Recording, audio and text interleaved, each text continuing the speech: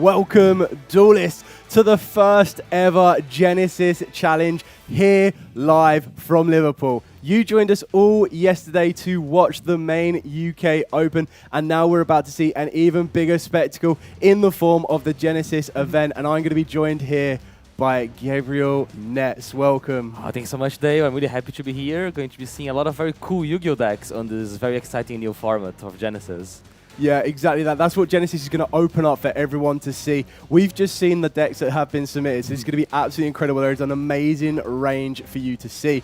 So, what we want to know, and probably what you guys want to know at home, is what are our duelists here playing for? Well, we'll start off with this beautiful purple deck box itself. So these are going to be handed out to the top 8 duelists. However, what is the one everyone's chasing, Gabe? This is a play mat with the old Yu-Gi-Oh, like the template, the layout. Zones, yeah. I remember when I started playing, there was a friend that had one of these from way back in the day, and now it's back with stitched edges. And this has been given to our top 8 on top this 8 one, as well. So absolutely beautiful mat, very nostalgic, really does fit the Genesis format to a T. Yeah. Now, how does Genesis work for all of you new to this format? Well, instead of a forbidden and limited list, there is a set 100-point limit per deck, which is the average use. Sometimes local environments might want to up that limit or sometimes reduce it. But the idea is on this event right now, all decks are going to be limited to 100 points. So every card in the Yu-Gi-Oh game will be assigned some form of a point. Some might have 0, which makes it a lot easier to add into the deck. But what does that do for deck building now, Gabe? It's really interesting because in like standard Yu-Gi-Oh, you kind of have this thing of like there's cards that are ultimately better than others, right? So you see a lot of decks have that similar composition. Cards like Ash Blossom and Joyous Spring, Nibiru the Primal Being, they're basically played in all the deck lists. However, in Genesis, every decision comes with a trade-off. Every time you choose to include a card, you are going to have to take something else. So you can play Pot of Greed, but that's going to cost a lot of your points allocation. Whoa, wait. What does Pot of Greed do, though? I think it draws 2 cards. and those 2 cards you draw can be another copy of Pot of Greed, because you can play multiple Pot of Greeds in your deck. So that's exactly it. That's the big thing with Genesis is there is no forbidden and limited list. You can play Pot of Greed at the cost of 20 points out of your 100-point allocation. You are still limited to 3 copies per deck at maximum where at all possible. But if your deck does not use up any points anywhere else, you can play multiple copies of Pot of Greed. Yeah. In addition to that as well, the Genesis format does not allow links or pendulums. So we are taking this back to the XYZ, the Synchro, and the Fusion format, which you will definitely be seeing on today's event because we have decks that can feature such as Magnets, Radiant Typhoons, and how many more, Gabe? Yeah, even things we've seen yesterday, like Draco Teo, for example, they are playable in Genesis format. They are very different because they don't have access to link summons. Radiant Typhoon is a very good example as well because they don't have access to their link monsters, so it changes the dynamic of the deck. But you also see decks that don't get the chance to perform in our current standard advanced format, but in Genesis, one of the main balancing things is that cards that are from certain archetypes can have a points value associated with them. But decks that don't have anything get to play more powerful cards. So rather than spending points to play your engine, you get to play Pot of Greed, or you get to play more hand interactions. You can get to play Ash Blossom or Infinite Impermanence. And that's one of the trade-offs you got to choose when deciding what deck to play here. Yeah, exactly that. And then when you're trying to look at other type of decks and strategies, you always get the new decks that are coming into the format. So you look at Maze of Muertos, for example. So in Maze of Muertos, we got to see the archetype directly from the anime being Bones and his Pumpkin King deck strategy. Now, I don't know about all of you at home, but for me, that was one of my favorite episodes, seeing Joey's Red Eyes Black Dragon come up against the underground zombies of Bones' strategy. And they have been brought to life thanks to Maze of Muertos with cards like Ectoplasmic Fortification. Wow, bit of a mouthful, but we're going to go with that one. Yeah, nice. It's really exciting. So a lot of those cards, we're going to be seeing them today, and a very good thing of Genesis, in my opinion, is that you get to see a lot of expression deck building. Deck building has a lot of, is one of the main things in Yu-Gi-Oh! For me. It's one of the things that I was proud myself of having fun. You get to find ways of finding things people haven't found yet. And with the way the point system works, you have such a high range of things you can do. So we're going to be seeing combinations of engines, things that you never thought about putting together. They're going to be linked here. And I think we're going to have a couple of very exciting rounds. We're going to be playing 8 rounds of Swiss today to crown the first ever UK Genesis Challenge champion. Yeah, exactly that, and that's exactly what I'm going to be looking forward to. Is we're going to see such a range of decks. We're going to see a lot of creativity. We're going to be able to see a lot of duelists try out different strategies that you're going to be seeing different from yesterday as well. And it's just a really nice introduction. And like me personally, if you have been enjoying the Bliss events currently going on at your local environments and just generally your Genesis events as well, you'll be able to put a bit together some creative strategies and maybe even play some pet deck choices of your own. And I believe we have just found an absolutely incredible matchup for you on round number 1. So it does look like we may very well be seeing a Burning Abyss deck up against a Bones Pumpkin King deck. What more could you ask for to go into round number 1? Now, outside, the judges are just currently briefing the duelists to let them know exactly how today is going to run. As we've already mentioned, this is the first of its kind, the Genesis Challenge here in the UK. So all of these duelists are ready to play, and like I said, we're going to be seeing some very, very interesting matchups. Gabe, if you were to play Genesis, what type of deck would you be looking for? I think I'd really enjoy playing some of the decks that I've played before in advance. I've not got a chance to do again. So when I play Genesis, I played Pearly. Nice. You get to do a lot of cards that you don't usually get to play in Pearly, as well as like you have a lot of heavy points allocations in the Pearly cards themselves. So you get to combine them with Dark Roads or combine them with Shadow Monsters to get advantage from the discards. So maybe we see some Pearly today. How about you? What's your pick? Yeah, so I try. My competitive pick right now is Exosisters. I just love that they're new cards that they've received. Even with the very small point increase that they recently got, that was something that really did kind of change their strategy to play. But what I also love about Genesis as well is that it is constantly hands-on in regards to adapting the format with point changes. So for those of you that are used to the Forbidden and Limited list that changes up the format a little bit here and there, with Genesis, it's a point allocation change. So you always get a briefing to come down as to why certain points have been changed, whether that be an increase or a decrease, and it really does open up your strategy changes. For example, one of the most recent changes is that a lot of side deck cards in the form of DD Crow and Ultimate Slayer, even Dark Ruler No More, originally had 0 points. Now they've been increased to have 1 point in the form of DD Crow and then 2 points in the form of Dark Ruler No More. So it makes you think a little bit more about your side deck choices. On the flip side of that, cards like Dark Hole went from 3 points to 1 point. So it now starts opening up the door for you to be able to utilize more field breakers if you wanted to choose to, and that gives you a bit more freedom in your extra deck as well. So if you were to go like for like and take out your Ultimate Slayers for your Dark Holes, you have that ability to kind of balance it around a little bit more. Yeah, and we get a lot of opportunity of seeing new cards that haven't been explored in Genesis yet. So with the release of Mesa Muertos, we have cards like the Illusion Gate. So Illusion Gate is probably going to be a very big team this week, and it's a very powerful card. And it's one of those field breakers that you're mentioning. So it's exciting to see how the format develops. And especially in Genesis, a lot of the points go on cards that were what people call omni-negates. So things like Borrowload Savage Dragon and Baron de Fleur. So there is more possibility of people establishing boards and having back and forth gameplay. Yeah, exactly that. And I think that that's the one thing we're going to be looking forward to. And it looks like our duelists for round number 1 are pretty much ready, set, good to go. So we're going to try and head over to the duelist table right now. And we're going to be able to see exactly what Burning Abyss versus Pumpkin Kings is going to look like. And I don't know about you, but I am super excited about this one. Yeah, honestly, a lot of those cards are really cool. Burning Abyss is one of my favorite decks, one of the favorite first decks that I've played in Yu-Gi-Oh! It's so much fun. You make special BA, make Dante, military cards. And no Cherubini here because there's no Link monsters. Correct. But we still have Dante, we still have Beatrice, and the whole gang. How much can you tell us about the Pumpkin deck? Because those are pretty new cards. The Pumpkin King deck itself is very, very powerful. There's a lot of different variations as well that could be utilized with them. And one of the variations we're going to be seeing on this one is that we are going to be utilizing the Odeon strategy. So if you ever wanted to see Battle City and Duelist Kingdom come together in a deck, this is exactly what you're going to see here. What I love about the Pumpkin Kings in general is it's just a very nice rank 6 extension play. And we're about to see, it looks like Jordan is going to be going first.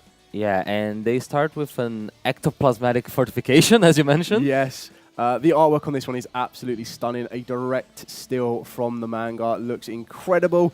And it is the Pumpkin King infecting those monsters and bringing them back to life. And this card on activation, as long as you control no monsters, will allow you to add a level 6 zombie monster or a Call of the Forgotten. So the monster that we choose to take is Stare of the Snake Hair. And Stare discards itself should add a Call of the Haunted or a spell and trap that mentions it. So we're going to be seeing... Which one got added there? Yeah, so on this one, we were able to add technically the Time Wizard-esque card effect being the Vortex of Time. And this one's really important because when your opponent activates a normal or a quick play spell card or its effect or a monster effect while you control a zombie monster and Call of the Haunted, very important, your opponent tosses a coin and their activated effect becomes the following. If it's heads, your opponent must banish one monster they control, being us, the Pumpkin King player.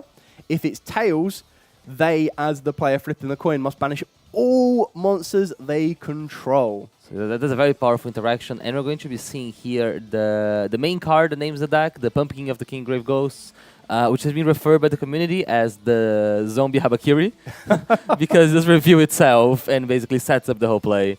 So what does it do? So this is the one that's going to be able to get you direct access to Call of the Haunted, but if that wasn't enough, you can actually activate that Call of the Haunted the exact same turn. So in able to do so, you basically reveal the Pumpkin, the King of Grave Ghosts, set the Call of the Haunted, discard a card being the Pumpkin King itself, and in doing so, you can then activate the Call of the Haunted, bringing back the Pumpkin of the Grave King Ghost from the graveyard, and then special summon a level 6 zombie monster directly from the deck, but it cannot have 1,950 attack.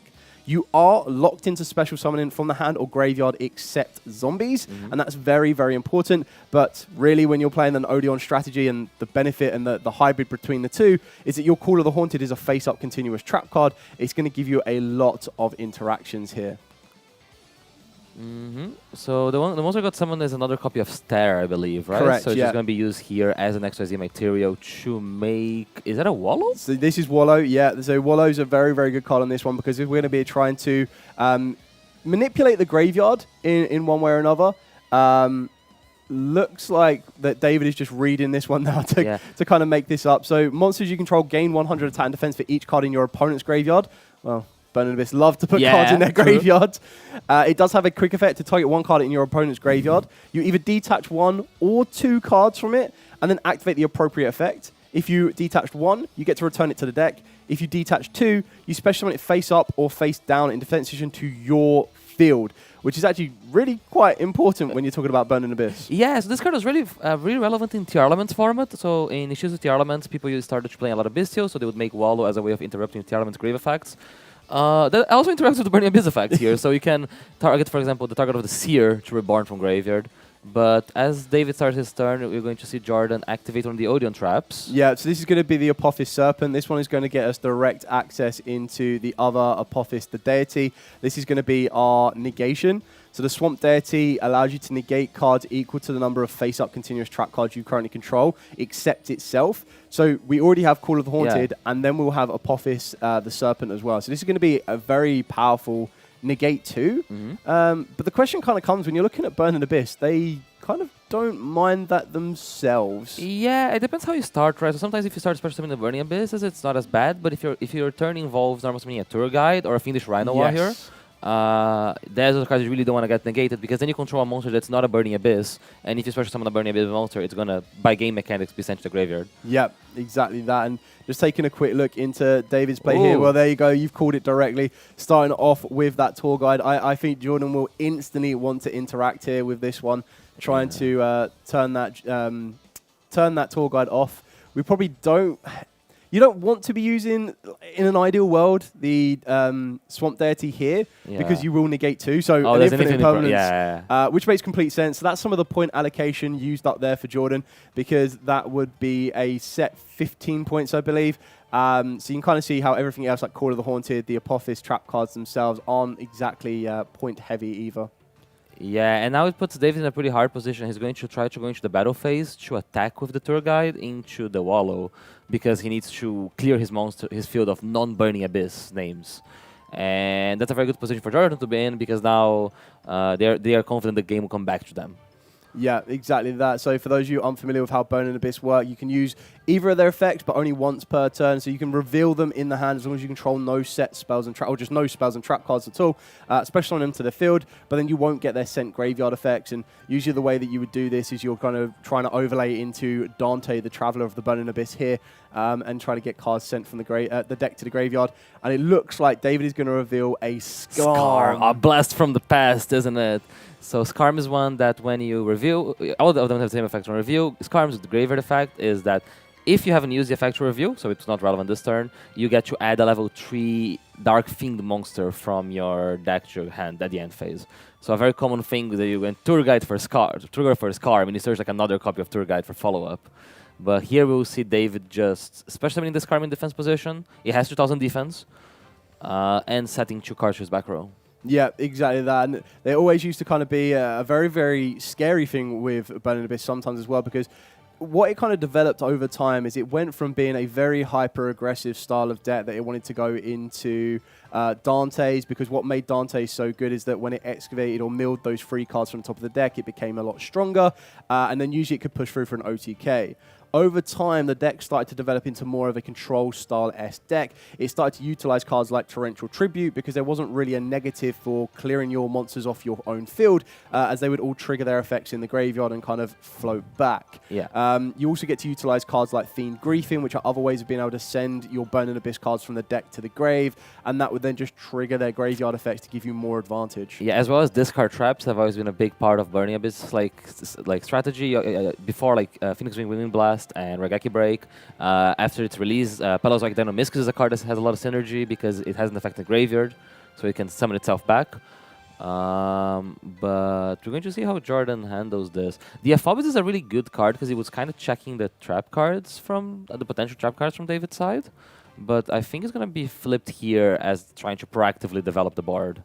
Yeah, I think at this point here, Jordan is probably going to be pushing in for as much damage as possible. It could also symbolize that there isn't much more recursion, but I believe what we're going to end up playing is the fusion monster, possibly, for the Apophis cards themselves, which will allow you to recycle both the Apophis Serpent and the Deity. So you put the aggression through now, do as much damage as you possibly can, and then reset them to go again for the next turn, setting you up with 2 Swamp Deity interactions and a good old blast from the past being Breakthrough Skill.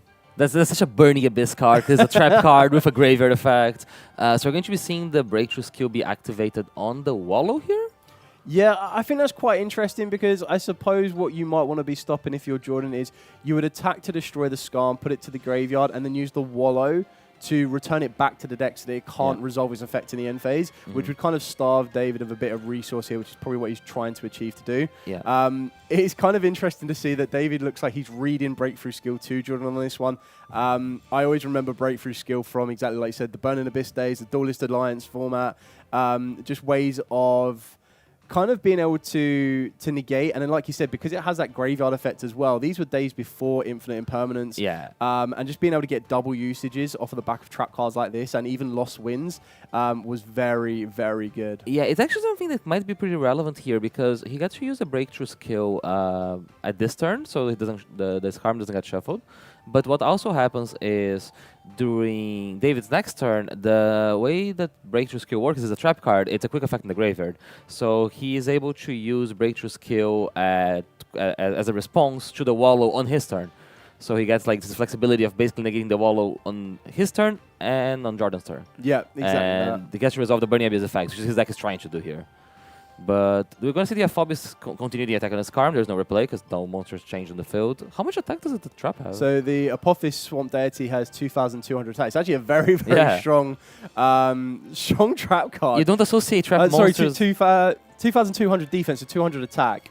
So I'm not too sure how it's getting past scale. I think the Wallow reduces attack, right? Yes, sorry, you're right. I think that is the reason of the Breakthrough Skill now. Yes, right. Okay, that makes more sense now. Because the Wallow, I think, reduces 100 per card in the graveyard. Correct, yeah. We literally just read that one out. So monsters you control gain 100 attack. Oh, so monsters you control gain. Yeah. Okay, so they would have been up to... It would have been up to 2,200. Yeah. Okay. Yeah. So we're going to see the Wallow then attack over the Skarm and attack directly with the other Aphobis trap. Yeah, so this one I believe is 1,800. You never associate trap monsters with big attacks. No. They're usually a little bit scarce on that kind of factor. Yeah, 1,600. Oh, because it's a retrain of the original Aphobis, right? Yeah, correct. I keep getting their defenses and attacks switched around. But yeah, I'd be very surprised if Jordan doesn't choose to fusion summon and yeah, exactly recycle these cards. That's going to give them a bit more resource to kind of push for as well. So going into the Divine Serpent Apophis, must be special fusion summon or special summon by tributing 2 Apophis monsters, and you get to target up to 3 Apophis trap cards with different names in your graveyard and set them. Yeah. Then on top of that, if a trap card is activated once per turn, you get to target a card your opponent controls and destroy it. Yeah, and that's really good here because then they get to set both traps back, and one of them is going to set another trap. Correct. And you kind of just start amassing this critical mass of advantage that Dave is going to have to interact with during his turn. So they added both back, and I assume they just shuffled and set 2 cards, which might be anything. They might even be a Phobos traps. Keeping David on the edge there, not knowing exactly what we're going to be looking for. And we do remember to resolve Skarm in the end phase. This was one very big thing during that format, was always forgetting to resolve Skarm in the end phase. And we are seeing Skarm resolve here now. Kind of Jordan contemplating whether they want to interact with this. Yeah. I mean, in an ideal world, you kind of want to do that. You want to stop that resource. And I feel that if there is an interaction from Jordan here to stop that Skarm resolving, it could signify the end of duel number 1. Yeah. Just having a look of one of the spell cards that Jordan has set. And there we go. Here's the Vortex. So this is going to be very, very interesting to see how this one tries to resolve. So as long as they activate when you have a normal or a quick play spell card.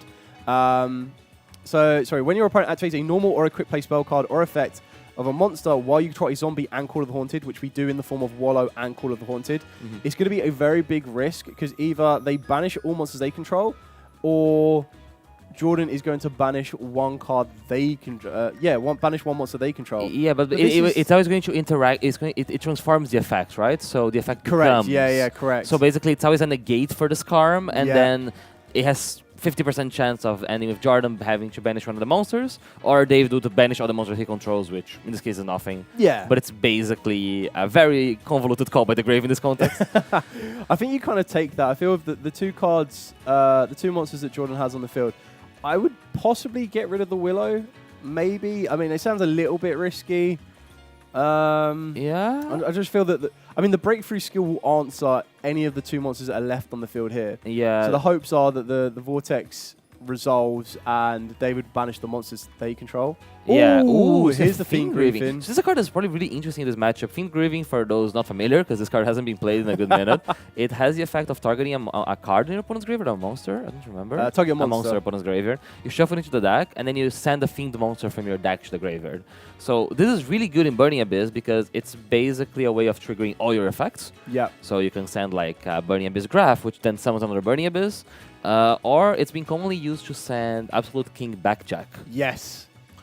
And Backjack is a card that's really cool because it allows you to look at the top 3 cards of your deck and basically put them in any order. And then if you banish it, you can just set a card from the top of your deck if it's a normal trap card, which seems to be the strategy he's using here. Ooh, but I have a Ghost Spell. Ghost Spell. Very, very good there on Ghost Spell, being able to kind of neutralize that Fiend Grieving. I think we're just resolving the chain backwards now, so we going to probably should be a coin. You can just use a dice, right? You just say like odds and evens. Possibly. I think tournament policy you have to use a dice actually. Oh really? Yeah, because it's more consistent than tossing a coin. Tossing a coin. You could be a very good coin tosser. Double-sided coin. But we're gonna see. Okay, so it looks like that it became banish one monster that Jordan controls. So we banished the Wallow on that one. Yeah. I think that's probably the right choice, considering that there's nothing more that David has in the graveyard right now. It's really going to be coming. They're just confirming that the Skarm effect becomes that banish one. I don't think there's more. So it looks like David's got the Backjack in the hand. Yeah, Backjack's a card I never really want to draw it unless you have like a way to discard it, like Dynamiscus. Ooh, is that a Libic? That is a. Is it a Cowcab or a Libic? I think it's a Cowcab. I think you're right. I think it's a Cowcab. Yeah, it's a Cowcab. So Cowcab is one of the old school Burning Abyss that when it's sent to the graveyard, you get to return a spell trap from a set spell trap from the field to the hand. But Burning Abyss is known for needing 2 Burning Abyss to get to play the game, right? You do special BA, make Dante. And it doesn't look like David has 2 Burning Abysses here because we see the Absolute King Backjack and a copy of Cowcab. Yeah, the other card in the hand looks like it's Mutiny in the Sky, which is a great little option for this deck because this one will allow them to fusion summon any Fiend or Fairy monster from the extra deck, but you shuffle from the graveyard back into the deck, so it lets you regain resource. Yeah. But with Jordan playing this very, very well and starving David of any graveyard resource whatsoever, that's not really coming to light. And it looks like they've played it very well here because we've been able to use the Apophis deity to destroy... there's a set backjack, right? Correct, yeah. But then we're going to see the Absolute King backjack trigger here. And this deck is always being terrified because there's some very high impact trap cards. And backjack generates this weird scenario where you can set a trap during the middle of a chain. So a common thing back in the day is that someone would activate on the fact that would summon a monster. Let's say you activate, I don't know, Monster Reborn, targeting a monster. You could chain Absolute King Backjack to flip the card on top of your deck, and if it's like a Torrential Tribute, you'd be able to set the Torrential Tribute, and then when they resolve their Monster Reborn, you'd then be able to Torrential Tribute Resolution. And you never had a window to interact with the Spell Trap card. Yeah. So it looks like we're looking at the free monster, or the free cards on top of that. And that is a Torrential Tribute! It's a Torrential Tribute! You've called that perfectly. I think this is going to be quite interesting, though, because Jordan still has... I believe 2 Swamp Deities set along the Spell and Trap zones. David is currently on 5,000 life points. I feel we may have the direct answer on whatever Backjack does put into the field of play. Yeah, and Swamp Deity is not once per turn, right? So you're able to, even if like they have to activate one of the Swamp Deities to put enough damage on the field, you'll still be able to use the second copy to then negate the Torrential Tribute. Yeah. The one big thing about the Swamp Deity is that it is during the main phase only. Oh, okay. So if David... I mean, you can't really trigger the Torrential Tribute during the battle phase because nothing would be summoned. There's a possibility of Jordan trying to use the Swamp Deity to summon in the battle phase, right? Oh no, they can. Sorry. Yeah. So you're probably going to be seeing the Divine Serpent being switched to attack mode here, the Apophis, the Serpent, being switched to attack mode here. At that particular moment in time, there will be a total of 2,800 plus 1,600, so 4,400, and it's just getting that last 800 attack damage on the field to kind of push it through. Yeah, but we do see an Anubis being activated here, and that might be signifying like one of the end of the times here. Yeah. Because Anubis the Last Judge allows you to search for the Man of the Mark, and the Man of the Mark is like the advantage engine for the Zodian deck. I think this is quite important, actually, for David to see. I mean, you could have taken a very educated guess that they were on the Man with the Mark, but prior to that, you would have only have seen the Apophis trap card, so he could have thought that Jordan was on just a hybrid using only the Apophis trap cards themselves alongside the Pumpkins. But I feel that we're definitely in this position now that all Jordan really needs to do is bait out the Backjack. Or not even really worry about it, because at the moment there should be enough damage on the field to clinch this duel. Yeah, whatever card the Backjack flips, I think the deity kind of checks. I guess it's kind of one scary scenario is like if it's in the battle phase, you're kind of maybe afraid of like a Mirror Force or Quaking Mirror Force because you wouldn't be able to activate it. Drowning Mirror Force is a card that Burning Abyss used to play. If everyone has been hit by this one Drowning Mirror Force in their lives, that they're like, oh, damn. Stop putting monsters in defense mode during the battle phase, prior to the battle phase. Yeah, I'm gonna play around it. I'm gonna swap some stuff. And this is the kind of gameplay patterns that you get to see in GENESYS, and that's really interesting because it reminds of like Time Wizard, right? That's a very big thing. Time Wizard as well. But Jordan's going through the motions here. I think we've really much established advantage here on this one. And we're just going to go straight into the circuits. This is going to get us direct access to the Temple of the Kings. This is going to allow us to activate one set trap card that has been set that turn. But also, it does give you another body on the field that is going to be 2,500 attack as well, which can pretty much, if this duel wasn't already over the line, kind of push it there. Yeah. It's interesting because it's giving David the knowledge that they play Nibiru the Primal Being, as Nibiru the Primal Being was the card that was banished to summon the circuit. Yes. So that does give him some knowledge for the next game of like, okay, like I need to be aware of this when doing my Burning Abyss turn 1. Because back in the day when Burning Abyss was playable, Nibiru was not a card. No. And I suppose if anything you could do against Burning Abyss is if you put a monster on their field that is not a Burning Abyss monster, none of the Burning Abyss monsters really stick to the field. Yeah, and in GENESYS format, it's really important to recognize what cards your opponent's playing because They won't be playing all of the same hand interactions, so once you recognize which ones they're playing game one, you can adapt for that post-side deck games. Yeah, I think that's really important because exactly like you've said, because you're not playing the standard kind of hand interactions that you would expect, like Ash Blossom's Drolls. I mean, we saw Infinite Impermanence, but even like Dominus Purges, Dominus Impulses, they are going to be the odd cards that you might not have even remembered are in the game of Yu-Gi-Oh! That can really, really catch you off guard. Yeah. I think David's just making the final calculation here of figuring out, okay, the damage is there. Are we going to try and bait? Yeah, it looks like we're going to use the backjack and try and bluff this one. Because keep in mind, Jordan doesn't know the card that's on the top of the deck, but I think we're about to. Yeah, because it does excavate, right? So they will have knowledge of like, oh, torrential tribute. I feel that's like a warning to, hey, do you want to summon again? Please? Yeah, please summon me. Yeah. One card that would be cool here, it wouldn't work because of the Aphobius, is Needle Sealing. Yes. Needle Sealing has been one of the cards that has existed in those like Paleozoic / Burning Abyss decks because they have this backjack interaction where you just like manifest the board wipe out of the backjack. We're probably going to be seeing Jordan taking here game one. Yeah, I think David just said there and couldn't concede on this. It's going to be quite interesting actually to see David go first on this one. And this is what I really love about this Genesis event right now is that everything's a little bit different. Like there is no way that David could have sat down going, right, okay, I'm going to be facing Odeon Pumpkin right now. And there's no way that Jordan would have sat down and gone, I'm going to be up against Burning Abyss. And what's quite interesting to see in Jordan's side deck as of current is that they're playing a lot of Go Second cards. Yeah. So they're playing Twin Twisters, Skullmeisters, less so Go Second, but you kind of get the idea on that one. But we're maxing out on 3 Lava Golems and 3 Gamma Seals. So we're going to have answers to maybe some of the bigger cards that could be presented by David here. Yeah, and monsters like Lava Golem and Gamma Seal are really good in Burning Abyss because of the way that it interacts with the needing to have only Burning Abyss monsters on the field. So if you can like Gamma Seal a Dante, even if there, let's say there is like a graph under it, it can float into Burning Abyss, but then it's going to be sent to the graveyard. Yeah. And even cards like Twin Twisters, there's a lot of like back row, and Schoolmeister works really well against Burning Abyss. It's one of the interesting things about Genesis is that it's very unlikely that either of these players have played this matchup before because all the decks are really unique. So it kind of tests the duelist's ability to adapt on the fly with the information they got given. Yeah, exactly that. And I feel that we probably got a bit more information from Jordan towards David on that one. So I feel that David might be confident with the information he received in that one.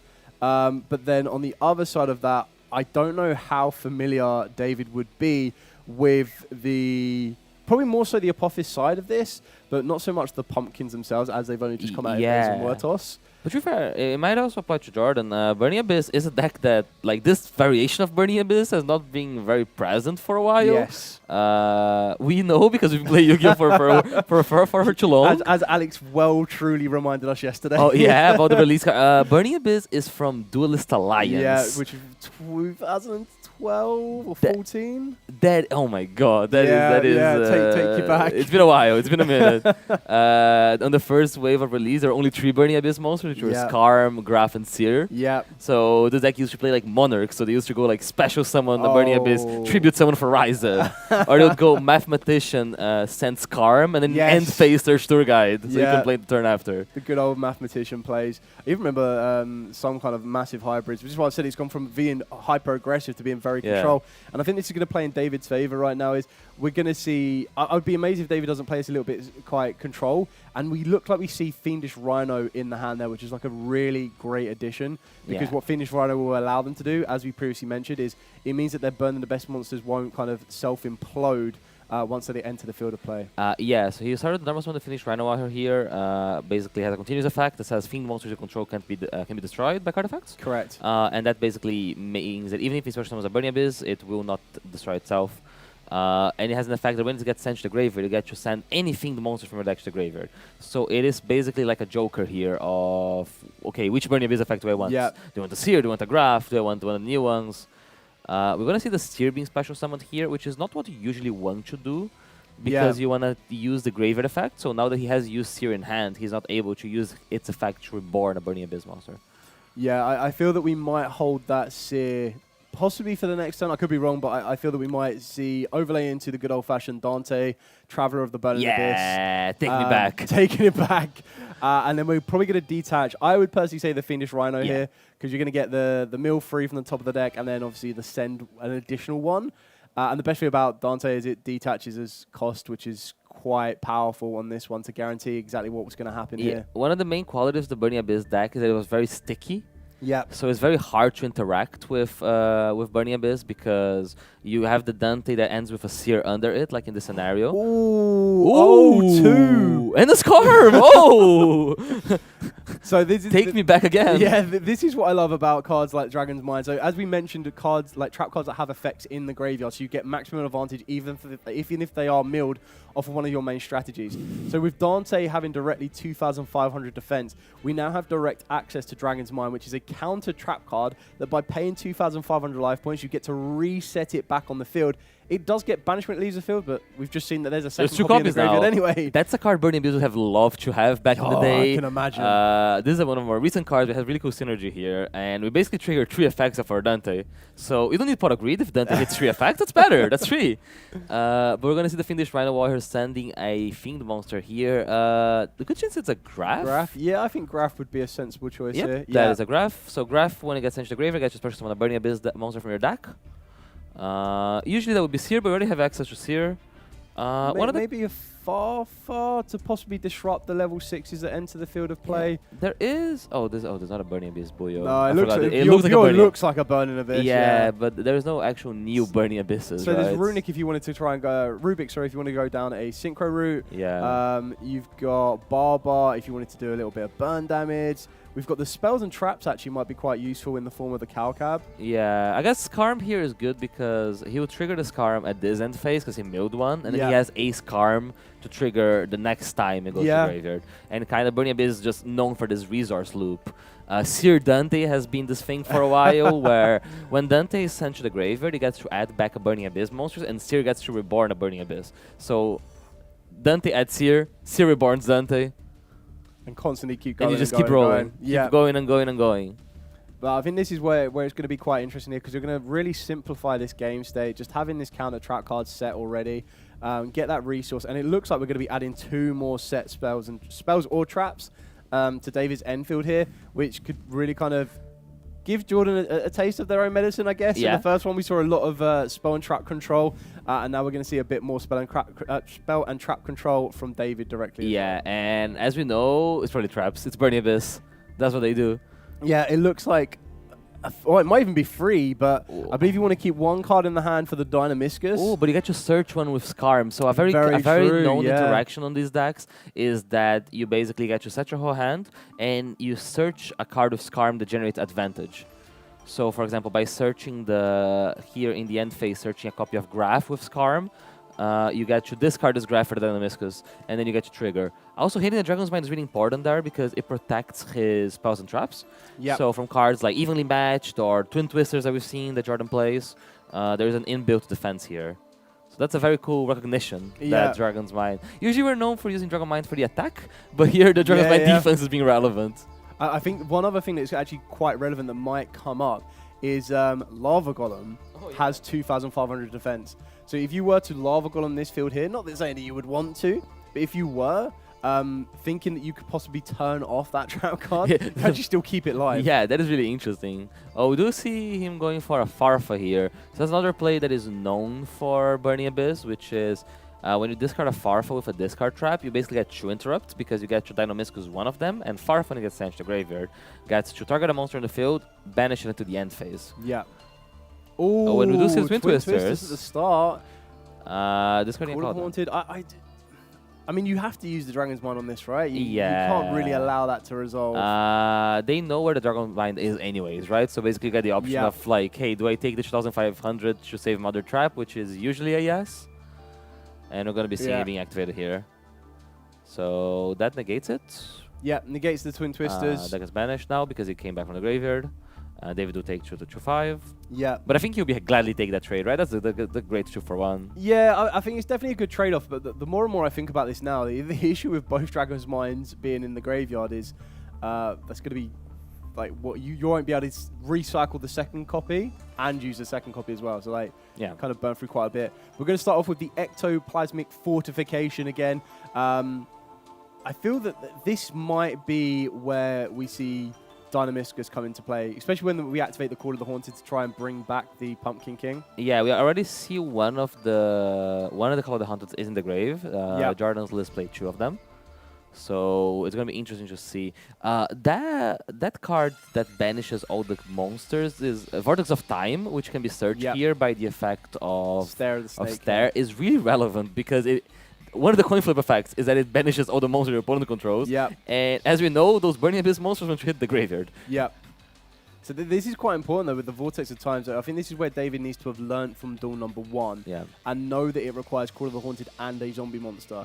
So where it's all possible, if you can take away that resource of that Call of the Haunted from your opponent, they won't be able to get the maximum advantage or even utilize the Vortex of Time as well. Yeah. So Vortex of Time only can be activated when your opponent activates a normal quick play spell card effect or a monster effect. So if David chooses to like Dynamiscus, let's say like Dynamiscus, I call it the Haunted, Jordan wouldn't be able to activate the Vortex of Time. Oh, you're very, very true, yeah. And that's something that like, if he recognized it during game 1, he could have known now. But it's one of those really hard things about Genesis. Like, this is not a scenario he's comfortable in. So you gotta learn from the information you gather as you play the games. So you're gonna see the Call of the Haunted be activated here, targeting the Pumpkin. Yeah, I feel we need to. We definitely interact where possible. Yeah. Oh, the Fiend Grieving. It's pretty good. Oh, okay. The one thing with the Fiend Grieving is that it will not remove the Call of the Haunted, so it's still gonna stay on the field. Yeah. But it's a good value trade in the sense that like you shuffle the target back and you're able to send one of your monsters. I believe the Call of the Haunted is gonna stay on the field. Yeah, because it basically didn't resolve fully, but it's a continuous trap, so it has no reason to go to the graveyard. So it just stays exists. There, takes up that space. I mean, that's not the worst for Jordan if they've opened up the Apophis, because that gives them a guarantee negation. Well, it's also good for Vortex of Time, right? Yeah. Because it's setting it up, which might be one of the outs here for them. Yeah, so David's just deciding what card they want to send here. Is it going to go for another graph? Okay. Graph, yeah, just generate like more advantage, right? Like that's how Burning Abyss is. Your traps trade with their cards. Your monsters keep generating value each turn. Yeah, I think we. What Burning Abyss would you bring out on this one? What graveyard effect would you want? I think Cowcub could be relevant here, because then if you get a way of like getting rid of your own Cowcub during Jordan's turn, you get to return one of the spells and traps before they get activated. Ooh, taking trip down memory lane, going for a Rubik. Ooh. So I remember when Rubik got released because it's from the second set. It's the next Challenger? I don't remember the name. The new Challengers. The new Challengers, yeah. And that card was always basically Burning Abyss had synchros now, so you're able to usually use it to go into Virgil. Yeah, which is played by David here as well, and that's a good start actually. Getting down to the man with the mark. Yeah, so this will get us the Swamp Deity, the Apophis the Serpent, and the Swamp Deity. Yeah. Setting up with a double target negation. Yeah. I still feel that David might have enough along his spell and trap zones here to kind of weather that storm. Yeah, Burning Abyss really predates on decks that are slow, because when you give it time, you basically got to trigger your graph 3 times. You get to trigger your Seer 3 times, right? And decks containing trap cards like Jordan's deck are not known for being very explosive. Yeah. So we're going to be without the Pumpkin Engine resolving, I don't believe they have a way of getting into Wallow, which would be one of the good answers to the Burning Abyss monsters in the field. Yeah, I suppose one thing you might want to question and keep an eye on with Genesis as well is, because you're going to be facing decks that are a little bit more uncommon, you might need to be a bit better at like keep an eye on their time management as well.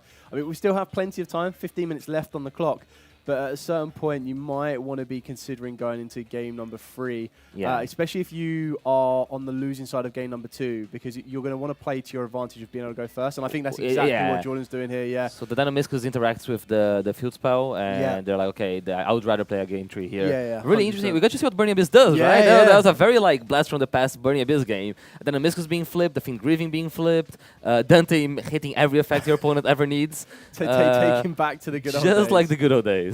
I suppose the one thing that I do question now with the Burning Abyss strategy is you're obviously going to be going second now. Yeah. So when you are built and designed to be a little bit more control-esque, where do you look to adapt? So we can see that they're playing Zeus. We're seeing we're playing Dragon's Gate. So obviously Dragon's Gate can rank itself up on top of Dante, and then Zeus, of course, can rank on top of Dragon's Gate and try to push a little bit further forward on that one.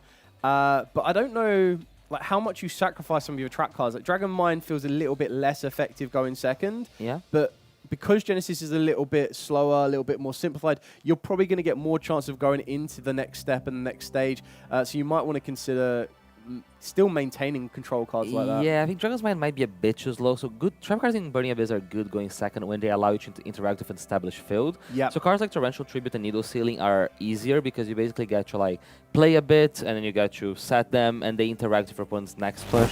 Yeah. When you go second, you don't go with the idea of I'm going to finish the game now. It tends to be more like I'm going to deal with something, I'm going to flip some trap cards, and then on my second turn, I'm going to then explode back. Yeah. So we might see the Dragon's Mind coming out here. I don't know how good Draw Lockbird is. It seems to be a lot of David's point allocations on those Draw Lockbirds. Yeah. And I don't believe they're amazing in this matchup. Like I know there is the one card that searches the. Yes, your ectoplasmic fortification. Yeah. So because that searches a card that searches. So that's correct. Yeah. Lockbird, like, I mean, it'll be quite good against the Apophis side of the deck in general. Yeah. But I think we're about to see exactly what here. So we've got the stare of the snake hair. So this is one of the first searches off the back of this. So very, very good on that one. Going to be able to kind of utilize on that one, go for the fortification. We're also going to go for the Anubis as well. So there's your double search. That's where you would kind of wish that Droll and Lockbird would go. So now we're going to be able to kind of keep pushing forward on here. We've got both access to both our engines here, which is going to be very, very important. And then also being able to kind of utilize a little bit more, going directly into the Pumpkin of the Grave Ghosts. It just shows the consistency of this deck. Like, you're playing 3 copies of Stare of the Snake Hair, 3 Ectoplasmic Fortification, and then 3 Pumpkin, the King of Grave Ghosts. So you've got 9 routes to be able to get to your Pumpkin side of this deck. And then you've got 3 Man with the Mark, 3 Treasures of the King, and then 3 Anubis the Last Judge. So again, the exact same balance to access both sides of your engines. And we see here, because they might be able to go into Wallow again. It's interesting because they ended up summoning Wallow game 1 without the knowledge it's Burning Abyss. I think now you know it's Burning Abyss, you have even more incentive to make it.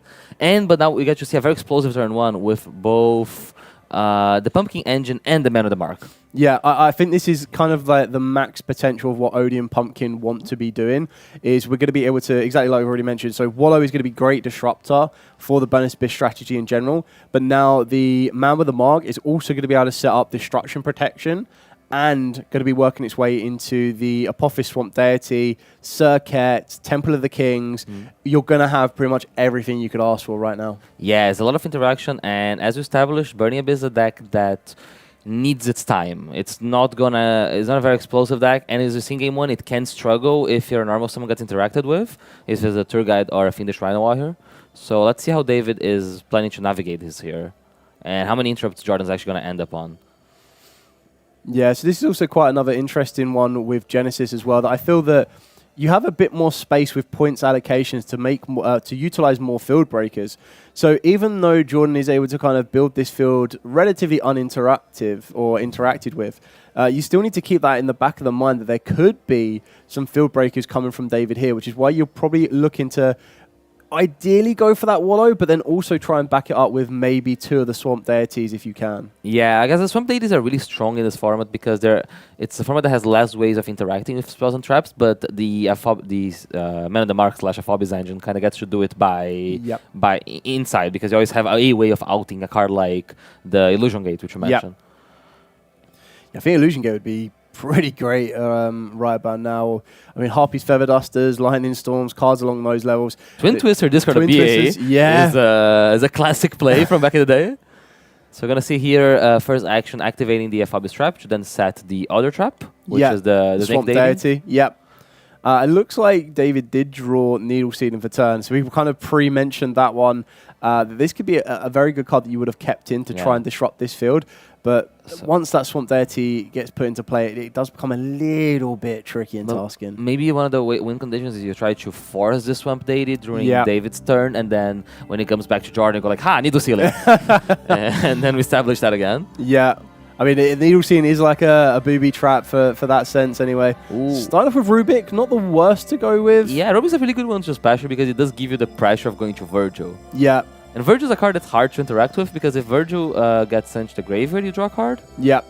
And you're going to see a special summon of a Skarm as well. So this is a good old Burning Abyss thing, which is just presenting a question like, hey, what are we doing here? Yeah. And you are threatening Zeus here, which is not something that Burning Abyss used to do back in the day. Yeah. But you can just put two level 3s together, attack with a monster like Fortune Tune. Yeah. Put a Dragon's... is it Dragon's Gate? Dragon's Gate, yeah. It's kind of like the New Age Downer Magician. And then you do a Zeus on top.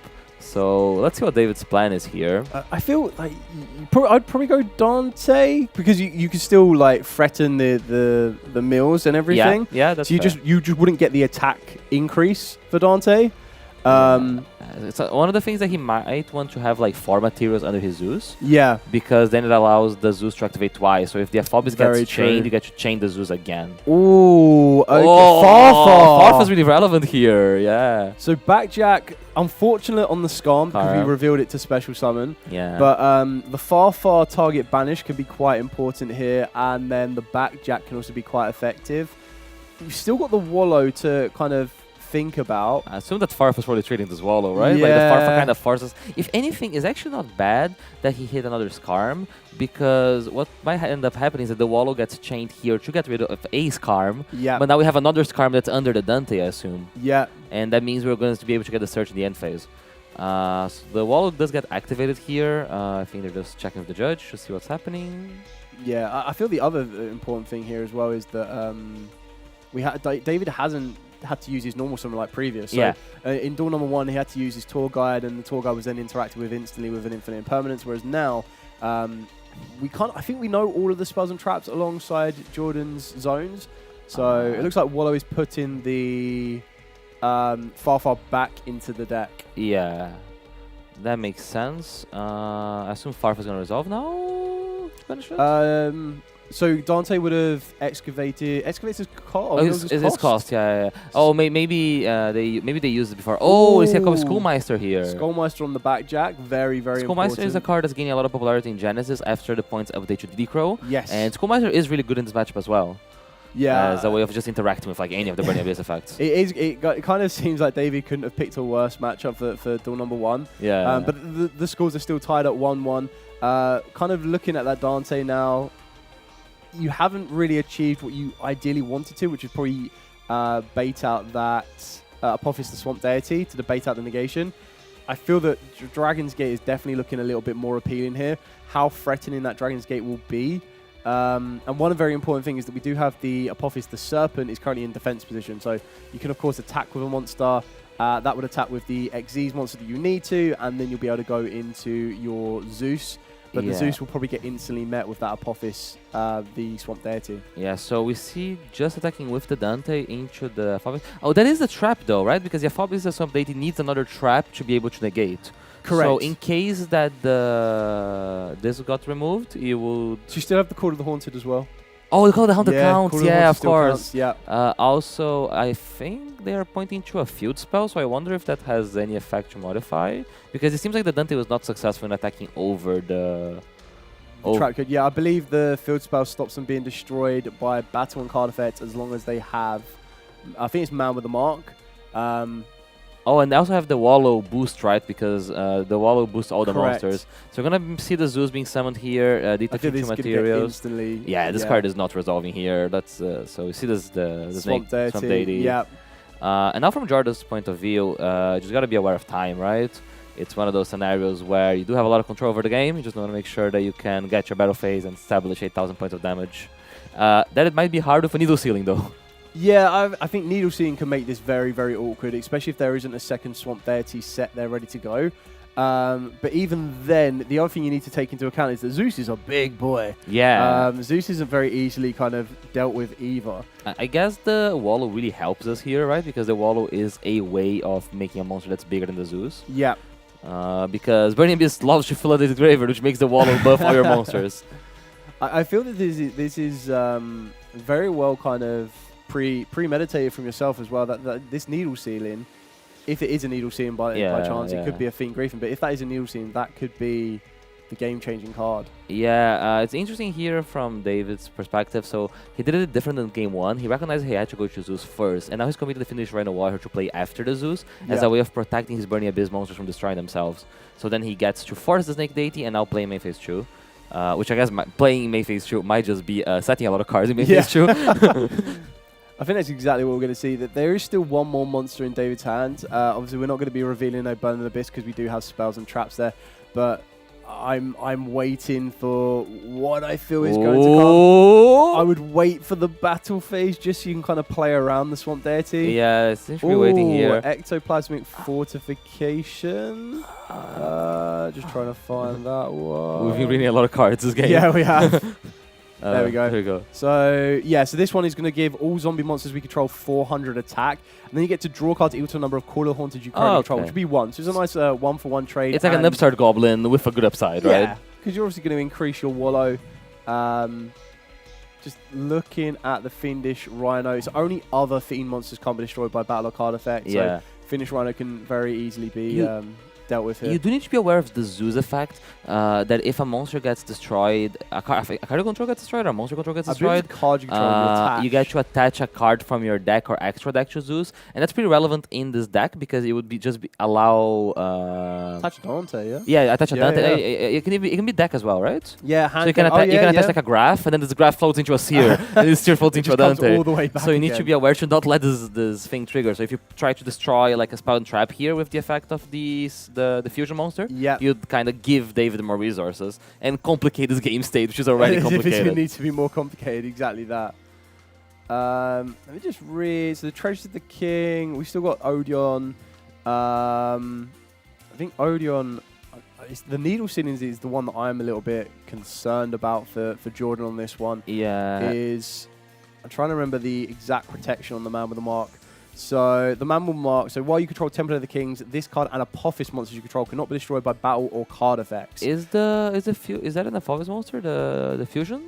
I believe it is, yeah. I think it's like Apophis, Vision of the Apophis. Okay. There it is. Yeah. Divine Serpent Apophis. So I see. As it currently stands, okay, so we've got the Dynamiscus, and that's just going to be met directly with the Verdict of Anubis. Yeah, that's from Jordan's side deck. Yeah. Which is basically like a counter, an Anubis counter trap. Yeah. Which I think is quite important because that would have tried to deal with one of the Apophis monsters. I feel it's going to be a bit tricky here to complete the damage. Because, I mean, you can recycle the Apophis monsters, both the Apophis trap cards, the Serpent and the Swamp Deity. The Needle Ceiling would come into play, and I think it's really going to come down to whether David remembers the Treasures of the King. Yeah, the Verdict of Anubis does allow to destroy all the monsters and then do half the damage of the destroyed monsters. That's gonna be like 2,000 damage-ish. Yeah. Between like the Zeus and the Fiendish Rhino Warrior. But the Burning Abyss stickiness is coming out here, right? Like this Fiendish Rhino Warrior is about to trigger. It's gonna summon a graph, and the graph's gonna summon us here. Yeah. Burning Abyss never dies. I mean, David has probably got the 2 perfect trap cards set as well. I feel that this is because exactly that. The stickiness is going to be invaluable here. So just trying to dictate the plays we've got here. We've got only a minute left. I feel so. Graph, Seer, Needle Ceiling, Seer, bring back Dante. The Wallow gets to shuffle. Oh, but the Wallow won't survive, right? Because the Wallow is not going to be protected. It's not an Apophis monster. Yeah. We do have one back row from Jordan. I don't know if we know what it is. It's the Vortex of Time. Oh, there's a Vortex of Time here. Okay. So that's going to basically change the effect of the graph. Correct. And it might mean they have to banish a monster they control. Yeah, I feel that you probably take that. You probably maybe banish the Wallow. Just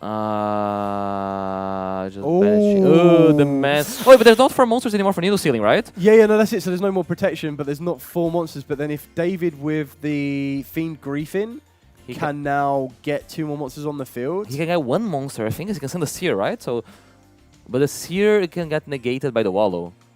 Yeah. Not negated, but it's like the Seer would like target a monster and then tries to bring back. Yeah, I think with 12 seconds left of the clock, this isn't gonna. Well, if we enter the battle phase, I think we actually might have this. What have we got on the field? I don't know if we're in the main phase Wallow, now. Yeah, Wallow would be very, very strong here. Yeah, because the Wallow's really big and makes the other ones really big. Oh, are they out of time? That's a shame. That's a shame. But that was a very good game. Yeah, and a very good, very back big and forth. I think this is the one thing that we mentioned previously, though, is like when you're, especially coming to an event like this, when there's going to be a lot of unknown, you can't read up on every single deck around. I think both duelists played very, very well. There was no kind of elongated times, elongated turns without. Well, like progressing the game state. Correct. Yeah, and they are very true slow decks, right? None of them like win on turn 1 by resolving their combo. They all rely on interaction. Yeah. And you see David even like going second, setting his trap cards. But we got to see a lot of very cool Genesis things. Could have seen a bit of like a good old classic throwback to Burning Abyss, and then getting to see the modernized Maze of Muertos. Yeah. And it was kind of nice. Zombies versus Fiends. I thought it was a nice kind of duel to start off with. So it's going to be very exciting to see. We've got 7 more rounds of Swiss. There's a lot more coming up for you. We're going to be taking a look at what else can be up on the feature match as well. We've got some more announcements to come throughout the day on top of that. And also keeping in mind that the next event is going to be the UK Nationals. So you're going to want to make sure you can go pick up your tickets while you can. Because remember, yesterday we had well over 550 duelists. Today we do have another giant chunk of duelists taking part in the Genesis event. And even if you didn't want to take a part in the main event of Nationals, there's going to be loads of different side events that you can partake in, whether that be Time Wizard, Genesis, or one of Gabriel's personal favorites being the 3v3 with massive teamwork. So as you'll see on the screen right now, the 12th to the 14th of June will be where you can pick up your dates, book those off in the calendar. We're going to be back very, very shortly, moving swiftly into round number 2 from the looks of this, and then we'll be taking you through all more rounds of Swiss. So we'll catch you all in a second. Cool.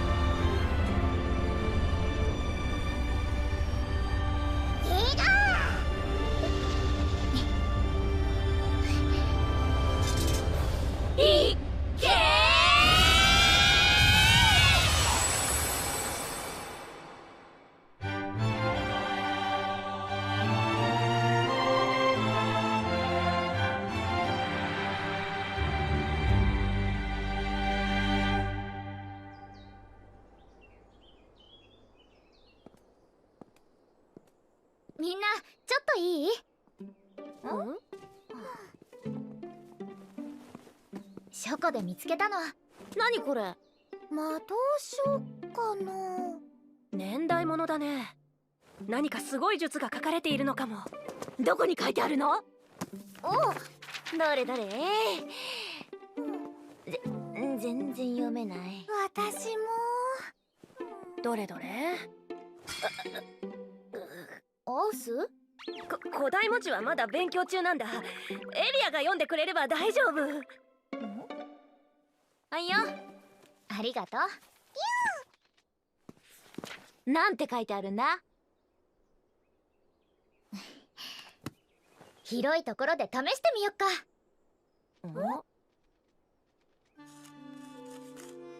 できた。そっちはどう？こっちもバッチリだよ。あまたの属性を掛け合わせることで属性を超越する大霊術一輪。それさえ使えれば私たち4人が最強ってことだな。早速試してみようぜ。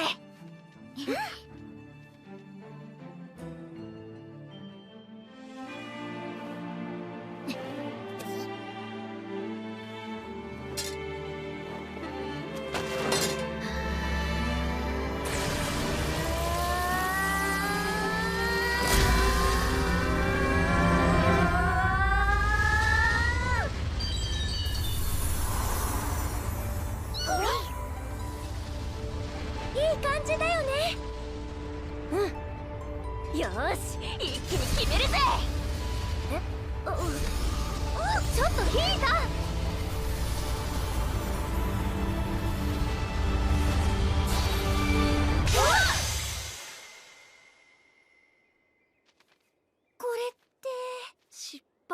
ってことかな。どういうことだよ。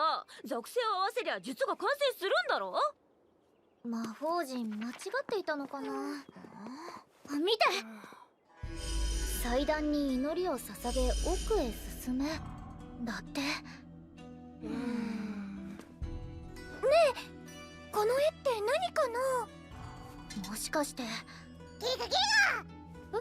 そうなの。お、ついてきてって言ってる。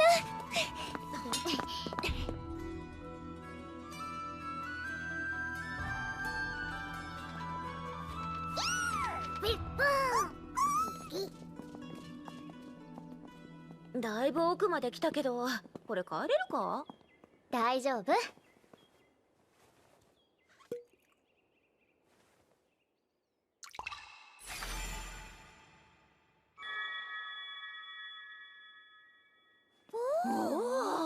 さすがはエリアにしても、こんなに薄気味悪いとなんか出そうだな。やめてよそういうの。アウス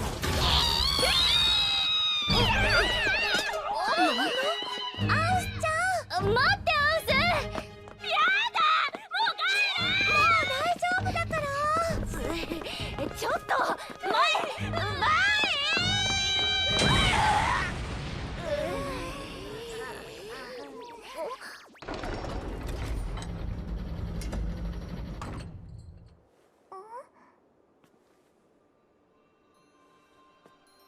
ここが祭壇。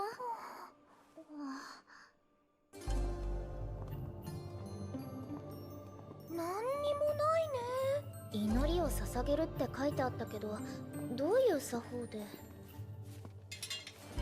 最強、とにかく最強になれますように。そういうことじゃないでしょ。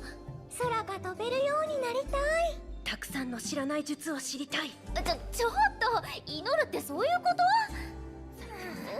どうか甘いお菓子をたくさん食べたいかも。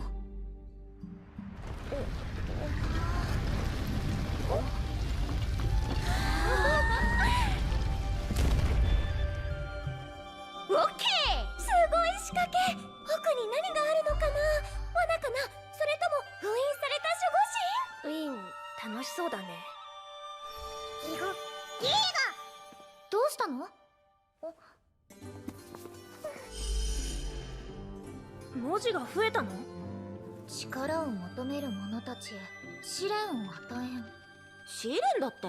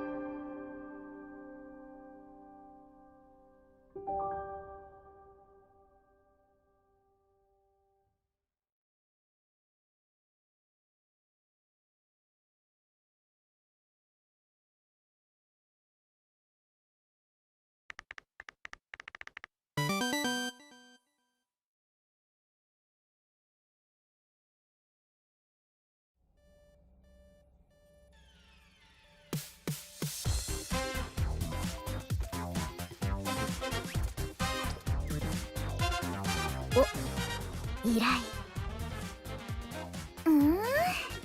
なになに。トラバレのデータちゃんはこのビルの中ね。オッケ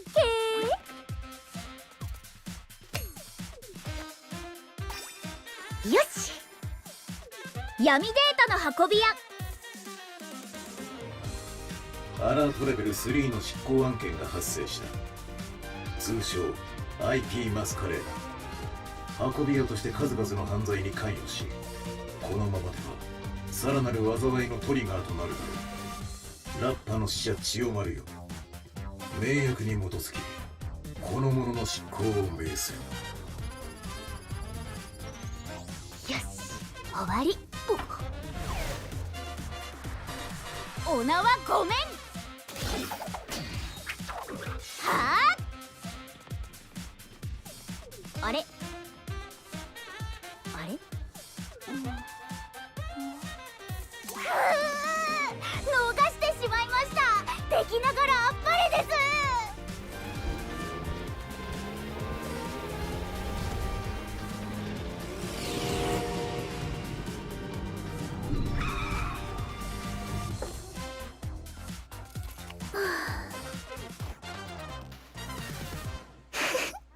楽勝。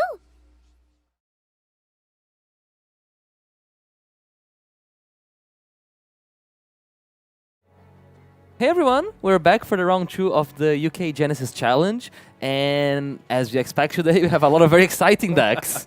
So I think we have a very, very interesting feature match here. First, on my side, we got a Snake Eye deck. Snake Eye is a deck that I've played a lot of Snake Eye, one could say so. But this is not your usual Snake Eye deck, because Snake Eye was a deck that's known for Link summoning into Promethean Princess and Appaloosa or Fiendsmith monsters. We're not doing that here. There's no Link monsters in Genesis. We're using Snake Eye cards to synergize with Ashen cards. Yeah, that is what I was like, what? I love the Ashen kind of feel, the vibe and everything else in between, and we got to see this and I was like, this looks exciting. And we're not even going to wait around, so we've got 2 going for it. So just as a quick kind of correction on the top hand, it's not going to be Thunder Dragon Horus, it's Gate Guardian with Horus. I know that sounds crazy as well, but we've got a lot of Gate Guardian cards in this list. It does involve Ancient Fairy Dragon, and the idea is that you're trying to bridge together some of the Horus cards, utilizing the field spell for that one, working yourself into the Labyrinth Wall as well, and using the Gate Guardians. But it looks like we're going to be seeing straight off the back that Inya is going to be starting off with his Snake-Eyed Ashen strategy. And that's a Vados. Straight for Vados. And do you know what? I don't know how this has happened, but it must be by some way of fate. But Vados is really good at outing field spells. Oh yeah, it's the anti-field spell deck against the field spell deck. Yeah. Like, Tom wants to be utilizing the field spell so much. So this is going to be very, very interesting. And we're starting to see that it looks like Inya has kind of really understood what he wants to try and achieve here, going into one of the brand, well, I say brand new, more recent of the Ashen fusion monsters, Embers of the Ashen. And now we're going to be seeing Snake Eyes. I can imagine Tom's just like, oh, what? So you see an Oak here, and everyone's favorite card is about to come to the board, Snake Eye Ash. I can take over here. Yeah, so do Snake Eye Ash, and then we search, usually Snake Eye Poplar. So back in the day, you make Link Rebo, make Flamberge Dragon. I assume we're going to search Poplar. When Poplar is added to the hand, you get to special summon itself. And then you guys to search for a Snake Eye card, which here is going to be the Divine Tempo of Snake Eye. Yeah, I really do like the way that Snake Eyes worked in that ability to push monsters into the Spell and Trap zones, because it kind of made it a little bit awkward for Spell and Trap style decks that wanted to control those zones. Yeah. But then it also puts monsters in a position where it's very tricky to get them back out of them. Like, you kind of want your monster to be in your deck, in the hand, or in the graveyard, or mainly on the field. But yeah, in the monster zones, not the Spell and Trap zones, and that's where Flamberge Dragon really comes into its own and can make it very, very tricky for a lot of duelists. Yeah, so some of the Flamberge Dragon here uses this effect with the Snake Eye Diabellstar to place back the Snake Eye Ash, and then he's gonna fusion summon for the Snake Eye Doom Dragon. You can summon by using 2 monsters in the Spell and Trap, 2 face-up monsters in the Spell and Trap zones. The Poplar was not activated yet, so Poplar gets to play Snake Eye Ash back. So basically, we kind of seem to have used the Snake Eye as an advantage engine here. Yeah, I mean, we definitely have sped through in a good way. Like, it kind of shows the confidence, shows it know what it needs to. And now it's going to be Tom's turn to try and interact with this field and probably give Inya a bit of a shock surprise themselves. With the Foolish Barrel of Goods, we're trying to work our way into the Rainbow Bridge. And the reason we're going to want to try and be doing into that one, going through the Rainbow Bridge of Salvation, is that you're trying to get to access of one of your field spells, whether that be Walls of the Imperial Tomb, or whether that be your Shadow Wall as well. Or you could go for the World of the Spirits. There's just loads of different actions here, but going for Labyrinth Wall Shadow gets you access to Gate Guardian, or we're going to be going for the Wall of the Imperial Tombs. Yeah, we see from Ewan side, he uses the Flamberge Dragon effect to summon the Snake Eye Ash. Snake Eye Ash gets to summon another copy of Poplar. Poplar's first summons itself, and Snake Eye is known for this resource loop, right? Like, it's kind of like Burning Abyss in the sense that it's sticky, and all the cards keep replacing themselves, and you keep putting the Snake Eye's the Diablo Star back in the spawn trap zone, and you keep generating advantage that way. We do see him going for that's the Crystal Beast, usually like the brick. Yeah, the so this is dragon, the Crystal Beast Rainbow Dragon, and you have to play this card in order to utilize the Rainbow Bridge of Salvation. But what that does work, and this is why it works so well with the Horus monsters, is by being able to get Walls of the Imperial Tomb, you then have that additional discard fodder that you're going to need to utilize. And if that wasn't enough, we're going to be seeing a lot of cards on this one. So we get to see Cosmo Queen, the Queen of Prayers. So as long as there is a field spell is activated, you get to special summon it from the hand in defense position, so it does need to be shifted slightly. You get to target one face-up card in your field zone and then activate the appropriate effect based on which player controls that card. If it's you, you destroy it and then add any field spell from the deck to the hand with a different name. If it's your opponent, which our opponent currently does have one, you negate its effect until the end of the turn, and then you get to add a field spell from the deck to your hand. So both these players have kind of inadvertently seen that the current format for Genesis right now, or at least in this matchup, definitely want to be utilizing field spells quite a bit. So many field spell interactions between the Cosmo Queen and the Vados. We're going to see a super polymerization being used by one to get rid of this Cosmo Queen and make a Predator and Draxapelia, so that's another layer of interruption added to his board here. I don't think he seems to have any cards in hand though, so this might mean that we're going to be seeing Horus cards do what they do, which is generate a lot of pressure.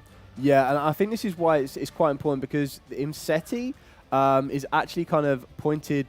It's got quite a high point. The Glory of Horus has got quite a high point allocation to it. But this is where you can utilize the Wall of the Imperial Tomb to kind of mitigate that point. Not restriction, but kind of that limit on the deck build. And this is a 50-card deck, which is quite impressive, because you get a 50-card deck, you'll be able to use your points, or you have to spread your points a little bit thinner to cover everything along that list. But going straight into the King Sarcophagus, we're now going to see the Horus monsters kind of enter the field of play. Definitely going to be able to start utilizing that Crystal Beast Rainbow Dragon as that discard fodder. And we are playing 5 Horus monsters in the main deck. One being Blessing, 1 Guidance, 1 Protection, 1 Glory. And then we're also playing the Horus, the Black Flame Deity as well. Yeah, so Deity is the one you see less often because it does not special summon itself from the graveyard, right? Correct. It special summons itself from the hand if you control King Sarcophagus. I guess he does get to search it with the Imperial Tomb. So if he already has access, like Kim said, he can use Tomb to get Deity. But we're going to be seeing here, the Horus cards apply a lot of pressure because they basically make your board really hard to interact with, because if you interact with one card, you end up triggering the effect of the others. So Happy and Imseti and Duamutef start generating advantage from your opponent interacting with your cards. He does seem to have discarded one of the Gate Guardian cards here. Is that the Ryoku? Yeah, so this is the Ryoku card. It's actually quite the aggressive option for the Gate Guardian. So it's the Ryoku Gate Guardian. And as long as your life points are lower, which is kind of doable in this build to reduce your life points a little bit less, you get to target a monster you control with Gate Guardian in its original name, halve your opponent's life points. Wow. Okay. And then that monster gains attack equal to your opponent's life points. You banish it from the graveyard to add a Sagnar, Kazujin, or a Suijin that is banished or in your deck to the hand. Oh, this is really good here because it's basically like a free discard for King Sarcophagus, right? And you want to be getting those Gate Guardian monsters into the graveyard to then be able to go into your Gate Guardian fusion monsters. Correct. So once you be able to get them into the graveyard, you'll be able to go into your Gate Guardian combined, as this is one of the only ones that lets you special summon it by banishing the above cards from the hand, field, and or graveyard. Oh. So the benefit of this one is it's a 3,750 boss monster, and on top of that is when your opponent activates a card or effect that targets any card or cards you control, you get a quick effect to negate that effect, and if you do, destroy that card. So this is like ABC Dragon Buster, but Gate Guardian. And you get to use that effect 3 times per turn, one for each piece. And on top of that one is if this face-up special summon card in its own control leaves the field by an opponent's card effect, you get to special summon a level 11 or lower Gate Guardian monster from the deck or extra deck, which can ultimately open up the door to the spell or trap negation if you want it. Yeah, but rather than seeing the Gate Guardian part of the engine here, we're going to be seeing the Ancient Fairy Dragon package that Tom is playing. So he seems to normal summon the Regulus, I believe, which adds the Spur Trap Dimensions Ancient Fairy Dragon. If you lets it resolve, because there is a Predator Prince Exopedia on the field. The Ancient Fairy Dragon is a very cool bridge, one of my favorite cards, because it allows you to play those very weird decks that go from engine to engine by bridging by field spell. Yeah. So you're able... One of my favorite decks of all time is a Kashtira Dragon Link deck, because you would use the Kashtira monsters, and then you destroy the field spell to search like Dragon's Ravine or like Boot Sector Launch and bridge into your dragon cards. Yep. And Ewan here is using it to add the Ancient Fairy-esque field spell, which is World of Secrets? Yeah, so the World of Spirits, yeah. And then this allows you to add a monster that mentions Ancient Fairy Dragon from the deck to the hand. So that's going to be able to get you direct access to possibly the Spore, which is the tuner that's going to start opening up the door to some of your synchro plays, because it can manipulate its level in order to do so. Yeah. It does have an effect that in the end phase, it destroys all the attack position monsters in the turn player's field. So Tom, I assume, he probably knows this, he has to be careful about not destroying his own field with this card. Like his Horus monsters he just summoned. Yeah, exactly that. And I feel that we're probably going to find a way to either synchro those off if we do decide to use that, or we're going to be trying to replace it. And I think we're going to see an Ancient Fairy Dragon to replace it. There you go. And I feel that the final piece of the puzzle that we're going to be seeing here, going through 3 different field spells, is possibly going to be Labyrinth Wall Shadow. We went on a world tour. Yeah, we have gone on a world tour. We went to Egypt, and then we went to the World of Spirits, and now we're going to the Labyrinth Wall. And this is what makes Labyrinth Wall so scary. So monsters cannot attack the turn they are summoned, except monsters whose original level is 5 or higher. Ancient Fairy Dragon and all of the Horus monsters fit that requirement. Unfortunately, for Tom, I guess, some of the monsters on Enya's side is also going to be above that level, apart from like the Snake Eyes, Poplar, Ash, and everything in between. Yeah. But you also then get to place one Sagna, the Kazujin, or Suijin that is banished or in the hand or deck face up into your spell and trap zone. That's Kazujin, I think? That is Kazujin. The wind one, right? Yeah. And you want them to be face up in your spell and trap zones in order to go for the little pieces, which is usually like your Sagna with your Kazujin or your Kazujin with your Suijin. And then you want them in the graveyard to go into the combined creation. Yeah.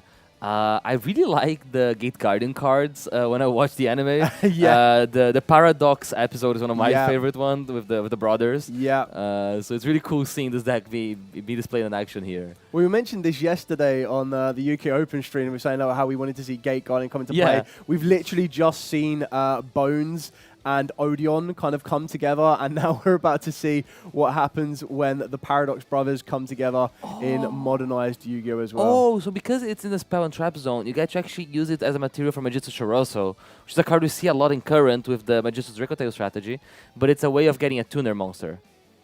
So because I think is Kazujin a spellcaster? Yes, I believe they are. They're all spellcasters. So basically, I guess you use that from the spell and trap zone as one of the materials for Magister Shoroso, unlocking the Kazujin to go into the graveyard, which might potentially make us summon the Ultimate Gate Guardian, the 3 material fusion. And now we're going to synchro summon. I wonder if we're going to see a Snake Eyes of his own on this one. Oh, and yeah! That's exactly what we do see. Vengeance Dragon! This card is really cool because it allows to target a monster on the field or either graveyard in the spawn trap zone. So this has a couple weird complications here, because if he puts a monster in the spawn trap zone, he can summon it back with the with the temple. The Divine Temple, yeah. So you need to be aware of that interaction, because he's putting the Drago's Apilia, but now if he chooses to summon again, he would be able to use the Divine Temple to push it back up. Is that no? I was just wondering if you. Yeah. I'm just going to push it straight back on. Like, don't worry, it's not going anywhere. I think he could use the Flamberge, but I think he used the Flamberge at the start of the turn to push the Snake Ash up. But that is a very funny interaction. Yeah. What? Just try I think it destroys. So during the main phase, target a face-up monster on the field, or in either graveyard, place it into the spell and trap zone. During the battle phase, quick effect, target one monster and a continuous spell on the field, destroy them both. I see. So he's going to use the Flamberge there to float into Snake Eyes Oak and Snake Eyes Poplar. Oak could add a monster, level 1 monster from the graveyard to the hand, but I don't know if he has a target for it, because I do see both Poplars and an Ash on the field. Yeah, I think that's everything on there. I think the most thing we're trying to do here from Neo's side is to kind of mitigate the amount of damage that's going to go through here. Yeah. Just explaining the shifts on the spell and traps. Yeah. And I think the reason that we haven't seen the Gate Guardian combine is that we're still missing Suijin. Yes. One of the things here is the Snake Eyes Diabellstar does have an effect in the battle phase that can be a bit scary to deal with. Yeah. That if it's part of a battle, it can put itself and the monster that it battles on the spawn trap zone, and that's really scary because it would allow Ewan to use the Divine Temple to summon back the monster from Tom that he puts in the spawn trap zone. So you're gonna see them navigate here on this non-expected Snake Eye mirror match. Yeah, kind of a weird turn of events here. But it's still things that, like, both duelists are in this. This is quite completely different from the previous duel we just saw, because on the previous duel we saw a lot of cards in the spell and trap zones, and now we're seeing a lot of monsters in the monster zones. And in the spell and trap zones. Yeah, and in the spell and trap zones. So this is quite an interesting development, and they're just doing the calculations now of the amount of damage that's going to be going through off of the back of Snake Eyes Ash, because remember the temple does increase their attacks. Yeah. The Horus monsters are going to be good here at clearing this critical mass of monsters. Yeah. You might see the Snake Eyes Poplar activate here to put back a resource. So like you can put the Flumberge back in the Spawn Trap zone, which means that if Tom commits another summon, we get to have this Flumberge again. Yep. And the Snake Eyes Diablos are probably going to stay there, but it's a bit terrifying. It's he did summon a lot of monsters, but even like still has a board. Yeah, it's still both Duelists kind of play, and like you said, trying to control. And we looks like Priestess. Oh, that's one of the Ashen cards. Yeah, right? yeah, Ashen Priestess off the top is actually a really good card on this one. It's one of the better starters for the Ashens, and I think like Anua is just kind of thinking about what to go for, but it's trying to be a little bit cautious of the additional effects of the Horus monsters, so that you don't run into those, because they can be quite devastating. It's really hard to play against Horus. It was really relevant in Snake Eye format, ironically enough, which was like this Horus decks with like Horus Stun that play like Majesty's Fiends, and they would just like kind of just establish a bunch of Horus monsters, and like, okay, I give my Floodgate and I have a bunch of Horus monsters. In case you out my Vanity's Fiend, suddenly I am triggering Imsadi, I'm triggering Happy, I'm getting Floodgate back. So it is going to be a tricky scenario here. I also need to remember the Snake Eye Vengeance Dragon is an interrupt. Yep. I think they're just clarifying some of the cards floating around where they need to go. It looks like we're bringing the Poplar back to the field. Maybe one of them couldn't attack? I'm not sure what happened there. But we're going to see the Priestess being summoned, right? The Ashen Princess? Yeah, so you get into access to the Ashen Princess. This is kind of open up the door to the Ashen side of the deck. So you do specifically need the Obsidian, the Ashen City, to then special summon it from the hand, but we can use it as our normal summon anyway.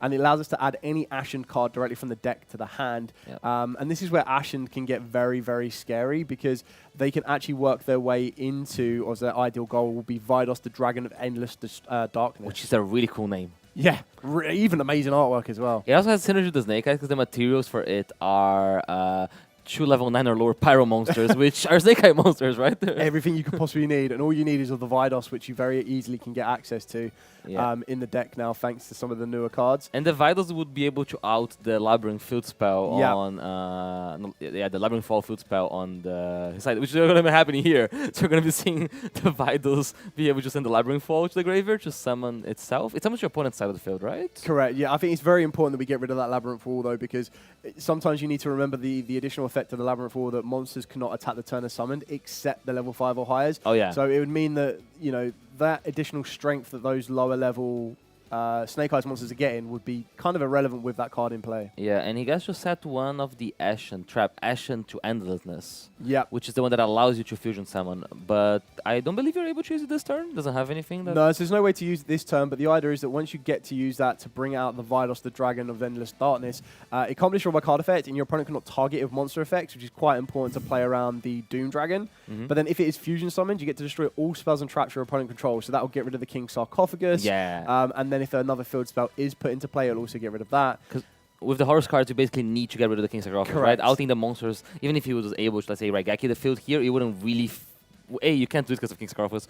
B, it wouldn't really be useful because they could just come back next turn for free. Exactly that.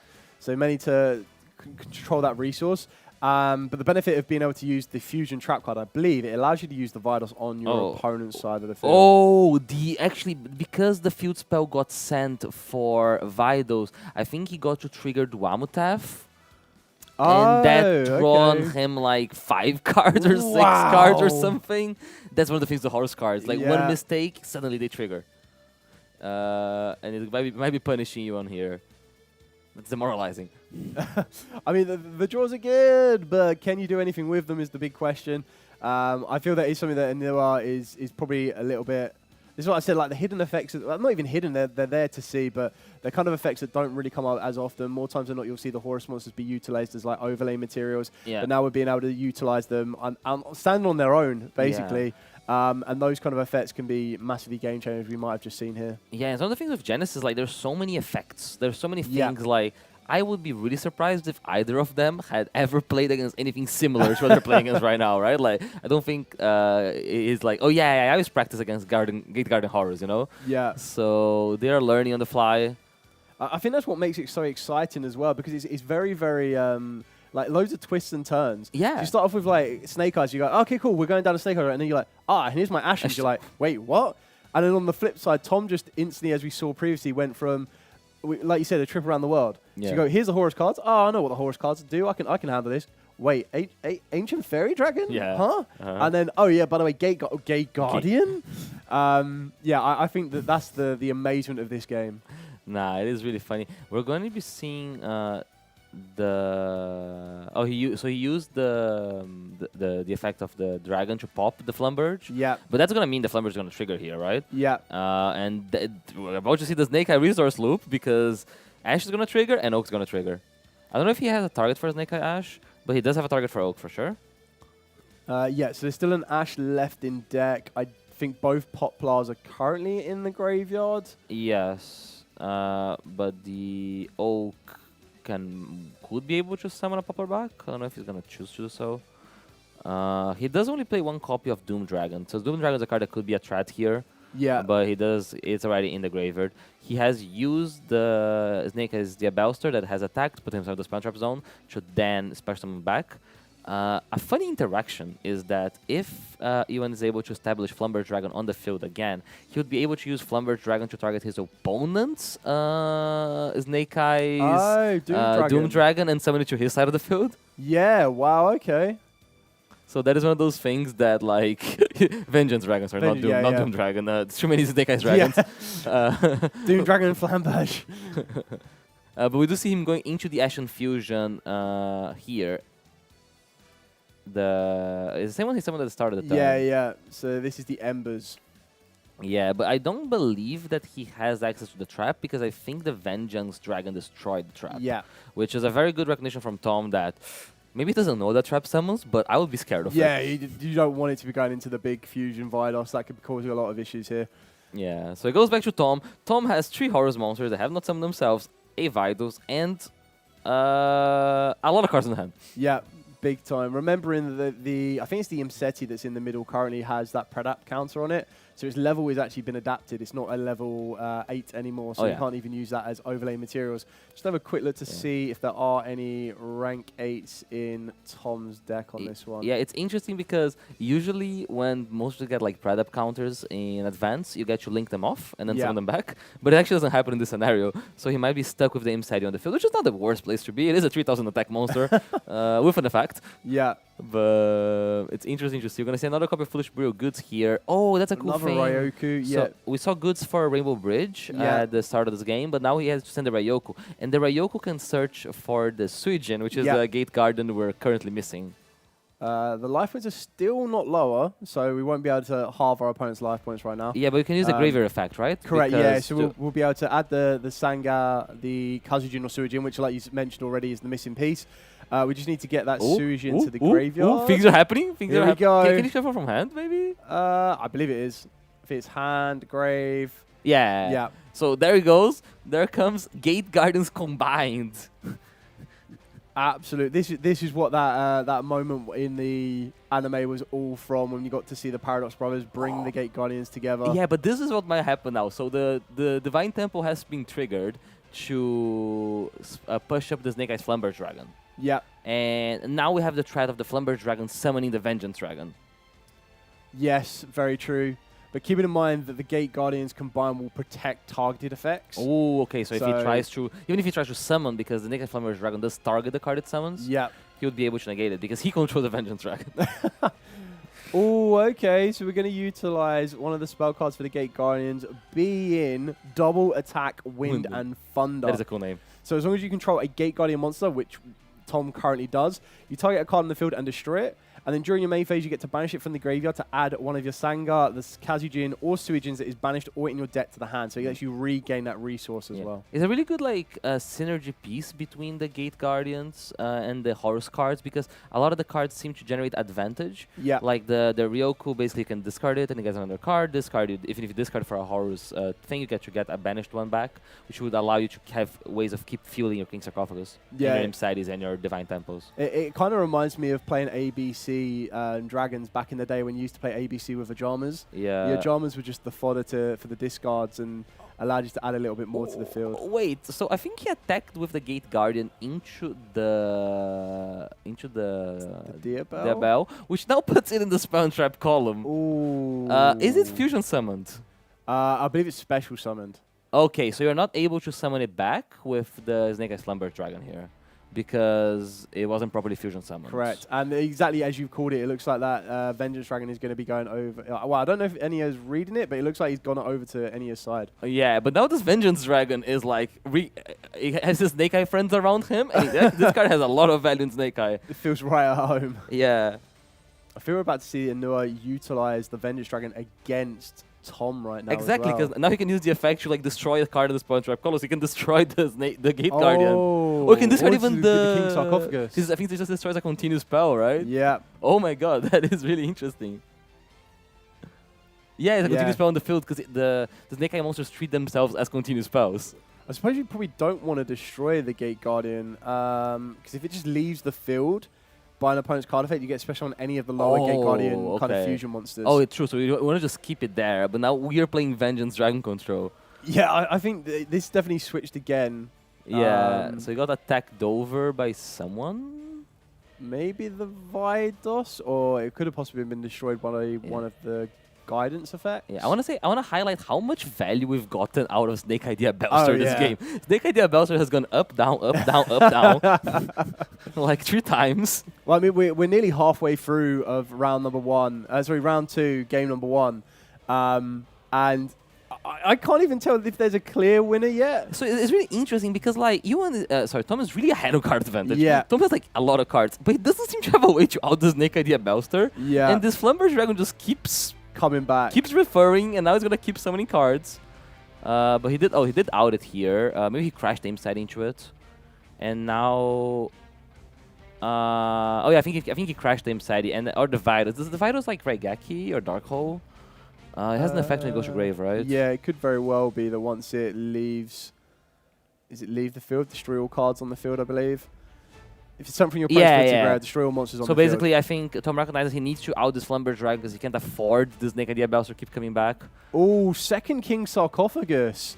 So you're going to bring back all of the Horus monsters now. Yeah, because none of them got summoned. But we're in main phase 2 now, right? Yeah, so this might mean that Iwan gets to keep his little Snake Eye monsters.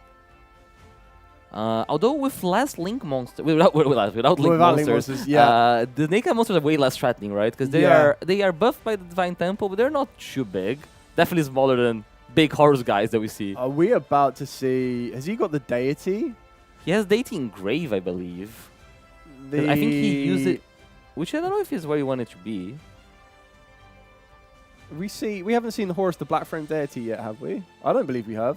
No, I have a feeling he discarded it, but maybe I... possibly.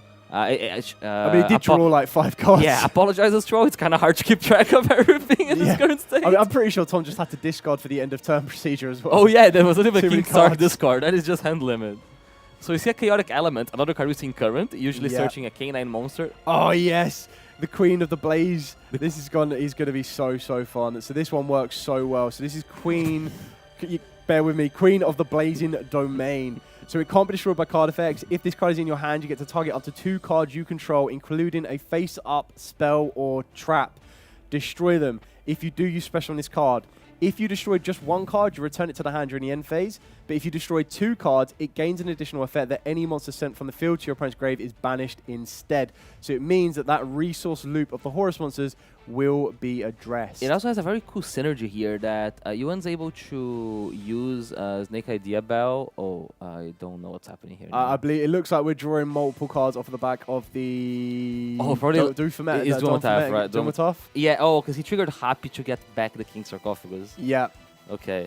Yeah, I feel like it might be in Ewan's best interest to like go into a game 2 here. It seems like this is a very hard game to win from his scenario. Yeah, I mean, the Horus monsters, it's quite an interesting match because, like you said, the Flamberge Dragon is being very stubborn and sticking around, but so are the Horus monsters. They don't want to be going anywhere either. It's just a stalemate. Don't can out anyone. Every battle phase, like you out some guys, more guys float, and you come back to the same state.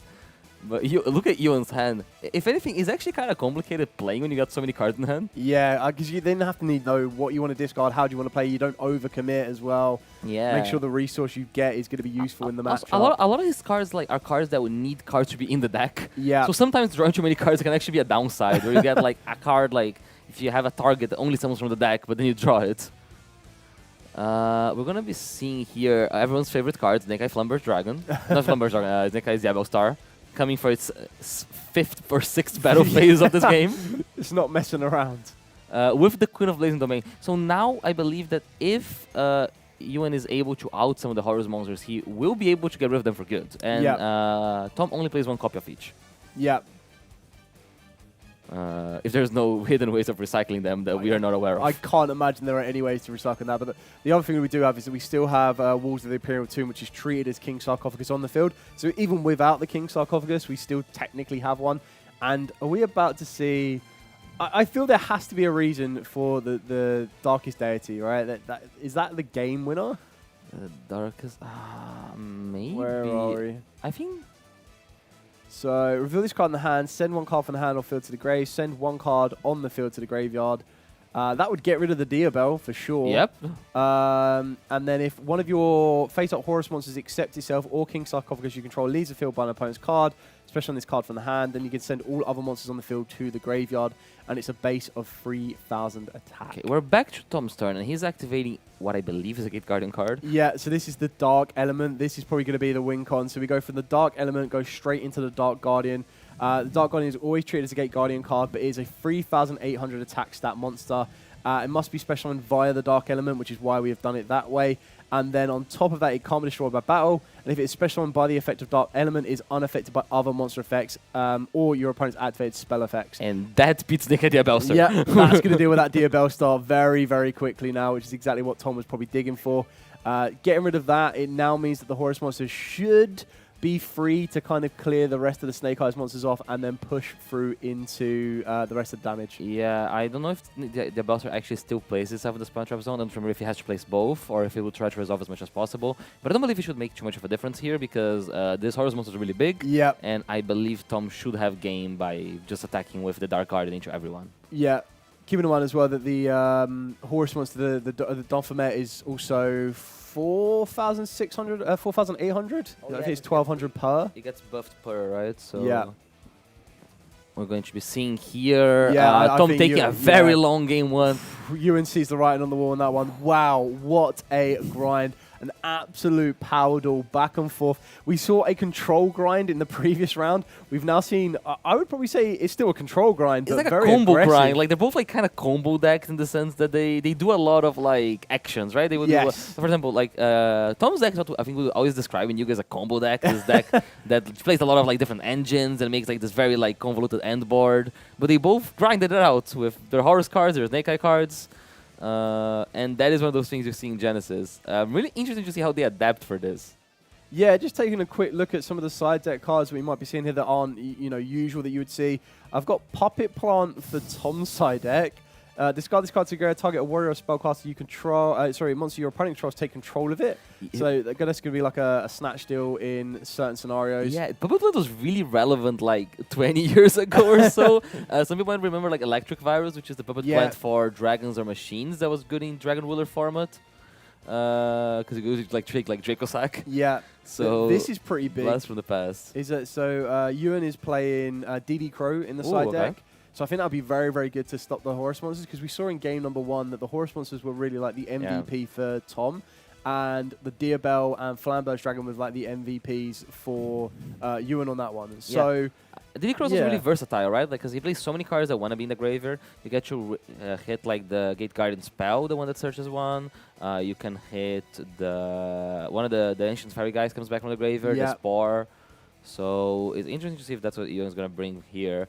He does get to go first again. He did go first game 1, I believe. Yeah. But he didn't have access to his Ashen Engine, so he kind of just summoned a lot of Snake Eye monsters. Yeah, I feel one big thing that we can see from Ewan on this one as well is that we're going to be seeing Gravedigger's Trap Hole possibly because this can answer the Seti. Yeah. And with Seti being a premium with the amount of points it currently has allocated, if you were to deal with that and banish it straight away, that can cause quite a lot of issues. Yeah, also the life points in Gravedigger's Trap Hole is pretty relevant in this matchup because Tom does play Hero Lives for Elemental Hero Yes. Prisma, which does pay half your life points. So once you pay half, you're 2 Gravedigger's Repo away.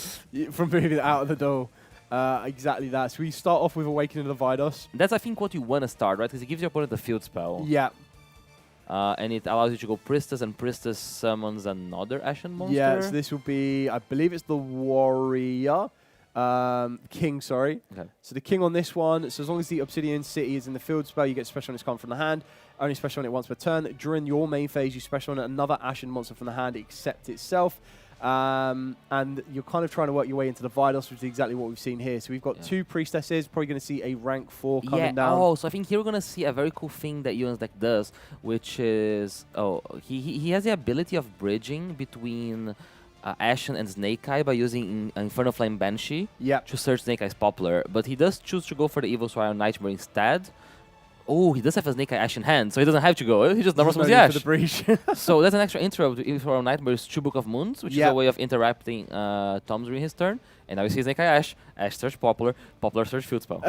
Tell me if you've heard this one before. Oh, I have done this way too many times in my lifetime. I will let you know that much. I think we're definitely going to be seeing the Dio Bell. I'd be amazed. Obviously, one way or another. There we go. And then we're going to be sending Ash and Popular for a copy of Oak, just to get Oak into rotation. Yeah. Oak gets to place Ash back.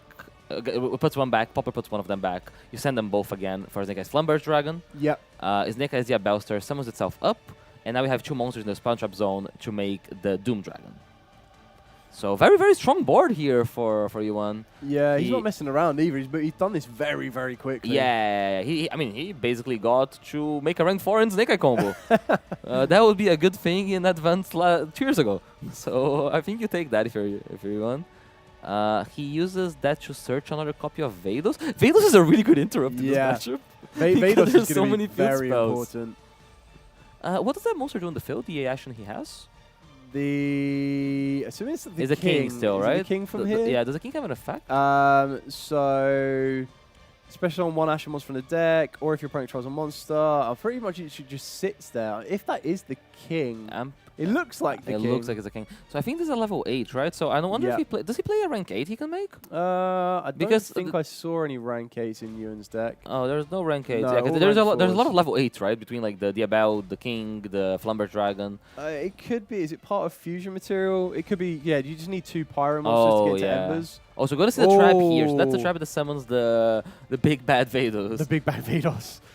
Yeah, so this is the Ashen to the Endlessness. So during the main phase, I'm assuming this has been activated during Tom's main phase? Yeah, it's kind of weird because I think... Tom would have had to activate something, no, to be fair, he can activate the card, right? So he can... He's a continuous trap. So he can activate the effect, but he would be able to flip it. Tom has turn player priority. Yeah. So he has to make an action before Ewan has an open game state to Ashen to go into the fusion, yeah. But he can still activate the card. Yeah, but I think it looks like we have... And now we see the thing. Labyrinth Wall. And we're gonna see Vados outing it. Do you just... Oh, how much push has Tom got before he considers going into game number 3? Yeah, we only have 13 minutes left on the clock. It's a very impressive board here, because like he has to deal with the Evil Swarm Nightmare and Big Bad Vados. Yeah. I wonder if... How much of the grind does Tom go through right now? Yeah, I feel like it might be better to play game 3, but Tom knows his deck better than we do. Yeah, exactly. He has a lot of very explosive ways of dealing with the board, right? If he can get you the Dark Guardian again, the Dark Guardian by itself can basically be a game shot here. Very true. Regardless of how many monsters Yuan has, because he has the ability of attacking everything. Just got to make sure that Diabell doesn't keep floating around. Is that a Call by the Grave? Wow. Ewan has the Call by the Grave for the Imseti. Ooh, that is a very... Yeah, he saw it and scooped it straight up. Very, very well managed there from Ewan as well, and very well managed from Tom. Kind of see the writing on the wall, going to that all-important game 3. We want to try and get that game 3 done and dusted to get the winner of this round number 2. Yeah, I'm really interested to see what Tom's deck does going first, because we have not seen it combo uninterrupted yet, and it's pretty much going to combo uninterrupted because Ewan's plan is not to play a lot of hand traps, other than the DD Crows we've seen. So I don't know what the plan is, but I see a ceremonial bell in Tom's deck list, which we have not managed to figure out yet what the purpose, but I'm sure there is one. I mean, I'm pretty sure it's searchable. It might be searchable off of one of the Ancient Fairy cards. I could be so wrong on that one. Yeah, so Ceremonial Bell, for those unaware, it's a very old card. It's from originally from Spell Ruler. Yeah, going back from to 2002. That is 24 years ago. Yeah. It says that both players have to play with their hands face up. This types of effects are really good into Vanquish Soul. Cards like Ceremonial Bell and Respect play, because Vanquish Soul monsters need to review themselves, to special summon themselves to the field. So it might be attack for the Vanquish Soul matchup, but I assume it has to be searchable, because it feels like it's not like you're not gonna randomly draw it here, right? Exactly. Just looking at the other cards you could play, we've got Book of Lunar Eclipse, we've got Mystical Space Typhoon, the Centurion Counter Trap card. How much pressure do we put on this? I mean, you probably want to be working your way into the Gate Guardian of Wind and Water, because this is one that will allow you to negate spells and traps. Yeah. But apart from the field spell, there wasn't a huge amount. Starting off with Insetti the one off. insane. The one off with Insetti. One thing that I was going to mention is really scary for him if he starts with a field spell, because Vados is a hand trap, right? So if he tries to combo by using the Horus field spell, he can get hit by Vados. Yeah. But he does hit Insetti and the Ryoku spell. The Ryoku spell is going to allow him to search for a missing Gate Guardian piece. Correct, yeah. And he can get closer to establishing the Gate Guardian of Wind and Water. Yeah. So we're summoning back the Insetti here. I think I saw a Skullmeister in Ewan's hand. I'm not sure how much graveyard... There's the Ceremonial Bell. So it got kept in, so there has to be a reason for it's not for the Vanquish Soul matchup. No. I am so curious. Even Euron had a bit of a laugh. I mean, if Tom's the winner on this one, they were definitely going to be asking that question. I am so shell shocked. That's one of the really cool things about Genesis, Yeah. right? Like, when is the last time you thought you'd see a Ceremonial Bell? 2002, apparently. Yeah. 2004. Okay, so it looks like we got Skullmeistered on the Ryuku, so we're not going to be allowing Tom to get access to one of those Gate Guardian pieces. Yeah, but if you're Tom, I think that's one of those interactions you're probably fine Yeah. with, because Ewan uses a hand interaction, but it doesn't he's still playing, right? This Ryoko is basically a free card, because it was a free discard. Yeah. So I think you take that. You're still able to establish your Horus monsters, which seems to be the gameplay here. We do see the deity hitting the graveyard. Yeah. So we might be seeing the full gang. Yeah, all of the Horus monsters are going to enter this field of play. Maybe the end board is just Horus monsters. I mean, you probably take that, don't you? Like, end on the 4 monsters, you don't play into Nibiru, you've got one set card as well along your spell and trap zone. You kind of open it up to Ewan, and I suppose Ewan's going to be a little bit more cautious here. Oh, it looks like he drew a DD Crow for turn, but he also did draw Super Polymerization, or he has Super Polymerization. Super Polymerization could be good. I don't know how it works with the Horus monster. They're all different attributes. Yeah. They're all different types as well, I don't remember anything out of the top of my head that you're able to Super Poly against Horus. No, I don't think there is. Unless he's playing his own Magister Strozo. Yeah. There's only one dark one, right? Only correct. Only Insetti is a dark. They're not Pyros, so you can't make Vados. No. It's not that much of a Snake Eye Mirror. Oh no! No, he seems to not have drawn set engine one, here. Set 2. Oh, and Horus is not the deck you want to go slow against. No, not at all. Because those guys are there and those guys are big. Okay, so we're drawing for turn on Tom. He's got plenty of time left on the clock now with this current game state, as it looks like this one. Depends on what those... I think if he makes a misstep, he could walk into that Super Polymerization, which is probably what he wants to try and avoid. Yeah, so one of the cards that we've seen he plays is Lancelot, which is a rank 8 that negates... it's a monster effect or resolution? I believe it's all effects. It's a mandatory negation. Yeah, so we're going to just be seeing here the good old attack. Yeah, I think so. Attacking with... attacking over the oak. Yeah, and you'll see Ewan looking for Super Polymerization I don't targets. think there's anything there. But it seems like we're just going to be able to swing for game. Yeah, that was it. Very good duel. Oh, it was double Super Polymerization. There's a bottomless trap hole as an interest from Tom's side. That was so cool. I actually can't wait to talk about the Ceremonial Bell. But honestly, the whole dynamic, right? There's so many things that go through your head when you're in that game state. Yeah, exactly that. That was very, very good.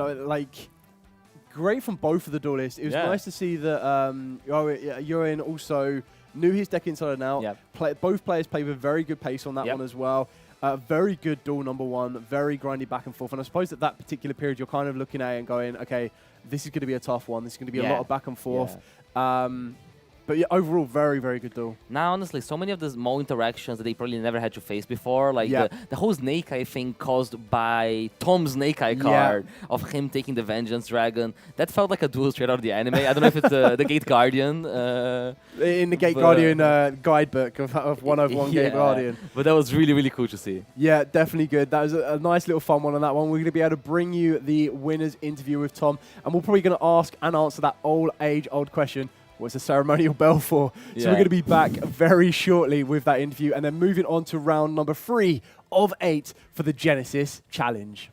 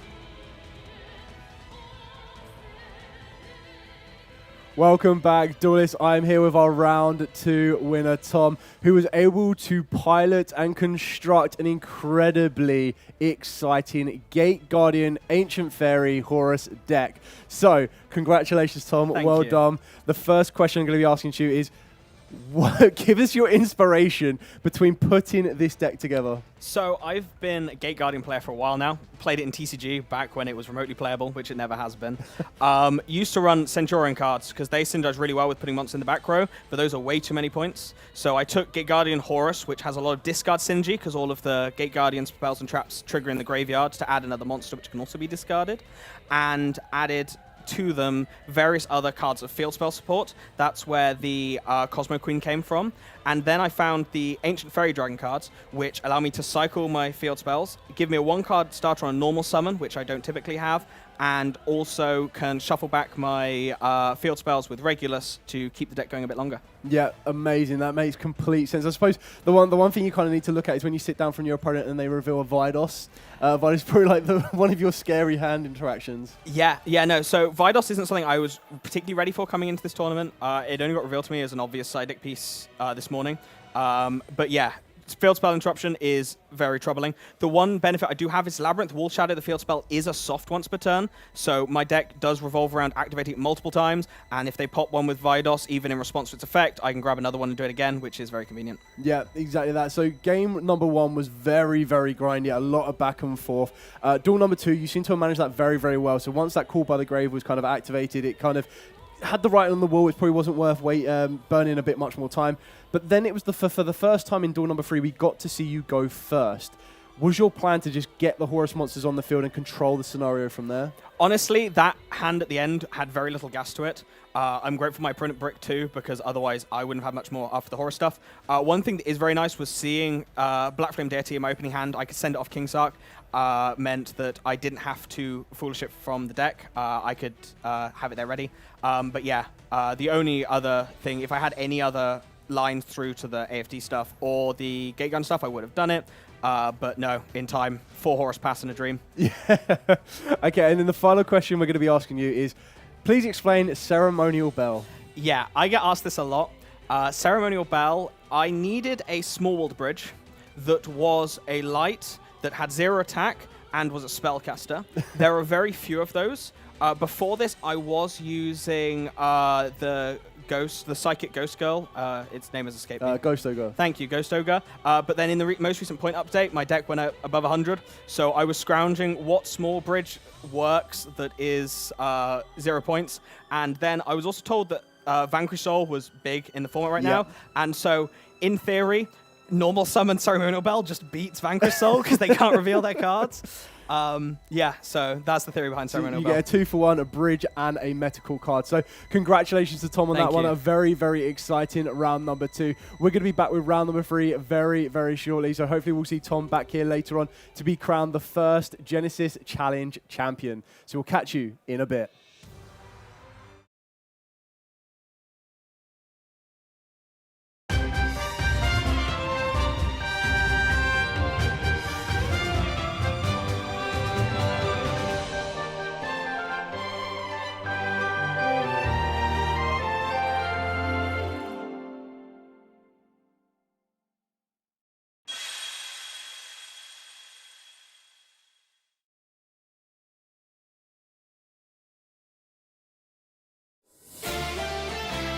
Welcome to your 300th YCS celebration here in Dortmund.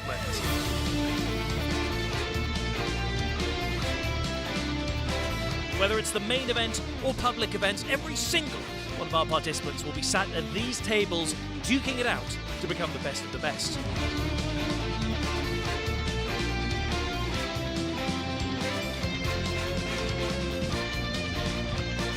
Take part in some of those public events, and you can win some tickets to exchange at the prize wall. For this YCS, we have some special stuff at the prize wall. This is the 300 YCS. And right now, the magic is happening over here in the analysis zone. This is our coverage area, as well as the feature match zone. This is where all of our duels that you'll be seeing here as coverage will be decided.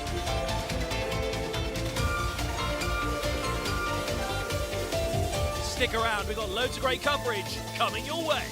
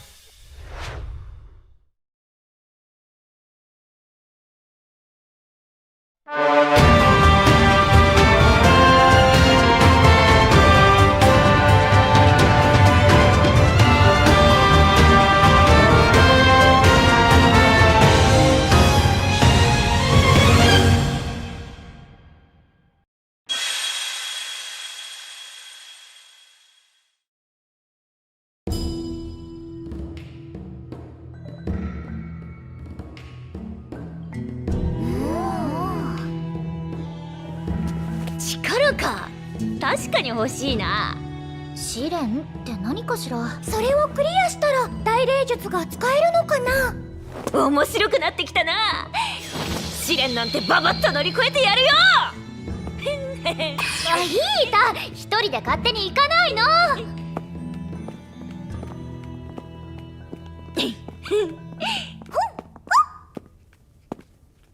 お、早速試練のお出ましか。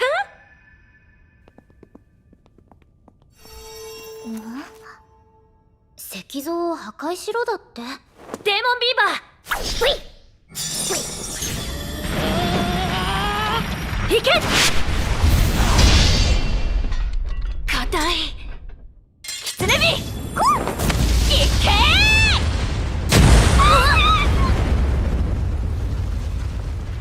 ー。どんなもんよ。ヒータちゃん絶好調だね。完全に火がついてる。ちゃちゃっとクリアしていこうぜ。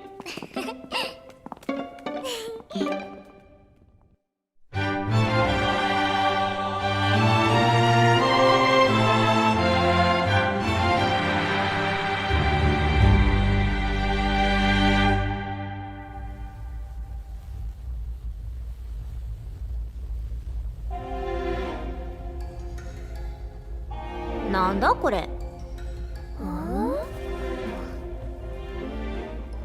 属性を均等に満たせ。みんな見て。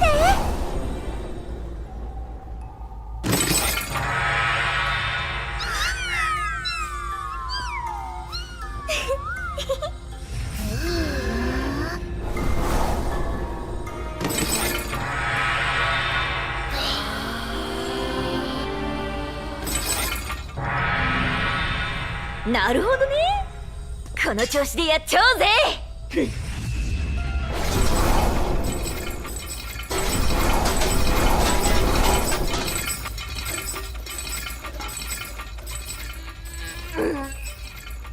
どうにでだよ。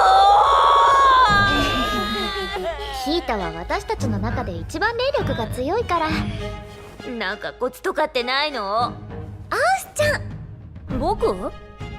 霊力のコントロールはアウスちゃんが一番得意だよね。コツか。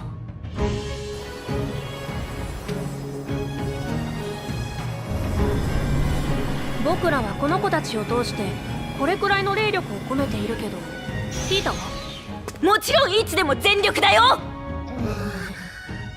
ヒータちゃんのいいところだと思うけど。試しに私たちと同じくらいの火の玉って作れる？やってやるぜ。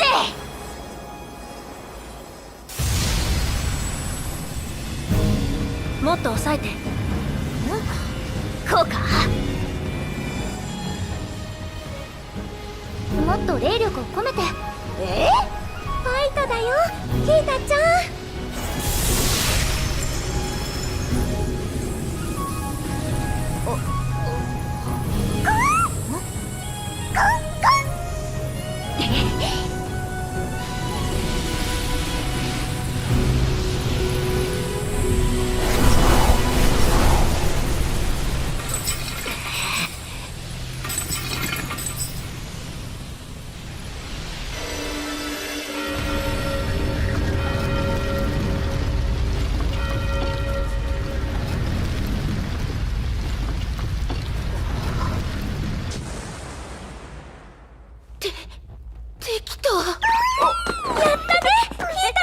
おめでとう。おめでとう。よせって。ほら早く次に行こうぜ。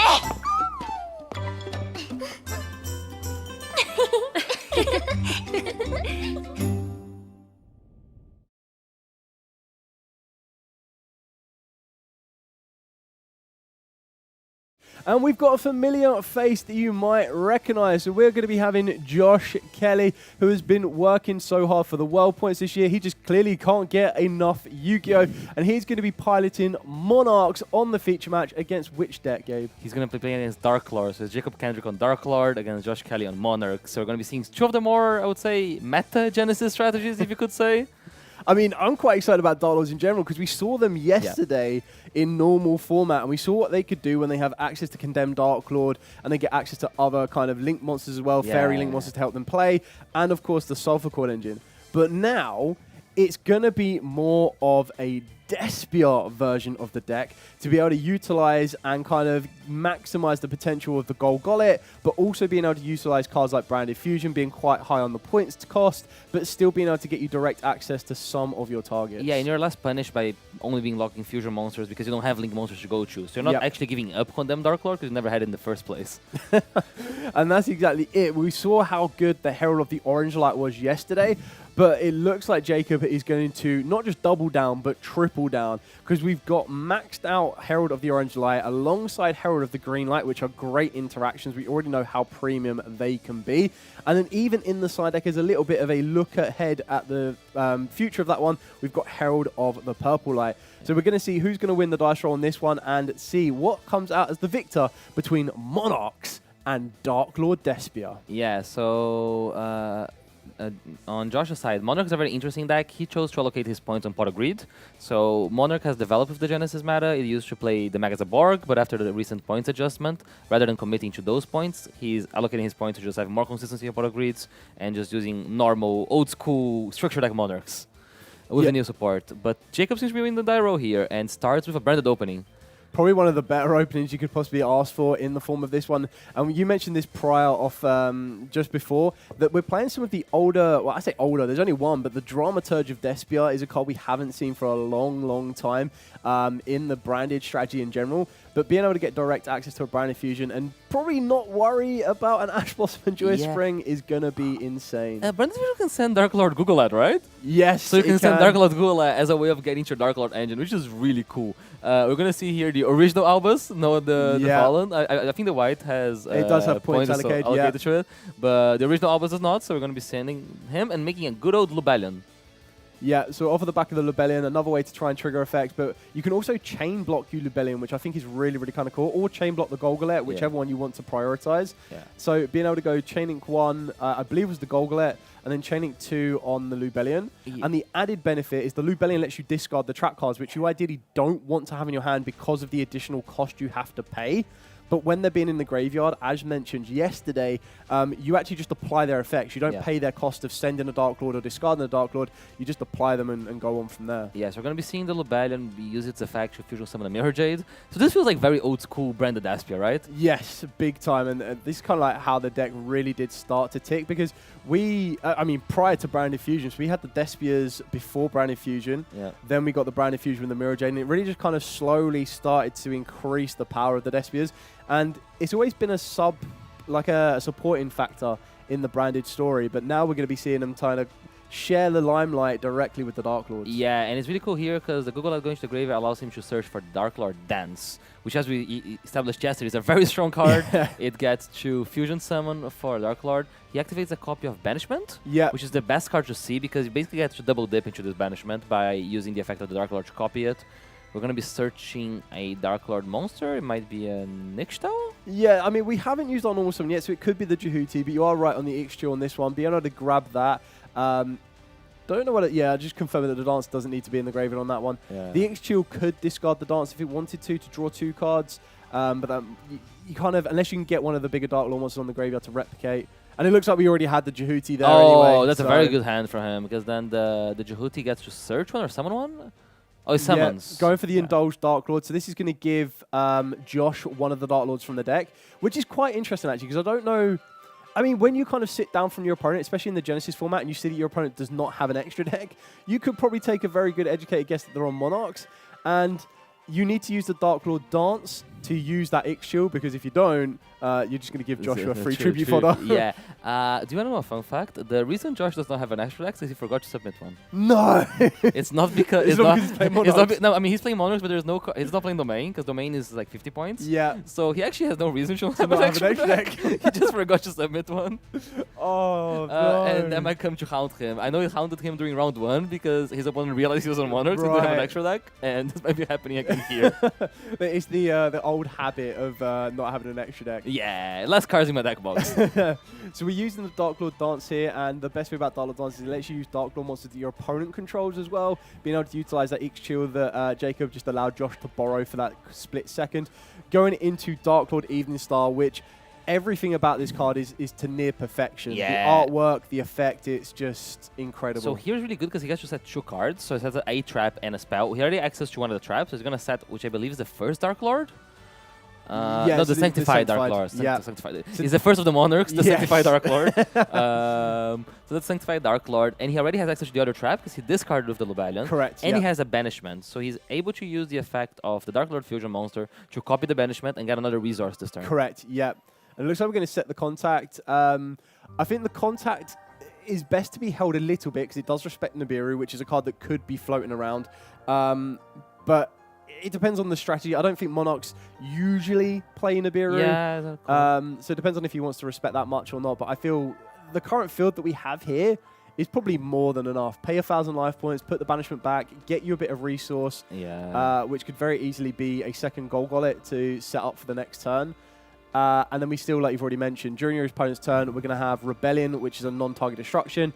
And then we have the Sanctified Dark Lord to be the negation. Yeah, so it's just a lot of... It's also very sticky here because you do have the Owlbear in the graveyard that can come summon back when the Mirror Jade gets dealt with. The Mirror Jade has the effect to out the board at the end phase. The Mirror Jade's probably going to send a copy of Albion or one of the other branded monsters that has an effect to set another branded spell. So he does only play 1 copy of Branded Fusion because of the points limit, but he does play more copies of Branded Opening. Yep. And that can allow you to get into the Dramaturge of Daspia and keep generating resources. And he has a Branded Opening Grave effect as well. Yes. Ooh, Monarch Stormforth. That's a great one to start with. Blast from the Past. So, you know, Stormforth for Erebus. Yes.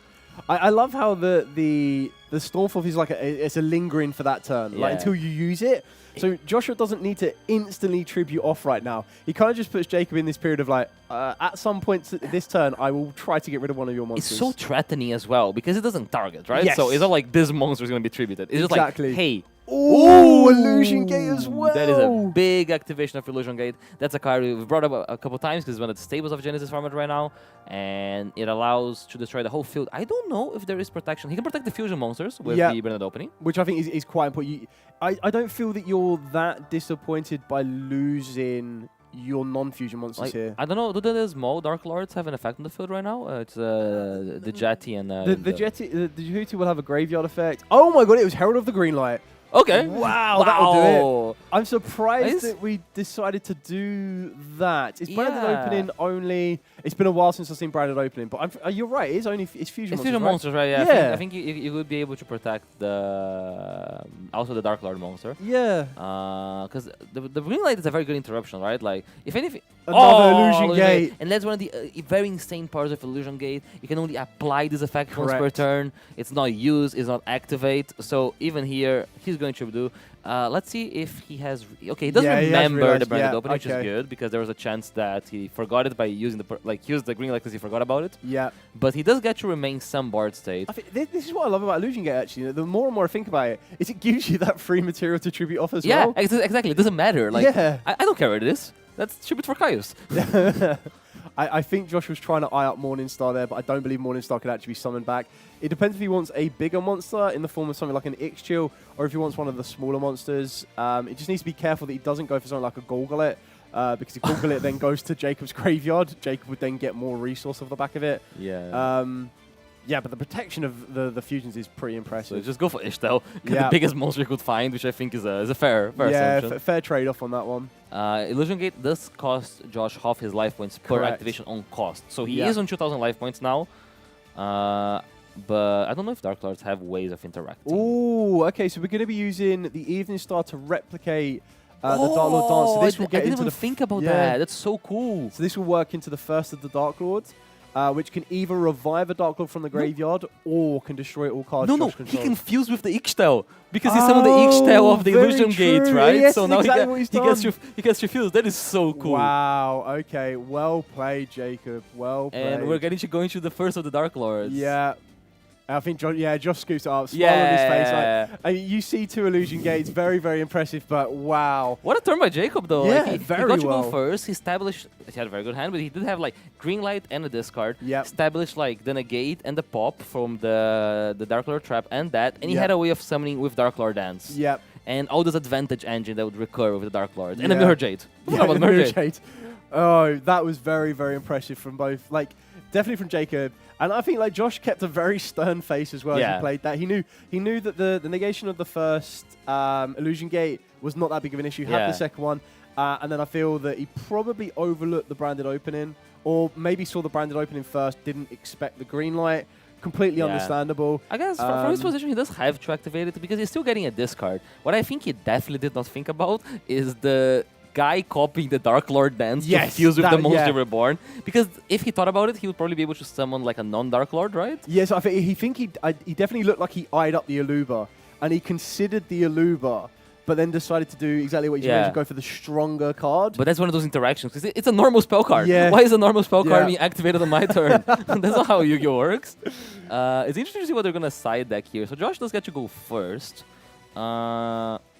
He has a lot of different monarchs, which I guess are cool. Maybe Mega Testalus is an interesting card. Festivus will be good here. Godox could be quite good, which is the Hekahan monster, because this will allow Josh to take away a card from his opponent's graveyard. So you could take away what Dark Lord Dance needs. It needs to banish from the field or graveyard level 6 or higher. So if you can really kind of limit the resource of the fairies at level 6 or higher, that could be quite useful for him as well. Yeah, but the problem is that it special summons to your field, right? And then you Correct. can use for Dark Lord Dance again. Exactly. But if that will only happen during Joshua's turn, whereas if he uses Godos during his turn, instantly he's got 2 monsters for Tribute Fodder without even needing. That's really cool. So it's like a hand trap with synergy. Correct. Yeah. From Jacob's side of the table, I just want to see the card. I want to see the current Forbidden card that Josh is playing. Please be one of those 2 cards. Yeah, we need our first Genesis challenge Pot of Greed activation. Yes. Purple Light could be interesting because Monarch does rely on traps. Yeah, I don't know if you would put those in on this one. I'm not sure either. Yeah. Lancia is also not awful because of their Spantism. We do see Herald of the Green Light discarding Googleat. Was that the Googleat? Yeah. That's like the perfect discard. We've seen Googleat, Orange Light pitch Googleat yesterday, Green Light pitch Googleat today.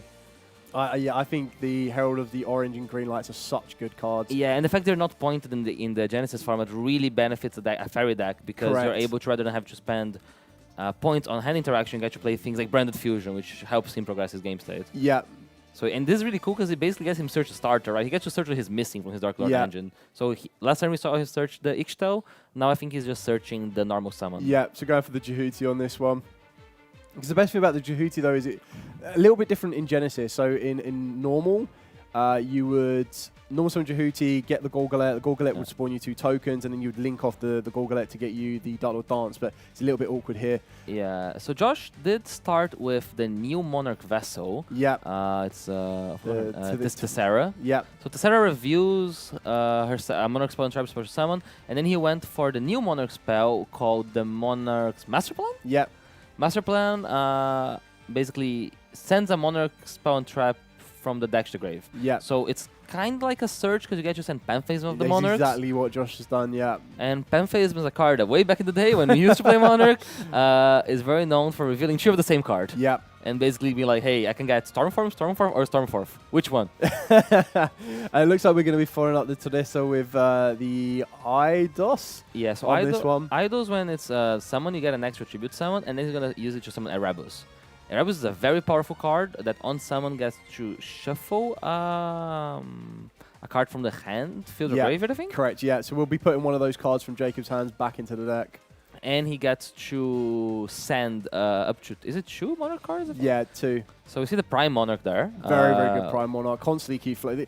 We were talking about how Burning Abyss could be sticky and how the Snake Eyes and Horus were sticky. I'm pretty sure Monarchs were one of the original sticky decks. Yeah, Monarchs was. It's really terrifying here because it generates so much value. Also, the Eidos has an effect, or the Tessera. One of the. I think the Tessera does, yeah. Oh, the Eidos has an effect, but I think it's like to banish to get something back. Correct, yeah. The Tessera will special summon a monster with 800 attack or 1000 defense from the deck. Yeah. So that is really cool. It allows him to summon Idea. Yeah. Idea is one of the original Monarch vessels, and when Idea is sent to graveyard, you get to add a banish spell, which is just Pantheism. Yeah. So it's Sir Dante-ish. Going back to the good old days with these ones.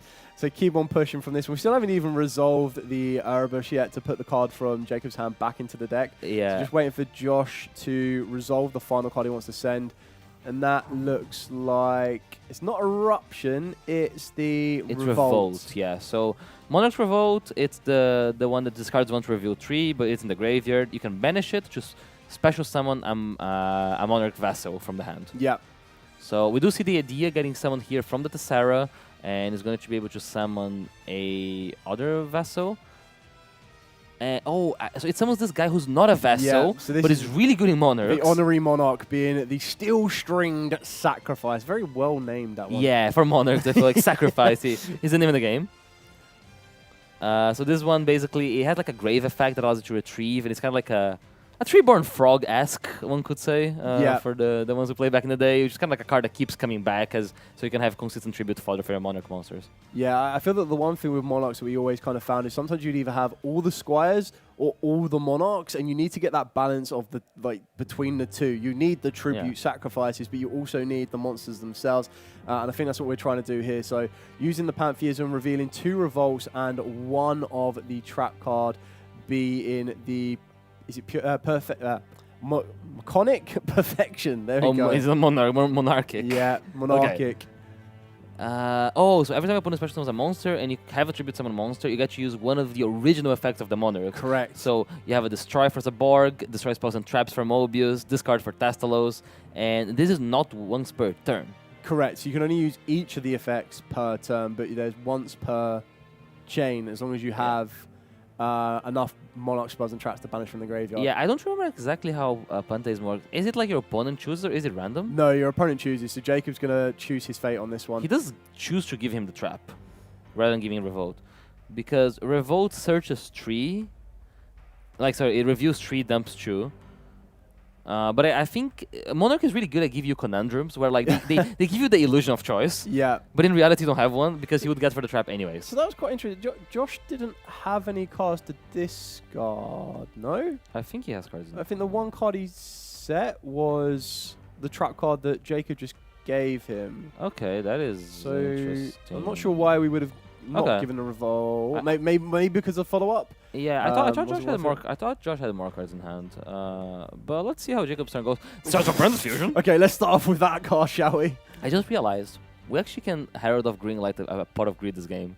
Oh, don't do that. We want to see Pot of Greed resolve. I think the gaining Pot of Greed might be funnier though. We need to know what it does. But now we're getting to see Brand's Fusion resolve, and we know what that one does. Yes, exactly. Sends Google it. That's it. That's why we're playing it. Nah, it's really strong as a card here because it gets to send Google at and summon a Lobelion. So it's gonna set us up with what we need. Lobelion going second is a bomb because it gets to summon Mirror Jade. Yeah. This card. Do you recognize that card? So that's Fusion Deployment, alternative artwork. Oh. Looks absolutely incredible with, Cartasia trying to corrupt Albaz, I suppose. Yeah. But yeah, I love that Fusion. But now we're going to see the Monarch deck with Monarchic Perfection. Yeah. And I'm not sure which... So I think the first thing Josh did was banish? Place it back onto the top of the deck. Oh, place back, sorry, because it was shuffle, yeah. So that's pretty interesting here because it's using this in response to the effect of Lobelion. Yeah. So usually Mirror Jade will use the Lobelion as a material. This puts Jacob in a situation that he has to resolve the Lobelion if he can. Yeah. Which I'm not sure if he's able to. So, I mean, we've got Albaz and we've got a light. So we'd have to go to Albion, right? So you'd have to use the Albaz in the grave. And then, Herald of Green, which I think is what he's being forced to use here. Yeah, I guess... Can Albion summon the Dark Lord Fusion? Or are they like level 10? Level 8, but the Dark Lords are level 10. The level 10s, I assume, right? Yeah. But I guess you still get the Albion, which can like float back into a branded I opening. mean, he still was able to. He's got 2 gold gollets in the graveyard, so you can grab yourself a Dark Lord Dance and say hello to Dark Lord Evenstar. Yeah, but the spell is the trap card is really threatening. Oh yeah, the trap card's going to cause a lot of issues. I'm not here. sure if he was able to prevent Josh from getting to that. That card is terrifying. Like, what do you mean that has 6 effects? I'm still trying to figure out why we didn't give the Revolt. Same, because usually I think the Monarchs usually should do a lot is give you like double tenacity plus the card, and then basically if you get tenacity, the tenacity searches the card you want anyways. Yeah. But he did start his turn by using tenacity. Yeah. But we'll see. Maybe we're missing something. But we do get to search a Dark Lord Dance here because we have the Google Latin Grave from the Bandit Fusion, and we're basically off to the races to do our thing. Yeah, so the card effects we've got left on the Purification is destroy a monster on the field, non-target, destroy up to 2 spells and traps on the field, discard a random card from your opponent's hand, destroy a face-down card on the field, or banish 1 card on the field. All of that is non-target, which is pretty impressive. Yeah, it's interesting here because Jacob does have 2 special summons to progress the game state. But every special summon is going to chip into something. What is the current attack stats of the Erebus? Is the Albion strong enough? Nah, to Erebus is 28, I'm pretty confident. This is a big monarch, right? Oh, so he hits the hit Dark the Lord Dark Dance. No. Because that's on resolution, right? Because the Google have triggered, and now it doesn't have actual Dark Lord Dance. We're going to see there's a fusion deployment being activated. Yeah, this is fusion deployment. I'm not too sure where you go for it, because surely if you, no matter what you special summon, so he's going for the... Oh, okay, so he goes for the Cartasia. Oh, I guess Cartasia kind of gives you a workaround. Yeah, because then the trap would go... So you'd go activate the Purification, and then banish a Monarch spell from the graveyard, chain the Cartasia to try and fusion. The problem is that it doesn't target, right? No, the trap card doesn't, no. So it doesn't matter, like, from Josh's point of view, he might be able to banish either the Albion or the monster that if you change Cartasia. Yeah. So he's always getting value. Yeah, big time. Yeah, this Purification. Maybe you need to purple-light it. That's probably where the purple of Herald of Purple Light should have come into it, agreed. This purple, this card is terrifying. Yeah, Josh is not wasting any time there, straight away using that card. Banishing the Prime Monarch. Maybe it's the banish effect, I would guess, here? Yes, we've used take 1 from the hand. We are chaining the Cartasia. Take 1 from the hand, put 1 back to the top of the deck. I think that Jacob's resolving this now, and I think you're right. No matter what happens here, whatever card summons, it probably leaves the field before being able to activate and resolve. And I don't see anything that will get value. Maybe does it play Despian Quartis? Wait, Despian Quartis might be good here. Oh, it doesn't have a Despian monster. There's no Despian monster, yeah. Because Quartis does trigger from banish. Correct, yeah. But it does make Gringognol, which I assume is going to be banished here in resolution by the trap. What do we have left? Jehuti, wow, okay. I mean, does Josh have a spell on Trapping Grave? I don't know. I don't know what the Jehuti's actually going to get us here now. There's no wait. There's a Dark Lord Dance in the graveyard. Yeah. So if we can get access to the Ixchil can pay 1,000 life points and replicate the Dark Lord Dance to get into the Evenstar. Wow. Okay. Wow. So even though the Dark Lord Dance got this card, we might be able to fusion someone either way. Out Jacob, unless there is another Monarch spell in there, which yeah. I think there must be. But like, I don't know what effects are even relevant anymore from the trap, right? Because destroying the spells on traps is not that relevant because the one that triggers the even with the if you make the Dark Lord fusion, non-target destroy. Possibly you get rid of the Ixchil from the field. Oh, I think he hasn't used that yet. Fair. Yeah, because we've done the return, the banish. But Ixchil is a quick effect, right? Yeah. Oh yeah. No, very true. Yeah, so we really even if he so uses made it much to chain. Yeah, it's kind of terrifying here. Yeah, it seems to be using it here. But then you chain the Ixchil, you just destroy whatever gets summoned out, right? Oh, I guess so, right? I can't remember if Evening Star has... I know Evening Star has target protection. I don't know if it has destruction protection. I could be... Target. Yeah, can't be target. And that's a bit terrifying here because what would happen, like, if he summons and gets destroyed, he doesn't get to activate Dark Lord Evening Star, even though it was summoned properly because it doesn't see it hitting the field. Yeah. So... Does the first Dark Lord do something? So the first Dark Lord needs 3 Dark Fairies, so it could be done. Your opponent cannot target it with card effects, but it still just gets destroyed. And I don't feel... It can only get to destroy all cards on the field if you use Dark Lord Morningstar as material, so it's not going to do a huge amount there for him. So yeah, I believe Josh, did he use the Zaborg effect to destroy? This trap card has put in so much work. Because if you think about it, the end board was loop 1, set the trap card. Yeah. I think Jacob's kind of seen that on the wall there and kind of scoops this up to go into game number 2. Very interesting game, though. Yeah, very. Like that. Like you said, the end field wasn't as oppressive as we might have thought it would be. But the Urbis to being able to take one from Jacob's hand and then adding that trap card into play, Josh actually had a lot of spells in his graveyard to be able to constantly keep utilizing it. Yeah, very, very impressive. The one thing is, like, I'm not sure how well Josh's deck works going second, right? Because he doesn't commit a lot of points to using hand interaction. So Jacob will be happy to combo uninterrupted, other than the Skullmeister we see. We have protection for card like Illusion Gate with our green lights, and we have our the branded opening. Yeah. I mean, I would still be looking, like, taking a look at Josh's side here. I think Heckhand Godos could be very, very you have good. the Heckhands as well. I think the Skullmeister could be very good. I would probably aim to target the Golgolet and not allow them to get access to Dark Lord Dance. Yeah, one fear with Skullmeister against Golgolet is that if it comes through the branded fusion, it probably gets chain blocked. Correct, I assume Jacob prioritizes using Lubellion as chain link too, because there's not a lot of cards that would interact with Lubellion. There's more cards, if Skullmeister being really present, is you got to protect your Golgolet effect. Correct, yeah, 100%. I mean, Kaijus are okay in this one. You're still going to be facing down 2 fusion monsters, but as we mentioned yesterday, if you're able to kind of pair 2 premium cards together, so if you can pair a Kaiju with an Illusion Gate, you can clear, you don't need to worry about the protection of that one. I still think that Monarch Stormforth is a massive threat. Yeah, even the spell card So Exchange, which is basically extra copies of Monarch Stormforth. Yeah. It's really interesting. And he has Pot of Greed to draw all those cards. Which we still have not seen yet. This might be the time. Show me Pot of Greed. Game 3, Fate of the Universe on the line. Pot of Greed may make an appearance. Pot of Greed, Pot of Greed. Engage. Engage into Gage, yeah. This is what Engage was prior to this. Okay, moving into game number 3. Which duelist is going to take round number 3 for this Genesis Challenge event? Yeah, I assume Jacob already wants to go first. Yeah, I think you'd be crazy not to go first on Yeah, this the Dark Lord deck is really explosive, right? Like, the setup is so good. Got a lot of pieces that can kind of tick together. Yeah, you see both of them having a lot of fun here. Yeah, which is what it's all about. This is why I love Genesis. Yeah. It just opens it up so much. And you'll sit down and 90% of the time you'll probably be like, sorry, what's that card? It's really fun to be impressed about what your opponents do. I feel like if you sit in there, they did something you've never seen before. And that's probably like Josh's feeling when he did Dark Lord Dance with the moves from Illusion Gate.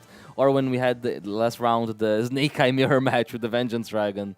Those are the moments that makes us want to play Yu-Gi-Oh! Yeah, big time. But yeah, still competition, still a serious tournament. Still exciting. This is going to be great to see this one. And we got to do this in round 3, very nice and early. So Jacob going to want to be going first on this one. There's a Jehuti in the hand straight away. One of the trap cards which just ultimately ends up being free discard fodder. And what looks like a fusion deployment. Yeah. So we'll start the deployment. Is Cartesia the only monster you can summon? He's got the original Albaz if he wants to. Oh, I guess he can use it going second, right? Yeah, which is quite nice. Especially when your Monarchs can put on lights and darks for you. Yeah, exactly. But we do see the Cartesia here. It does lock into fusion summoning, which is not a problem for Jacobs, as his extra deck is all fusion monsters and a Lulu Wave. Oh, we're going to use the Cartesia effect here, using the Jehuti. Ooh. So Cartesia and Jehuti to go into the Grand Grignol. Okay. Grand Grignol can send the Golgolet. Oh, yeah, because it's a dark. That's so cool.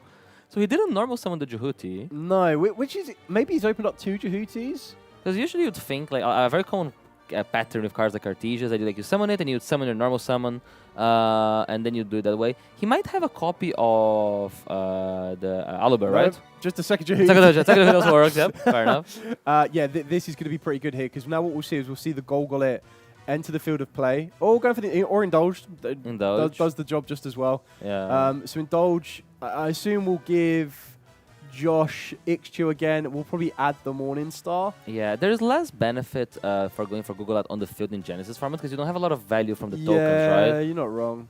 So, like, adding the Ixchel here, a very cool thing about the Ixchel is it might allow Jacob to draw into cards like the Herald of Greenlight and his other defenses. So my question is, I can't remember if Indulge Dark Lords negates their effects. Special on 1 to your opponent's from defense fusion, add the other to your hand. You can't activate monster effects for the rest of the turn except fairies, which is fine. But would this trigger Golgolet to give Joshua tokens? I think if his card is special does. summoned, you can special on 2 Dark Lord tokens. Yeah, I believe it does. 'Cause I think I've seen. I think that you're not allowed. You shouldn't be doing it. Yeah. So, but he does get you fusion summon here.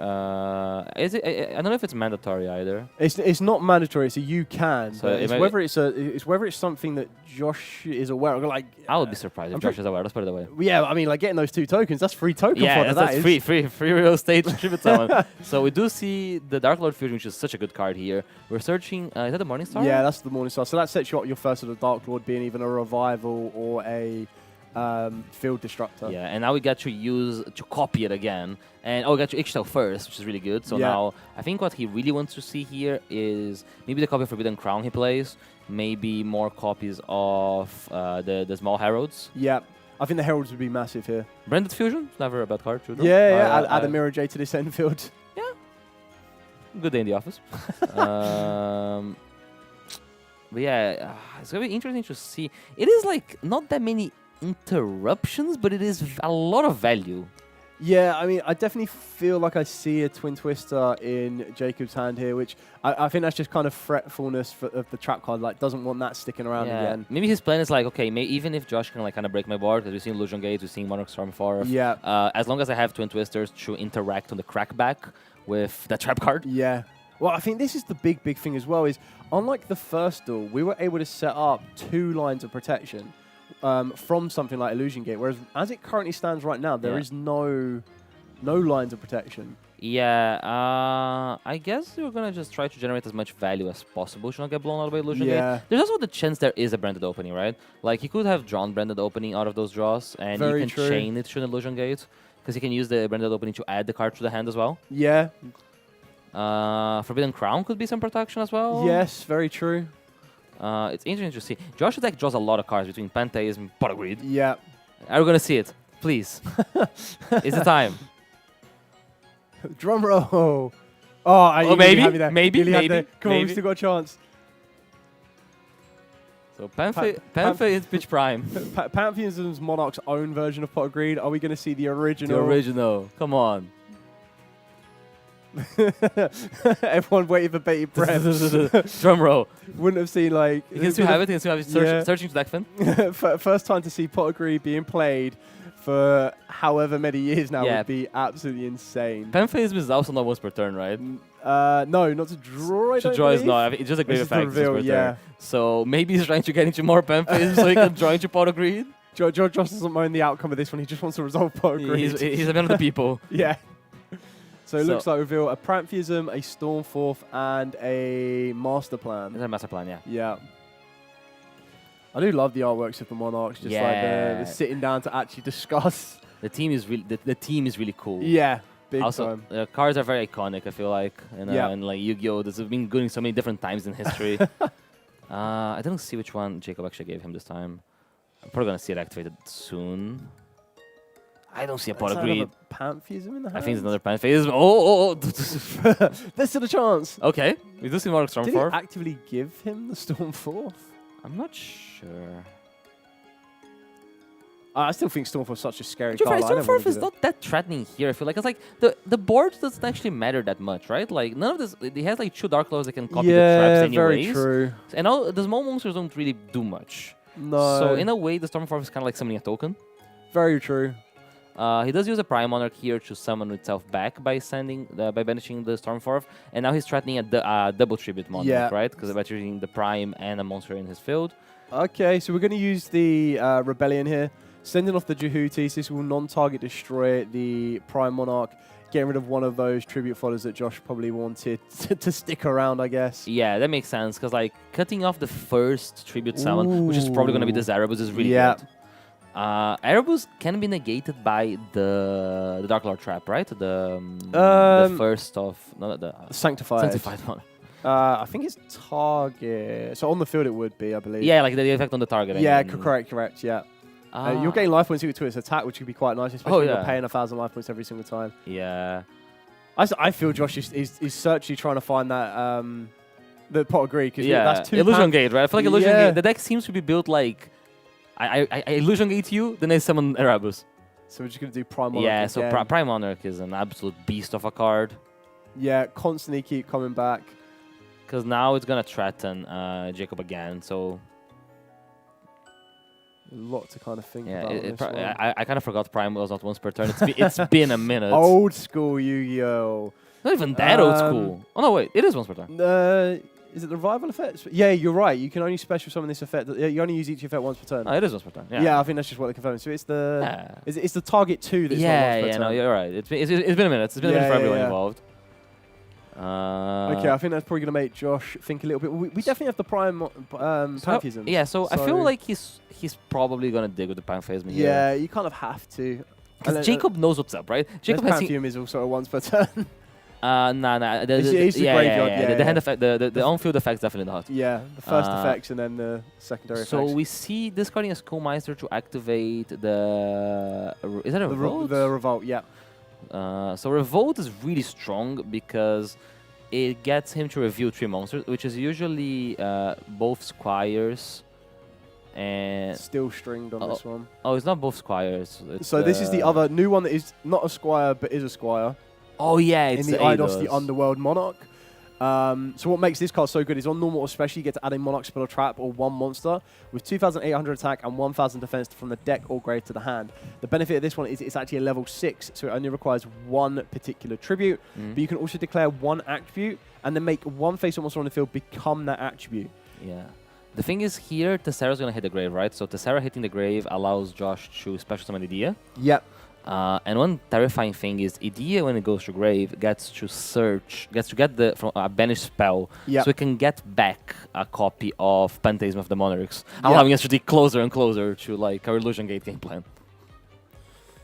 Oh, okay, so we're going to use the Grand Grignol now to go into the Despian Lulu Walef. Yeah, there's an upgrade that happened to Despia at one point because they used to tag a lot into Despian Quartz before. Yeah. Here he does tag into Lulu Wave. He uses whatever special summon Monarch gave him. He's like, oh yes, please. I can finally tag out. So allow the attack to be increased for all monsters on the field. Oh, well, all monsters that Jacob currently controls. But in return of that is where you also get to negate the effects of 1 face-up card on the field. So any card his opponent has, which is really But it is when a monster leaves the extra deck. Correct, yeah. Which isn't going to happen for Josh. I'll be surprised if it does. No, I think if anything, it would probably be in response to either Ixchil or Morningstar using Dark Lord Dance. Oh yeah, because we can use Dark Lord Dance as a way of triggering this little wave, which is pretty good. Also, it's kind of sticky because it can float into like a Cartesia. Yeah. From the deck or hand. I guess Cartesia is in grave now. Or maybe I can It looks like we're replicating the Dark Lord Dance now. Which makes complete sense because you'll go into Morningstar. Sorry, the first Dark Lord using Morningstar. To Rageki, right? Yeah, correct. And it will destroy. So you can either revive from the graveyard or destroy. I would be amazed if we don't destroy here. Yeah, the thing is like, even though we destroy, we're gonna be the AD is gonna trigger and get the Pantheist back. It seems like Jacob's game plan is like, okay, I understood that you want to tribute summon a 2 material monster. Choose tribute summon a 2 material monster. You need to have a monster. Yeah, to do that. If you have no monsters, I'm not giving you anything. There you go. We're playing like resource denial here. I'm pretty sure we still have a replication of the destruction in the graveyard as well. So there's still, and 2 more, not 2 more unknowns. We know 1 is Sanctified. Yeah, so we have Sanctified set. We have a replication left. The first Dark Lord doesn't have the replication effect, right? Correct, it doesn't. So it's only going to be whichever one we didn't use between Ixchil and the first Dark Lord. But we did get a Pantheist back. And even though Jacob has interrupted some pushes, Josh has a lot of cards. Yeah. And we're going to see here, Pantheist, pitch Pantheism. Okay. Ooh. Does Pantheism drop out of Greed count as engage, draw, engage? I think it does. I think it's the same spirit, right? Like it's a card that draws 2 into a card that draws 2. Oh, it was 2 monsters. No! He discarded the other Pantheism. Yeah. No. Oh no. To be fair, that is one of the risks of committing points in Genesis to cards that are not searchable. Yes. Because you see Jacob committed his points to Branded Fury, which is a card he can access in multiple ways. Yeah. He has the Alibers, he has the Branded Openings, but Josh's Pot of Greed relies on him drawing the Pot of Greed. Ooh, it was a Kaiju though. Ooh, okay. Very interesting he got rid of the first of the Dark Lords actually. Yeah, what's the that's already used. Oh, he's got the Caius. Oh, it's Caius! OG? Original Caius, tributing off the Dark Lord Evening Star, which I'm assuming is the one that hasn't used that did use the it's probably hasn't used the replication the effect. left one, and Caius banishing tracker. Wow, that Pantheism draws really shifted the tide of this one. Yeah, but I don't know, because does Josh have an extra normal summon now? Then a Google that as well. Yeah, so the Google is going to search out for the follow-up. Yeah, and Sanctify is going to negate the Caius. So he does, and also it's really important because it does not banish the Sanctifier. Yes. So that's really good because he gets to keep the loop Recycle going. it, yeah. He's going to probably trigger Google out here. Oh, Yeah. he does have an extra normal summon actually because I think he's summoned an Eidos out of the idea. So he's added, he's brought the Eidos back from the graveyard from... I think the Tester summoned Idea summoned Eidos. Correct, yeah. So he has like 2 normal summons. So he used one on Kaios and one on the other Eidos, like the Squire. We're getting a Dark Lord Dance. Oh, this is the Google that's resolving. Yeah. So we get to add any Dark Lord card on this one or a Forbidden Quick Play spell card. It's very interesting, actually, now looking at how this has shifted. Even Josh had those cards in the hand from the start, which if it was fair play, you held them back very, very well. Yeah. All those were the cards that were drawn off of the back of the second Pantheism. Yeah, it's really interesting because interacting with Monarch is hard with removal because the removal doesn't actually do too much because all the effects trigger on summon. Yeah. So Jacob went for a strategy of trying to basically deny the tribute summons, but eventually Josh managed to put enough monsters in the field that never mattered. Yeah. And now if you really think, he has so many cards in hand now, right? But like Josh also is in a weird position that he normal summoned twice. Yeah. He kind of needs to deal with what's ahead of him because otherwise Dark Lord's the next turn they get to do all of it again. Yeah, so the Ixchil will replicate. I think it looks like there's a contact in the graveyard, so that's a Monster Reborn-esque effect. We've got the Rebellion, we've got the Sanctified. He did search a dance, I think, with the Google. With the Google, so basically, his first action, he gets to dance into the really good Evening fusion Star, monster, into Evening Star, which kind of gets the whole ball going again. Lulu Wave is big. However, the big thing actually with the Evening Star is it has to set one trap and one spell. Both traps are in the graveyard. But he could use like the Ixchil to like recycle one, right? He'll have to start off by draw phase, Ixchil, recycle. So you can like pop. Is Rebellion pop with spawn traps as well? I think it's just any card. One card on the field, Yeah. So that's pretty good, I guess, because that can be a check for the. That can be a check for the Monarch trap. Yeah. So he's curious if the set card is the Twin Twisters that I possibly saw in his hand. Or that, yeah. So that's 2 Stinge Sacrifice. Does he have a normal summon here? Yeah, I'm pretty sure the Eidos was a special one back from the grave. So so Erebus, okay. Hold on, that's actually pretty good for Josh here then. Yeah, because then we're going to get the Erebus, which is going to give the ability. Are we going to return from the field, or are we going to return? I would probably. Is it if it's only? No, I swear Jacob has 2 cards in hand. So he has the the Dark Lord Dance. Yeah, and then I'm pretty sure there was one unknown that we don't know. So he's just dumping 2 names that don't do anything here. I guess one of them has an effect, but it's not amazing. Yeah, so we're getting rid of Tenacity and then the graveyard, the Revolt for the graveyard. Yeah, Revolt has a grave effect to special summon like a Vassal from the hand. Yeah. But the main thing here is just resolving the Erebus. Yeah, putting the Ixchil back. That's a good play. Because Ixchil is really big, right? It has like big defense. Yeah, I think something like 2,500. Might be a little bit more defense on that one. Because he really wants to get rid of this Ixchil, because the Ixchil is what would allow him to shuffle back the trap to then have Dark Lord Dance be a better card. Another Pantheism. We draw 1 spell, 1 monster. What is the spell though? I think Josh might have sided out the pot of greed, you know, like we're just never going to see it. It was kind of frustrating because the more you go through your deck, the closer you're like, oh yes, now It I'm must be here. It must be here. Next one. It's always the next one. We have 8 minutes on the clock though. Yeah, I think that now's where they both need to try and think about it. Oh, he drew a Kaiju, so he gets to match the Kaiju that he's given Jacob as well. a special summon it, which is pretty good. Is anything strong enough to deal with the Lulu Wild? Oh, they Ixchil have 29, so that's probably why I got rid of the Ixchil, because the Monarch's 28, right? So Monarch crashes over the Kaiju. I'm pretty sure is the Lulu Live 2,500? Yeah, it's 2,500. Yeah. But it is buffed by attack though, right? Because I think it's at 3k?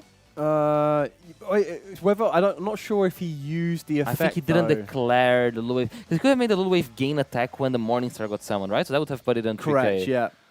But that didn't get declared, so Josh does get to clear the Lulu Wave here. But I don't know how. Flow off the Lulu Wild? I think he only targets the I think he only targets the Cartesia though, and Yeah. the Cartesia is engrave because we started with Cartesia. okay. Oh, is engrave or in hand? Probably in hand because how Cartesia works. Yeah, I mean you could special summon it if you want to save your normal summon for the next turn, but He has Alba's engrave anyways. I'm pretty sure. yeah, Oh, it doesn't have Albas now. I'm trying to think how many more interactions Josh may have now. Otherwise, Yeah. is this going to be the end field and just kind of? That's what I feel like it is, because I don't think he can access the trap, right? He already used Pantheism this turn. He doesn't have enough to go for game. One relevant thing here is, I don't know how... Oh, Jacob's on 20 33. We have an extra normal summon. Yeah, so I believe the Eidos gives an additional, like the newer Eidos. Oh, the gives new an Eidos additional- good. Yeah, yeah. It's hard. There's like Flundery's levels of extra normal summons here. Okay, so Jacob confirms that there are 2 cards left in hand, 1 card set along the Spurn Trap Zone. We're revealing... So it might be here. Do we second hit the Ouroboros. dance?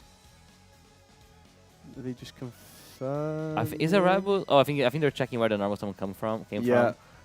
So he has some on the Caius. Oh, does the Vessel give it, that new Vessel give Yeah, an so the extra normal summon as well? Teresa gives...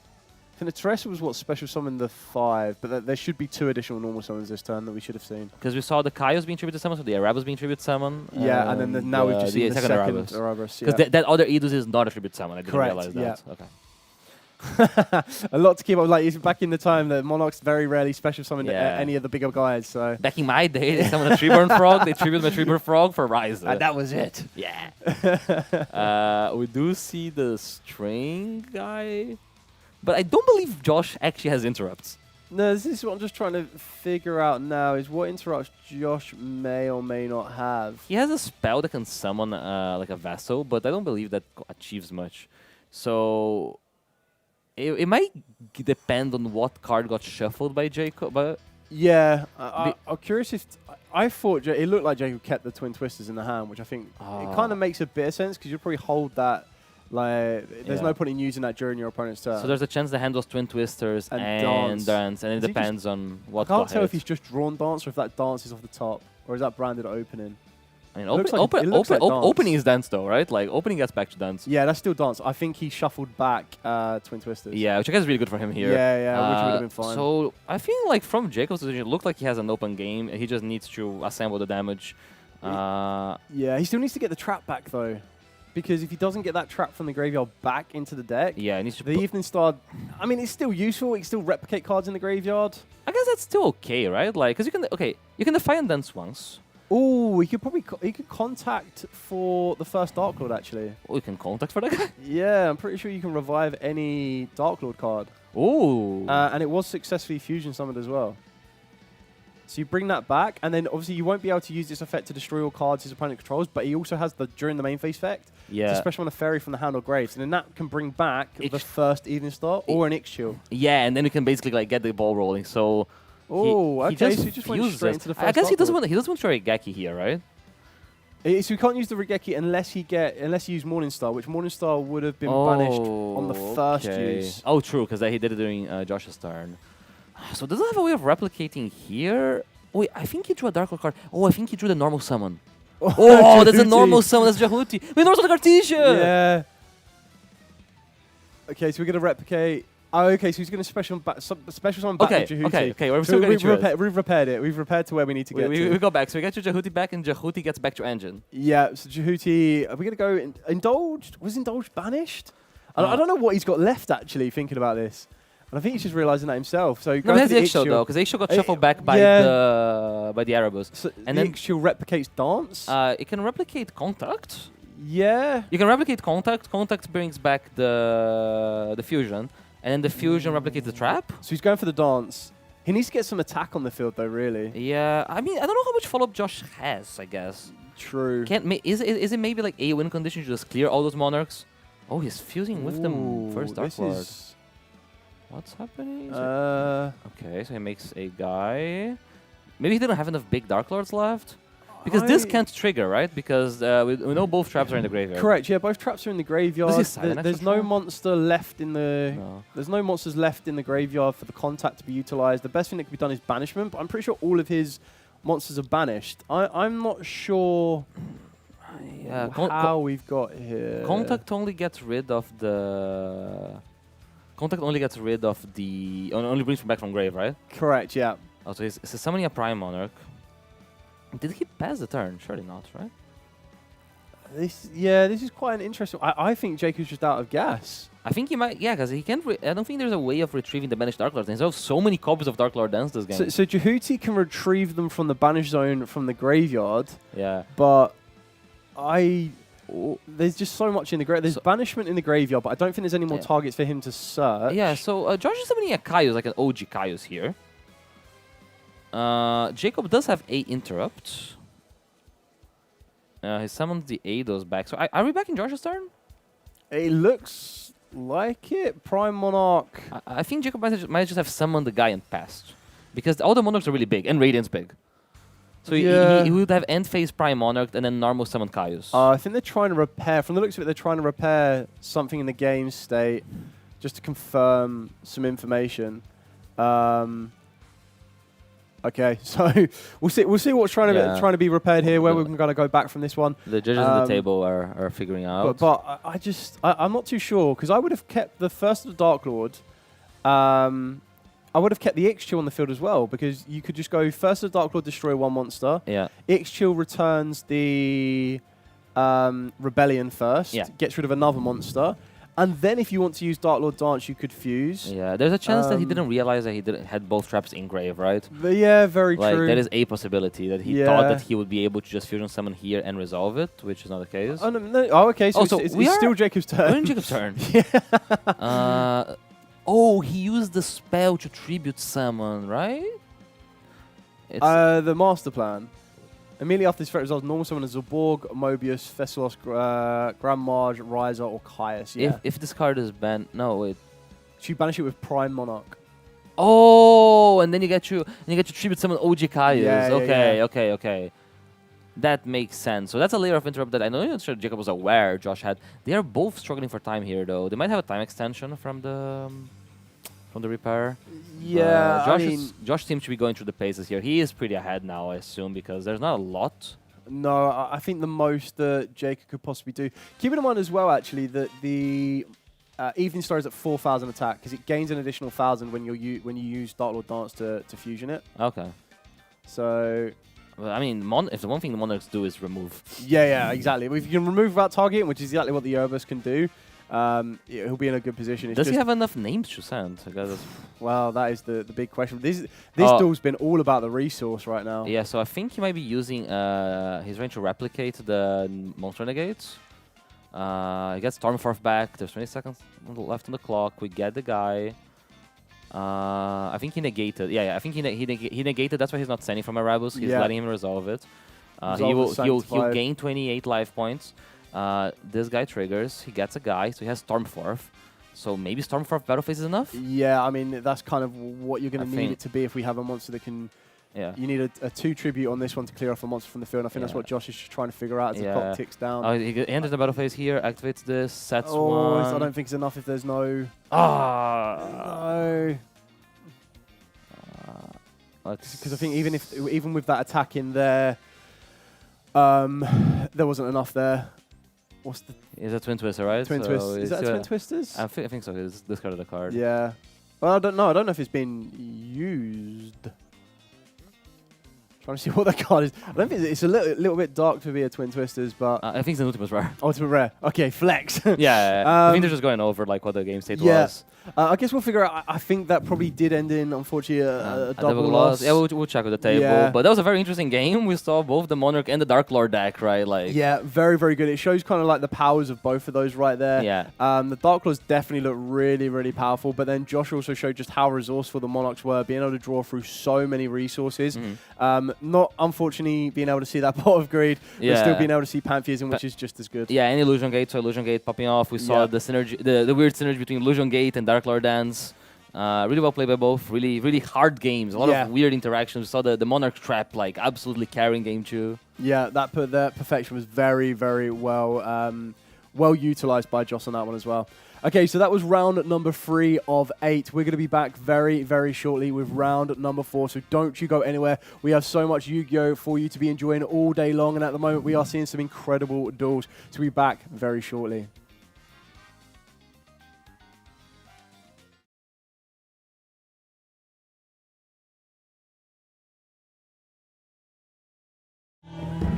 力か。確かに欲しいな。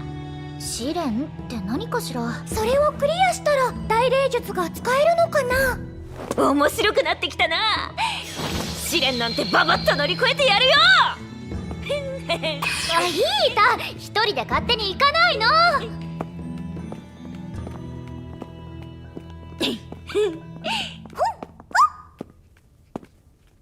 お、早速試練のお出ましか。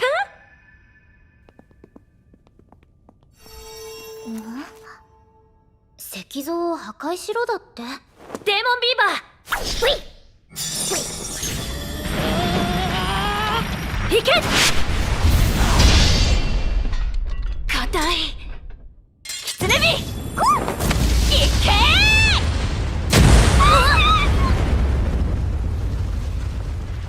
ー。どんなもんよ。ヒータちゃん絶好調だね。完全に火がついてる。ちゃちゃっとクリアしていこうぜ。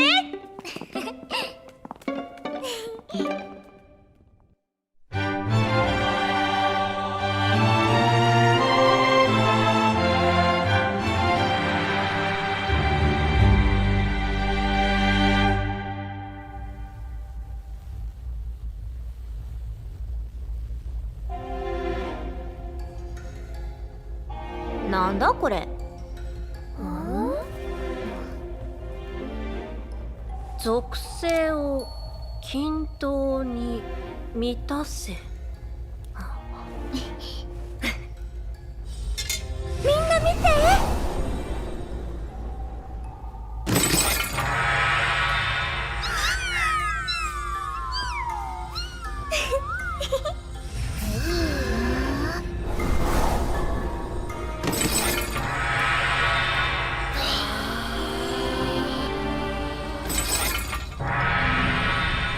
なるほどね。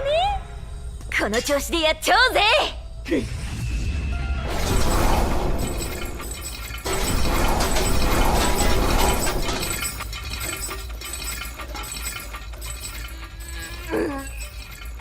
どうにでだよ。ヒータは私たちの中で一番霊力が強いから。なんかコツとかってないの？アウスちゃん、僕？霊力のコントロールはアウスちゃんが一番得意だよね。コツか。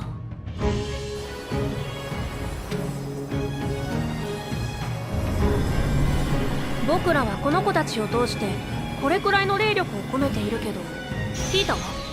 もちろんいつでも全力だよ。ヒータちゃんのいいところだと思うけど試しに私たちと同じくらいの火の玉って作れる？やってやるぜ。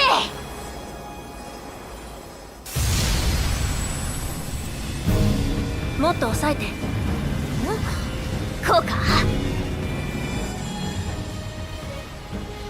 もっと霊力を込めて。ファイトだよ、ヒータちゃん。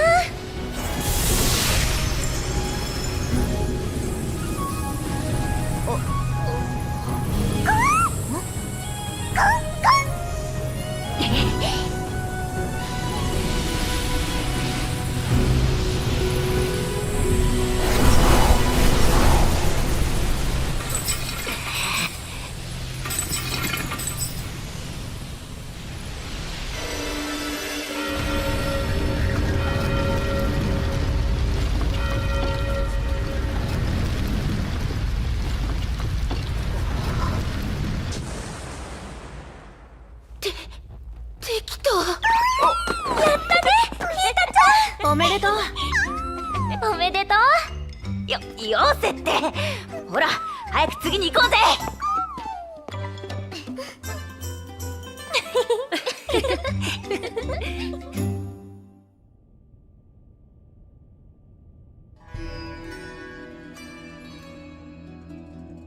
大きな岩を動かせって言うけど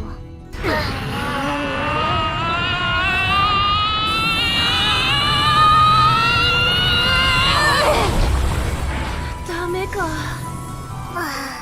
よし、今度は私の番だな。まだやれる。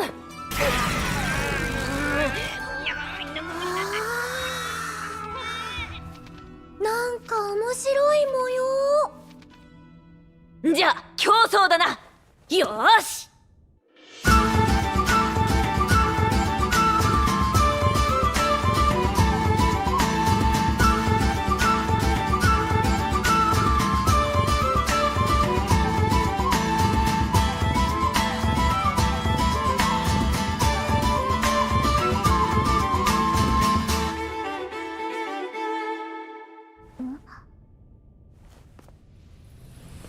暗くなってきたし、そろそろ帰ろうよ。まだまだ。出直すか。戻るの？僕も腹が減ってはなんとやらだ。よく言うよ。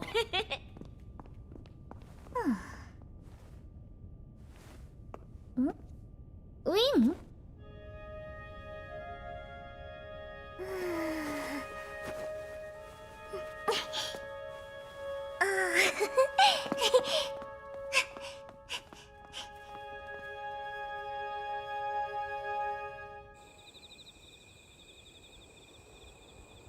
ごちそうさまでした。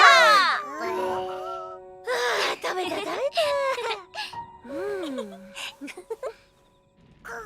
じゃあ、エリアちゃんみたいな髪はどうかな？いいね。その調子。どうしたの？なんでもないよ。おかしいかな？そんなことないよ。かわいいよ。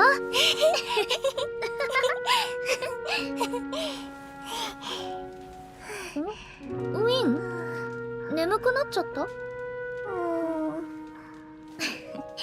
寝るならプチリュウのこと話してあげなきゃ。あれ？プチリュウ？じゃあ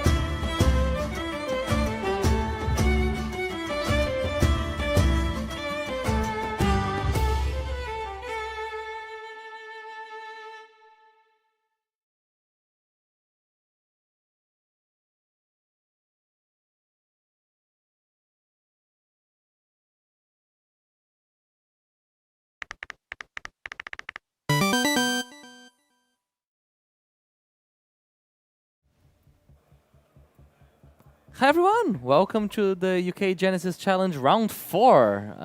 And we got 2 new decks here to display today.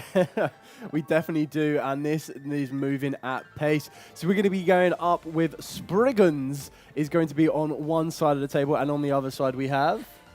We are going to be Spriggans against GENESYS. That's the one. So GENESYS had a recent point update on the most recent list, which has made GENESYS a little bit more accessible for most builds. On top of that as well, we also get to utilize the reduction in points for Dark Hole, which you might see, and the brand new Royal Archfiend to give you a little bit more consistency to get you to your GENESYS Archfiend as well. Yeah, and on the Spriggan side, it's a deck that got some support in the last core set with the release of the new Tri-Brigade Spriggans kit, which is a very good monster which allows you to reborn a Spriggans when it hits the graveyard. Yep. And it has good synergy with the branded cards. So this is the Spriggans deck that uses a small Fallen of Albus engine with Quem, Cartesia, Fallen of the White Dragon, and Fallen of Albus. No branded fusion though. No, which is absolutely fine because it then maintains the core of being a Spriggans. And what I actually love about this is, as we see this duel play out, every bit of the artwork is part of the Fallen the Virtuous lore. So you're going to be able to see a story play out in front of you as the duelists take each other on 1-to-1. And it's actually looking very, very exciting about this. You'll be able to see it in the duel as well. It's not going to be, do not worry, just going over the branded plays themselves. It's all going to resolve around getting into cards like your Spriggans Sagas, using that powerful card of the Spriggans Tally-Ho, and then being able to utilize the Tri-Brigade Spriggans kit to its max potential on top of that. One very interesting thing against Spriggans, Spriggans is one of those decks like Mech Knights which care about the zones your opponents plays cards in because they destroy things in their column. So you need to be very careful when playing against it. And if you don't know you're playing against it, you might put like your monster and your Spell and Trap in the same column and be punished for it. So it's interesting to see how our duelists are going to adapt to that. Yeah, exactly that. And then moving on to the other side, as already mentioned, Regenesis is a deck that I really, really do enjoy. I like the way that they are all monsters that rely on cards being 2,500, but because then it opens up the door to be able to play cards like Lava Golem, but also you can even use a card in the form of the Dogmatica Fleur de Lis, the Thunderbolt. Yeah. So taking a bit of a page out of the book of the Spriggans themselves, utilizing one of the lore cards. Yeah, so we're going to see who wins the dial roll here. Looks like Terrence with Spriggans is possibly going to be starting us off on this one, starting with the Fallen of White. Was that a normal summon? Yeah, it looked like that was a normal summon. So that does not restrict you into synchros, I believe, right? It's the. Which I think is going to be quite important on this one, because the idea is, as long as you get the Ecclesia to the field, that's an instant rank 4, I believe.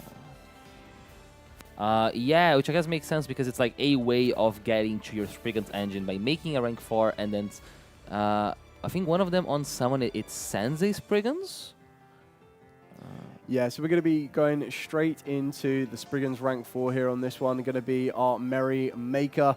And this is where it's going to, like, usually when you see cards like this being used as sub-engines, so it would usually be a rank 4 Spriggans Merry Maker, going to Sargus, gets you into your Firion King Regulus. Yeah. This one's going to be able to utilize the effects a little bit more.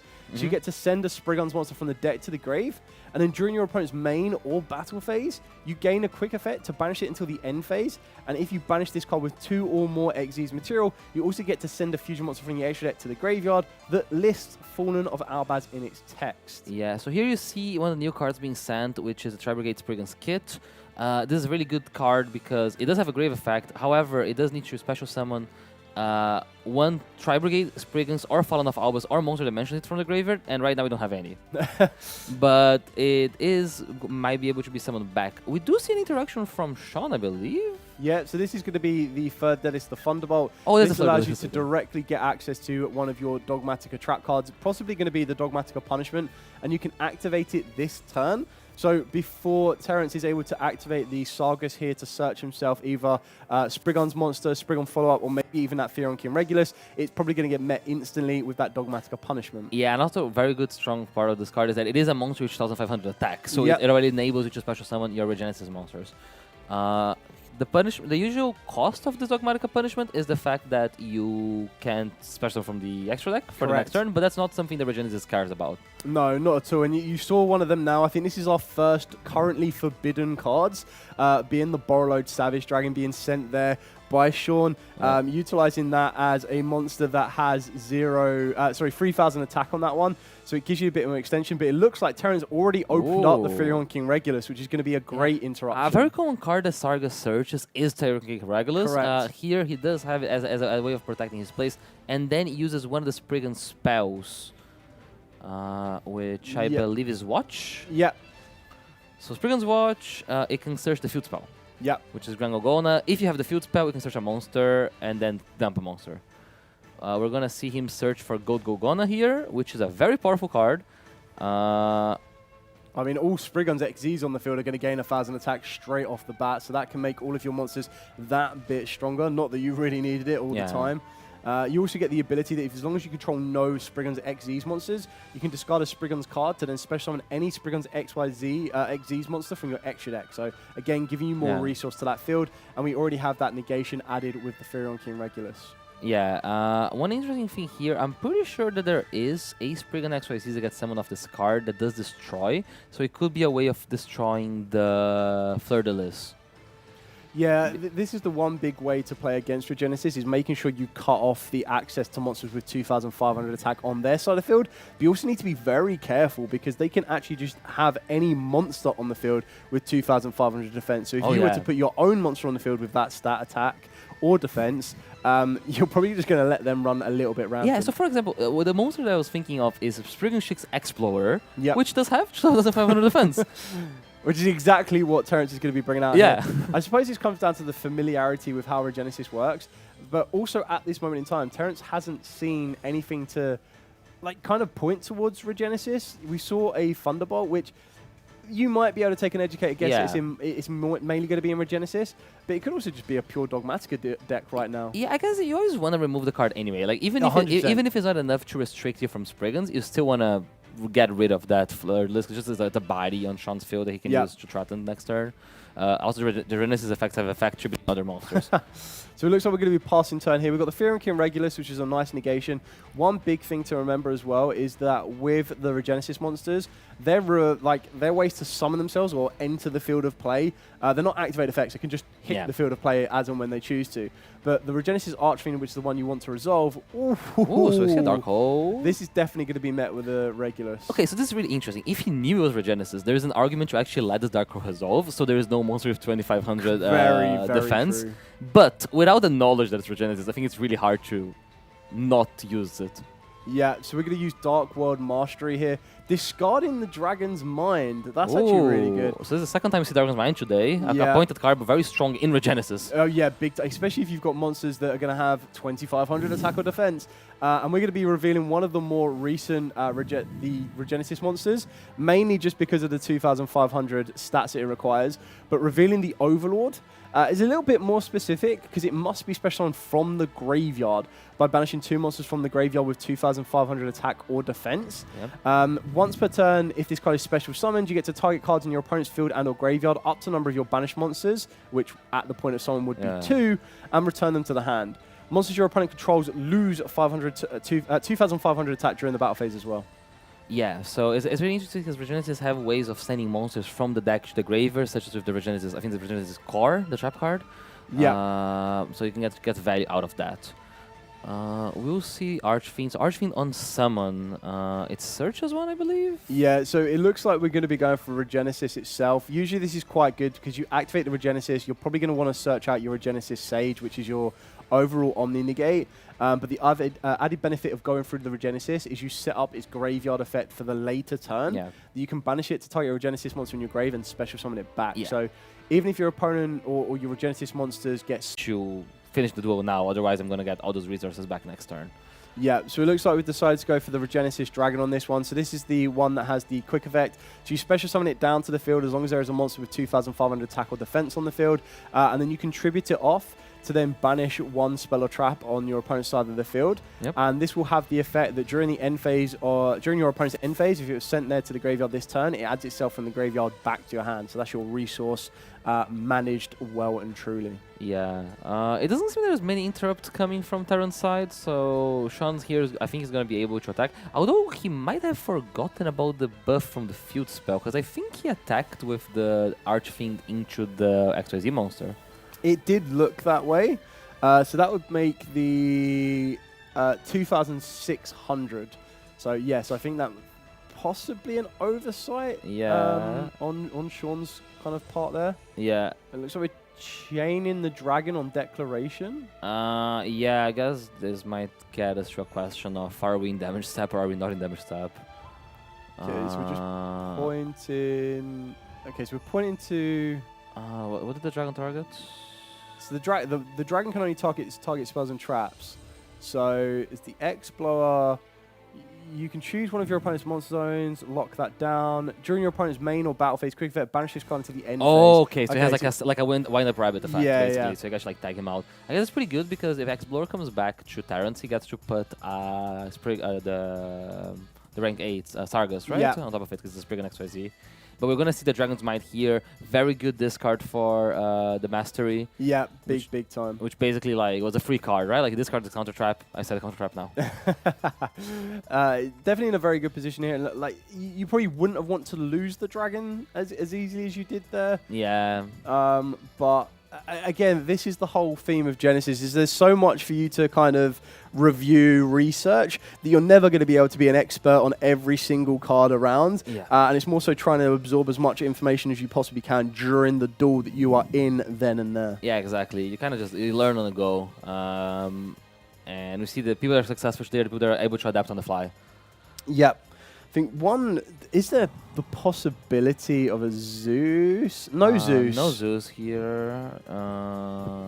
He does have a lot of Spriggans. So we are going to see Regenesis Birth. That's a card that's trying to talk about earlier, Yeah. not Core Birth, which is, it allows you to Book of Moon monster in the field. So it sends a Regenesis monster from deck to grave. In this example, we're going to be sending the Warrior.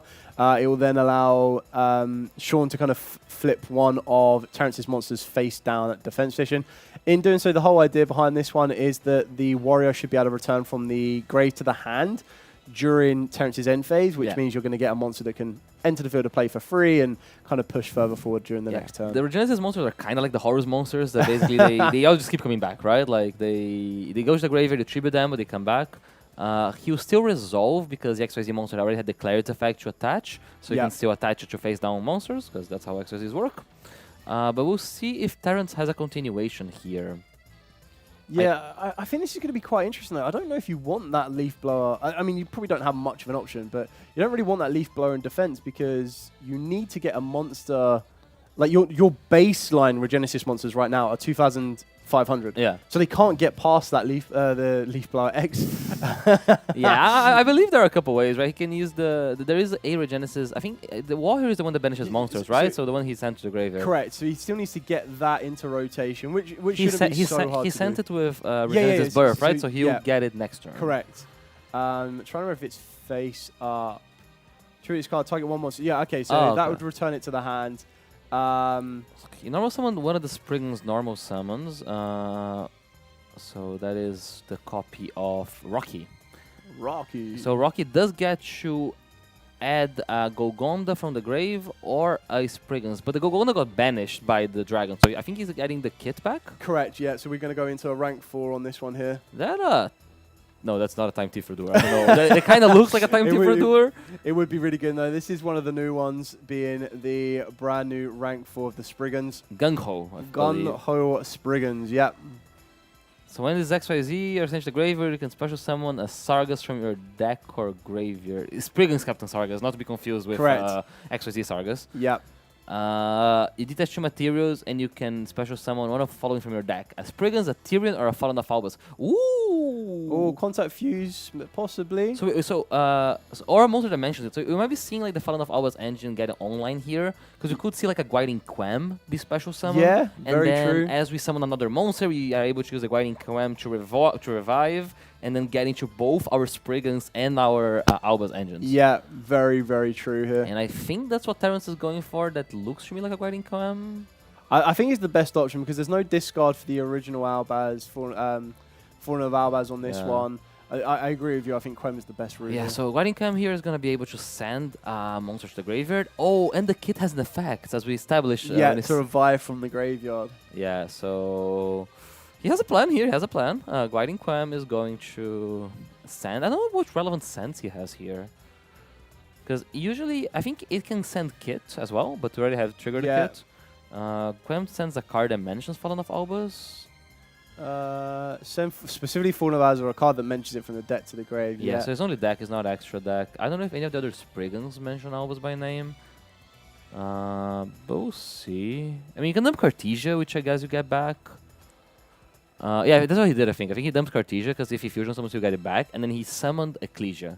Yeah, I mean, Virtuous. If you can get a card back to the hand, that Ecclesia is not that bad because you get to tribute off the Albaz and threaten the Contact Fuse. Yeah, so if he fusion summons, he gets the Cartesia back to the hand. So that might be the strategy here. Also, I believe we still are triggering the kit. Oh, okay. So, that's pretty interesting now. So we're gonna be able. Oh, the kit brought the Ecclesia back. We make the Sargas because we made Sargas. A monster left the extra deck. Yes. So Quem will get to trigger. Yep. And out of kind of nowhere, this was all like one Spriggans Rocky, right? Yeah, very good on this one.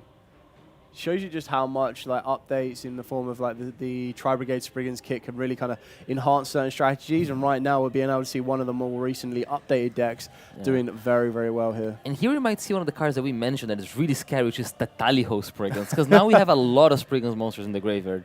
Yeah, and we've got a lot of materials on that Sargas as well. I think it only has one. Oh, what? Because it detached two to search, I think, right? Oh, I think just one to search. I think Gung-Ho is to search. But that is the Taliho Spriggans being added. Oh, it is detached too, yeah. So Taliho gets added. And let's see here how... It doesn't have a lot of monster zones. No, there's not a lot of space. Because we do have a monster set because of the Regenesis birth. We're gonna see Tally-Ho Spriggans be activated. So for those unfamiliar to Tally-Ho Spriggans, when you activate it, you can also, as part of the activation cost, detach up to 3 materials from monsters you control. Important as monsters. It could use the X-Player, right? Yeah, you can use the stat monster, which is the other one. You add a Spriggans. Yeah. And if you detach any material, you can special summon up to many that Spriggans from your hand or graveyard. So we're gonna be seeing here which one he goes for. I think he's hovering over. I forgot the name. It's Branga. Yeah. Curious as to if we play Synchros in here. He plays only the Ecclesia the Dark Dragon. Yeah, I mean, that's probably not a bad synchro to make, if possible, because we didn't. We revived an XZs off the. Yeah, so revived the XYZ back. That got bounced by something. Yeah, so we returned the Genesis Archway. It just looks like Sean's scooping up. Okay. Fair enough, okay. I mean, there's no more defense on the field. We've got Sargus at 3,000. He took 2,500 from the Dragon's Mind. Correct, because yeah. It would have been 5,000, yeah, because he would have activated it, so there's only 3,000 left. Yeah. Ooh, that is really cool. Okay, that was a quick switcheroo. Yeah, because like it looked like Regenesis was pretty much in control, had the Dragon's Mind, got your interrupt, they had one card left and ran, but turns out one Spriggan's Rocky's game. I think it was probably the Dragon play that one, or not knowing the field spell given the increase. Yeah, because otherwise you'd have Dragon as an interrupt, right? Yeah, I think you might have then possibly chosen to take, instead of Dragon, you might have taken something else on that, I guess. Yeah, so we're going to be seeing here them going to the side decks. The Spriggan's deck is siding Vados, which is pretty interesting, but I guess Throw back to round number 1. Yeah, the Vados game. Not that relevant in this matchup, though. What we've got Blizzard? I'm going to have to remind myself on that one. So Blizzard targets a spell card on the field and negates it and returns it to the hand. So it's kind of like a Delta, but it returns the spell to your opponent's hand. It can be alright. I don't see there being much. Yeah, Regenesis is not known. I mean, you can hit, you can't activate the spells with the same name after the rest of the turn, so you can negate like the Dark World, the Mastery. Yeah. And it can be a counter to cards like Illusion Gate. Yeah. Branded Retribution is probably a card that comes in for Spriggans when they go first, but that's not the scenario here. Same as Spriggans Blast. So let's look it from the Regenesis perspective. Yeah. I think you keep the Dragon's Mind, play Hatrunade, interesting. Yeah, XYZ Encore. Yeah, he's prepared for that one. Okay. Might be a card here. I think we see that come into play. I think Dimension Fissure could also be quite powerful here as well. Yeah, because like the deck does want to be in a grave, right? You play White Albas, you play Spriggan's Kit. Yeah. Crackdown is just a generic going first card. Even Cosmic Cyclone, because you can hit the the field spell. The field spell, yeah. I mean, I would be surprised if Sean does not go first here with the Regenesis strategy. Yeah. I think there's some cards in here you'd take out. Like, you definitely take out the Dark Holes, in my opinion. Yeah. The deck, the Regenesis is a deck that really benefits from going first because it's at its peak at turn 3. Yeah. So best case scenario for Sean here is being able to set up some monsters. But we do see a very slow start and a very enthusiastic pass by Sean. So Terrence is going to draw here for turn. We do see, I believe that's a Kaiju on Terrance's hand. Wow. 3,300 attack Sean Kaiju. played around that Kaiju expertly. Yeah, that was he passed with such emphasis. We do see a Tri-Brigade kit. 2 spell. I'm trying to figure what these. Oh, it's a big twin twisters. Discarding the Jizikuru. See Sean's reaction there. I Crackdown and the Regenesis Birth on that one. Yeah, twin twisters. Blast from the past. Really pleasant in Genesis because of the pointing. It's very good in this deck because you have a lot of graveyard synergies as well.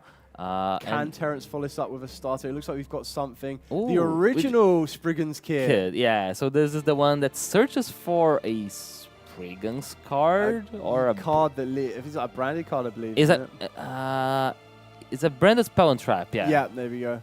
Oh, it's because branded in High Spirits. Yeah. Okay, so branded in High Spirits is like probably a way to bridge back into Spriggan's. Because he does play a lot of the branded extra deck monsters that you get to review for High Spirits. Yeah, so you've got plenty of options on that one. Yeah, and we see a copy of the kit, and a kit, the other kit, the Tri-Brigade Spriggan's kit. Spriggan's kit, yeah. Which is also able to special summon herself if there is a light beast on the field, which is it light beast or just beast? I don't remember. We can have a quick look, I guess. That's the other one. Yeah, so the old one needs Fallen of Albaz, Fusion Monster that mentions Fallen of Albaz. but the newer one. Oh, it's Tri-Brigade or Spriggan's Monster. Oh, there you go. Perfectly fine. And that's going to be an instant rank 4 as well. Yeah. This is taking me back to like Utopia-style days and just rank 4, like even Goblinberg days. Yeah. Goblinberg, here's the second one. Some of the gadget. Yeah. It's really interesting. This deck has this dynamic that because you play Sargas and Tyrion King Regulus, you get to get your Regulus and set up a game shot with the Regulus on the field. So you get to play around cards like Nibiru the Primal Being. Yep. And this might be what we're seeing here. So we see him going into the new Spriggan's XYZ. Yeah, so we're going into the Gunhole which Spriggans. is Gunhole Spriggans, which is going to use, and also really relevant, it detaches both. Yeah. So by detaching both, you also are able to trigger the kit. Yes. To summon back the other kit. Oh, okay, that's very good. And he'll be able to search for... well, I mean, it searches a Furion monster straight away. Oh, this one just searches a Tyrion. I don't know. That's Yeah. actually really good, yeah. Because usually Sargas is the one responsible for searching the Tyrion, but now you can search the Tyrion with Gung-Ho Spriggans, and then you can search the... Well, special summon it to be more precise. A lot of people forget that the Spriggans are actually part of... not the Spriggans, the Furions are actually part of the Fallen of Albaz story. Kind of, they're kind of part of the Spriggans section of the lore as it kind of progresses. So that's kind of cool to see that the synergistics between them in not only gameplay but like lore style as well. Yeah. Now this is very cool. This Gung-Ho is really good. It needs to be made with 2 Spriggan monsters, but it is like a very good card because it basically has a free Sargas built in. So it's an XYZ that searches 2 cards.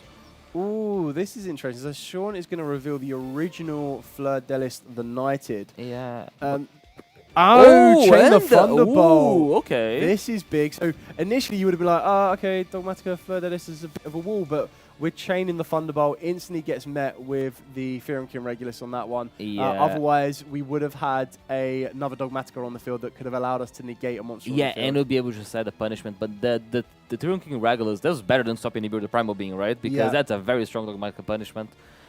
He does lose the value of the Tyrion King Regulus, like the monster is not there anymore. So he's more pressured on like trying to find damage. But the Spriggan's deck is really good at putting damages because as we established, Spriggan's Tally-Ho.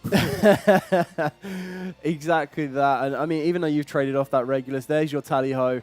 We've only got the 1 material to detach, but still be able to bring another monster back from the graveyard gives you instant access to another rank 4. Yeah. And we've already seen how easy it is for the Spriggans to kind of rank themselves up and get even stronger. Yeah, I would be surprised if Tally-Ho is not the next activation here. He does have a lot of cards in hand though.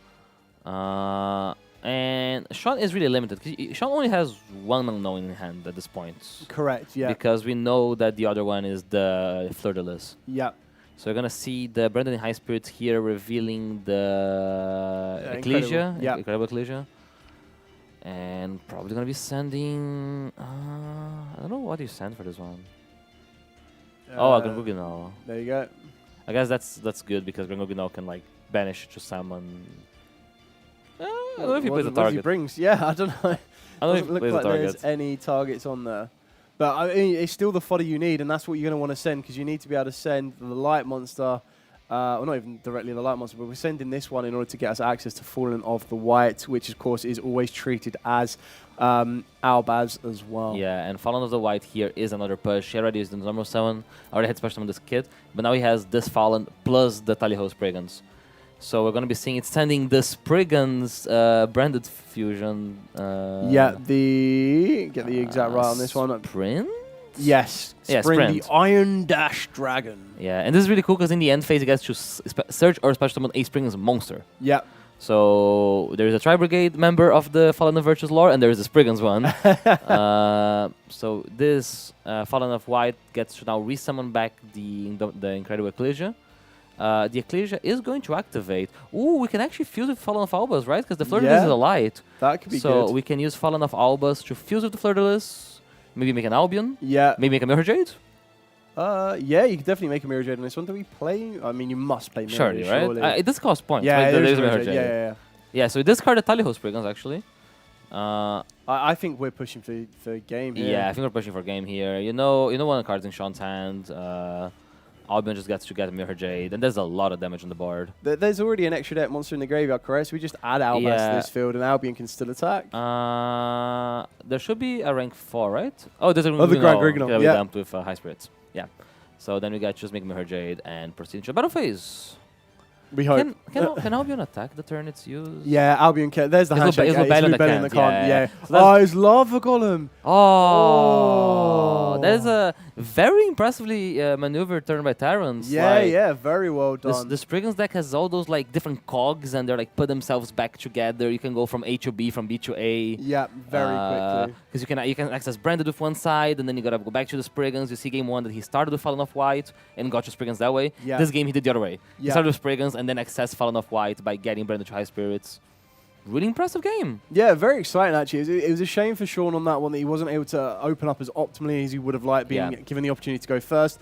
But it definitely kind of shows the power of what Spriggans can do. And I think this is the prime example of what Genesis has allowed for these past 3 rounds so far, and now the 4th round, is we're able to see decks like Spriggans that you might not always consider at the forefront of the competitive environment show you exactly what they can do. It kind of brings those strategies up a little bit more. And then you do also get to see other type of decks as well that we've seen with Monarchs and Dark Claws and different ways of being able to be played. And Terrence was able to master that very, very well. Yeah, so we'll be hearing more from Terrence in a second. So don't clock out. He will be here with us in a second to talk more about some Spriggans and see some more exciting Yu-Gi-Oh!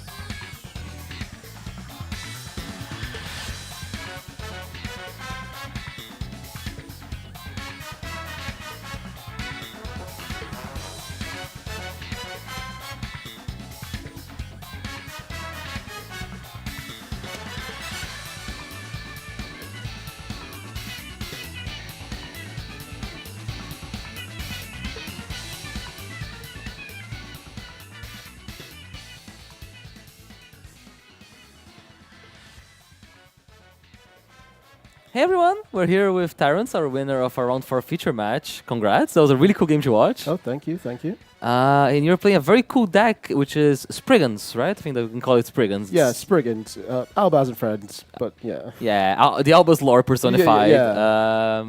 So I'm going to ask you a couple questions about the game. I think it was really interesting game 1 because we thought we were really behind. Yeah. Like watching it, right? Like because we saw the GENESYS kind of got established back. They got the mine, the trap. But from one Spriggans Rocky, we suddenly found game. Yeah, it's really explosive. I think the deck has a lot of like recursive elements, which is really good. Yeah, the new Tri-Brigade Spriggans kit really helps, right? So that card like from Burst Protocol. Yeah, like getting a new like extender and like double extender is really good for the deck. Yeah. One of the things that we're really impressed in is that game 1 you managed to bridge from the Fallen of White into the Spriggans cards, and game 2 basically did the opposite. Yeah. Where you start with Spriggans, and when you start with Spriggans it's really explosive because you get to start straight from Gung-Ho Spriggans. Yeah. Oh, Gung-Ho is also one of new cards. Again, summoning from deck is always good. Yeah, and the Regulus is really relevant because game 2 he did have the dogmatic, the Neo Fleur-de-Lis, so you managed to negate that and not get hit by the punishment again. Yeah. So on game 1, like, were you surprised when you saw the Fleur-de-Lis? A little bit.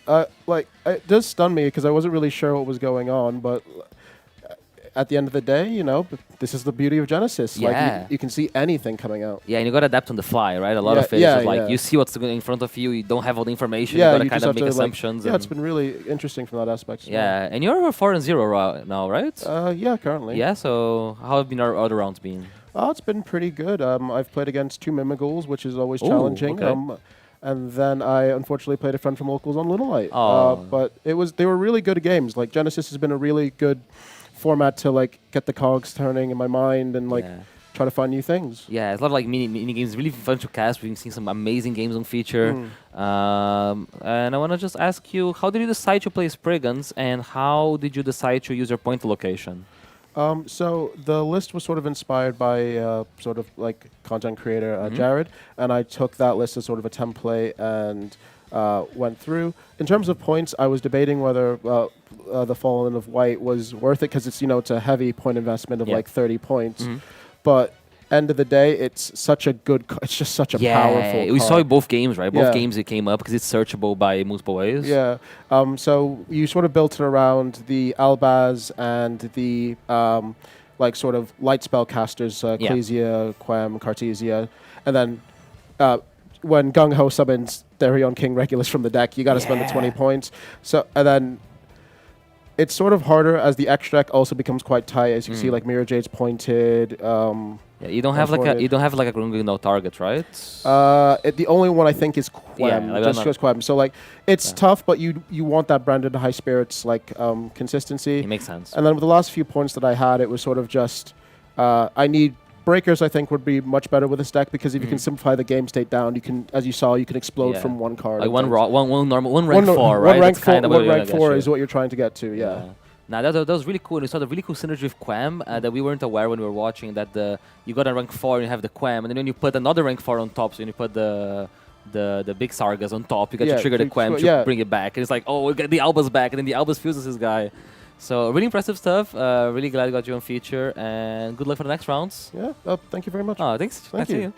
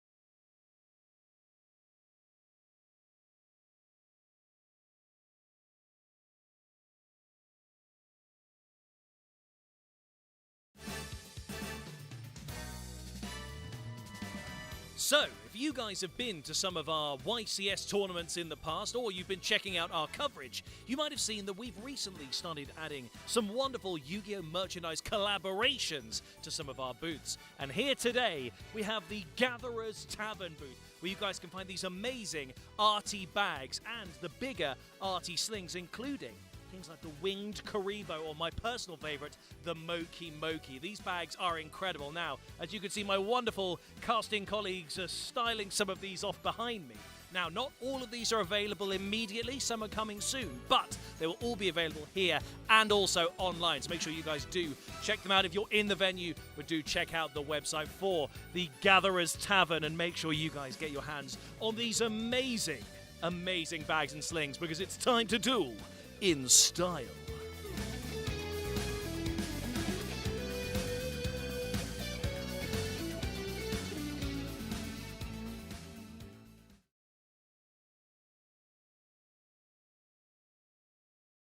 Welcome to the Yu-Gi-Oh! Championship Series live in Birmingham.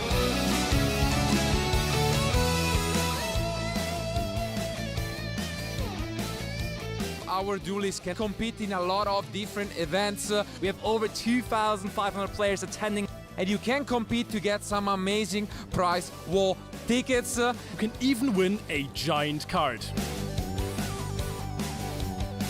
This is where most of the magic happens over the weekend. All the feature matches that you see happen here.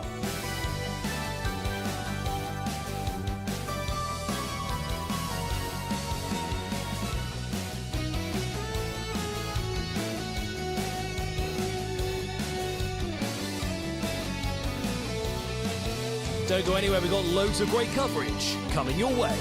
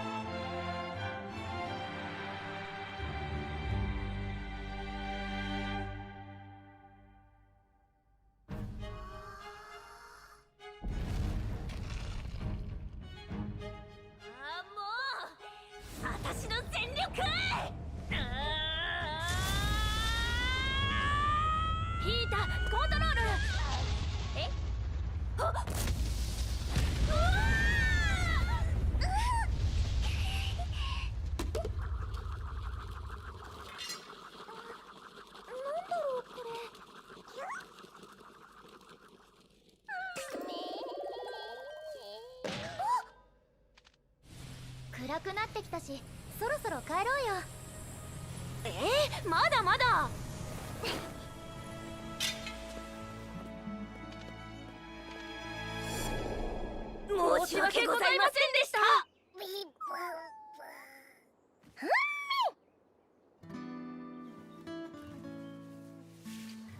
これでみんな友達だね。よかったね、二人とも。でもどうしてあんなところにいたのかな。迷子になっちゃったのかな。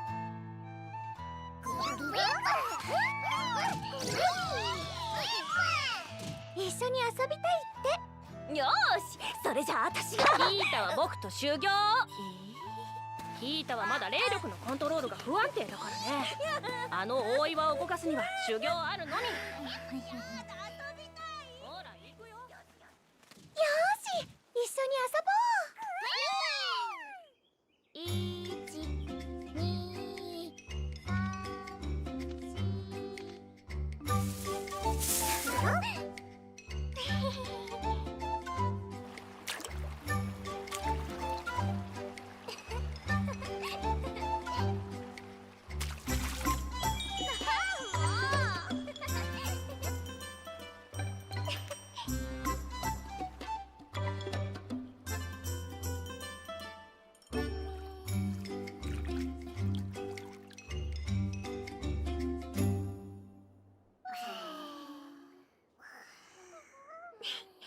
もうすっかり仲良しさんだね。でもこの子これからどうしよっか。私が育てるよ。そうは言ってもこの子だけであんなところにいるのは変だと思う。家族とか仲間が近くにいるんじゃないかな。家族。明日大岩に行くついでに探してやろうぜ。いい？ウィン？もちろん。よーし、そうと決まれば明日に向けてとっとと飯食って寝ようぜ。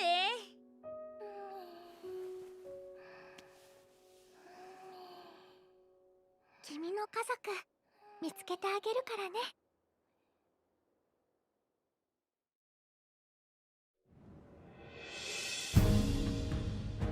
よーし、昨日の特訓の成果を見せてやろうぜ。任せて。ペパッ。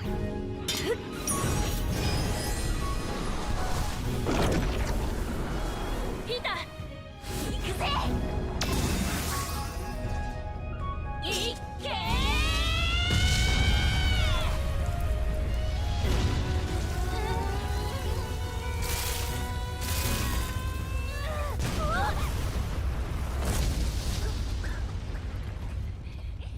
どう？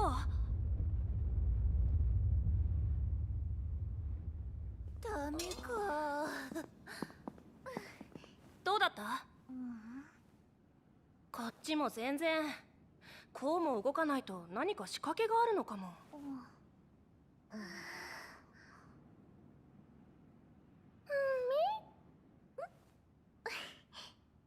困っちゃったね。どうしたの？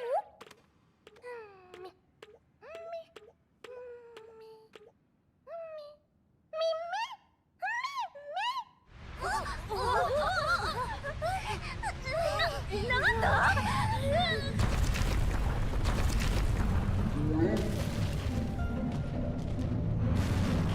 マ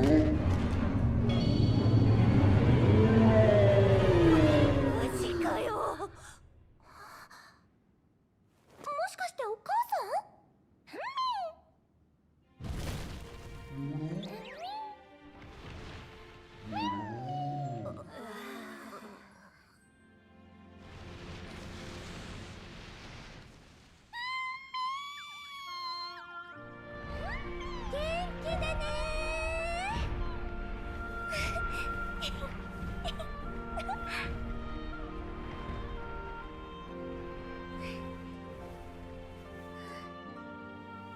ウィン。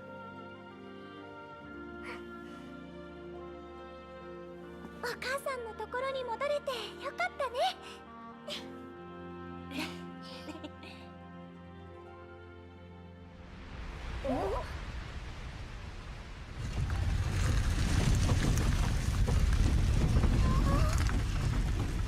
試練クリアってことでいいのかな。あの苦労は何だったんだ？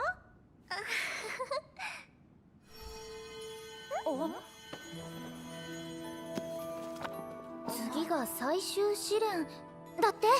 行こう。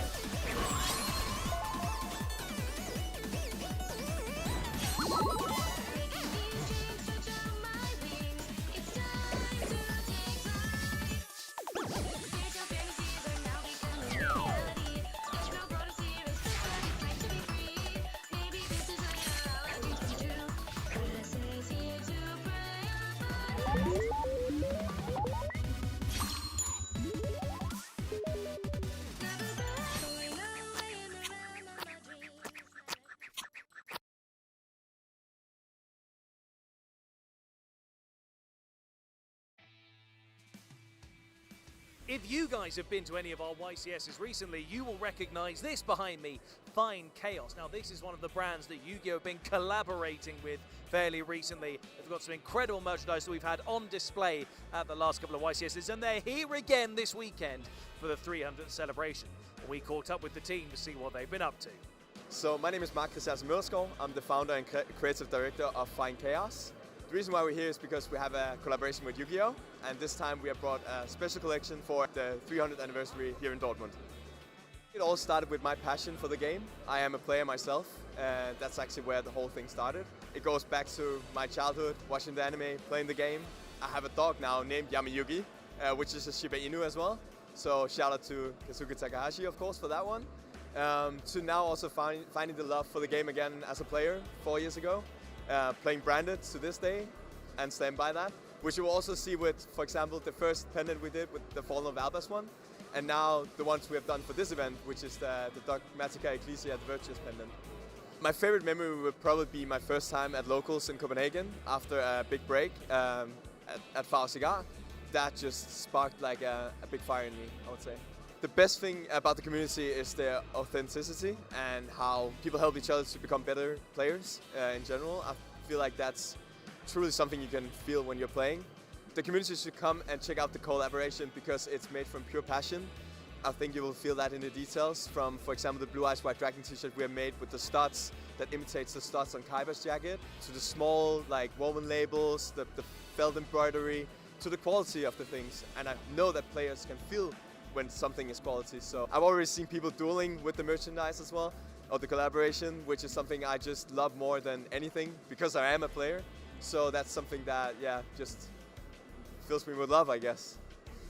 So if you guys are here at YCS Dortmund, make sure you guys do come down and check out the booth and get your hands on some merch. If you aren't able to be here with us in person, make sure you guys check them out online, follow them, because I'm sure there's loads of great stuff coming that you guys will be excited to see. We've got loads more coverage here at YCS Dortmund, the 300th YCS. Be sure to stick around for loads more coverage.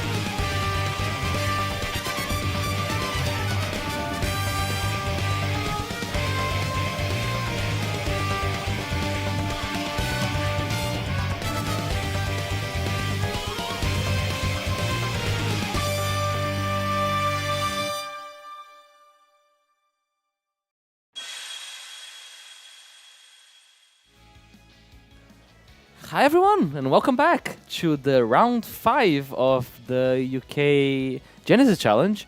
And I'm really excited because this got one of my favorite all-time decks.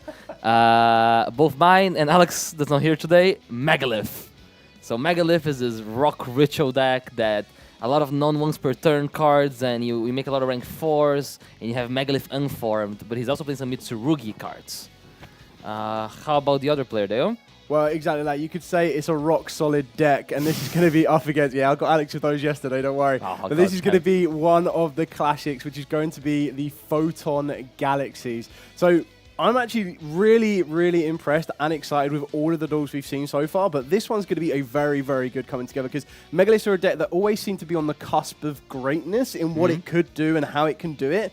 And then Photon Galaxies themselves have also been a type of deck that really hasn't been given the chance to modernize and get going. But with Genesis now, it has a lot more options to kind of be very aggressive and push through a lot of interactions, especially with Tachyon Transmigration. It's just an incredible counter trap. Yeah, Tachyon Transmigration is really strong, and it's one of those interactions that it's kind of premium in Genesis. Yep. Megalith, though, has a couple interesting things. It gets to play Dominus Purge because all the deck is light and earth. Basically, the Manjus are lights, and then you have the earth, which is the Megalith part. And Megalith Unformed is a card that is basically the predecessor of Mitsurugi Prayers. It's a quick play spell, it summons a ritual monster straight from the deck, it's like E-Tally for ritual monsters, it allows you to dodge things. This deck plays a grand total of, is that 18 ritual monsters? It definitely looks like nearly up to half the deck's count, which is pretty impressive. A lot of blue cards, not the blue cards that you're not allowed to see in Genesis, the ones that you do see in Genesis. So this is a very important die roll, because I think both of those decks are pretty explosive. We'll see who wins the die roll here. Or maybe they already did. Yeah, it looks like the die roll's already been decided, and it looks like Rabbi may be going first on Photon Galaxy. Yeah. Starting off with a very good starter here, being the Delta Wing. Yeah, so on normal summon, it special summons another copy of Photon Delta Wing, and then locks you into light monsters for the rest of the turn. But that allows you to go into a rank 4, right? There is a rank 4 that's a starter, if I remember. Yeah, so it'll be the Starliege Photon Blast Dragon or the Galaxy Photon Dragon as well. Oh, yeah, so this one gets to detach at a Photon or Galaxy card. So it kind of transforms our Delta Wing to Stratos. Yeah, you can pretty much get anything you want from this one as long as it is listed on Photon or Galaxy, and that's when you can start bridging into your spell cards and everything else in between. And that's what we're going to be seeing here with the Galaxy, I believe it's the 100 or it's I think it was 100, but he had already the very good card, which is the Tachyon Primal. Yeah. So this one came out in Maze of Master of last year, and this is how you're going to be able to get into your Galaxy Transmigration that we mentioned previously. And this is very, very important because that's the Tachyon Transmigration. That's actually going to be your counter trap card. Here comes the Expedition, or is it the Hun? I think it's Expedition. Yes. Expedition summons one if you control a dragon, so it summons like a copy of Galaxy Eyes. Yeah. Or it's going to be Afterglow here. Yeah. So a lot of dragons entering the field of play right now, but they're all the light monsters. Which Photon monster or possibly Galaxy monster we're going to see here? And it looks like... I don't think it's either of them. I think that's a Dragubion? It looks like it's the Divine Golden Shadow Dragon Dragloxion. So on summon, this one adds a Galaxy or Tachyon card. This card was seen in Mitsurugi in the TCG as a way of searching the 7th Tachyon, which would then search for a Raizio monster. But here, it's probably just going to search any interaction. You could even search a second copy of Tachyon Transmigration. I think this is what's going to make the Photon Galaxy so formidable, is they're going to be able to set up multiple counter-trap interactions. There would look like there was 3 trap cards in Rabi's hand there. That if that's 3 transmigrations, that's very, very powerful starting. And then Rabi does go for a Galaxy 100 now, right? Which allows you to Foolish, I believe, a monster? Yeah, so you send a Galaxy or a Photon from the deck to the grave. But if you have a Galaxy Photon Dragon, it's special to your field. You also get to look at your opponent's extra deck and then apply one of the following effects. You can either take one from it by banishing it, or you special summon a number monster from it, which I suppose in Genesis, you've got a fairly decent chance of hitting a number monster. There's so many XYZ monsters, right? So a lot of the good ones are numbers. We do see an Nibiru the Primal Being, though. That is pretty interesting here. He's going to be summoning the token defense. This is a pretty big token. This is our first Nibiru of the weekend. Yeah. So what is the requirements for Attack on Transmigration? That's probably a very relevant question here. Yeah, because otherwise if there are 3 copies in there, it's not going to go too far. You have to control a Galaxy Eyes monster specifically. Oh, fair. That is pretty easy, because here he did see him summoning the original Ultimate Rare Galaxy Eyes Photon Dragon. Such a cool card. Oh, beautiful in Ultimate Rares. I'm pretty sure it's one of the ones that has... I think it's got nearly all rarities as well. Yeah. You do have the... I think it's Quarter Century Secret Rare as well, but Ultimate Rare are always kind of one of the best looking cards around. Yeah, and I believe there is a monster that you can summon on top of it by only using it as a material. Which one is that? So that's the Utopia. Ooh, interesting. That's definitely the Utopia. That's like the F-Zero Utopia. Isn't that Titanic Galaxy? Maybe. No. We're trying to tilt our heads. Yeah. I think it's this one. It's this one. Yeah. Yeah. You can actually see this monster. Oh, we have to use a 38. Oh, was it because of the continuous spell? But anyways, he does manage to summon more Galaxy Eyes monsters, which is kind of the name of the game here, and makes a card that people might be familiar. That's Photon Lord, right? Yeah, that definitely is Photon Lord right there. A card you see a lot of like Fire King format, and Photon Lord also has an effect to search a Photon monster.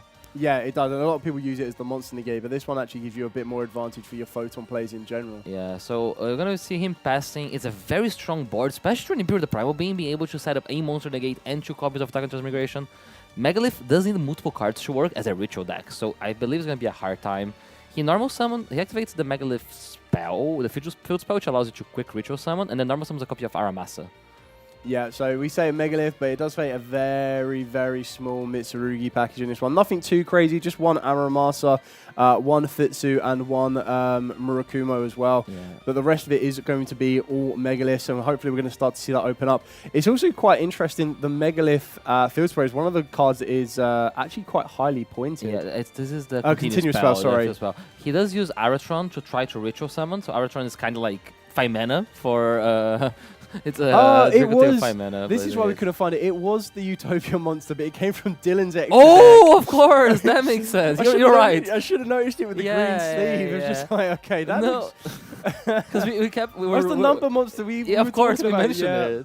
But that was a very explosive turn. I thought this was like the first real combo turn we've seen. Yeah. True Nibiru the Primal Being, he was able to set up 2 attack and counter traps and like Photon Lord, and that was too much for the Megalith deck. Yeah, so when we start looking at the Megalith now, they're going to have the ability to start going first. Looking at some of the cards we've got in the side deck, there's a lot of go second cards with Skullmeister, Gamma Seal, Ultimate Slayer. But then one that does stand out is a card called Ritual Cage. So you take no battle damage from attacks involving a ritual monster you control. Ritual monsters you control cannot be targeted or destroyed by monster effects. That can be quite powerful. That's kind of like magical midbreaker fields. Yeah. It's a way of like making sure your plays go through. Yep. Cosmic Cyclone, there is 1 continuous card that you can hit. So you can hit the Galaxy 100, right? Because it's a continuous. But I believe he wouldn't put it going first. His deck does seem pretty good going first, in the sense that it is all engine. Yeah. So Robbie does know that it is Megalith now, because he's seen the Aratron, he's seen the field spell. Correct. So he does have some stuff. I feel like DD Crow is probably pretty good into Megalith. Megalith full does target from the graveyard to add back, and I think it doesn't gain the level if it doesn't add back. How much movement in the graveyard? Is Skullmeister going to be worth it, or did the Megalith kind of just stick and... They kind of just stick. I feel there's nothing that actually activates in the graveyard. Like, there's technically the Mitsurugi part of it.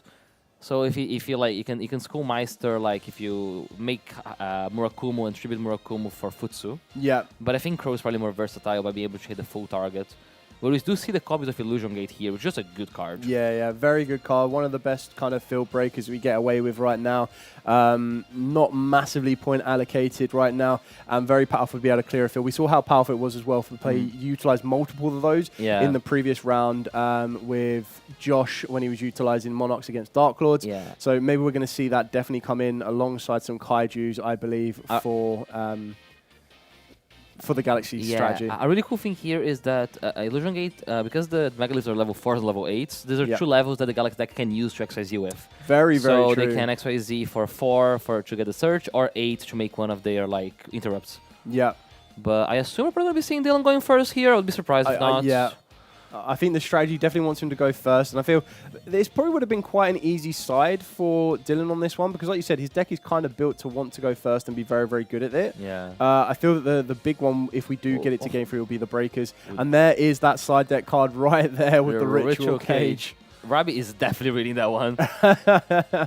I don't blame him. I mean, Ritual Cage is a card that came out in 2010 as a rare in Absolute Power Force, and then 2015 as a super rare in the Secret Forces. So we see the activation of the Megalith Field Spell, and then we're going to see here Megalith Unformed being an absolute beast.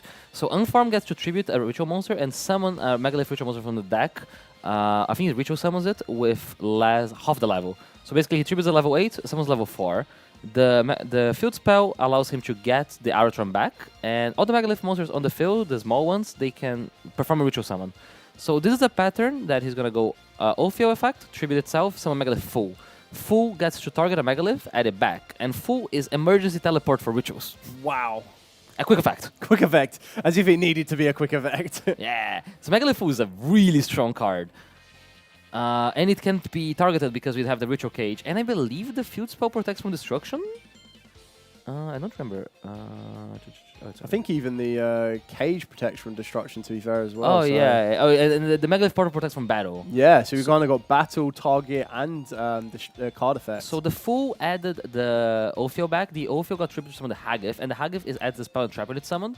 And that searches the pointed card in Megalith, which is Megalith Anastasis, which discards a card and adds 2 Megaliths, one small, one big. And once per turn, if you ritual summon a Megalith, you can either draw 2 and discard 1, or tribute a monster your opponent controls. Whoa! And this kind of goes with the full quick effect ritual. So when you in the opponent turn, when you tribute the ritual summon, you get to tribute a monster your opponent controls without targeting. So if you wanted Monarch Stormforth, ooh, we're back. We're back on this and one. now he summoned one of the new ones, which is Megalith Pulok. When it's ritual summon, it just adds 1 back from the grave, so you got to add Informed back. So Informed is another way of ritual summoning. So maintaining that resource, maintaining the abilities to ritual summon is going to be valuable here. Dylan definitely shown how to pilot the Megaliths. It'd be very interesting on this one, though, because, again, with Genesis, with very few hand interactions being utilized, you do need to be a little bit careful with how effective field breakers could be in certain scenarios like this. But Cage giving you that protection is going to be a game changer. And Megalith is really cool because none of the cards are once per turn like the old ones. So cards like Ophio, you see, we're using the effect of Fulok to summon it back from the graveyard as the ritual summons from grave. So it tributes itself, gets the Ophio, and now we get access to Buffer. Not Buffer, to Phalag. And Unformed also not once per turn. So we get to tribute the Phalag here to summon probably another copy of Haggith or another copy of Ophio. And then these can be used for rank 4. Just keep going and going. Yeah, so you see the Haggith again. Haggith is going to trigger. Very relevant here is there is a Megalith that destroys monsters on the field equal to the amount of ritual monsters in the grave, which I believe is Buffer. So that's like the big interrupt that you do with the foe. Yeah, stopping your opponent building their field as well as you go. Yeah, target your opponent controls up to the number of ritual monsters with different names in your graveyard. And as we've seen, there's loads of there's names. a lot. So Dylan is going off here. Interesting to see which rank 4 he makes. Oh, I mean, yeah, very strong opening on here. So go the Gusto Emerald. Oh, so we might be going into a long turn here. If he's shuffling those back, he plays 3 copies of the Gusto Emerald. Yep. I want to say something. Usually when people play 3 copies of the Gusto Emerald, it's not a good sign there's going to be a quick turn. because you want to loop back the first Daigusto Emerald with the second Daigusto Emerald, and you want to do it again and again and again, and it just goes on and on and on until you get those exact cards and pieces you need. Yeah, there's this very old known deck which was with Blue-Blooded Oni. Yep. And it used to basically loop infinite Daigusto Emeralds. But there's only one Daigusto Emerald here. we're just drawing one. And give extra rabbit. So when you look at the board, it doesn't look that threatening. Yep. But it is. Yeah. Don't be fooled. There are multiple ways of ritual summoning between the Phalanx and the Unformed. We're going to be able to trigger the Anastasis when we ritual summon. Once we ritual summon, we also get to add a card back from grave with the portal. Yeah. And you have the ritual cage. Yeah, and it looks like there's a lot of monsters in Rabi's hand here. So that is the pointed card in Galaxy, right? That's the Swart... that's a hard name. I'll let you try and figure that out. The Swart Child Infinity Dragon. Yeah, very well done. I tried. So we can special summon it, and then special summon a light or dark dragon from the deck in defense. So you've got instant rank 8 access if you need it to. Yeah, but we're seeing ritual summoning from Dylan's side. I think it was a Megalith full being activated. Yep. To ritual summon into the new one, which is I forgot the name of. The Full Lock? The Full Lock, yes. I don't think Full Lock has an interruption, but it might be allow him to trigger Anastasis. So it's got the quick effect to ritual summon just another ritual monster as always. Yeah, but it just comes from grave for Full Lock. Yeah. So he could use it to like ritual summon back a buffer if it does have a buffer in grave. I think he's triggering Anastasis here and Full Lock.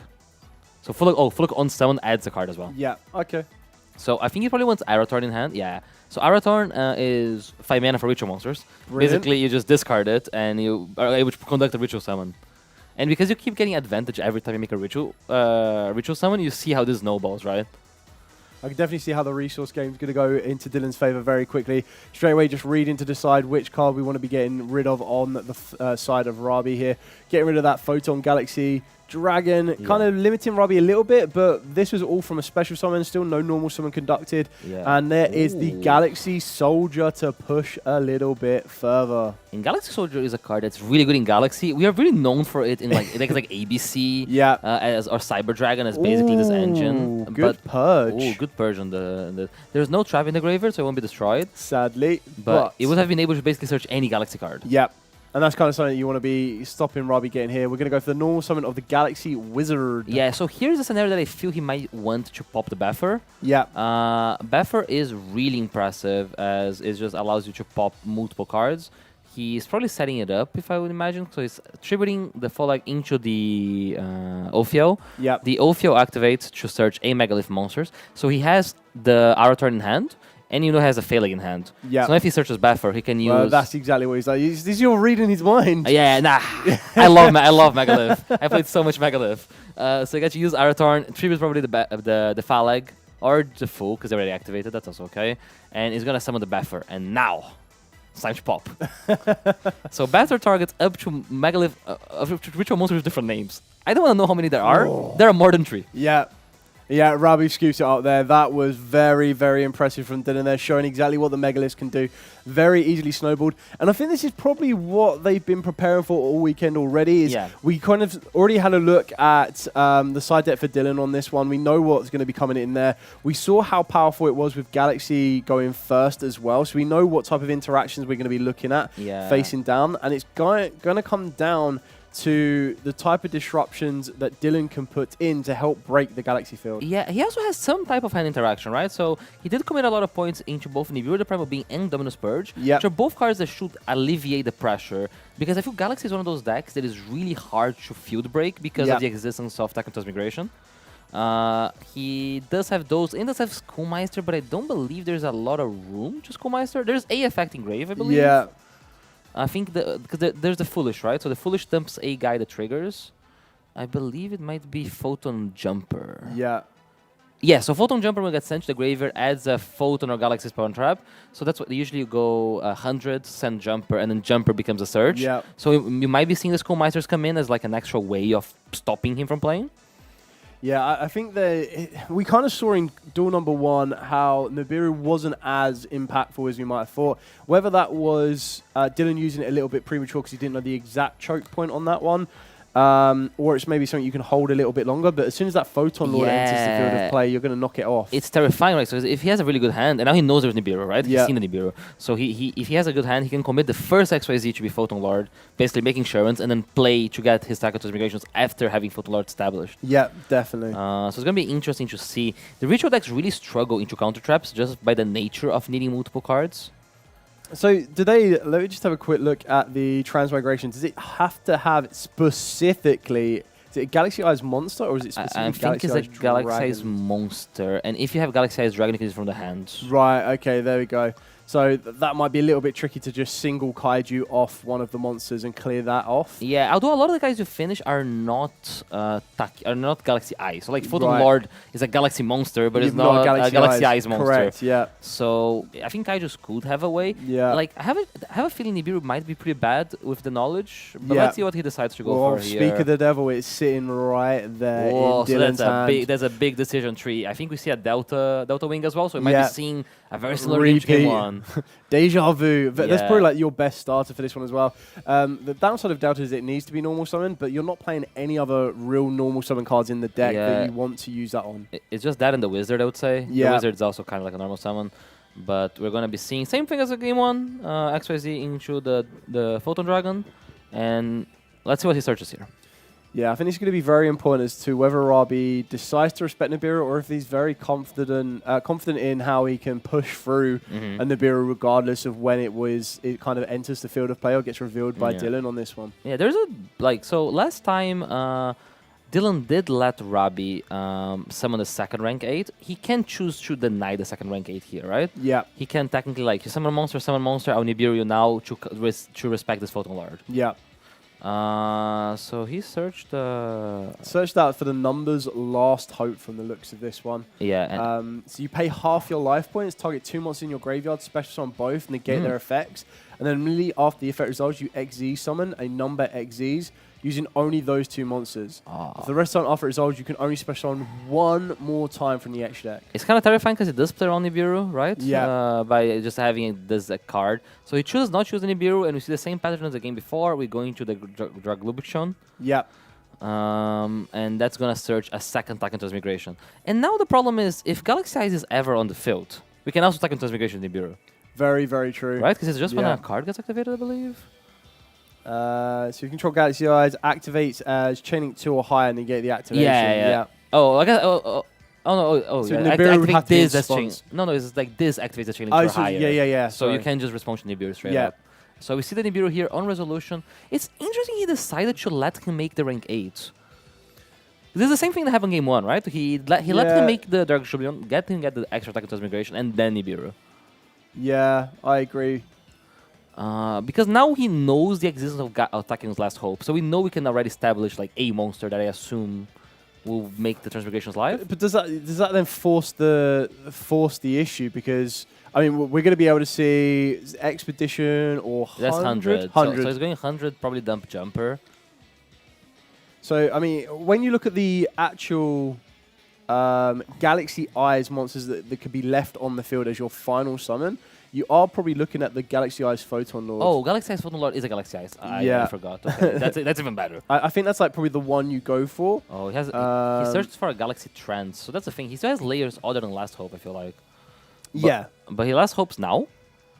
Interesting. I mean, you have to go for Photon Lord, right? You have to have that Galaxy Eyes monster on the field. If that's your last, it is only the last one from the extra deck, I guess. So maybe if you can get a Galaxy Eyes from the main deck instead, that might be a bit different. But he does have an Afterglow under it. I believe this card has an effect to the XYZ monster that uses it. Oh no, if it's detached, you can. So if this is detached, you can attach a Galaxy Eyes to that monster. And you do see the Photon Lord here. So we established the Photon Lord is also relevant because I think he has 3,000 defense. Yes, he's 2,500 attack, 3,000 defense. Which means that Nibiru can't attack over it. Correct. And we start with a Megalith. This is one of the new Megalith monsters, which will be negated. But that was Megalith Nartrampura. There you go. And that's how we're going to detach the Galaxy afterglow on that one. Oh yeah, so that is really cool. So that allows him to special summon the Photon Dragon. Yeah. And the Photon Dragon is a card to make that live. So if you had a Kaiju, for example. Yeah. B means that he gets to trigger the Galaxy 100. Correct, and taking control of that Utopia. Which we now know what card it is. Yeah, we now know exactly what it is. This is quite interesting now, though, because I feel that you've probably telegraphed that you don't have a Kaiju in hand, unfortunately. Yeah. Skullmeister being, I'm assuming, discarded. Yeah, so he used Buffer to tribute the Skullmeister to summon full, but he's just going to attack on Transmigration this. And now he basically has one card into attack on Transmigration. Yeah, no, I think that's it. That's the fist bump from that one there. Rabi is able to take round number 5 with Galaxy Eyes. This is very, very, or Photon Galaxy, however you want to go with those ones, but very, very impressive. We saw exactly how powerful both the decks are for going first. I mean, you did kind of say that the dice roll was very, very important on this one to see which duelists will be able to kind of flex the deck as much as they can. And unfortunately for Dylan on that one, he was unable to see. I feel like if you see a Galaxy, if you see the Gamma Seal in that scenario, you get rid of the Photon Lord, and then straight away that entire field opens up so much more. Yeah, or even like a Dominus Purge, right? Like, a Dominus Purge, they would prevented the first rank 4 from searching. Yeah. Because the Galaxy Eyes deck really snowballs really fast. Attack and Transmigration is probably the strongest type of interaction. Yeah. It's a counter trap that shuffles from hand. So it's impressive to see him setting up 3 of them. And yeah, great game overall. You'll hear more from our Galaxy Eyes winner in a second. Yeah, so we're going to be back with Rabi. We're going to go over the winner's interview, and then we're going to be back with round number 6 of 8 here at the Genesis Challenge, live from Liverpool. So don't go anywhere. We will catch you in a second.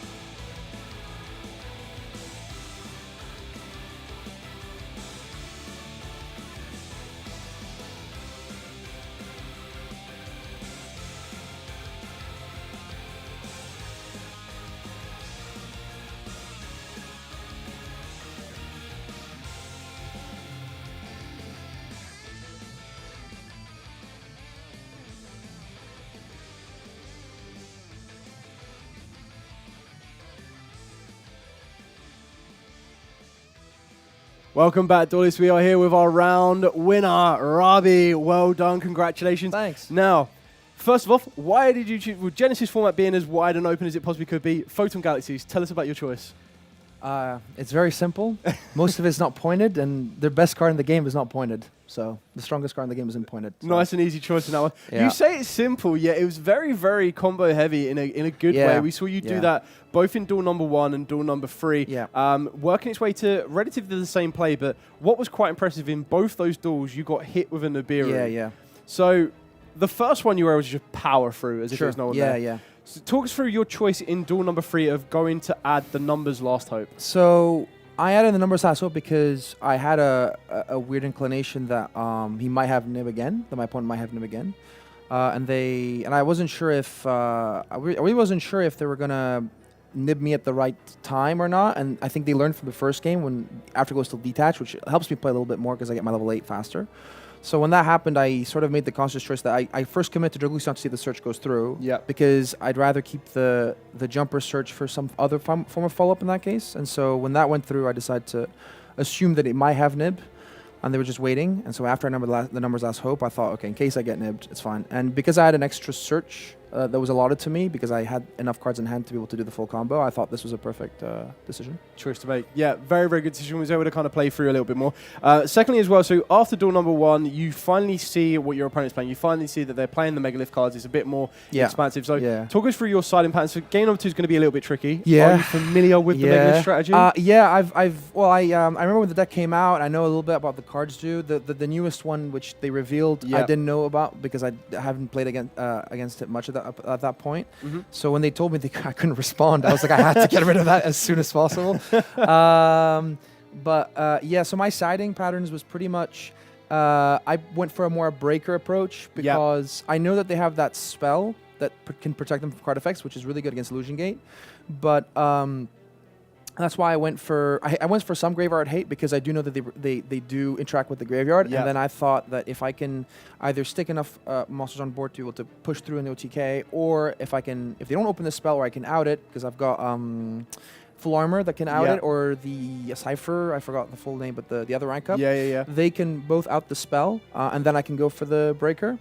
But I thought, and you paired that with Nib and stuff like that, I thought I had a pretty good chance. Unfortunately, I didn't see it, but it happens. I mean, it was very well piloted, very well done. We are pretty much there. Round 5 done and dusted. So you've got round 6, 7, and 8 left to go. We wish you the best of luck. It'd be great to see Photon Galaxies up there taking the crown of the very first Genesis challenge. Yeah, but then I can't play the deck ever again. Is it one of everything? Achievement done and dusted. Frame it up, put it up on the sides. No, the trap is getting pointed. It's over. Well, congratulations very much. Best of luck with the rest of it. Cheers. We will be back with round number 6 very, very shortly, so don't you go anywhere. Thanks.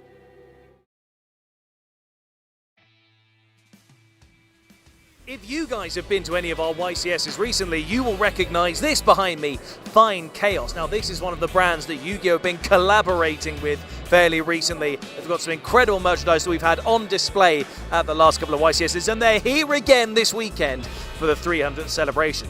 We caught up with the team to see what they've been up to. So my name is Marcus Mølskov. I'm the founder and creative director of Fine Chaos. The reason why we're here is because we have a collaboration with Yu-Gi-Oh! And this time we have brought a special collection for the 300th anniversary here in Dortmund. It all started with my passion for the game. I am a player myself, and that's actually where the whole thing started. It goes back to my childhood, watching the anime, playing the game. I have a dog now named Yamayugi, which is a Shiba Inu as well. So shout out to Kazuki Takahashi, of course, for that one. To now also finding the love for the game again as a player 4 years ago. Playing branded to this day and stand by that, which you will also see with, for example, the first pendant we did with the Fallen of Albus one, and now the ones we have done for this event, which is the Dogmatica Ecclesia, the Virtuous pendant. My favorite memory would probably be my first time at Locals in Copenhagen after a big break at Far Cigar. That just sparked like a big fire in me, I would say.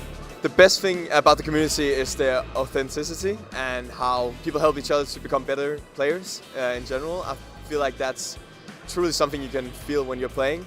The community should come and check out the collaboration because it's made from pure passion. I think you will feel that in the details from, for example, the Blue Eyes White Dragon t-shirt we have made with the studs that imitates the studs on Kaiba's jacket, to the small like woven labels, the felt embroidery, to the quality of the things, and I know that players can feel when something is quality. So I've already seen people dueling with the merchandise as well, or the collaboration, which is something I just love more than anything because I am a player. So that's something that, yeah, just fills me with love, I guess.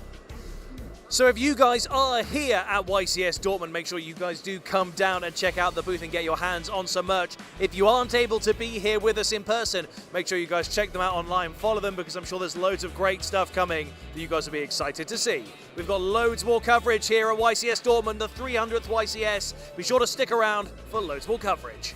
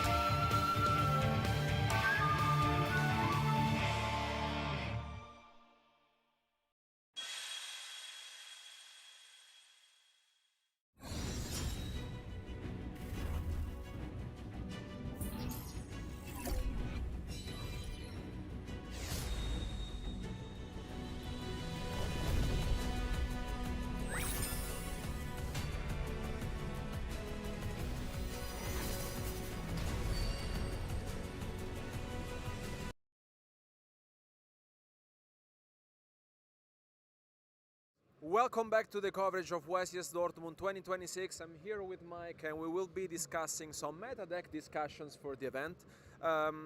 This is going to be very interesting, especially because this is the first YCS after the Forbidden Unlimited list, but also the first one after Burst Protocol.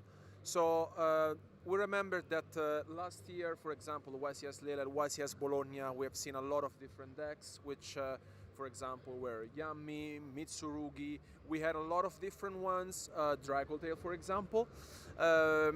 So I would say, if you were to attend this event, first question, which deck would you bring? I mean, the place is chaotic right now for the meta, because there are a lot of good decks right now that can stand in the meta right now and that they feel really, really strong. And if you discuss this, as much you discuss, you just find lines that one deck can counter the other, and it feels like you have to always be prepared for the next move and how your opponent will bring a good strategy into the table, right? And in order to counter it, and it goes to a full circle of this. So to think about, for example, Dracotale, it is one of those decks that I think right now had a lot of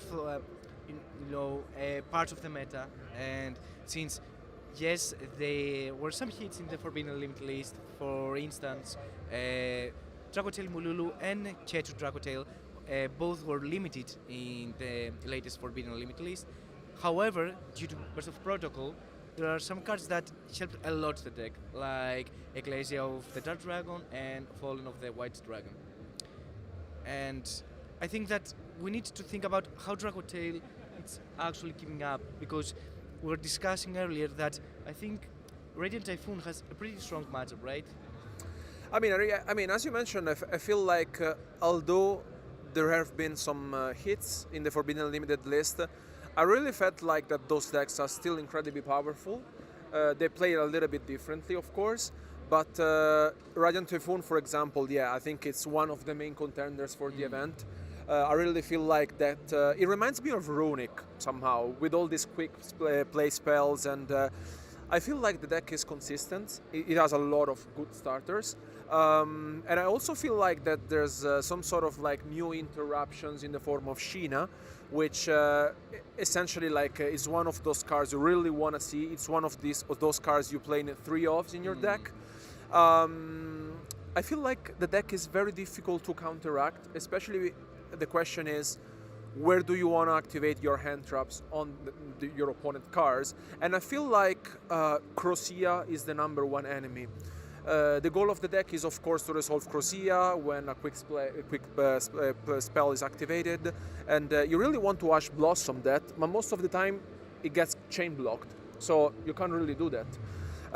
So for sure, Radiant Typhoon is the main contender for the event, because as you mentioned, Burst Protocol, of course, boosted the deck even more.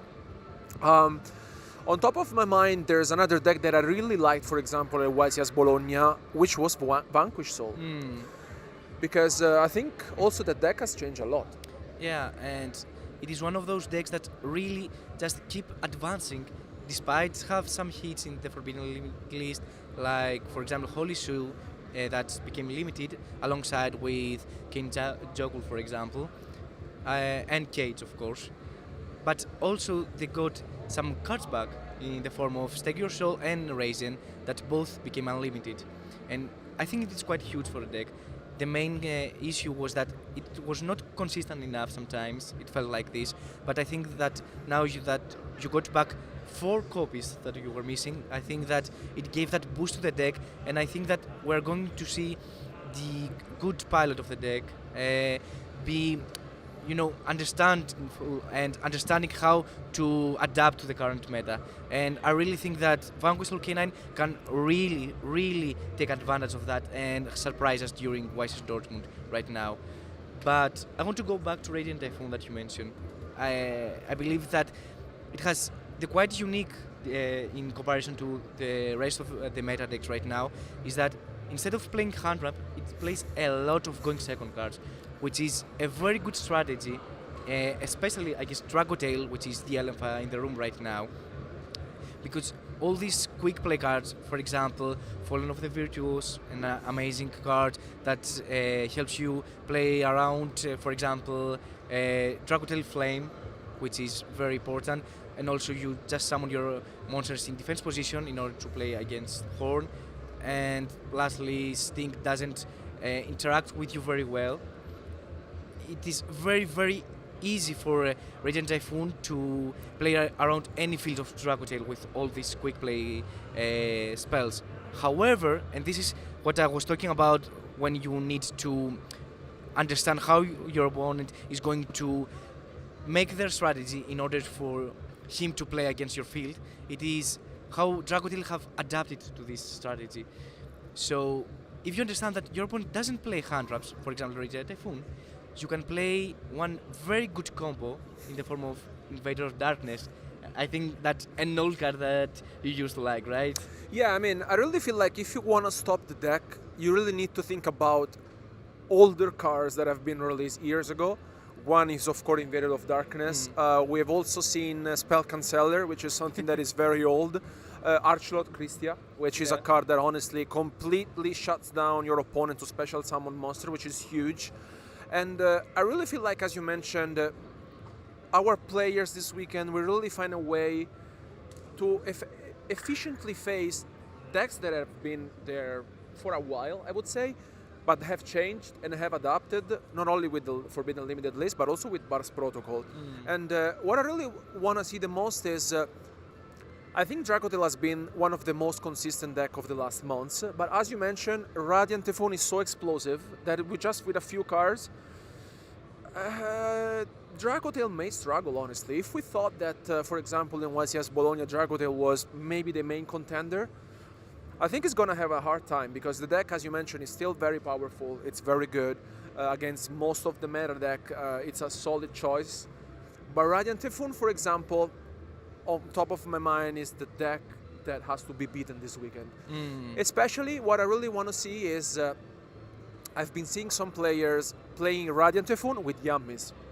Because Yummy it was another deck that for sure was among the top contenders over the last months in 2025. But of course, Snatchy has been limited, and the deck also lost the Herald. You know, so do you feel like it could be an option for the weekend? Do you feel like players could match those two decks, or do you think also Yami could be played in any other form? Let's say Yami right now is as a pure version. I don't really think that it is as explosive as it used to be, since Herald is not there anymore.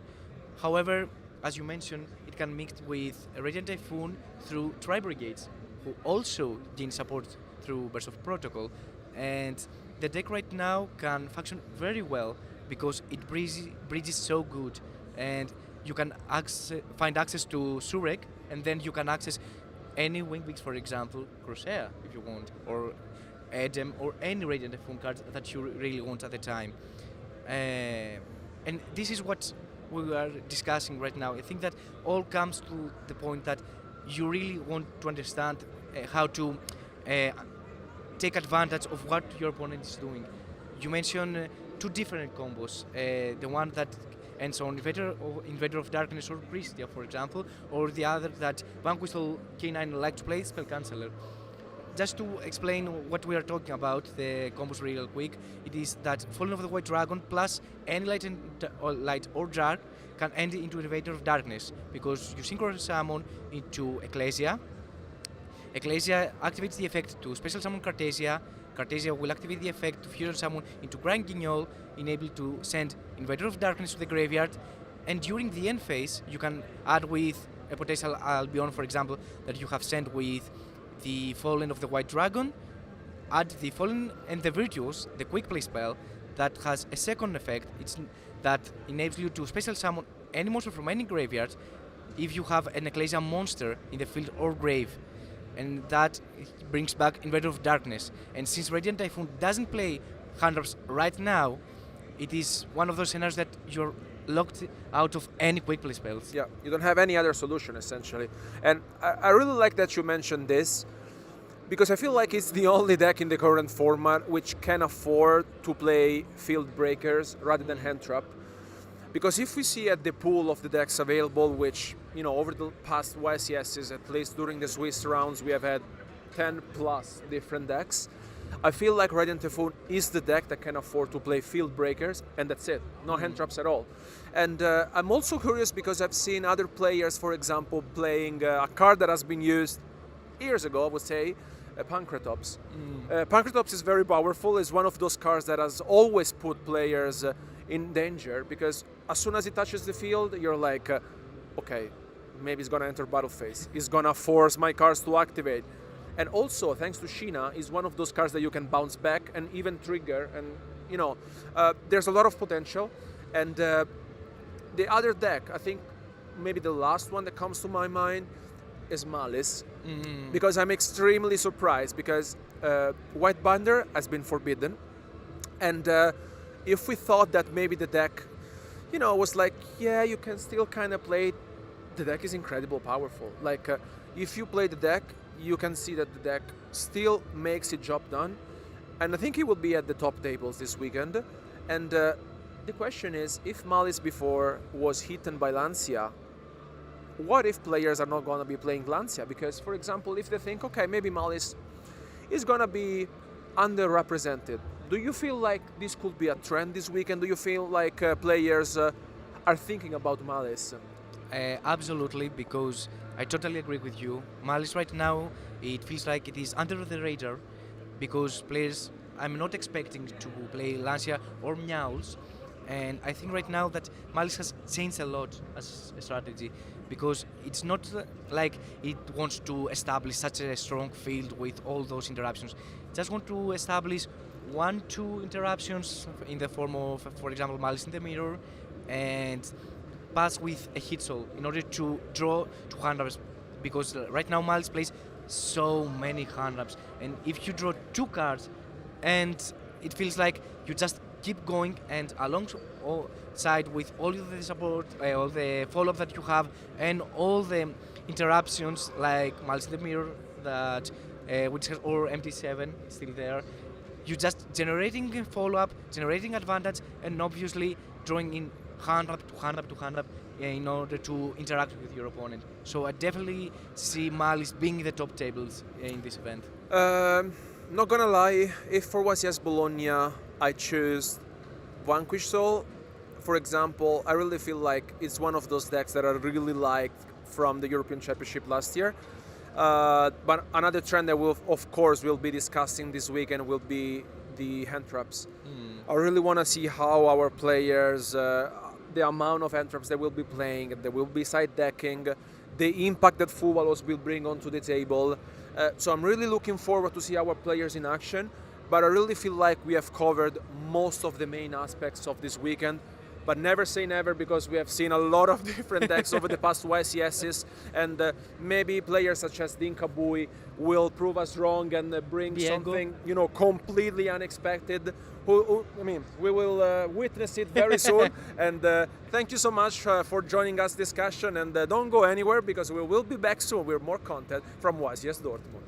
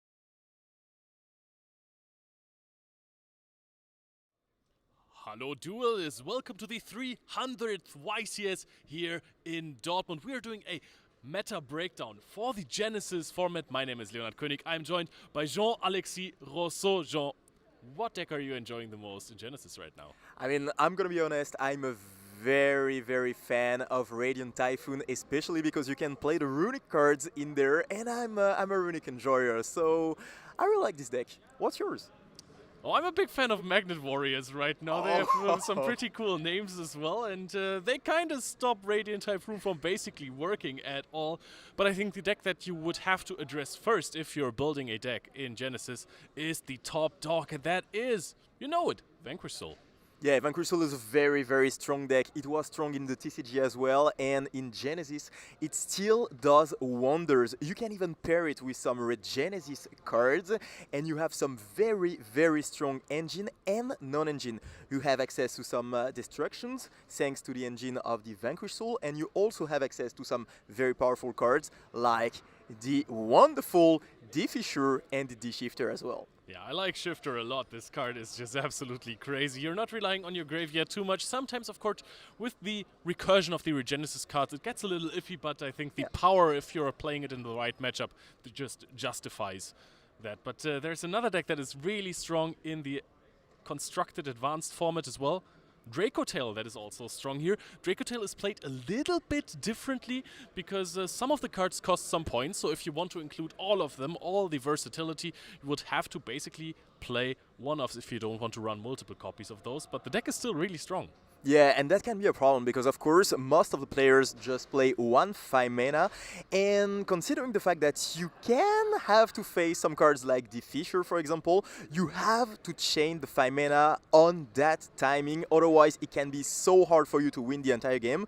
So yeah, considering the fact that you have a little bit less ways to put all the engine, sometimes you might have some difficulties to get access to this engine. So if some people prevent you from getting access to the fusion stuff, it might be hard, but still, the deck is so strong. Yeah, it has crazy recursion as well, but if you don't get it to the grind game, it becomes a little tougher as a Draco Tail duelist sometimes. Any other cool decks that you want to talk about? I mean, yeah, speaking about some cool stuff, we've got some cool tunes, and cool tunes are very, very good in the Genesis metagame. They are very consistent because you have access to so many tools to start your combos with, of course, the monsters, but also the quick play spells which you can activate 2 times in a row, which is, of course, very, very good in this metagame. And you have access to a lot of non-engine. You have access to a lot of hand interactions, and if you want to have some solutions against the metagame post side, you can just fill it in the deck. So very, very, very good deck. I think that it can be at the top of the meta. Not as good as Vanquish Soul, but still very, very strong. But you have to be aware of some very, very hard threats, because people in their side deck, they might include some cards to prevent you from playing your deck. For example, the very, very good Soundproof card, which doesn't allow you to play some synchro monsters if it resolves, and that can be hard for you. It's a bit like Heat Wave just for synchro summons.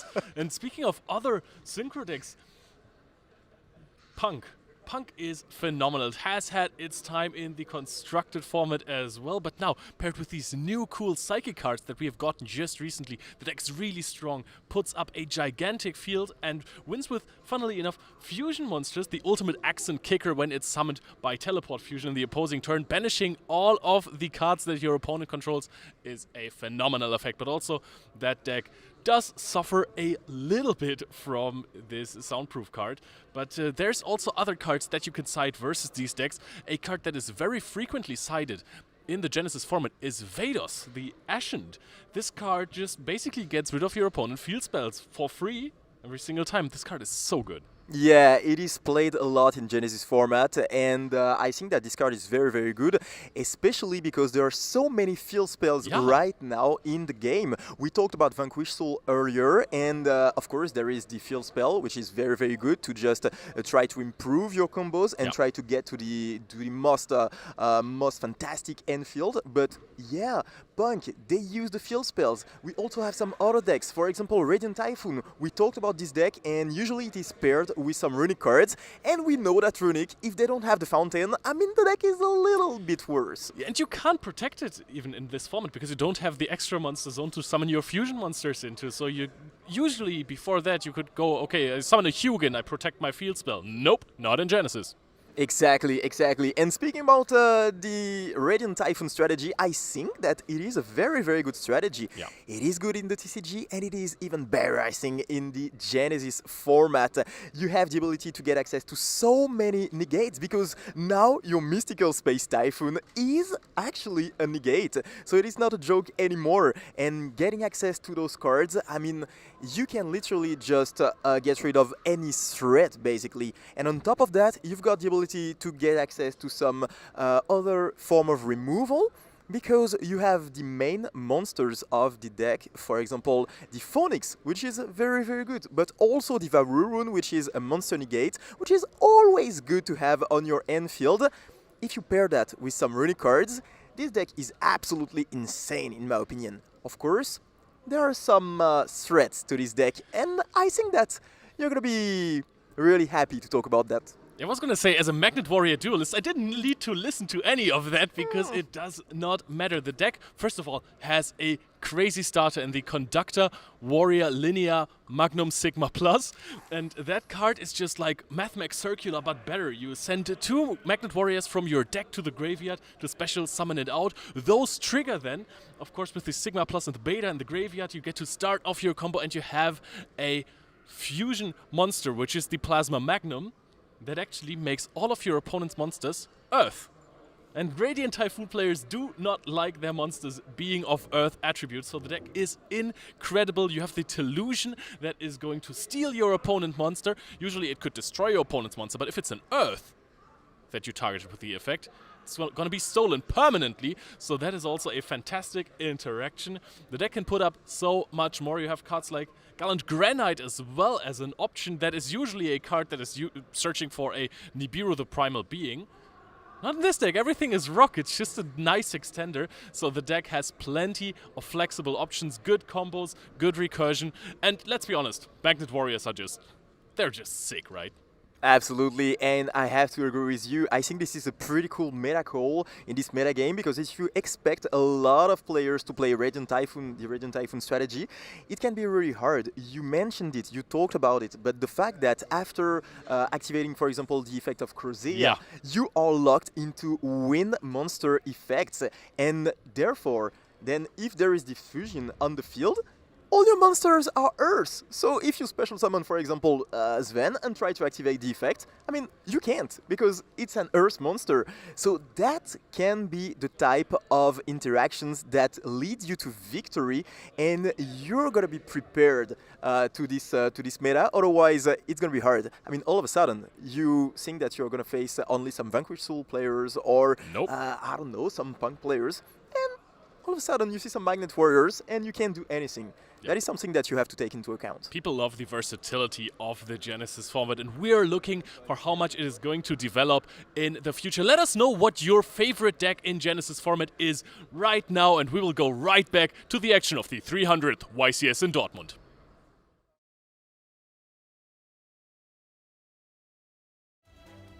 Welcome back, duelists. We're into round number 6 of the UK Genesis Challenge. Now, before we get into the actual duel and the decks we're going to be seeing, let's take a look at what the deck breakdown was looking like for the Genesis Challenge today. So starting off to round number 1, we did get quite a nice variety coming into this one. So you'll see at the start of the day, we ended up with like 8% Magnet Warriors, 7% Cool Tunes, 4% Dark Lord, 4% Exo Sisters and Monarchs respectively, moving into Radiant Typhoons and Archmages, both using up 3%, and then the other category at 67%. As you expect from Genesis. Exactly that, so much variety. However, let's see what has changed as we moved into near enough the halfway point of round number 5. So as we move over to that, we'll be able to get Gabriel to tell us what has changed. And I think one of the biggest changes we saw was that Cool Tunes went from being 7% representation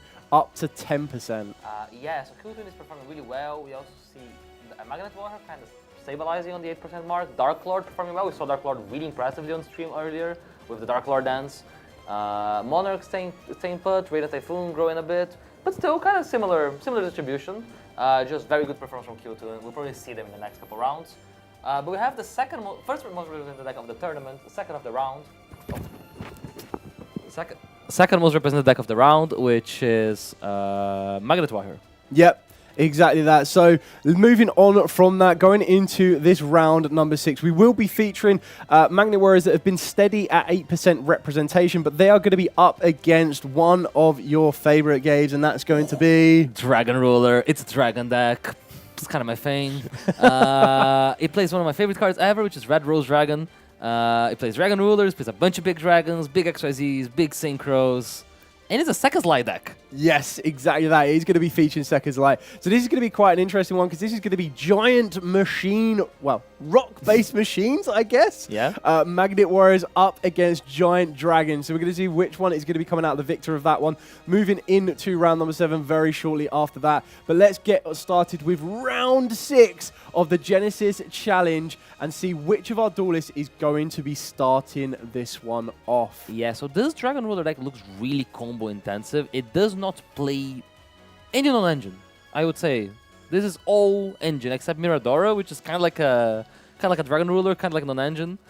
And they do get to go second, unfortunately for them. And Magnet Warrior will start by summoning my favorite card. Yeah, the Sigma minus plus. This card is incredible. So the Conduction Warrior, a linear Magnum plus minus.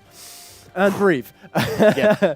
Incredibly good card because it gets to send as cost 2 magnet monsters directly from the deck, and that's going to allow you to set up the ability to special summon down Beta, the Electromagnetic Warrior, using the Sigma plus effect in the graveyard, which is going to net you quite a lot of advantage from this point without even conducting a normal summon. Yeah, and because it doesn't do the normal summon, you get to search the card you usually like to normal summon, which is the Epsilon, I believe. Yeah, correct. Which is it sends a monster and special summon. So it's basically like it sounds from deck with a workaround. It's better too much Army Follows. But we're going to be seeing the fusion summon being done Sigma here minus, by Sigma minus. Sigma minus, and that is the Illusion, which is a really good monster to fusion because it can summon itself in the graveyard. Yeah. To go into which one of these? So this is going to be going into the main fusion monster right now, and all of these cards were most recently released in Burst Protocol. Yeah. This is going to be the Conduction Warrior Plasma Magnum, and it's going to work straight into probably the best of the new cards, but all of them are amazing, being the Magnet Bonding. Yeah, Magnet Bonding is such a good card because it's either a consistency or an extender, so it can search for Conduction Warrior Linear Magnum plus minus, or it can fusion summon. So you can use both effects. So you can also set it as a way of interrupting your opponent by fusion for the other Magnet fusion in his turn. Yeah, so it's got a lot of resource management on this one here. As you already mentioned, we're now going to see the most recent card that's been released for this deck coming out in the Maze of Muertos, and that is the Magnet Warrior Omega Plus. So we're going to be starting to see, moving into the XZ's plays, probably going to be looking at Gallant Granite or Dugaras, which is exactly what we're going to be seeing here. So what are you trying to see with the Dugaras? Just draw more non-engine, you assume? Yes, you draw a bit more non-engine, but you also get to get the magnets that are currently stuck on the field back out. So obviously in normal Yu-Gi-Oh! You'll be able to link these monsters off, but because you don't have that capability, you want to utilize those level 4s where at all possible, and Dugaras is one of the best ways to be able to get those materials back off of the field. And then the only thing that's a little bit of an issue is the Dugaras kind of get stuck there because it's not a rock, it's not quite like Gallant Granite, and there's not a huge amount you can do to shift it off the field, bar the fact that they all become Earths thanks to the fusion monster. Yeah, but you can make the... Is it XYZ Armor Fortress on top of it? Correct, yeah. Oh, it was just that's happening here, right? So he makes XYZ Armor Fortress, and he is going... They're going to search the trap, which is the so this is the full full armor. armor XZs. This basically just opens you up to a very good route of being able to turn that Dugaras, which would have just stuck there, into the full armored Dark Knight Lancer, just giving you another form of disruption against your opponent. And this is actually quite an interesting magnet build because there is no super polymerization. This could have been a change due to the most recent updates in the points because super polymerization itself didn't massively change, but most of the targets like your Gorora and your Mud Dragon did get additional points added onto them, being 4 points apiece. But that still means that in the mirror match, super polymerization could be very, very good to get you into one of your two options, being either the Flux Ocean Field or your Conduction Magnet Warrior, your Conduction Warrior Plasma Magnum as well. Yeah, we see a very cool interaction here, which is the Omega Plus being able to destroy the level 7. Yep. And that card, when it's destroyed, gets added back to the hand. So this way you basically get to keep a resource by using the one in the graveyard. Delusion has just come out now by banishing 2. And we've seen a copy of Magnet Bonding be added to the hand by discarding the Duotarian. So this is a pretty impressive board. The beta has a capability of tagging himself off. And 5 back row. Whoa. Yeah, Nolan is probably playing that there's an evenly matched summer in that deck that maybe doesn't belong, but there is a lot of interactions on this field right now already. You've already kind of picked up on the beta. You've got to remember that the Omega as well has the ability to tribute itself off. It will get banished when it leaves the field, but it will put a monster on the field face down. Yep. You've got the Conduction Magnet Warrior, which is making all the monsters on the field into Earths, and then that is going to be very important for the Delusion, the Magna Warrior, because this one has a quick effect to target a monster your opponent controls. You can either destroy it, or if you targeted an Earth monster, which with the Fusion monster in play it will be, you can technically take control of it instead as well. I see, so basically like a crackdown effect. But we do see the best Dragon Ruler starter here, which is the new Light Baby Ruler, Spectral Dragon Ruler Flickers. So he discarded, which I believe is an Arm Dragon, and you get to search for 2 Dragon Ruler cards. Correct. So this was the Arm Dragon level, Thunder level 3, I believe, that was discarded on this one. I could be right, it could be the level 5. Yeah. But all of the Arm Dragons do get additional effects and can really help you out, because they're also going to be Wind Dragons as well. Yeah, which is like probably the best type, because Tempest is one of the strongest Dragon Rulers. So we search Reactant and Stream. Is the Wind Baby and the Earth Baby. Yeah. And there is a copy of Sekka's Light. So that is a deck decision by Nolan that we see. That's Pot of Greed. Yep. That is actually better than Pot of Greed. But it's kind of on the same level as Pot of Greed. I completely agree. It's very interesting to see this, because there's a lot of times that some Dragon Ruler builds do like to play Super Rejuvenation. Yeah. Not as much now. That's kind of evolved a little bit more. But then there's also the quick play spell card, There Will Be Dragons, that can be massively helpful to try and present a bit more of a field with your rank 7 XZs as well. Yeah, so you see the second light shuffling back the Mirador. Mirador is kind of like a Dragon Ruler hand trap. It's level 7 dragon that special summons itself, so it allows you to go into those dragon plays, but not as useful here, so it's going to be traded for a new card from Sekka's Light. And now we have 7 cards in hand, and there is a lot on the field, so I'm curious to see where Nolan's going to start navigating.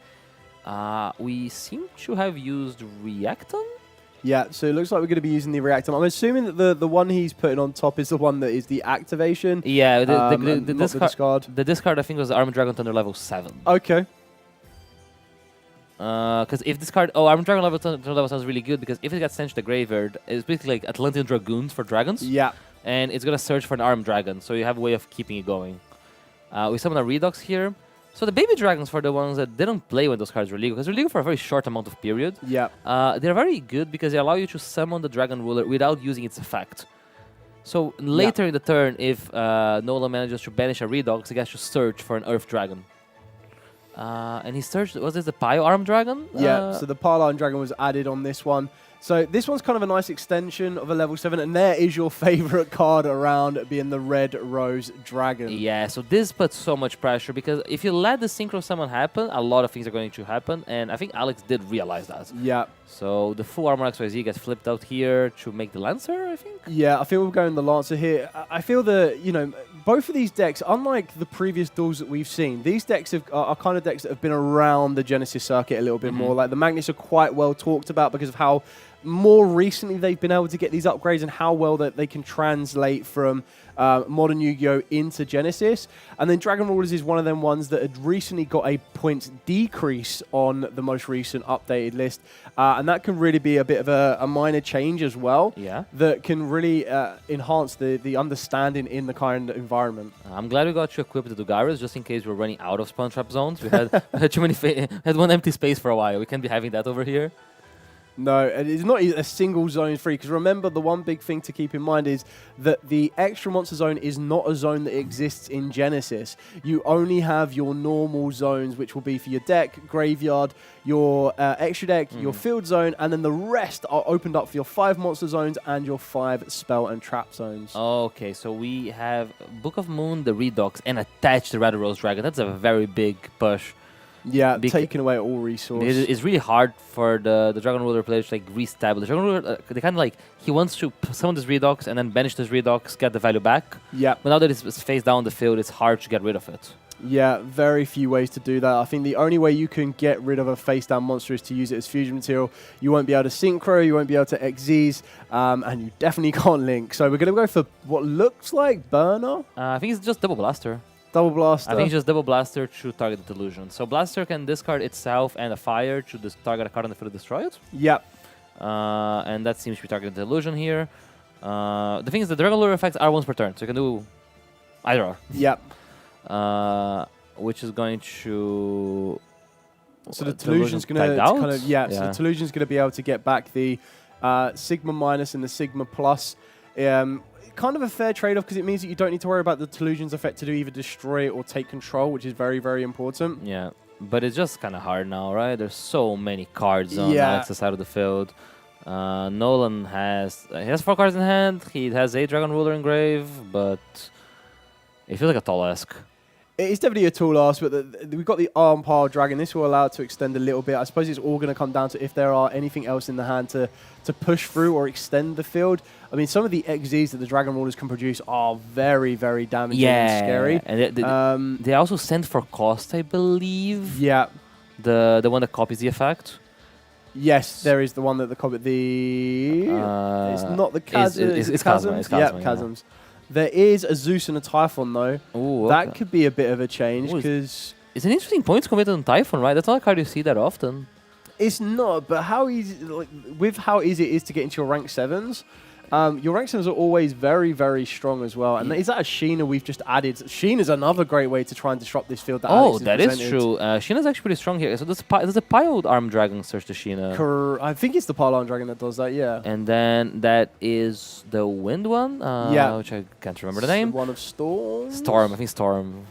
I think there's Storm and Stream. Yeah, Storm and Stream, the ones it relates to. And that's a Tempest. So now we do have a Tempest in rotation. We have a Redux we haven't used. And, like, Nolan is asking questions of Alex here. Like, do you want to let me get into Chasm? Yeah, I feel that one card I did see Alex have, which could be very, very big here, is Book of Eclipse. Yeah, I guess the problem with Book of Eclipse is that it does, like, give Nolan 3 draws, and it puts you in a position you need to end the game next turn. Yeah, I feel that there is still plays, though, because remember we've got that bonding. The bonding can be acted to fusion summons, so you can start to mitigate some of those monsters on the field. Oh, true. But we'll do bonding first. Into Flux, probably. Yes, I would personally 100% go into Flux. It looks like we're going to be using the Sheena to respond to return the rest of the spells and traps. Yeah, because we do have a wind monster, so we do have the Tempest. So because the Sheena responded to a spell, it's going to bounce all the monsters.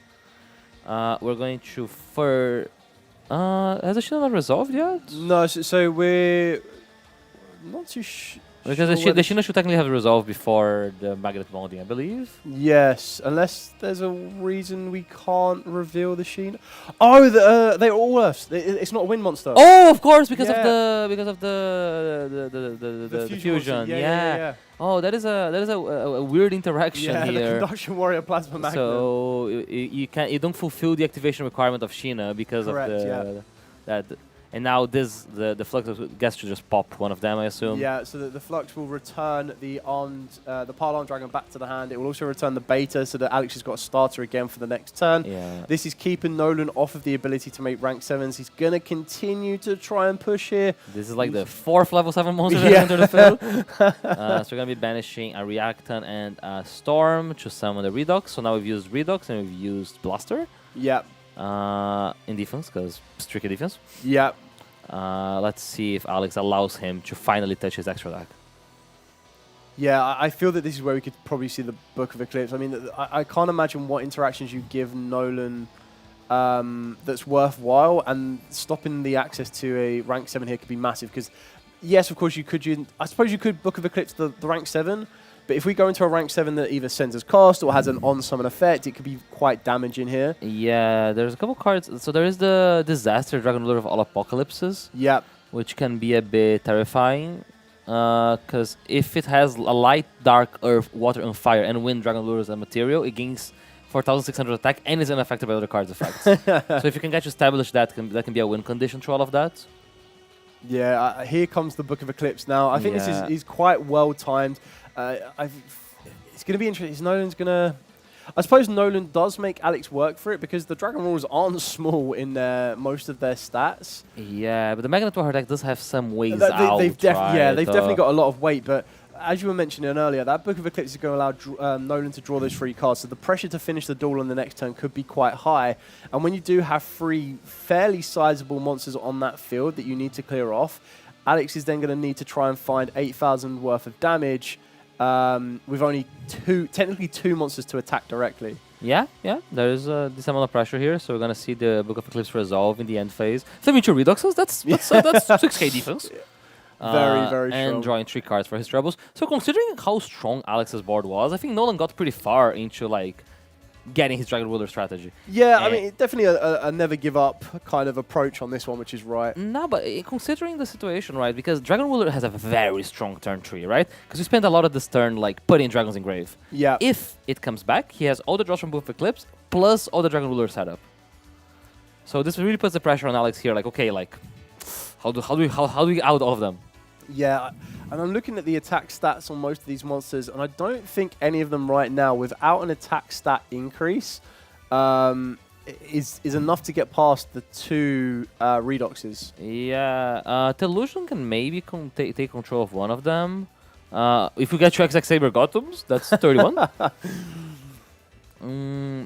But then, so this is where I find it quite interesting, is most builds would use Gallant Granite, but it doesn't look like there's a direct way to search the Adamantipator Researcher. Yeah, I think that Researcher is just a good card in this deck, right? It's basically kind of like a starter. You can use it to hit Kokimiru Garden, you can use it to hit the engine. A card that might be good here is the Dark Armed Dragon of Annihilation. Yeah. Because if you have exactly 5 dragons, you can summon it on top of a level 5 or higher Dark. Yeah. But if you just have, like, you can just use level 7s as well, which might be possible if you can open up monster zones, and it's kind of like Dark Armed Dragon on a very small scale. Yeah. But it allows you to like out one of them. It definitely lets you get past, I think you can get past both of them. Oh yeah, because it's not once per turn. Yes. Correct, yeah. But then to sacrifice the Dark Armed Dragon not being able to attack is probably worth the trade-off. It's then just where your... is it worth sacrificing the 2 level 7s? I feel like you kind of want to use the Flux effect to deal with 1 card. As a trade-off here, and I think you can kind of see Alex's reactions here. He's trying to calculate whether he's... Oh, okay. Maybe there was a play that couldn't have been done. Maybe it's a judge question or a judge call that we're just trying to have a look at the moment. Yep. So very interesting to kind of see what changes there. But then trying to think how you get past both the Redoxes. You've already got way more advantage, so an Exton Knight is definitely not an option for you to kind of consider. Then you've also got to try and take into account the strengths. So I would probably trade Flux, would trade for one of them. Then you've got to get rid of 2 more. Yeah, I'm not too sure how you're going to pick the rest of that field apart. There's like a Light Dragon Agnister. That is like another way of so outing one of the monsters. Agnister will deal with spells and will deal with, I think it's destroy 1 card on the field. And then also trying to see... Yeah, I'm not sure. Nolan still has the play. We're just trying to check out exactly what's kind of gone on that one. It was a very complicated game, so there's a lot of ways that like procedure could have gone wrong. So the judges might be doing their best to just like restructure it. Yeah, I couldn't see. Again, I might have missed something, but I couldn't see of anything that might have disrupted the line of plays that they were kind of going for. Yeah. It did look like Alex was a little bit more kind of. It looked like it may have been on Alex's side. Yeah. Because he seemed a bit more... shook by it? Yeah, kind of like, oh no, I've missed that. But yeah. You've got to remember, we're on round number 6 right now, so there's a lot going on. There's still 6 rounds of Swiss. And definitely if both those duelists were in yesterday's event, that's a lot of Yu-Gi-Oh! So much Yu-Gi-Oh! Play. Your brain does get tired after you play so much. Yeah, but this is kind of the endurance that duelists go through as well. Very, very kind of good duel starting up. It was nice to see the build of both of them. I do love the fact that Sheena did have all these little hidden details in Yu-Gi-Oh! Cards that you kind of like instantly, as we're watching as well, we're kind of like, okay, cool. That could the Sheena could come in. The Sheena could be a big difference maker, can get rid of those spells and traps that Alex currently has on the field. But then remembering that the Conduction Warrior making everything Earth can make it a little bit more awkward. I do feel that Nolan did navigate very, very well.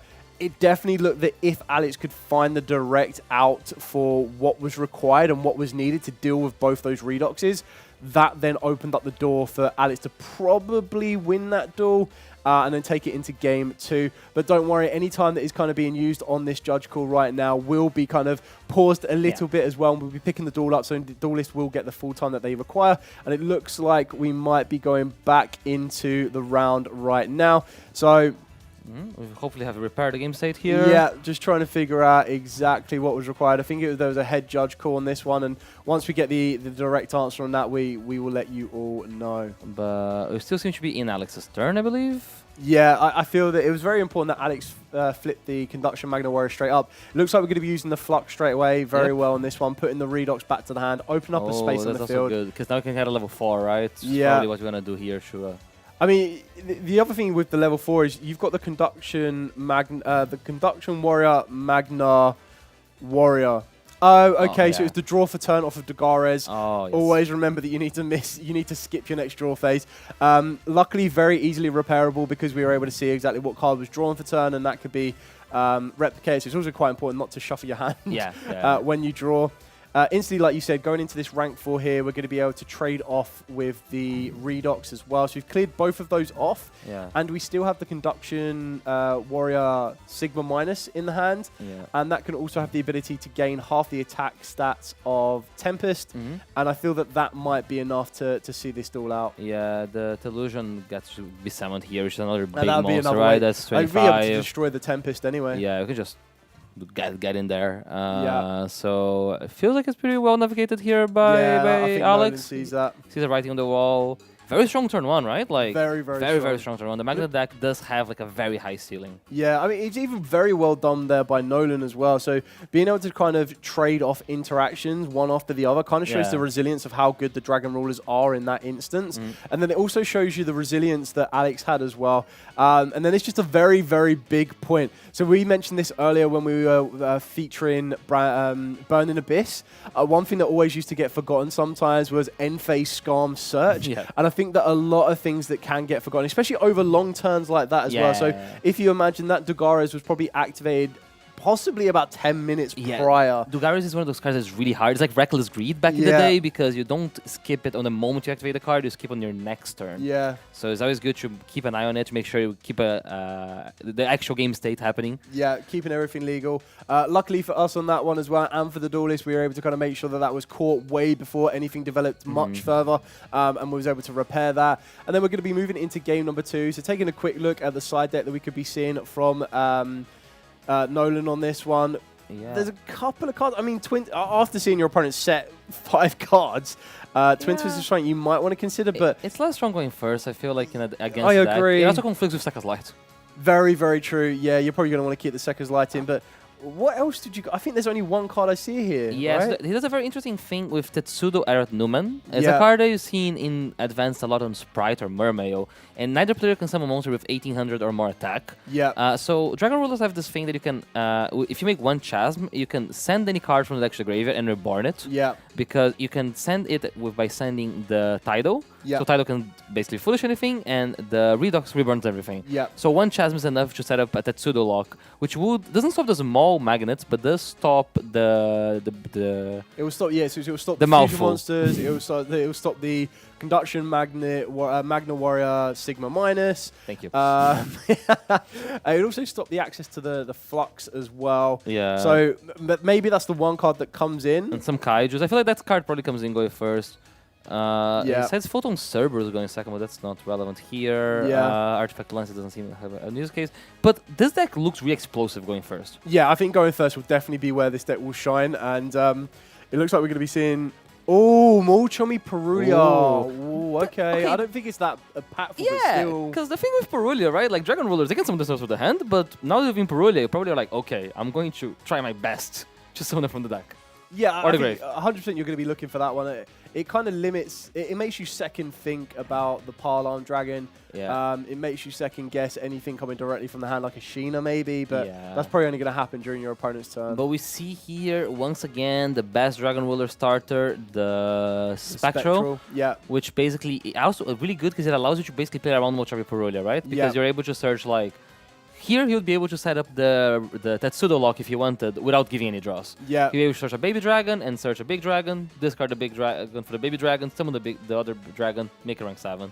Yeah, and the other discard was the Arm Dragon level 5, which I believe we're resolving now. Yeah. Which is why I like this hybrid of these two kind of engines in the form of the Thunder Dragon, the Arm Dragons and the Dragon Rulers, is they have some great synergies. Yeah, like with Dragon Rulers, one of those decks, you just kind of need to be keeping card advantage, right? Yeah. Because all your cards require another discard. So just having extra, especially Wind Dragon, so you may be able to use Tempest. Tempest can allow you to get your Red Rose Dragon. It's pretty powerful. We're going to see here how he chooses to pilot this. Alex's deck does have a lot of hand traps. And he's giving a draw here, right? That's the Pyro Armor Dragon, I believe? Yeah, so that's the Pylon Dragon. Obviously, Nolan feels that that's well worth the trade-off for that one draw. So kind of putting Alex's hand back to even right now. And I feel the advantage you get off the Pylon Dragon is actually really, really important, though. So it's kind of worth that trade-off. Also, like, cards in hand mean less if you can establish a floodgate, right?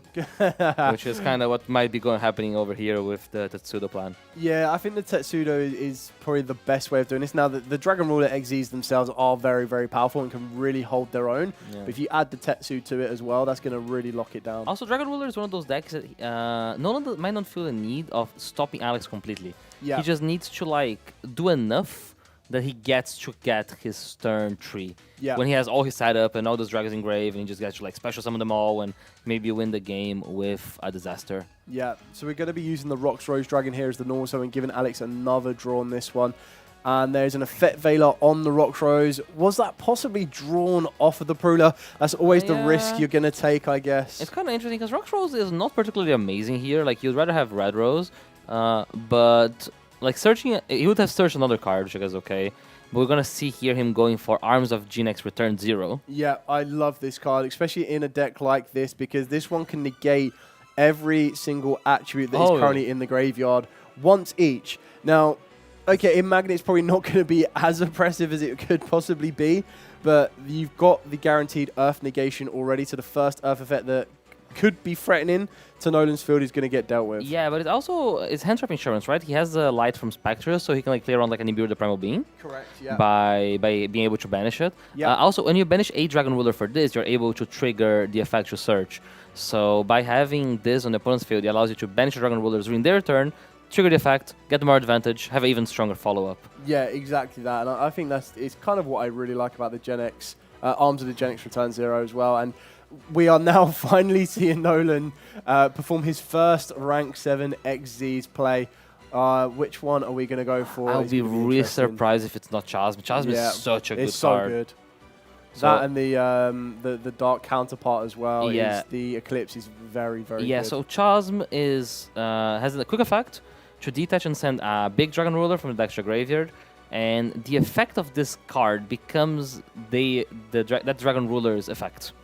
So basically, it's a way of sending a monster from the extra graveyard, reborning a monster, destroying a card on the field, or adding a dragon. Yeah, and I think you preemptively called this one as we were talking about the side deck. I feel that this could possibly be where we're going to see the Tatsu lock come into play. Once you kind of establish these two cards, I suppose you have that disruption you need with the GENESYS being able to kind of answer most, if not all, of the attributes right now that are required. And then you'd also still have the Chasm with the quick effect to still send for the destruction, the revival, or the other forms of disruption. Yeah, so the Tetsudo lock does require both uses of Chasm, so it requires a use now and later. Right. But he might be able to establish an Eclipse, and then Eclipse would be like another layer of interrupt. Yeah. We do see it here, so it does send the Tidal sending Tetsudo. I assume Alex got closer to the table, which would be like, oh. Yeah. This is really common with Archlord Christia in current. Yes, yeah. To the point system, Christia got a bit smaller. I mean, it's definitely easy to take on this one. It's going to add another layer to the Nolan's field right here. We saw how Alex could kind of pilot his deck. Now we're going to be seeing the Redox enter the field of play. Yeah. I guess maybe another way to... Can he get another level 7? That's kind of what he wants here. I think that's a Blaster? Yeah, Blaster. So Blaster is probably going to combine with the Redox to make an Eclipse. Yeah. And then Eclipse is really good because it can negate spell trap or effects. Yeah. So that'll allow you to kind of trade off with the bonding, which I think is probably like Alex's best spell. Not the only spell, but probably the best spell on that one there. It's also good because it trades with things that could possibly deal with the Tetsudo, right? Yeah. Non-engine cards, like we've seen Illusion Gate on Alex's side deck. Very true. You're able to use the Eclipse to negate that. Also, when this exorcist is summoned, you can target a level 4 or lower Dragon Ruler in the grave or banish and summon a big ruler from the banishment. I don't know if he has that. I don't think I saw... Might have seen Border. I'm not too sure. He has a lot of banish cards because he's summoned a lot of Dragon Rulers. Like, his grave is not that big, if you really think about it. The banishment is actually pretty big. But it doesn't seem to be activating that. This is the impression I'm getting. And it might be passing now to Alex. So he's presenting like, hey, I have this lock, I have this negate, I have this other negate. What you gonna do about it? I feel you definitely have to use the Chasm like instantly as well. I feel if you wait to the main phase, that's when Alex can get the stronger monster onto the field, the Conduction, Magnet Warrior, Sigma minus. And here we see the lockdown. So now, we have Tetsudo, we have the negate, which I assume basically the main types. It's nice that he detaches the Redox, so now we have Redox. We're gonna see a magnet bonding here, and it's not a response. Oh, I guess because it's searching, right? It's not I feel you kind of Oh, there's a Book of Eclipse in that hand, though. Yes. That's another reason the Eclipse is really important, right? The Eclipse is a negate for the Book of Eclipse. Yeah, pretty much. Yes, you don't. Yeah, I think that's a mouthful. It probably comes down to. I mean, you don't worry the search, right? You don't fear. If you're Nolan, you don't fear the search. Yeah, because you know the searches here are basically cards you can summon under the Tetsudo.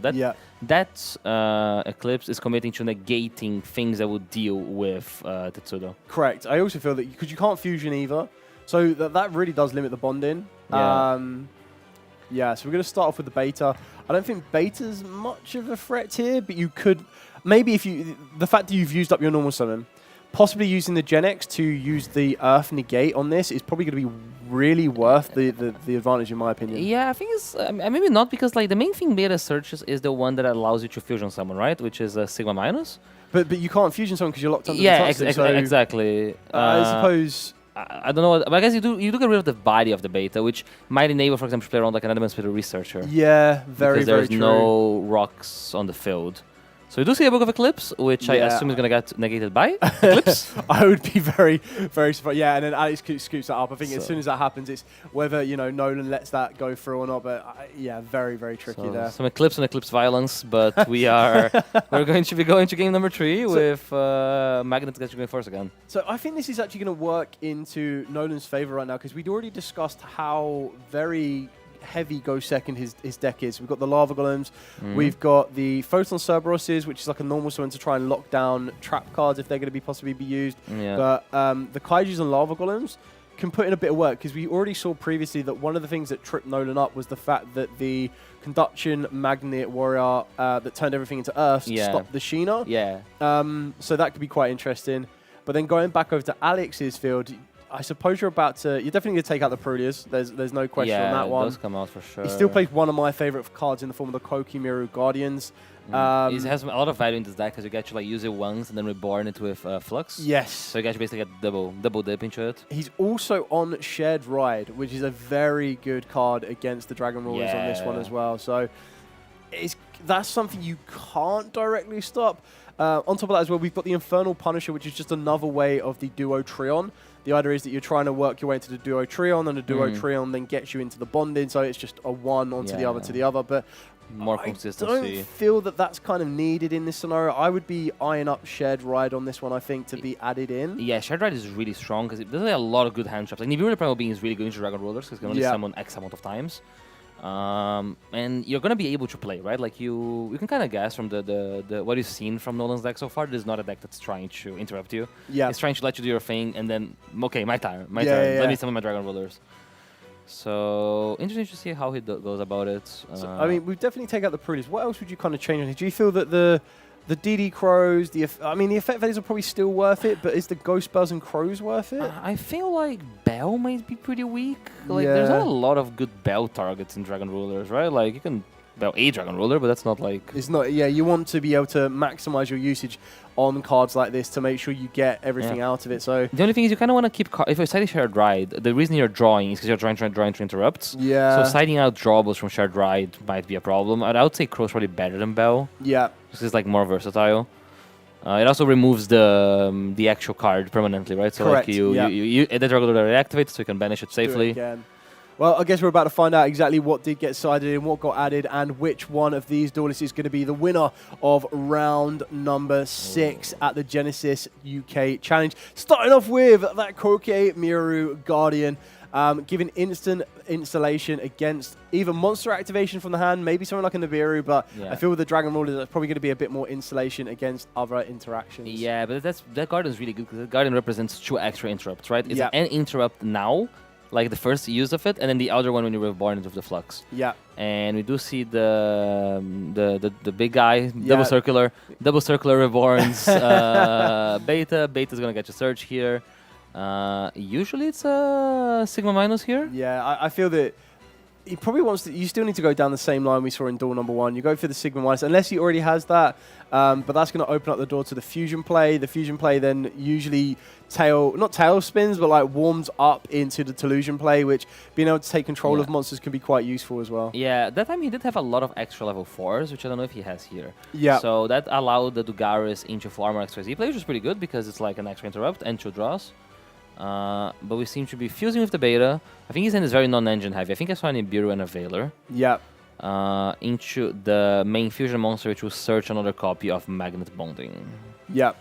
So there are a couple of other different spells you can utilize for the magnets this one, but it doesn't look like Alex plays them. Definitely see as he goes through that deck there that he has got the shared ride in there.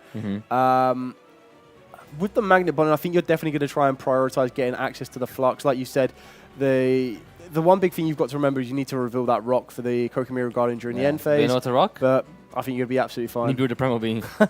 Hey, I've got a Nibiru like threatening Nolan. It's hey. coming, it's coming. What you gonna do about it? You're not gonna summon? I always find that quite interesting though, because obviously the biggest fear is the fear of the unknown. Yeah. But then also I feel that just a bigger fear is like, I've got it. Can you actually play around it? Sometimes the knowledge is the problem. Like even like this is a big thing in advance, which was like Mitsurugi decks would go Granite Gallant, search Nibiru. Yeah. You know it's there. Yeah. But like, you're not gonna summon? Are you gonna just pass and then you win?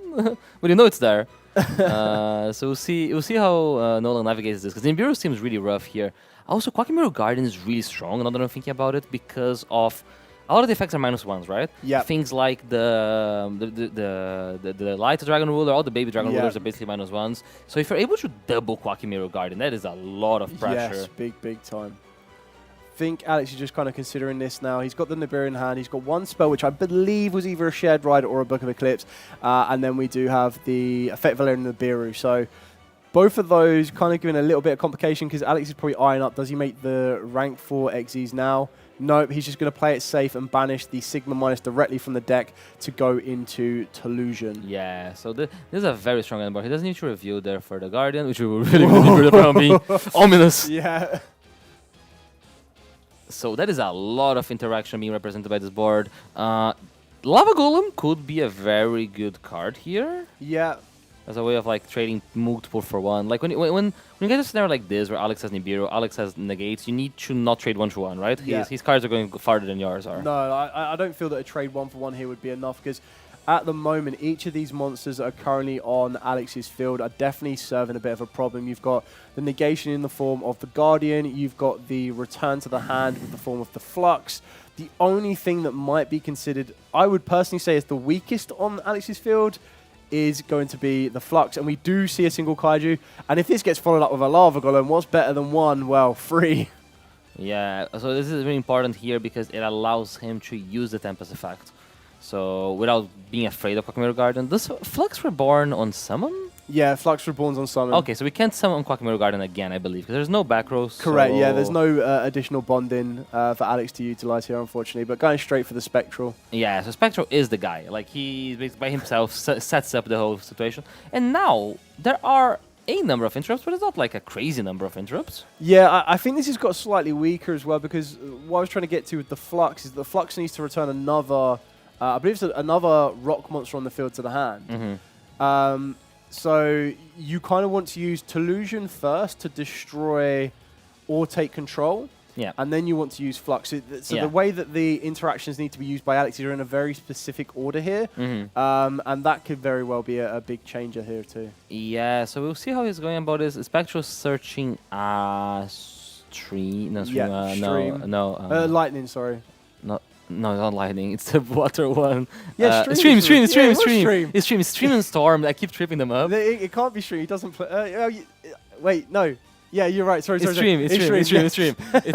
And the dark one. So the dark one we haven't seen yet. Yeah, we haven't seen this one. So this is the nebulous. Yeah, it discard Des and a dragon or dark. It's usually a dragon because there are many darks. Target 2 for banish dragon rulers with different attributes and special summon them. That's pretty good. So this can be kind of like maybe a way of beating Nibiru the Primal Being. True. If you're able to like force something that forces the Nibiru, and after that happens, you have enough fuel to go Nebulous and make a rank 7. I feel like one of the win conditions for this deck going second is going to be XYZ summoning into that very powerful Disaster. Yeah, I think Disaster will be one of the ways to kind of push it on from here.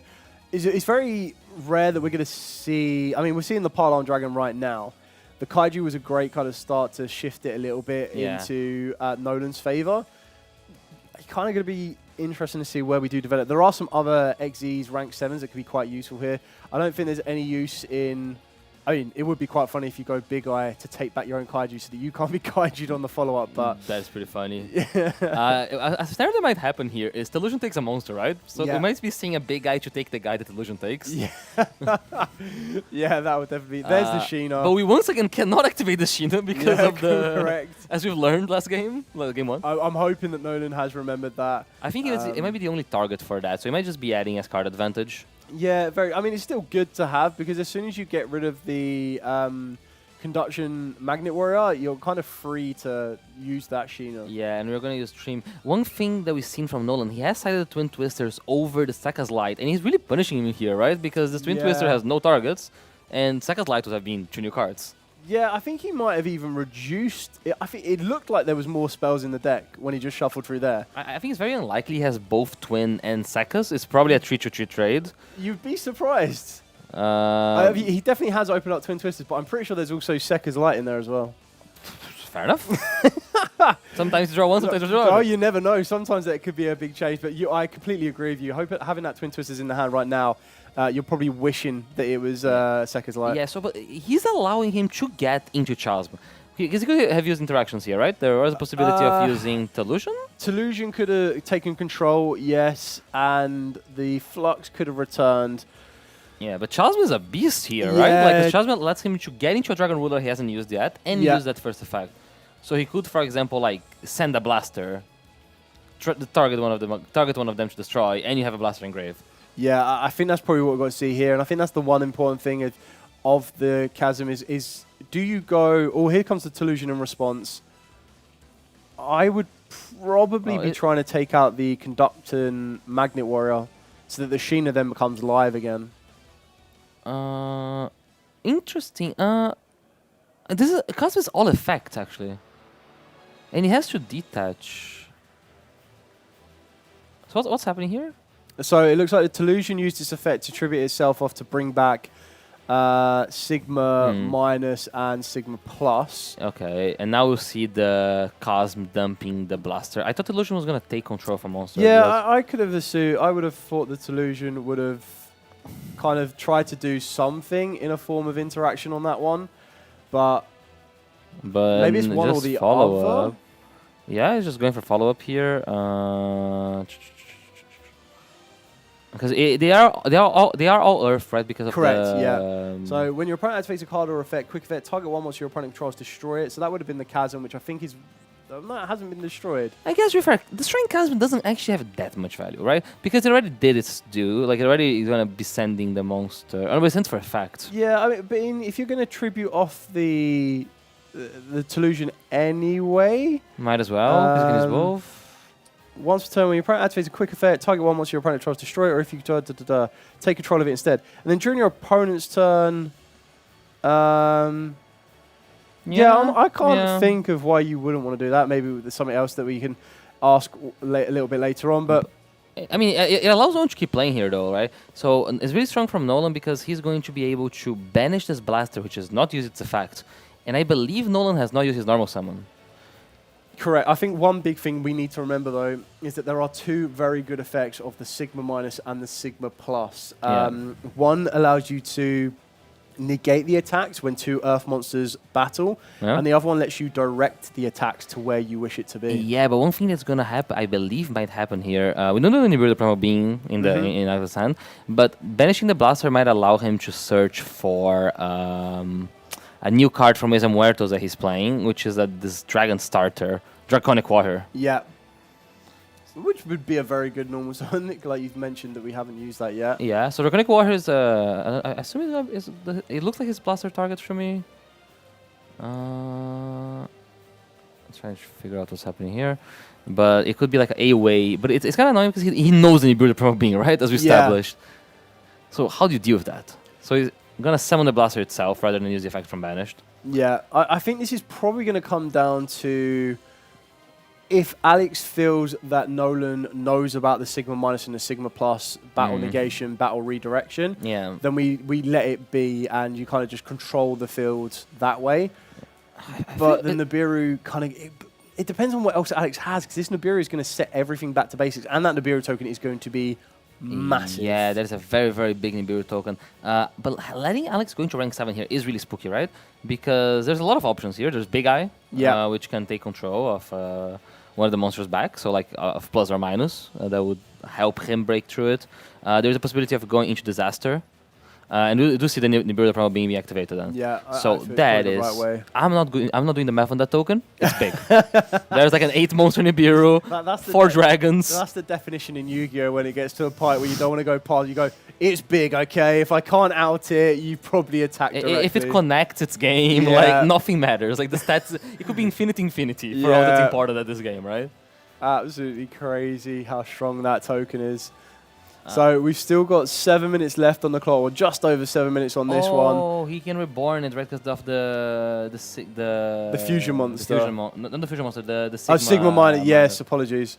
So that's pretty strong here because at least it gives him some level follow-up. But it's weird. No one knew about this Nibiru, right? It wasn't a surprise. Yeah, so he must have been able to try and navigate around it, I guess. Or maybe he was hoping that Alex would have dropped the Nibiru a little bit sooner than he actually did. Yeah, he doesn't have that many Dragon Lure effects left, I feel like. Like, how many times has he banished to summon?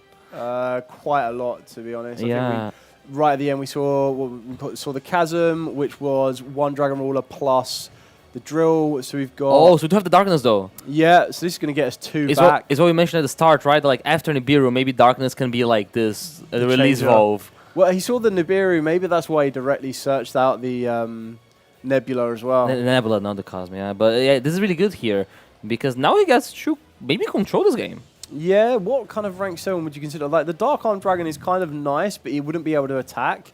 It would probably leave Alex with, I think, 1 or 2 cards.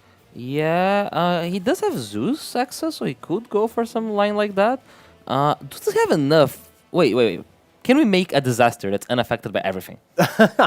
Target 4 level 7 Dragon Ball monsters in your graveyard, Island Bashment, attach them to his card.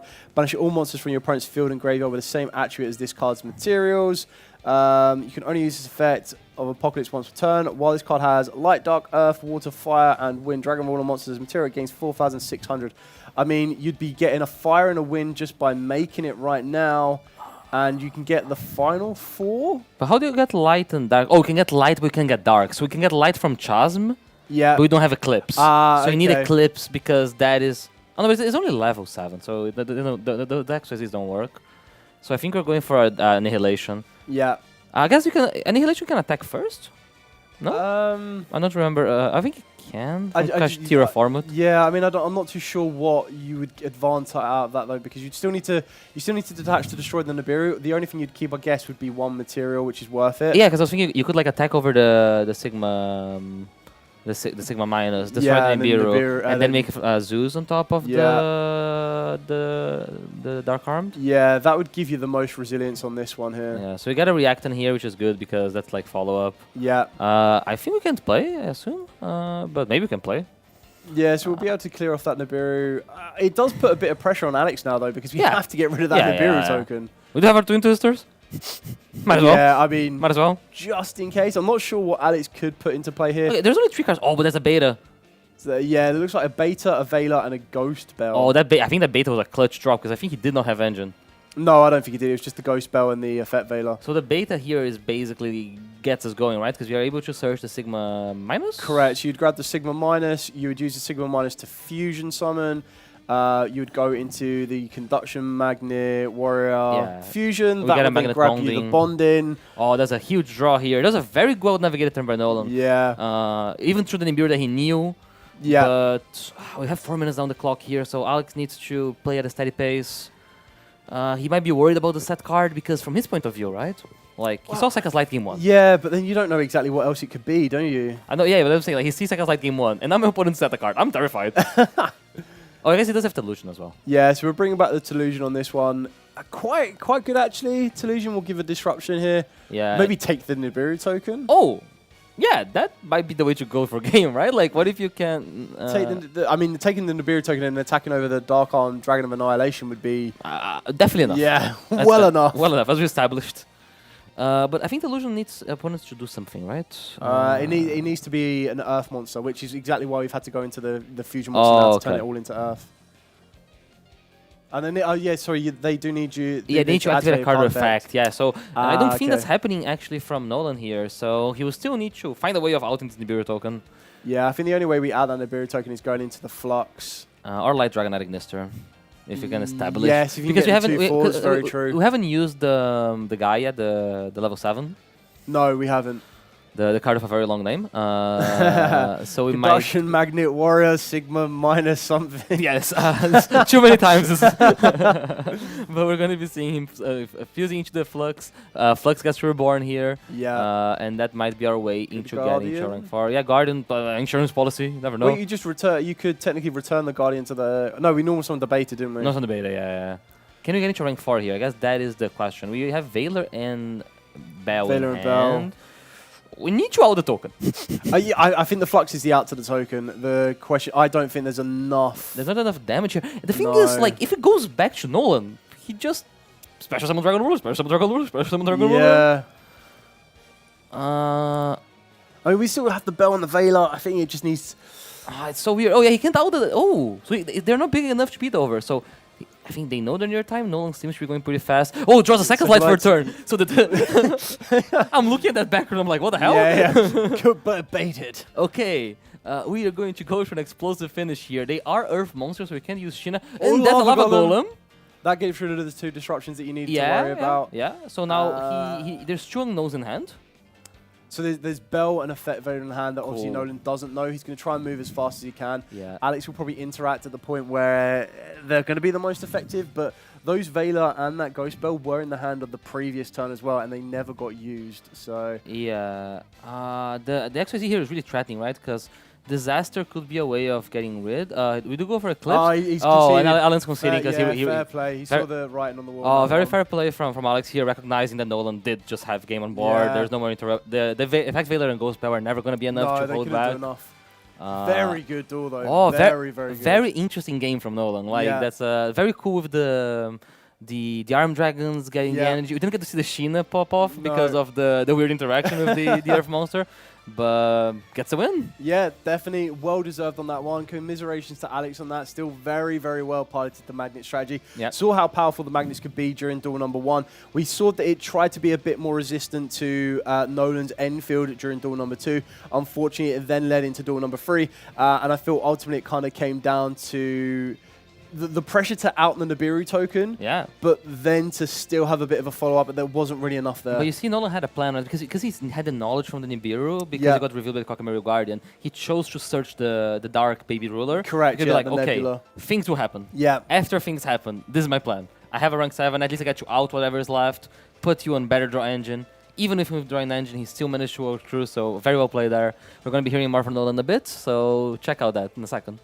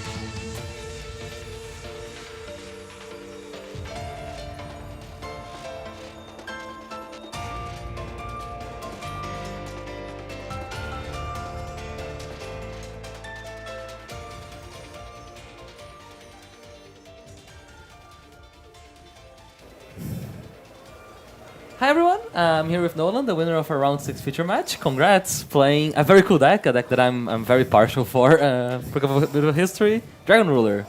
So, how's your game? It was a very tense game. Like it was close. It was close. I wasn't sure which way it was going to go till the end. Yeah. But yeah, I had a lot of fun. That was really fun. That was really fun to watch. Because game 1, we saw that he established a lot of negates with his Magnet Warriors. Like there was like 5 monsters in the field, 5 spells and traps. But you got pretty close, I wouldn't say, of pushing through.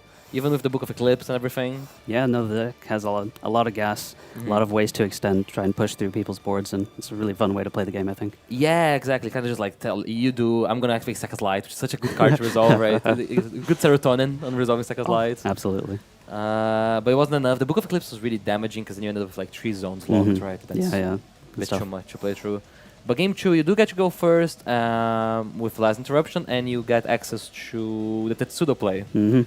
So how did you know how he was going to interact with Magnet Warrior? Because some guys are bigger and some guys are smaller than Tetsudo, right? Yeah, I watched his plays on game 1 and saw a lot of big attack stats. So yeah, so like I figured if I could get that on the field and protect him, then it would be a good way to win. Yeah, and it did, because it was really important because you used the Eclipse Dragon Ruler to negate Book of Eclipse. Yes, that was fun. So that ended up being like pretty clutch there. So that stopped him from summoning the big Magnet Warrior, the fusion monster, because all of them need to know about that way. And game 3, he did start again with a pretty good hand. The Kokimiru Guardian was really terrifying, right? Because we were afraid of that negating Spectre. Yeah, exactly. Plus a Magnet combo. But you're able to use a Kaiju to out the Kokimiru Guardian and then assemble enough. And you needed Nibiru, right? Because he reviews the Nibiru for the Guardian. That was a little scary. So you're kind of like, oh no, it's there. Yeah. How does that work? Like you're like, okay, because I saw you search the dark one, Nebulous, with Chasm. Is that because you saw the Nibiru? Yeah, I wanted to have an extra way to extend, really sort of force him to deploy it at a certain point when he was scared of what I would do next. That makes sense. I mean, all the Dragon Ruler level 7s are really threatening, right? Like both Eclipse and Chasm especially. Chasm is such a good card. It's an incredible card. Like it just basically like it's an extender and an interrupt, and it's like both players' turns. And you're able at the end, so after he Nibiru's you summon the 2 level 7s, you use it to out the remainder of his engine, and his hand at this point, I mean, I don't know if you knew, but it was like a Bell and a Veiler, and he drew a beta. You're like, oh my god, he drew engine, but he didn't have a way of like outing the Nibiru token and doing that. Yeah. No, my line was a little bit unfortunate there. I was one step away from being able to make the disaster and banish his whole graveyard and set up the towers to protect me for the next turn. You didn't have a dark, right? I didn't have a way to get Chasma into the banished. Oh, was Chasma because I was going to make okay. I was going to make Eclipse, use its effect targeting Spectral to summon back the Chasma, and then overlay, get all 4 attributes. And yeah, clear everything. Because I forgot that the Eclipse will target a guy and summon the baby dragon, right? Yeah, you can summon the rank 7 back as well. And then you get to do that way. Now that was really cool though, because it came back and you had to do it pretty fast. You start summoning Dragon Rulers, he realizes the situation, and yeah, congrats. A very, very tough game.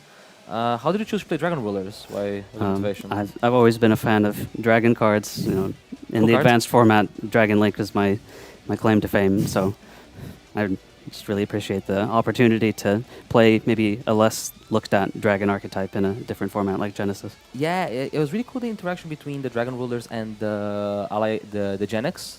Because Genesis is a format that has less Omni negates, right? Yeah. But Dragon Ruler works so well with Arms of Genix Return 0 because it allows you to trigger them and to basically negate any deck. Yeah, it just gives you all the attributes. So if your opponent is playing something with multiple attributes, you can get up to 6 monster negates in a turn. Yeah. And once you know what your opponent's playing, you can sort of tailor your graveyard to support that. Yeah, that's really cool. So you're 5-1 now? 5-1, yeah. 5-1, so 2 more rounds to go. Can still win. X1 might win the tournament with the current distribution. Which matchup are like scared of with this deck? Not really scared of any matchups, to be honest with you. You know, I have faith in my dragons, and I'll know they'll take me where I want to go. You should always have faith in your dragons. Thanks for nice meeting you. Good luck for next rounds, and see you guys for the next round feature match. Engage!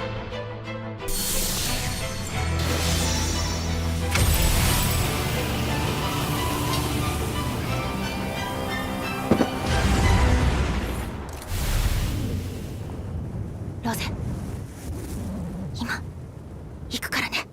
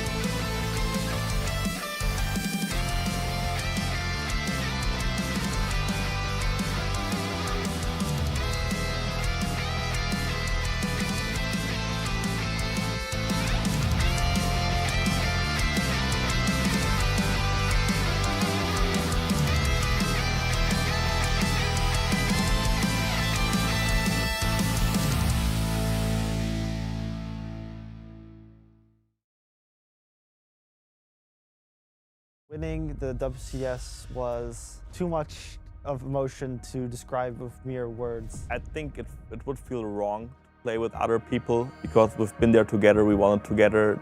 That's everything you could ask for. A lot of my longest friends and closest friends are from this game.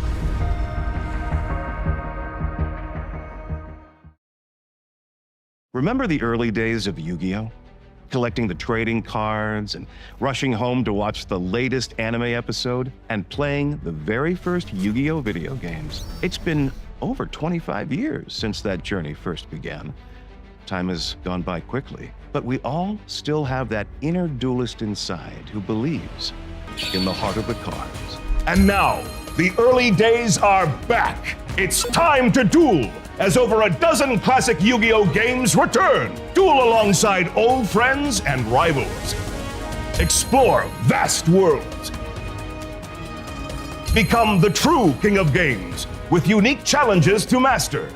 Yu-Gi-Oh! Early Days Collection. Available on the 27th of February on Nintendo Switch and Steam. It has been a while. I hope that was okay. Oh, that was perfect. You think so? Yeah. That was all right? Yeah. I like the way you guys sound better. No way. All right. Welcome back, duelists. We are at the penultimate round of the UK Genesis Challenge, being round number 7. And again, we have something incredibly fun for you all to watch. So we're going to be repeating by showing you Dark Lords, but we're also going to be showing you something very, very cool, again, directly from Burst Protocol, and that's going to be... Elf Notes. This is the first Elf Note Q tune. Yeah, so this is going to be Elf Notes featuring a very minor cool tune involvement, basically only being one cool tune mix and one cool tune Rico. But I thought this was like a very, very creative build because it shows you how good the Elf Notes are. And what the Elf Notes try to do is they have a very optimal weakness because they all want to summon themselves to the center main monster zone. So it's kind of like a more specific Mech Knight strategy. Yeah. But what it does get is you've got the cool tunes themselves with Rico and Mix being specifically listed on their Synchro counterparts. So you can utilize cards like Synchro Overtake to get them directly from the deck. On the flip side of this, as already mentioned, we are going to be looking at Dark Lords again, but there is some very integral differences from this list from the previous one we saw, and those are as follows. Yeah, so Dark Lord is a deck that we've seen before, but a cool thing of Genesis is that you see different lists depending on where people value their points investment. So this list is playing more non-engine. You see cards invested like Domino's Impulse, which is a more expensive card points-wise, but it's a very strong hand trap. Yeah. And it's going to be really good in this matchup, as well as the already seen Green Light and Purple Light. We see a card that we were not familiar with called Double Wind. Yeah, so this is actually pretty crazy. So Double Wild is a spell card that came out in Supreme Darkness. You target any level 5 alarm monster you control. You add a level 10 monster from the deck to the hand with the same original type, and then you get to discard a card. So you could target your Jehuti for the Dark Lords and then search yourself out the Ixchel if you want to, But which then- I think is really cool, and discard a Gulgat. No, and if you do, you can special summon a monster from your hand with the same type in defense. So basically, you can you can search Ixchel and special summon Ixchel. Yeah. And you can use it to like recycle your Dark Lord spells and traps. Very, very true. So- Oh, you can discard any card. Yeah. Yeah, So very it's good. a very strong tool here. It's also a quick play, which is pretty interesting. But similar, usually Dark Lord, more copies of Morningstar than before. A copy of Dark Lord Nasten, which I don't think we've seen in the previous list. No, so this one involves, as you already mentioned, double Morningstar, so it's barely more Dark Lord focused. We're going to be playing 3 of the first Dark Lords and 3 of the Evening Stars, so really bumping them up. But also playing, and I'm not sure yet, looking at this list, where the tuner comes from, but Time Lord Vorpgate. I mean, the Herald Returners. Are all the Herald Yeah, tuners? all the Herald Yeah, Returners. yeah. So you Oh, can yes, make correct, the- yeah. So Herald of Orange, like, yes, very Yeah. true. So that's going to be very, very interesting. There's a lot of very interesting discussion points right here, looking at these lists. So we're going to be diving into game number 1 now. We're going to see which of these duelists is going to be pushing on to try and top the first UK Genesis Challenge. So we've got Rio at the top on Dark Lords, and we've got Morgan on the bottom with a cool tune Elf Note strategy. Starting off with the draw for turn, we will find out which of these duelists will be going first. We do see a card in Rio's hand that we thought was also pretty interesting, which is Final Bringer of the End of Times. Yeah. Which is it's a pretty versatile card that allows you to destroy a card you control and a card your opponent controls. So you can use it to dodge like cards like Infinite Impermanence, but you can also use it as like a defense on your opponent's turn, just destroy a card they control. But let's see how Rio starts up here. We've seen this card a lot. So this is the best starter for the Dark World strategy, Dark Lord strategy, being the Jehuti. Interesting that Morgan's going to be reading this. I think this always works into Rio's favor on that one because when you're reading a card you're not fully familiar with, but then I would not be surprised if Rio does the exact same to some of the cards that Morgan starts to play during their turn as well. Yeah, I do think Rio's deck is less known because Dark Lord is newer to the Genesis environment, right? Compared to... I mean, like, both of them got the support in Burst Protocol. The cool tunes are a little bit more known. Oh, yeah, I get the Q tune inside of it. Yeah, but it's an elf note. Yeah, leans more on the elf notes, could still give you that surprise factor. But we're just going to be seeing a direct access going into the Indulged Dark Lord, giving Morgan the Golglet, and then also being able to search ourselves out the Ixchil. I still think this is quite interesting, unless I am wrong, and I'm waiting for someone to tell me. We might have missed it again. I'm always amazed that the Golglet does not spawn the tokens, and I don't know if that's because the opponent isn't like checking up on the card they're being given, they're just being trusted that the card's being given to them. They need to be aware because it is not a mandatory effect on Googleat. Yeah. So I believe Googleat would be able to trigger here. Yeah. But the thing is Dark Lord Dance only one card your opponent controls, or is it multiple? Because it might be a chance that even if you give them multiple tokens, they just get... Oh, you'd still get rid of them in a sense if that's the case. So, if someone had a Dark Lord Fusion monster this way, you can also use Dark Lord monsters. So technically you could use all three. But even then, if you're not going to use all... For when you're trying to go for Even Star, you're only going to be able to use two. So you'd use the Golglet and you use one token. So it would, I suppose, it would actually be quite detrimental. I'm surprised we didn't put the Golglet in the center... Well, maybe in game 2 and 3, we'll see the Golglet go into the center monster zone on that one. Ooh, we do see a Ghost Bell here being activated on the Dark Lord Dance. Very, very strong. The thing is with Dark Lord Dance, if there is a way to summon a Dark Lord monster like a Nasten, we're going to be able to just use it to basically copy the Dark Lord Dance. Yeah, and this is what I love about playing the other Dark Lord monsters, because we do, I believe it's the... Yeah, so we've got the one Nasten, then we've got the 3 Ixchils. Those are the only cards in the main deck that can replicate the Dark Lord spells and traps in the graveyard, which is really, really cool. Yes, this Nasten is really good because you really want to be cut off summoning your Dark Lord Fusion monster, because that is the best card in your engine. But the existence of Nasten here is going to allow you to still use Dark Lord Dance, which is going to allow... It's good for 2 reasons, right? It lets you get rid of Googleat. Yeah. And summon that, which is going to be like worth like 3 cards. Yeah, exactly that. And I just love the Dark Lord Even Star so much. Like, everything it ticks the box for. The Dark Lord is just a great deck in general, like really, really fun. But then when it got a card like this, the artworks have always been very, very cool and detailed. Yeah. And now you're being able to get a card that says, hey, you can have 1 spell and 1 trap as well. And these interactions are going to be met with a Ghost, Ogre, and Snow Rabbit. Ooh, that is interesting. He could... is he allowed to chain the Elven Note here? Can you do both effects in the same chain? He could use the Evening Star to replicate in the graveyard. I'm not sure what Dark Lord spell we have there, I think he has a Banishment. Is there a Banishment? Yeah, because he used Banishment for Ixchil at the start of the turn. So it's exactly what we're going to be doing here. Replicate the Banishment. So at least we get the value of here. But it's still good from Morgan's point of view because it's like one less interrupt, because that would be able to replicate one of the traps. Correct, yeah. So we're definitely going to be seeing the set of... I would... Whoa, where do you go for the Rebellion, or do you go for the Sanctified trap card on this one? I feel like Rebellion is pretty versatile. Yeah. The one thing... So Rio chose to search the Googleat, which might scream the fact that he could have a Herald in his hand. Possibly. It would be like a very good search if you had like a pitch, right? For your opponent's turn. So, I mean, you still have that with the Rebellion as well. So you still get the boast of it. Another thing we've got here is if... So Ixchil is currently banished, I believe, but with the Contact, are we able to bring back... Can we just bring back the Evening Star? I don't remember how... I think Contact's only Grave? It's only the Graveyard, yeah. We're going to be seeing Minerva. Okay. So, this is interesting. Oh yeah, it's because the previous Dark Lord list we've seen was playing with branded cards, so they were locked into fusion monsters. But now there's nothing locking you. No. So Minerva is pretty interesting because it allows you to just send more cards. So you're locked into fairies. Oh, Nibiru though. Oh, that Nibiru is really punishing here, right? Because I guess we have Contact. Yeah, we've still got the Contact to revive, which is quite important. and this is what I quite like about setting the contact, because you kind of put yourself in a position where Morgan would then have to, like, you wait for the contact to be activated, and if it's never activated, you don't then Nibiru, right? Yeah. So you can just threaten to go to the end of the main phase, and then you have contact with insurance. Minerva does not trigger because it only triggers when it's destroyed. But if you think about it, it's a very impressive turn from Rio, right? You've been hit by Ghost Bell, Ghost Ogre, Nibiru the Primal Beam. Yeah. And still there. Dark Lord's still here. We're still standing. We're going to be able to bring back...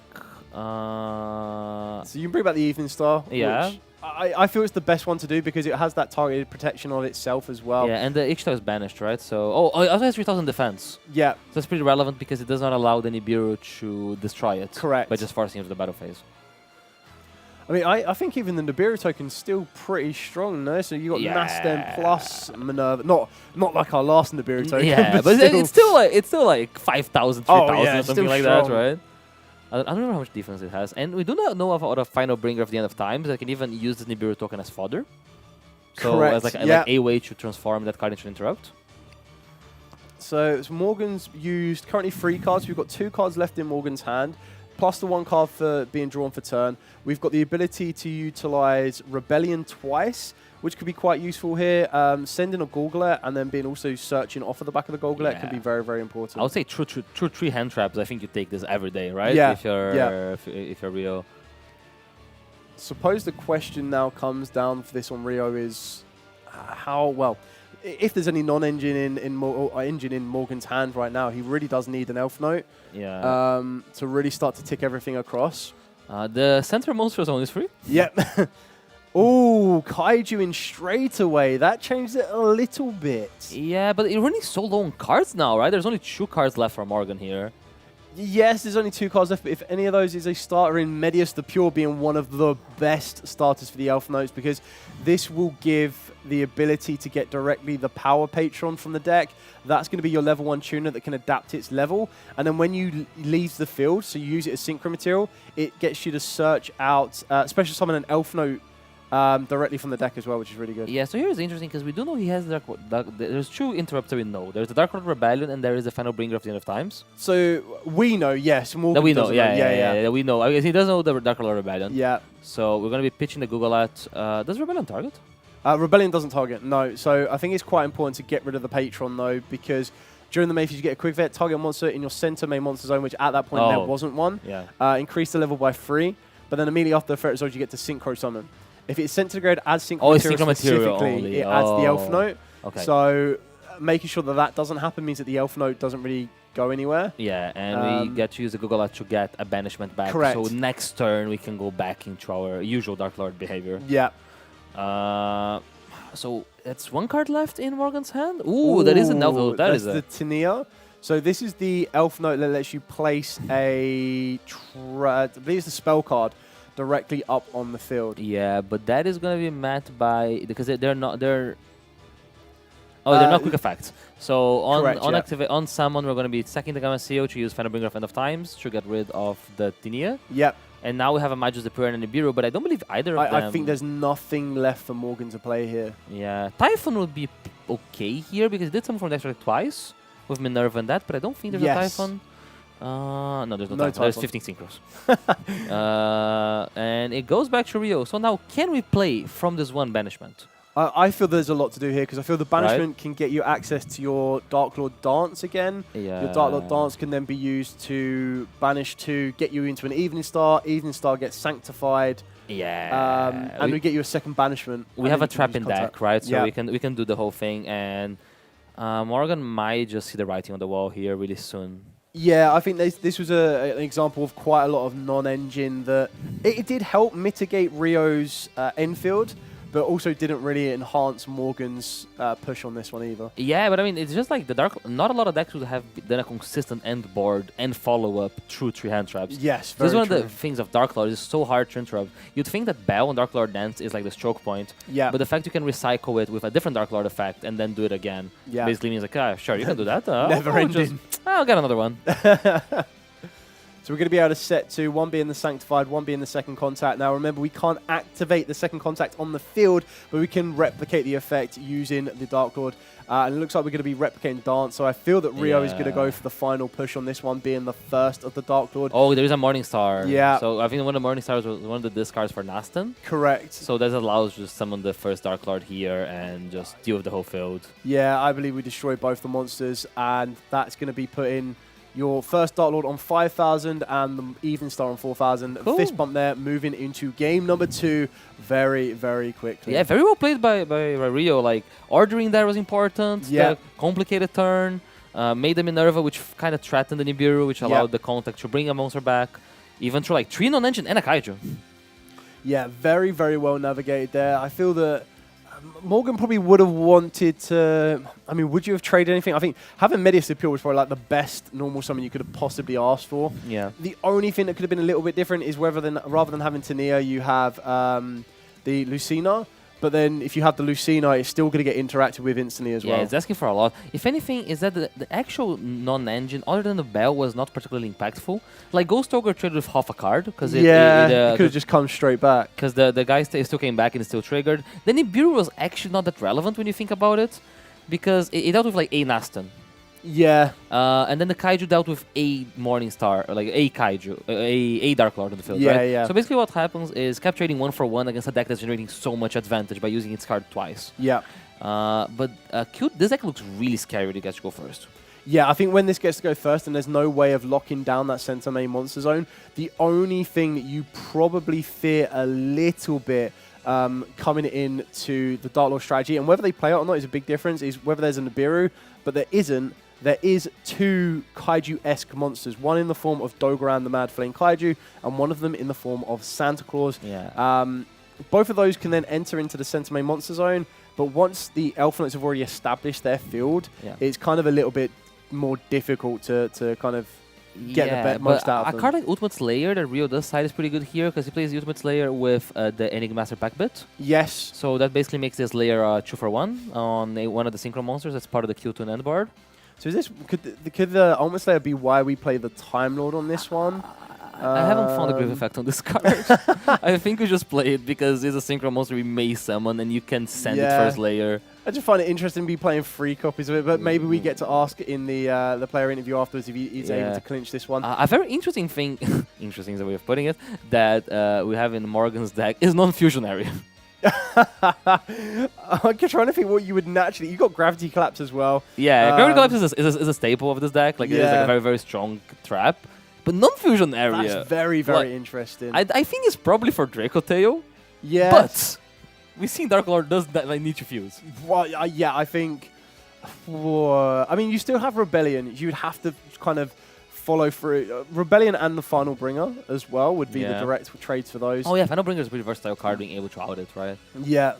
I guess we're going to see what Morgan can start to do. Hopefully got a little bit less non-engine now and more Elf Notes would be very, very helpful, or the Medius the Pure to kind of advance a little bit more. Yeah, I think I've seen an Ultimate Slayer on Rio's hand, though. Okay. So that's going to be interesting to see how that develops. That is a Medius the Pure. Very, very good start. Like we've already mentioned, the best normal summon you could have for this one being the Medius the Pure. Going to get us direct access to the Elf Note Power Patron. And quite unlike in duel number 1, unless there's a Herald of the Orange Light and an additional Fairy in Rio's hand, we're probably going to see this resolve and get access to the Synchro monster of either the Elf Note or in the level 5 we have a couple of different options here as well. Yeah, I feel like if you had Orange Light, you're kind of forced to interact with this Medius the Pure, right? Correct, so yeah. We're going to be seeing Exosynchron. That's a really cool card. Yeah, I love this one as well because we're going to be able to send Jet Synchron from the deck to the graveyard. Yeah. But the idea is you just want to be able to utilize the Power Patron as Synchro material, and it's going to give you access to Tania. This means that we're going to be valuing the access to the spell card above. It might mean that he also has the Lucina in the hand as well, to be fair. But we're going to go for the Elf Note's Welcome Home. It's really interesting because Exosynchron is a card that can increase or decrease his level based after you send the Jet, which is the only target. So you can choose what to do. You can make like a 10 or an 8. Yeah. Sorry, no. Oh, no. 4 or 6. 4 or 6. Yeah. Because the Elf Notes are level 5, right? Level 6s. Oh, level 6s, okay. So I think probably go to a 4 for a 10. You go to a 4 and you make a 10, because there's a couple good 10s, right? There is a Fabled Liazabul. Yeah, so the Fabled Liazabul can be quite a nice little trade-off. Trying to see what other 10s. We've got some 11s, we've got some 12s. The other one as well, which is kind of a very, very good, is the Sword Soul Supreme Sovereign Chenying, which could be very effective, especially when you're trying to use Dark Lord Dance to banish your cards. Yeah. Could cause a couple of issues on there. Yeah, there's a lot of like the staple extract synchros. We do see it's not relevant right now, but there is a Visas Armitrara to search the Mandatum Reframing as like a counter trap negate. Yeah. But I guess I just want to open up this main EMZ, right? Yeah. The main monster zone. You kind of want to keep that one as free as you possibly can. Just getting a question from the judges on this one now. So the spell that it got placed is Elf Note to Welcome Home. Yep. You can send a monster from the hand of the graveyard to special summon an Elf Note with a different attributes from the deck. Oh, so I believe that we might be sending the... So you'd send the Tania to grab you the Lucina, and then the Lucina should be able to get you the third in the Fortuna. Oh, it looks like we're just going directly for the Fortuna here. Okay, so Fortuna... Fortuna will grab you the trap card. Which will be very, very effective here. And they all have additional effects. They have the ability that during your opponent's turn, they can use a quick event to switch locations with the monster in the main monster zone. That makes sense. And each one will have a different effect. So the Fortuna will return a face-up spell and trap on the field to the hand, probably less relevant. The Tania will take one card from your opponent's hand, banish it until the end phase of the turn, and then the Lucina will return a level 5 or lower monster from the field back to the hand. I see. So the trap that search here is Elf Note Rhapsody of Madness. That while you control a monster in the center main monster zone, your opponent's monster can attack, except to attack that monster as a continuous trap. You can send a monster from the hand or field to the graveyard, target an Elf Note monster your opponent with a different attribute than that one, and special summon it. If you control a synchro monster, you can then negate a card. Yeah. So we're actually going to make a lot of negates here, right? Because if we are able to get to Mandatum Reframing and we have this, we end up with a lot of ways of potentially interrupting Rio. Yeah, and they're all kind of high-end negations as well, one of them being a counter-trap card. You're probably going to end up saving one of those to deal with the Dark Lord Dance and trying to deal with one of the other cards as well to make sure that they can't replicate the Dark Lord Dance. Yeah, so you have discarded the Nibiru the Primal Being there? It looks like that's what we've done, so we can bring back a Elf Note that is a different attribute. So we're going to bring back the Power Patron, and this will allow us to synchro into a level 7, which will be the Elf Note Synchro Monster, and then this will probably work our way into... I'm hoping the Lucina. I keep saying Lucina, but I don't know if Morgan already has that in the hand. That is it. You can first summon a level 6 or lower Elf Note from hand or graveyard. So we're not bringing the Lucina yet. We're getting the Power Patron. Is the Power Patron just summon from deck once per turn? Yes, and then this one's going to grab us access to. I would be amazed if not, but it will give you a Crystal Wing, which is going to give you your negation. Oh, so we choose to summon the Crystal Wing in the middle. Yeah. For the protection effects of the spell card. Yes and no. Because you get one for the trap card as well, so your opponent cannot attack it. But I guess in Dark Lord you actually don't mind them attacking because they're all going to be quite high levels. And then with the spell card, you're going to get the ability that it can't be destroyed by card effects. So it does make it very, very awkward. But you still want to kind of try and shuffle your Elf Note monsters around a little bit to get their effects. Yeah. There's two trap cards that are really terrifying in this deck, right? We know there's no fusion area and gravity collapse. Yes, if either of those are... Those two cards are like, I mean, that might explain why the Axel Synchron has been left on the field. Yeah. If you're right on the... Ultimate Slayer in Rio's hand, that could be a very good trade-off for the Crystal Wing and the Axel. Straight away putting an end to the Gravity Collapse. Yeah, and it would make Gravity Collapse that. It would also make Mandatum Reframing, if it's like a hard-drawn Mandatum Reframing that. Yeah. Pack Bit's really important here. A lot of protection on that Crystal Wing, but nothing against Ultimate Slayer. Yeah, destruction and attack, but not target or... sending, I guess, on returning back to the extra deck. Maybe the Axel Synchro, it has the ability to quick synchro summon as well, right? Yes. So it's one of those things that maybe it exists searched and synchro during the turn. I don't know if you can summon an Elf Note, maybe with the trap. Well, it looks like we're going to use the trap card now to get rid of the Crystal Wing, which would mean... Oh, we're going to bring back... So we're bringing back the Elf Note Synchro Monster. Oh, that's pretty relevant because it means that we have two Synchro Monsters. Now if you have a Gravity Collapse, we won't be able to out both of them. Very, very true. So, resolving the Pack Bit, targeting the Elf Note, good choice on that one. So I believe Pack Bit discards a card, right? It does, yeah. It might be good because if you can pitch Google At. Oh, if you pitch the Google At, Google At has been going to grave in all ways over this weekend. It's been branded Fusion, it's been orange lighted. It looks like there's a Nasten and a Jehuti in that hand. And an orange of the Herald of the Green Light as well. Light. That might have been the draw for turn, right? Yeah. So here comes the Tania. This is quite important now. Well, it's quite important that there isn't a monster in the main monsters at the center monster zone. So Rio's played that very well to make sure that nothing sticks there, meaning that the Tania can't switch as of yet. But as you mentioned, the quick synchro effect could come up here as well. So there is a level 11 synchro they play, which is the Thunder God. The Junshin, which is basically you can. It's like a Raigeki. Yeah. Right, like a Raigeki or Storm Duster. Yeah. So this one we're seeing going again into the center main monster zone. So can't be destroyed by battle, can't be destroyed by card effects. And then we have the ability, as you already mentioned, to destroy all of the monsters, face-up monsters your opponent controls, or all of the face-up spells and traps they control. We're probably going to be doing the monsters more than not. Here a Kaiju would be really good. Yeah. Because you'd be able to Kaiju and put it away. Yeah, lock that entire center zone down. But we see the best Dark Lord starter here, so we're going to be summoning one from the deck, as we've seen a lot this weekend. Yeah. So are we going to see the same play, though? Do we go for Indulged and then, search and give our opponent a monster? Yeah. The one thing that's interesting is that, like, you can have a pretty good read. Both of those traps are live cards, because the Nibiru, the Primal Being, was discarded. Yeah. So, like, if they willingly chose to get rid of the Nibiru, you can kind of put them on those cards being real pieces of interaction. Yeah. But let's see what's happening here. You'd probably assume that the Gravity Collapse would have been used with the Jehuti, so you can probably tick that one off. I forgot what Collapse negates. Is it any summon? Only a very specific summon. Yeah, I think it may be a summon from the extra deck. Yeah. Oh no, it's Wood summons, so it's an inherent summon. Correct, right? yeah. Oh, but I guess it works normal summons. Yeah, exactly. So you would use that on the Jehuti. So I can kind of clear that. Maybe it's non-fusionary.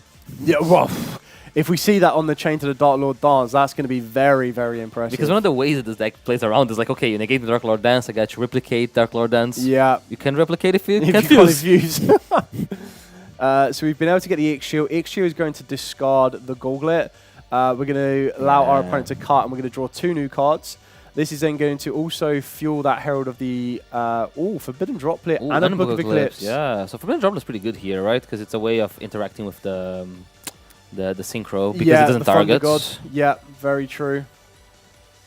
We do have to be, because I think it might tribute for cost, so you might need to be a bit proactive with the... We've got to remember that when your opponent activates a card or effect, you're gaining 300 life points as well, so hopefully that's being kept track of. And then during the opponent's turn, you pay 1,500 to tribute it and then activate one of the following. Yeah, so basically like you need to droplet it before it activates, right? Because monster. So then it's something that Rio might need to be aware of.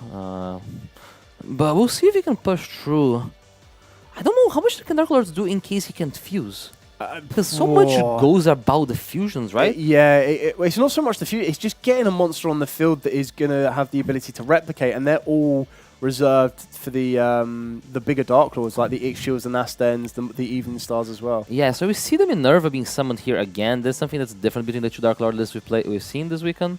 I guess it is just a way of putting those Dark Lords into the graveyard and milling more cards, which can be useful for Dark Lord Dance. 2 Herald of Orange and 1 green. Fairies? We're 1 EVA away. Yeah. There's no EVA. But that was not the ideal excavations or mills that we would have liked to have seen there for Rio. But still holding strong there, Morgan. I think they're just calculating the life point increases as time goes on, because we've been able to use... I believe Minerva was used, Jehuti and Indulged, and maybe even Banishment. And Ix-Shield, right? And Ix-Shield. And so I think we pitched the Google Ads? Yes, so that's 6, which is plus 1,800 life points. Probably plus 18 here. Yeah.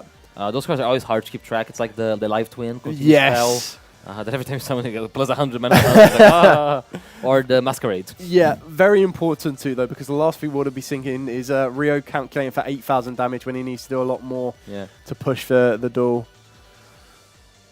There is a lot of plays, so it's interesting to see where Rio plans to go with this turn.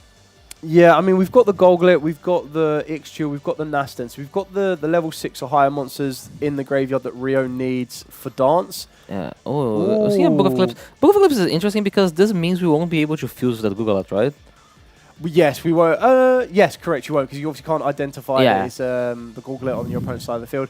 I suppose that is the risk he was willing to take to make sure that the Cursed Thunder God can't use the destruction of face-up monsters effects. So chose to use the Eclipse rather than the droplets to interact with Thunderlord. Yeah, I think that's kind of worth it here, depending on what we have access to. I think there's a Dark Lord Dance in hand?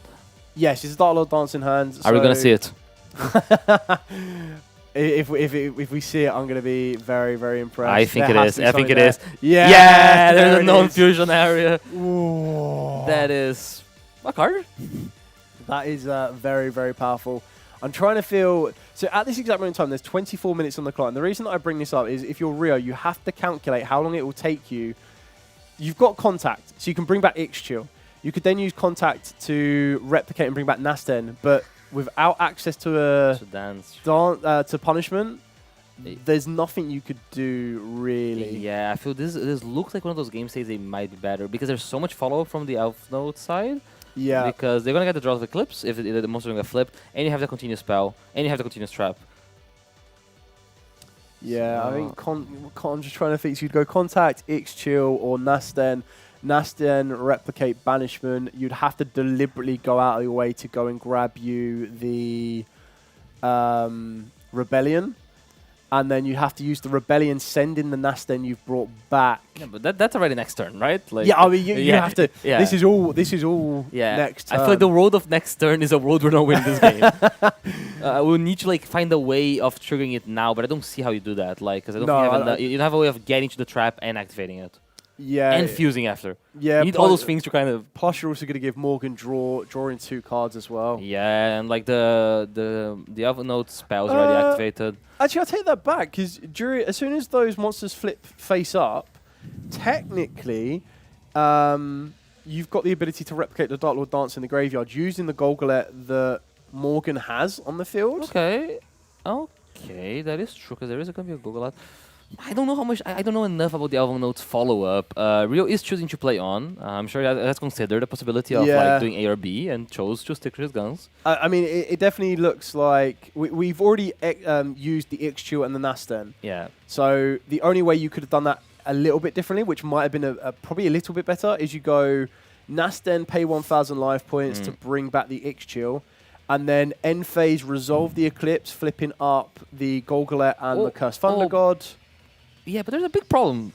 The Thunderlord is back. What am I talking about? There's non-fusion. No, the Thunderlord is also back. Yes. So he can just deal with everything now, right? Yeah, very, very true. I don't know why I kept thinking... I kind of forgot about that. The Thunderlord is like, hey, whoosh. Yeah. It's Thunderlord only during your opponent's turn. I think it is, but we're still in the end phase? Yeah, it's only during your opponent's turn for the... Is it during main phase? During your opponent's turn. It's not main phase. Okay, so then technically, yes, you can use so I think that's what's happening here. The Cursed Thunderlord is going to be used before going to the turn. What do we deal with? Yeah, I don't see a way to stick here. Yeah, I think you just get rid of the field, right? Just out of the field. Yeah, but it has to be the face-up monsters. Oh, it's only face-up monsters. Yeah, only face-up monsters or face-up spells or traps. So we'll definitely get rid of both the Nasten and the Ixchil. Yeah, just get rid of them. Because then, even if, we do have the Rebellion, but what are we standing for the Rebellion? Well, this is the other issue now when you think about it, is that we've only got the Forbidden Droplet, we've got the Herald of the Green Light. And a Rebellion. And the Rebellion. So the Herald of the Rebellion can't be used right now because there's no Dark Lord. We've got the Elf Note trap card active already. We've got the non-fusion area.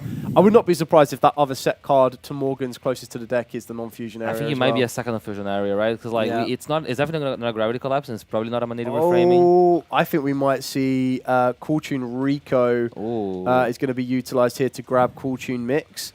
We're probably going to try and attempt a synchro play here, but I don't think there's any synchro 9s. Yeah, Rico's probably considering the Forbidden Droplet here, right? That's the one interaction that is really live in the scenario. We're going to be using it. Yeah. Sending the Minerva.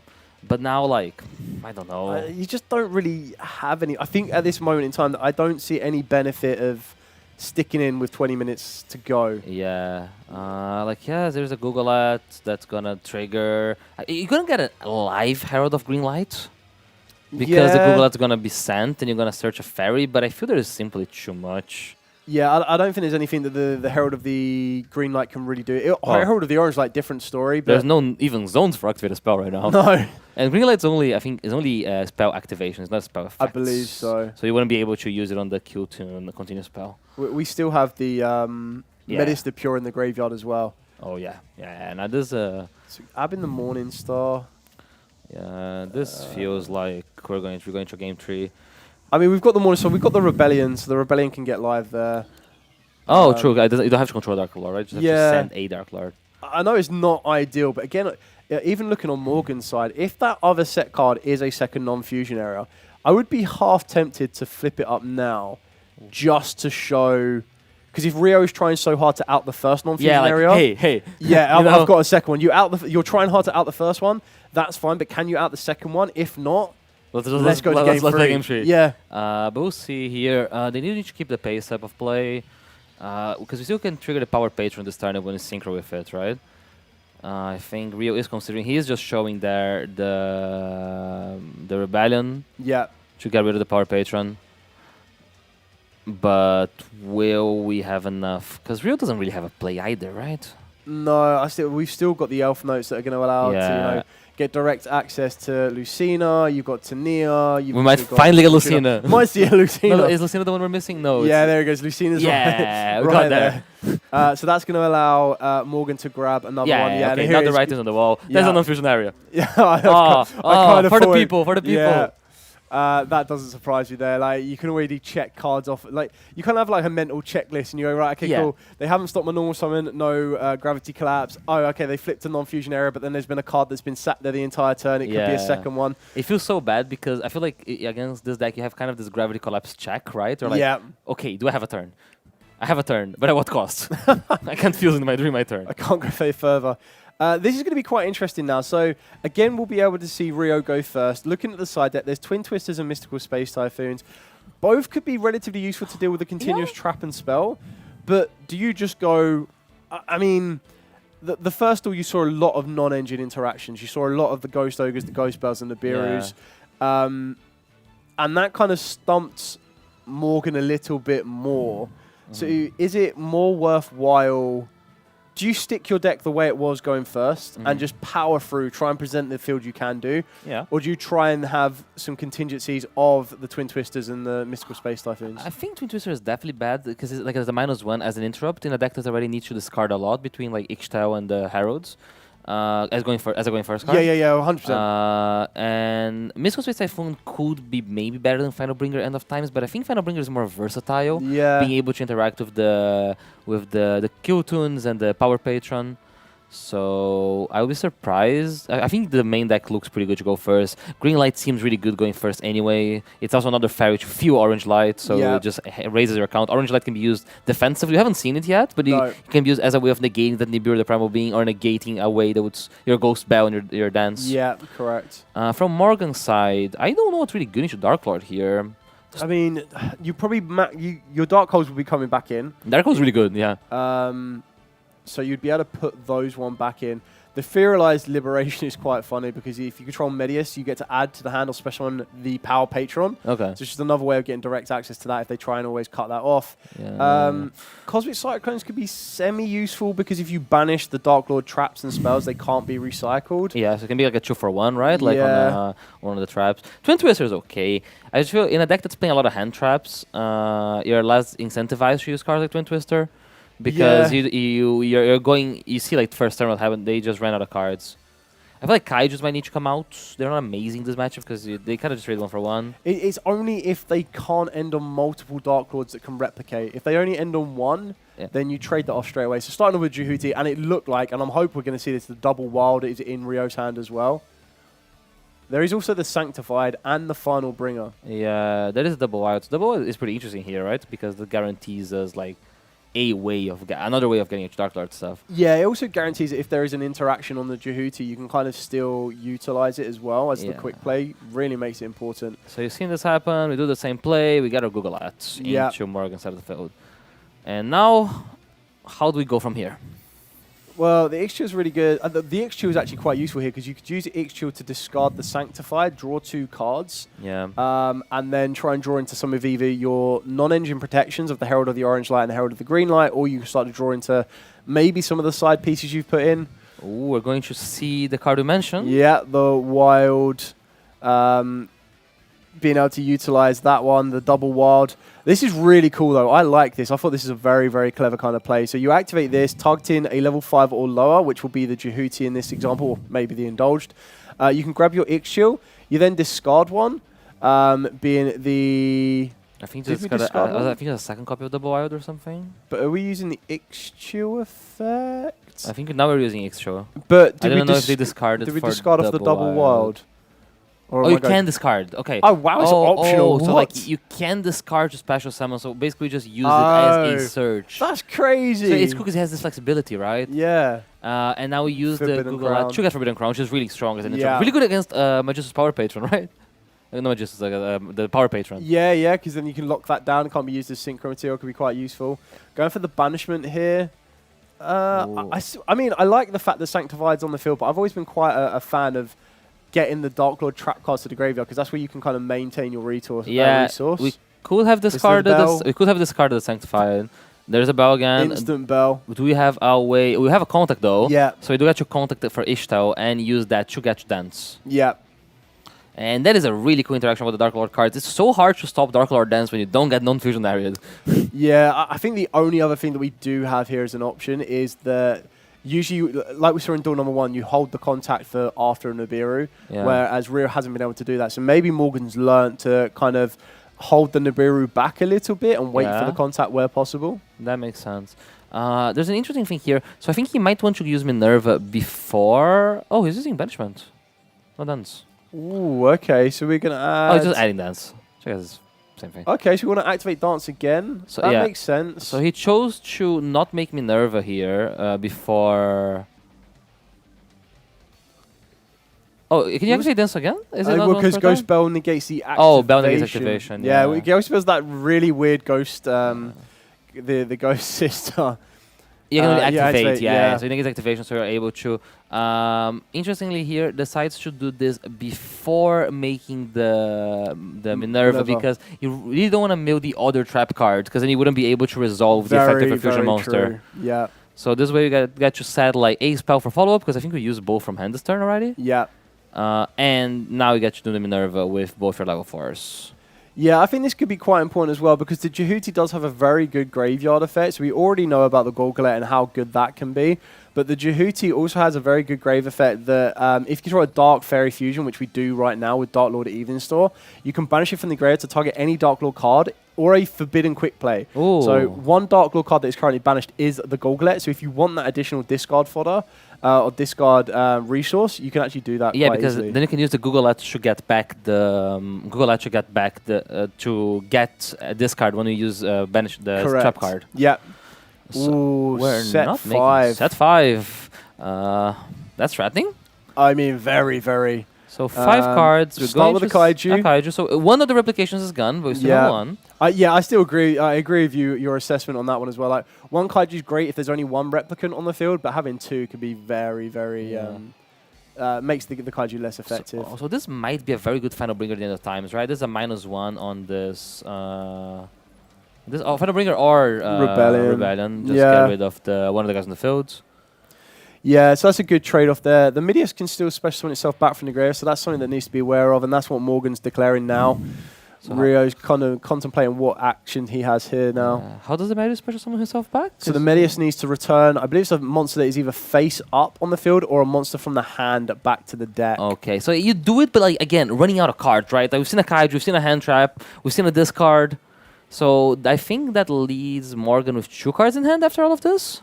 Doing the maths on the top of that one: Ghost Bell, Kaiju, Elf No, Medius, and the shuffle back. Yeah, there's one left. Yeah. So like, and there's so many interrupts. Yeah, so the Sanctifies just trade off that, and Synchro Overtake's very, very good. Yeah, Overtake is good. The Forbidden Crown though might pose a bit of a challenge. I mean, you bring out... What have we got at the moment? We've got a level 4 on the field. If you bring out Rico, Rico's the level 7. I would be more fearful of Ixchil to replicate Rebellion in the graveyard to destroy Rico. Because I think once Mix hits. Okay. Oh, so you were using Ixchil to reborn the fusion, and then now we're going to use the fusion to replicate. So basically, it's the same thing, but we keep a dark fusion on the field, which allows us to use the monster effect next turn to get the Google back. Yeah. So as well as just more volume in the table. We resolved the Medius, correct? So we still have our normal summon. So yes. We're going to see the Forbidden Crown here. Interesting. Yeah, I think that's probably the best way of doing it, because I don't believe Morgan plays any level 6 synchros. Is that level 2 or level 3? Yeah, so Mix is a 2, Medius is the 4. Okay. Whereas if Morgan had gone the other way around, getting into the Rico is a 3 and Medius is the 4, would have opened up the door to the Elf Note synchro. Okay, and we're going to be seeing here the replication of the pop. Yeah. Medius is banished now. Probably don't have a way to get Power Patron. No, and I think that was Morgan's last card. I believe so. Yeah, it comes back, and now we have all the Dark Lords, all the setup. We're going to be seeing a big first Dark Lord, I think, to win this game. Yeah, I think we're going to be trying to push straight through into that. Banishment grabbing that Morning Star straight away. He's coming. The final bringer of the end of times. The first Dark Lord.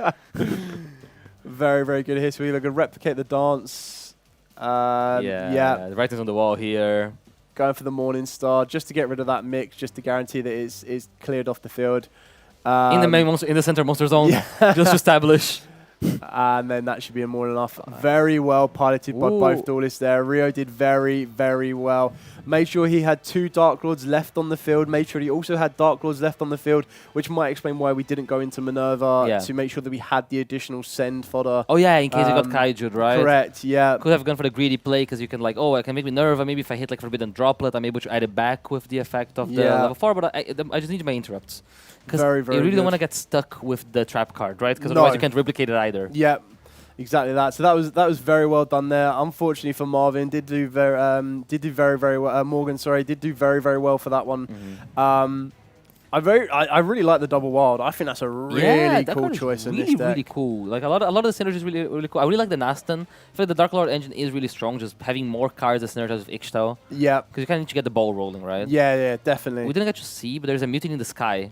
Yeah. And you can fuse some of the other guys, like confuse for the Fiend and for the Loose. I'm going to be asking Rio a bit more about it. Yeah, I think it's very, very good in regards to be able to get access to your Dark Lord Even Star and everything else. We saw like how powerful these cards are. So congratulations to Rio on that one. He's going to be moving on with round number 8, which will be our final round of Genesis. And we're going to be back very, very shortly with the winner's interview. And then the next one after that will be the final round of the UK Genesis Challenge live from Liverpool. So we'll be back in a second.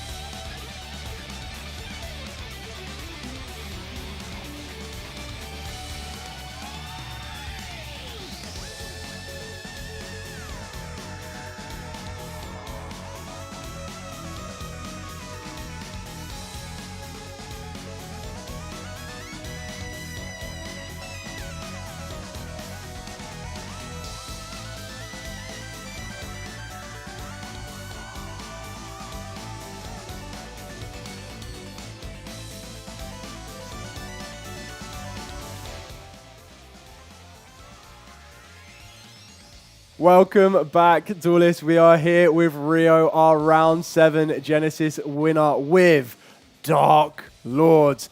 And that was a very, very impressive matchup. So what we want to ask first of all is Elf Notes. How prepared were you for an Elf Note matchup? I played Elf Note in advanced format, so I knew what all the cards did.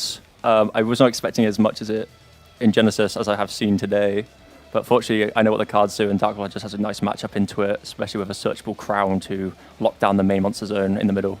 Yeah, perfectly well executed there. Now, there were a couple of tech cards that we've seen in your deck that are really, really interesting me. So, first of all, Double Wild. How did you, like, I know why you've got it in there. I think that's incredible. Where did you find this?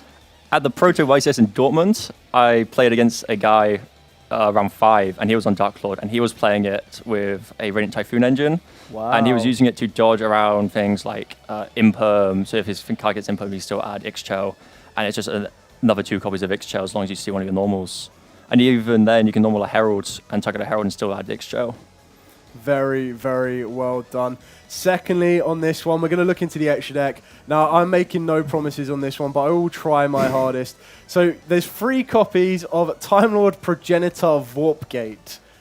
Is there a reason that there are 3 copies of this card in there? This is a level 10 Dark Fairy with 0 attack, so I can activate Heavy Poly with 0 punish to go into the first Dark Lords, which gives all of my cards targeting protection for the rest of the turn, and is also Monster Reborn. So, and if I don't need to get into him, I can go into Trilogig to burn my opponent for some amount of damage. Very well constructed. It looks like you put a lot of thought onto this one. One more round of Genesis, so wish you the very best of luck. Thank you. Congratulations. This shows some very good deck building creativity as well, and it kind of shows you exactly what Genesis is here to do. So best of luck to Rio on the final round. We're going to be back very, very shortly with round number 8, and then following that, we will be crowning our first UK Genesis Challenger winner, and it might even be Rio. So back very shortly.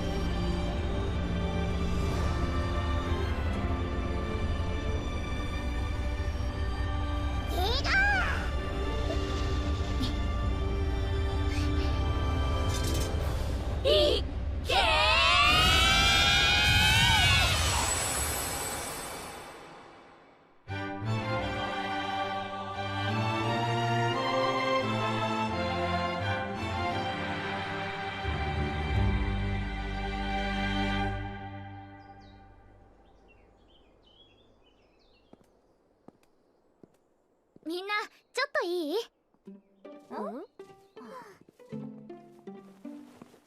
書庫で見つけたの。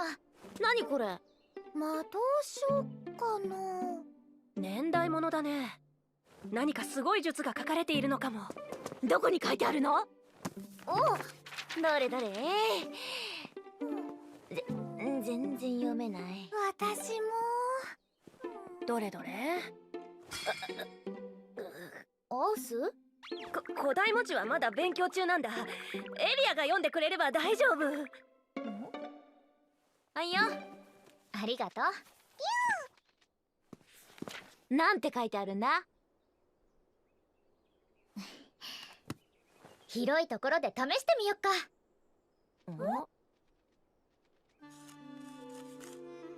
きた。ウィー、そっちはどう？こっちもバッチリだよ。あまたの属性を掛け合わせることで属性を超越する大霊術一輪。それさえ使えれば私たち4人が最強ってことだな。早速試してみようぜ。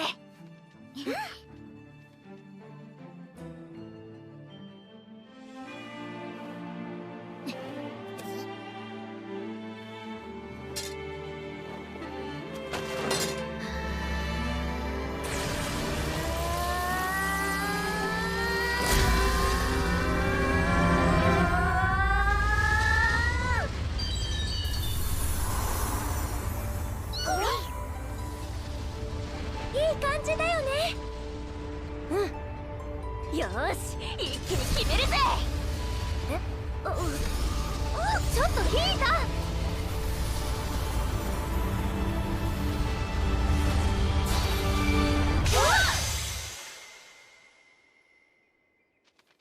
これって失敗ってことかな。どういうことだよ。属性を合わせりゃ術が完成するんだろ。魔法陣間違っていたのかな。見て、祭壇に祈りを捧げ奥へ進めだって。ね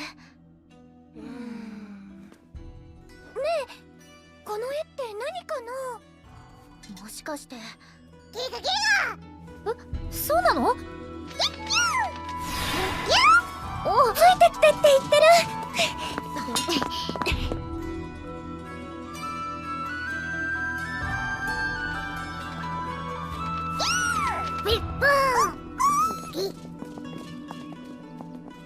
だいぶ奥まで来たけど、これ帰れるか？大丈夫。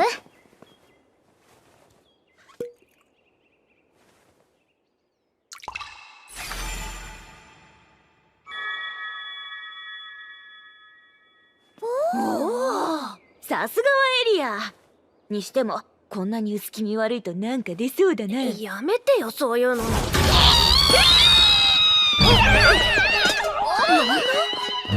ちゃん、待ってアウス。やだ、もう帰る。もう大丈夫だから。ちょっと前。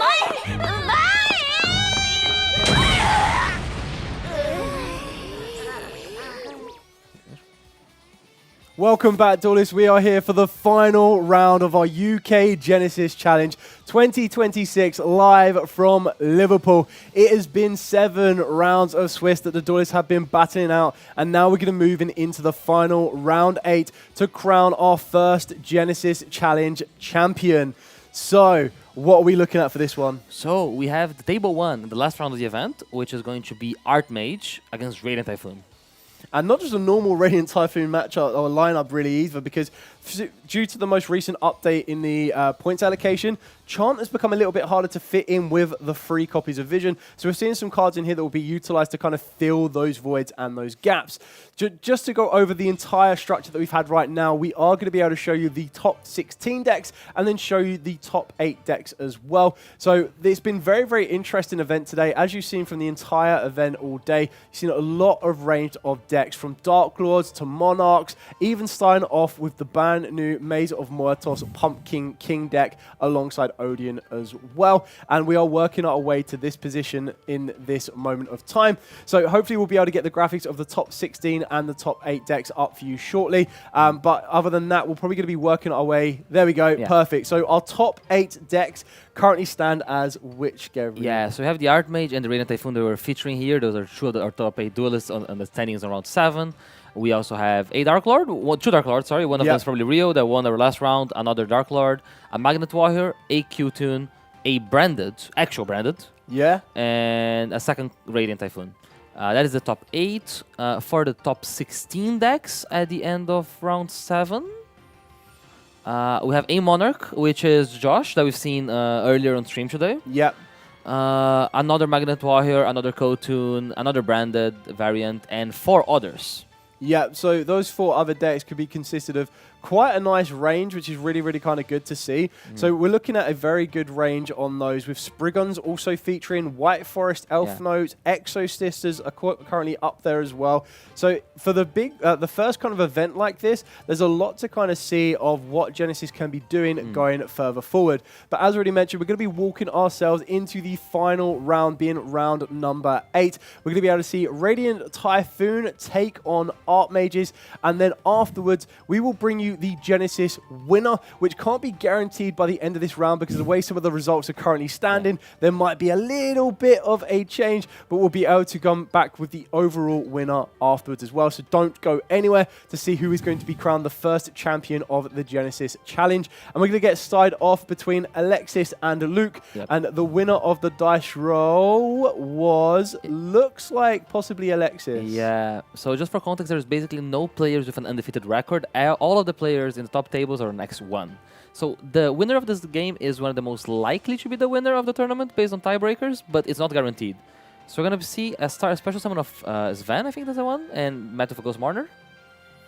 Yeah, and then carrying them straight on with the Magdala. This is where it's going to make the Radiants a little bit strong with the amount that they can kind of push through in a sense. And we're now also going to be able to utilize the Radiant Typhoon Ascendance, the newer kind of quick play card from Burst Protocol. And this is going to allow us to add Mystical Space Typhoon directly from the deck to the hand. Yeah, the main thing is just being a trigger for the level 3 Megala here, which allows us... We usually would go Sven for Eldum, but here we have Megala that is going to help us bridge into Eldum again. Or Crosshair? Yeah, I feel that one of your bigger monsters could be quite good, but exactly like you said, the Eldum's going to be able to enter the field of play now as well. Yeah, so we use the Eldum, and then that gets us to Crosshair. We might have another quick play spell in hand to be able to special summon the Crosshair. Interesting here on when you see the advanced format, this is the moment usually you link summon Varun. Yep. But we're not link summoning Varun because there's no link monsters. So we're going to start with Vision and chain a copy of Mystical Space Typhoon. That's going to... He's using Vision to search. Yeah. They're using Vision to search, getting a copy of Mystical Space Typhoon, and then because it got destroyed, it will be able to set the Vision again. Very, very good resource management there, and then also being able to get direct access to the Corsair. We know that Luke is probably playing a more unconventional deck. Like Radiant Typhoons has been on quite a lot of Duelists' radar as we work towards the Genesis event here. Whereas Archmage was kind of in and around that space there, but Luke had been doing very, very well throughout these entire tournament already. Yeah. It's just going to see whether... Well, it'd be interesting to see if Alexis knows exactly what Luke is on for starters, which, being on the top tables for most of today, they might have seen each other's decks. Yeah. It does look like a very, very good end field straight away there from Alexis. We've got 5 set cards, the Corsair plus this, and a Nibiru. That's a very strong Nibiru because we could have chosen to commit into the Gossip Shadow. Yeah. But decided to go into the Totem Bird. Yeah, yeah. And probably a better card into Archmage in general, Yes. but it was vulnerable to Nibiru the Primal Being. Yeah, I think that the decision was definitely correct there to go for the Totem Bird. It was just, Luke being able to open up that Nibiru has made this a little bit trickier for Alexis, but there's still 5 set spells and traps there for Luke to kind of work himself around. We know that one of those will be a Mystical Space Typhoon. We've also confirmed that one of those is a Vision as well.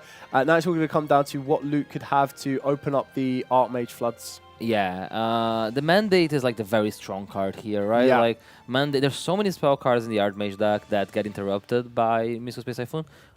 With the card here is just a field spell that just gets interrupted by the fact that it's a field spell. Yeah, and the Mystical Space Typhoon is going to trade that off straight away. Yeah. And we're going to go for a second one. Luke's seen the Mystical Space Typhoon taking out the field spell before. Yeah. We're going to be revealing one of, I believe that is the Latira. Latira, okay. So Latira gets revealed. Is it because of the field spell? Yeah, so the field spell will let you special summon one with a different name, and it will also, from the ones you already control, already have special summoned, and it will allow you to add one of the spells from the graveyard back to the hand. So it's interesting because it was a pretty good turn from Radiant Typhoon, but like a lot of the follow-up kind of lived in the monsters and the Mandate. Yeah. We do have the Mandate to draw more cards here. Oh, but there you go, the third Mystical Space Typhoon, and that Luke's kind of seen the writing on that one. Really unfortunate there, but really well navigated from Alexis, yes. right? Because the True Nibiru, True Ghost Marner, still established follow-up and enough interruptions with the Mystical Space Typhoons. Probably aware that Luke was playing Archmage, so just Mystical Space Typhoons, even without Mandate, are going to be really strong. Yeah, big time on this one. Just having a look on Luke's side deck right now. So it looks like he has decided to go for a bit more of a field breaker approach, because we are main decking. This is what makes the Archmages so good, is you can main deck some of the cards that are considered more of the stronger breakers, but you can also use them as discard resource for the field spell as well, being the Arcane Academy. So you've got Gordian Slicer in the main deck, you've also got Ultimate Slayer, but then for the side deck that you could possibly be bringing in is like Swords of Concealing Light. That's probably better for going second. You look at more locally being Horn of Heaven. Wow, haven't seen that Blast from the past. Hot minute. We've also got Lost Wind. So Luke seems pretty confident with the capabilities of Archmages for going first. Yeah, Lost Wind is cool because you can discard it for the spell. Does it discard any card? Does it discard a spell? So you can discard any spell or trap. So like you can discard Lost Wind and you get value out of it. Yeah. I wouldn't be surprised if the side pattern is just the Guardian Slicers and the Ultimate Slayer for the 5 trap cards. Yeah, I think that's exactly as you commonly in the TCG you have for like Moch armies. In this context, you have for Field Breakers. Yeah. I think that's definitely the best way of doing it on that one. I can't see much else. The Kaijus are not going to be much use for them. Maybe you could argue DD Crow, but it's that's really not going to bad be in this matchup, I feel like. I mean, do you not try and get rid of... I mean, it'd be very, very specific, but if they start putting the Phonics in the graveyard, is that a target you want to get rid of so you don't need to worry about it? Do you try and starve the resource of access to Mystical Space Typhoon and even recycling the Radiant Typhoon as well? Okay. So I think we're going to be seeing Alexis going first. Going second here. How do you think that you prepare for Archmage, like from their perspective? From the perspective of Alexis on this one, just taking a look at the side deck cards here, I mean, the Ra Sphere mode could be quite effective because what Archmage want to try and do is they want to try and have monsters of 3 different types on the field, and all of the monsters start to get additional effects from that one. Yeah. So that could be quite useful. If Luke has kind of expected to play against something like a Ra Sphere mode in the Radiant strategy, he may just end on 2 monsters instead, which could make it a little bit more awkward for Alexis to navigate correctly. You've also got Dimension Fissure, but that's more of a go first card for this scenario. Yeah. Guardian Slicer? I mean, there's nothing in the extra deck that Alexis really needs. Yeah. So you could see the Guardian Slicer here. I don't know how much you'd be need to sacrifice to trade off, but it could still be very, very useful. So we're going to be seeing getting to the Archmage engine here. Going for the Graflare. So this is the Spell and Trap Destructor. You kind of want to work your way into the Finmel, which could be a whole monster negation. So that could deal with like the Eldam and the Magdala and everything else in between. But I feel you're also very important that we're trying to set up the protection for the field spell as well. So especially against the Mystical Space Typhoon deck. Yes, exactly that. So you want to try and control that where at all possible. Yeah, one of the strategies against Radiant Typhoon when going first is establishing a lot of spells and traps. Because the quantity just means that it's harder for them to be able to special summon their small guys. So if they don't have access to a Mystical Space Typhoon by itself. So that could be a strategy we see here. But that is the Archmage Power Patron, right? So last time we saw the Elf Notes Power Patron which made it appear. Here we're seeing the fusion version of it. Yeah, so all of the Power Patrons are very, very interesting in this sense. And we're actually going to get a Power Patron archetype themselves coming out in Blazing Dominion. So we've already got one for the Doom Z strategy, the Archmage strategy, and the Elf Note strategy.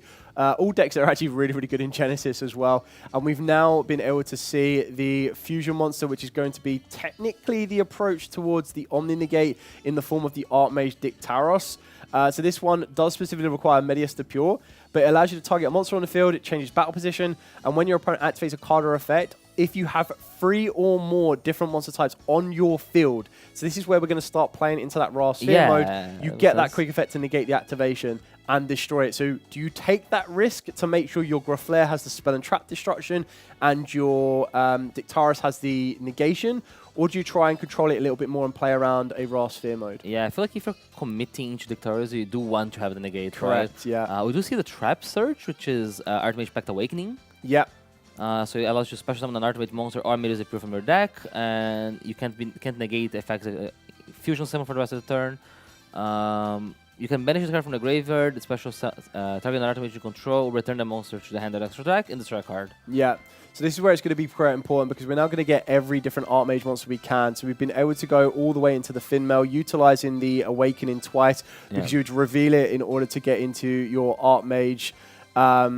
Starting off with your Archmage being the Latira. That then lets you discard it. You then get to add it back to the hand through the Latira. Then you've worked your way into the Finmail. The Finmail is going to be a monster negation blanket, so to speak.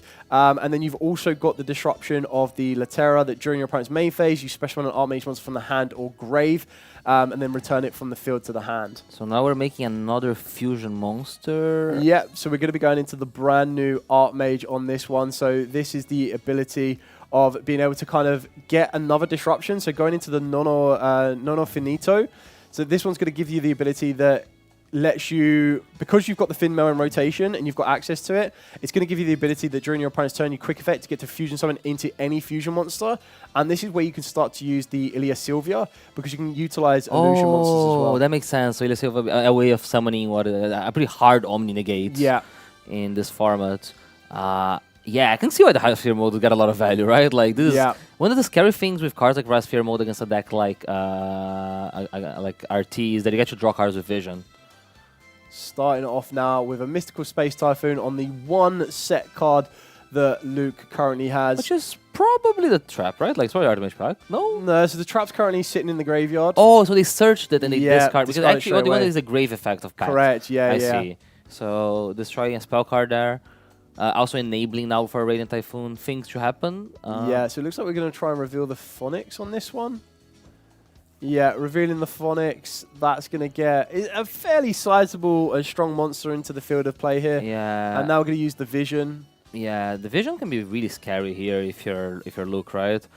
Because it would allow the Phonics to interact, do the thing. Yeah, do the thing. It will do the thing. Do the roar. Yeah. Yeah, so Shuffle the things. Shuffle the things. It looks like Luke is kind of eyeing up utilizing the Archmage pack. The reason for this one is trying to be able to banish it from the graveyard. Targeting an Archmage monster you control, you do have to return it to the hand or extra deck, but you do get to destroy that Phonics on the field, which could be quite valuable here. And I think that's exactly what we're going to be doing. Yeah. Just can't let this Phonics just interact with cards for free here, right? Yeah. So we'll see it being chained here. I feel returning the Graflare is probably the right way to do this because you still want the Latira to special summon down as well. And then that's going to allow you to kind of extend the plays back to the way it was. Plus, you want to try and get access to the Power Patron back because that's how you're going to get your illusion monster into rotation. So you can go into the Ilya Sylvia. And we can kind of see Alexis is trying to navigate around this field right now. And the Dictaris is still within kind of within power. Like you still haven't used that Omni Negate yet. Yeah, and I think the Vision doesn't seem to have drawn away to all them. Like Rasphere mode is what we want here, but I don't seem to be there. That's the Crocea from the look. That's a Crocea. It's a very hidden Crocea. It's a surprise. Yeah, but it's not a sphere. It's a Crocea. Will Crocea resolve here? I guess that's the question. Crocea is a card you always want to stop just because it generates so much advantage. Yeah, I think that's definitely something you need to look at. And I would probably, if you end up using the Dictaris, this is when you need to work your way into the Ilya Sylvia as early as you can because you still don't want your field to be empty. And Alexis still has quite a few cards. Yeah, this is one of the strengths of the Radiant Typhoon cards. All the cards kind of work by themselves and they're one-for-ones, cards like Mystical Space Typhoon, or cards that just generate search a card, search a card, search a card. Yeah, so it does seem that the Crocea is going to resolve here. So Luke is definitely valuing that Dictaris quite a bit.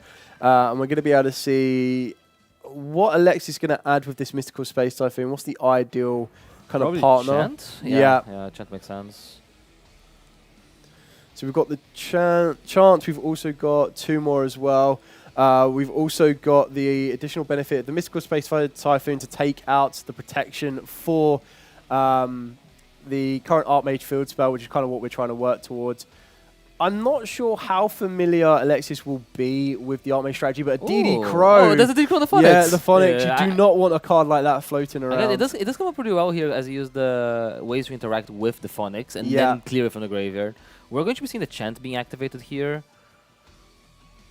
I wonder what you start. I guess you said you're small guys, right? Like that's probably where we're going. The Eldam on this one. I mean, we have been able to. Alexis has done well to clear off all the spells and traps that Luke currently has. So the Eldam And Mystical Space Efforts in the graveyard as well. So that's going to be able to extend as well. Just tidying up the zones here to make it crystal clear for everyone at home and, of course, us watching along. Yeah. It's interesting because how do you deal with the monsters? Radiant Typhoon deck, like, struggles to get over things without Phonics, right? Yeah. You see there are 2 copies of Phonics in this list? Ooh, okay. Book of Eclipse. Ooh, I mean, that's going to force... this definitely needs to force the Dictaris.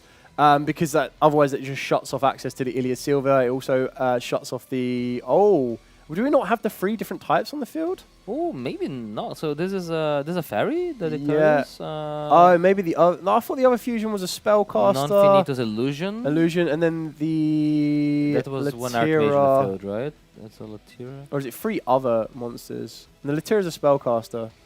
Maybe the Dictaris was already used? Maybe missed it. I don't know.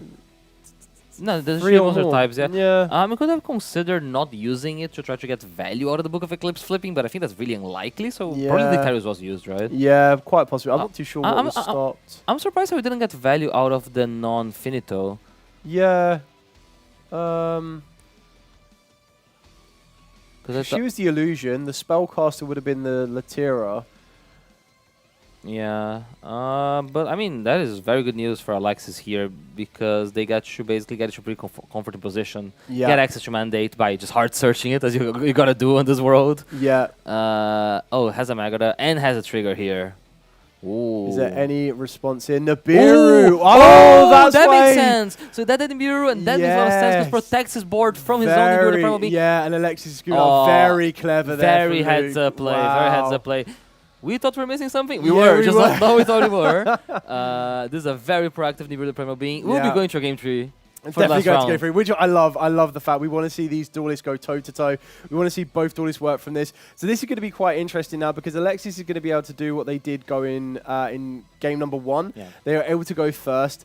Looking at the side that now, I think Dimensional Fissure can definitely come into play in this one. You don't really need to worry about the Ra Sphere mode as much. Yeah. What would you take out, though? I don't know is Book of Eclipse that good going first in this matchup? Because in the sense, like if you book them, you can still use them as fusion materials. Yes, that's very true. But then you've also still got to. I mean, the Latira still doesn't need to stick that much. I mean, it could probably be sacrificed. I think the Dimension Fissure is definitely more important. You don't want to touch engine. This deck has some consistency issues. Yeah. Maybe Sheena. Maybe you don't need 3 copies of Sheena going first. Yeah, I mean, you could probably afford to cut the Sheena down by 1 or 2, and then maybe cut the Phonics down. But like you said previously, Crow, right? Yeah, you need the aggression. Yeah, and that's kind of what they miss. It's interesting. I feel like the plan is going to be like have die fight, try to die fight, try to establish as many Mystical Space Typhoons as possible. From the Archmage side, because the Field Breakers are not amazing in this matchup. Like Guardian's Leicester and Ultimate Slayer are not great cards. No. I don't really know. Nothing here strikes me as really good, right? No, I feel like the best you've got with Slayer is it will trade off with the Totem Bird and send the Valon to then Book of Moon one of your opponent's monsters. Yeah, that's fair. But that's kind of like the best trade on that one. The Guardian Slicer, you're probably going to pay the cost quite highly. I think Swords of Concealing Light could also be an interesting one. Oh, Concealing is solid actually, right? Because it's a way of dealing with the Phonics and dealing with them all, putting them all face down, basically locking them there. There's not a good way of getting rid of them. The only thing with Swords of Concealing Light is that it does get traded by Mystical Space Typhoon. It does, but I suppose you don't have that big of an issue adding spells to that when you always had it as like additional discard resource. Yeah.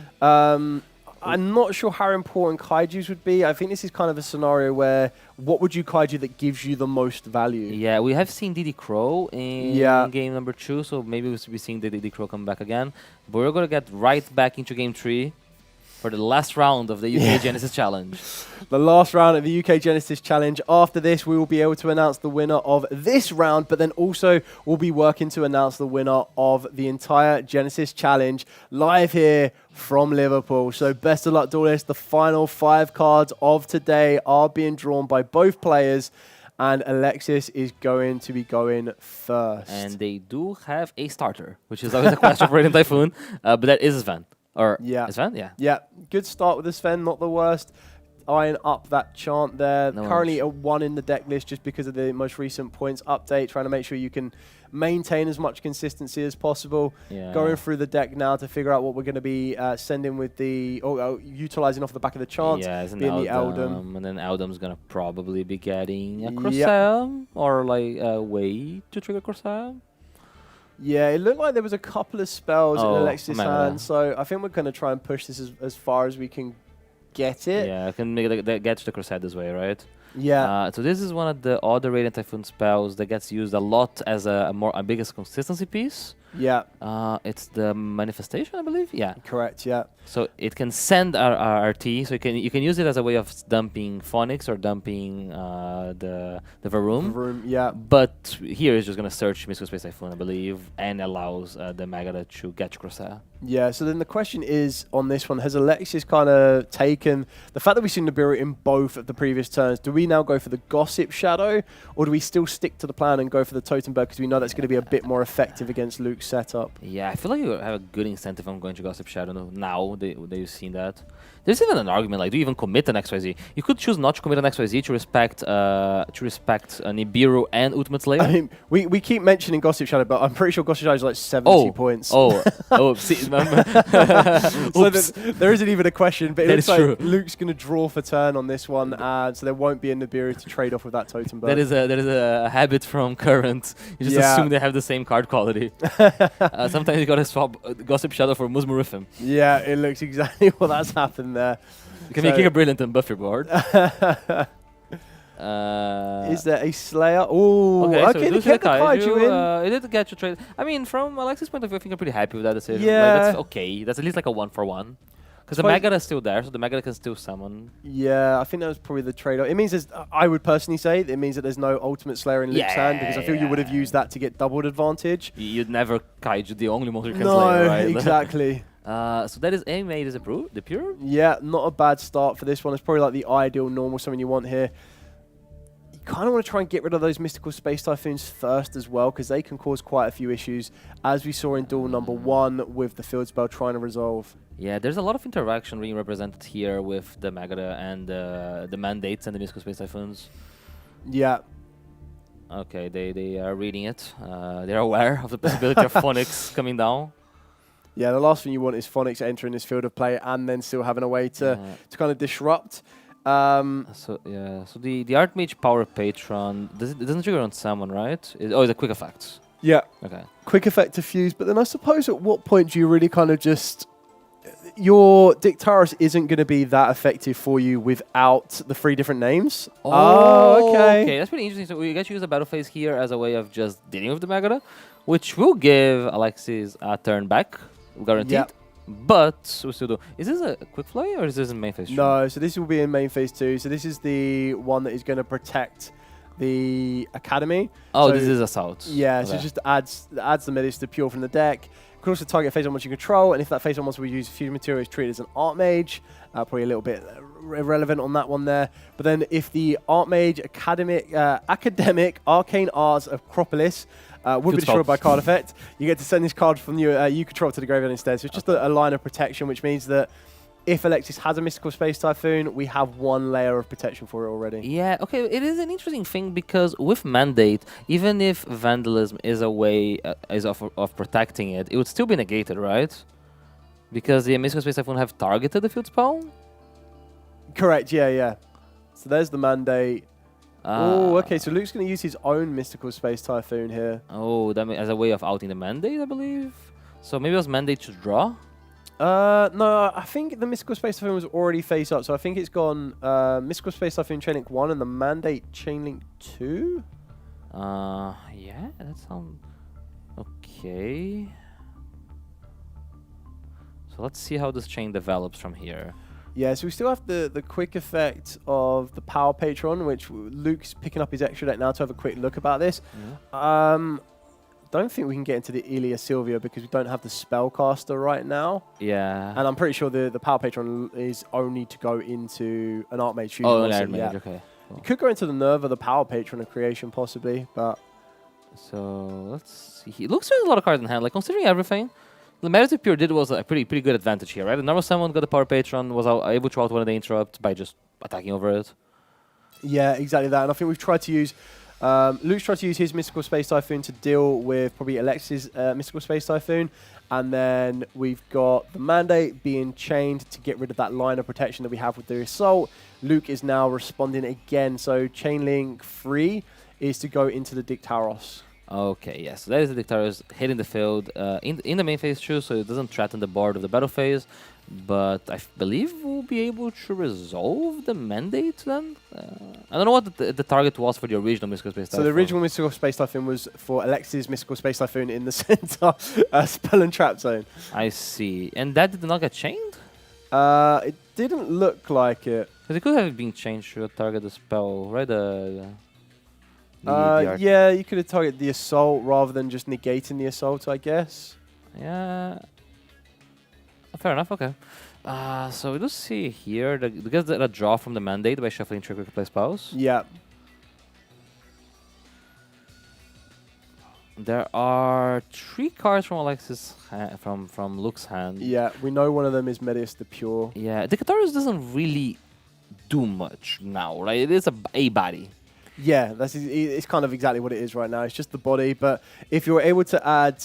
Kind of what Luke wants to try and do here is he's trying to make sure that there's no more Mystical Space Typhoons, or at least he has the protection for the Academy. Yeah. And then by able to do that, any other spells in his hand or traps can then be turned into Latira, work into the Finmel, can also work into the Graflair, and then they start to present different kind of challenges for Alexis to navigate around. Yeah, so the field spell gets activated here, but there's only 1 set left, and we know that there is the possibility of the continuous spell protecting the field spell here. So the continuous spell, so we've got the Mystical Space Typhoon, we're going to be going off of the back of that, and I think Luke has to trade this off straight away. Yeah, but like we will still be negated because of the mandates, right? Yeah. I guess that is the question here. Oh no, not trading, we'll let it be destroyed. He'll keep the continuous? Yeah, I'm pretty sure the... Maybe it got negated? Yeah, I'm pretty sure Assault is negated, so we can't protect. Oh, there it is. There's the fist bump. Lex will take it. Okay, so congratulations to Alexis on that one. Winning round number 8 on the feature match. Now, we are going to be back very, very shortly. Before we do go anywhere, we do have the top 8 and top 16 deck lists for the top 16 players from this final round of Swiss of round number 8. So we're going to go through those very, very shortly, and then we'll be back with the Genesis UK Challenge Open winner. So going into the top 16 decks, we'll be able to pull them up onto the screen very, very shortly for you all to see. But that was a very, very fun duel, very well coordinated back between Alexis and, of course, with Luke on that one. It kind of shows you where Genesis kind of stands. And as you can see here for the top 16 decks, what do we have, Gabe? So we see Q-Tune as the most represented deck on top 16 after round 8. At the start of round 8, sorry. Yeah. Very strong, as we established last time. The 2 White Forest decks using the Diabel's cards, which are really good. We have not seen them on feature, but they're performing really well. Dark Lord, Branded, RT, the Monarch, Magnet Warrior, and some others. Yeah.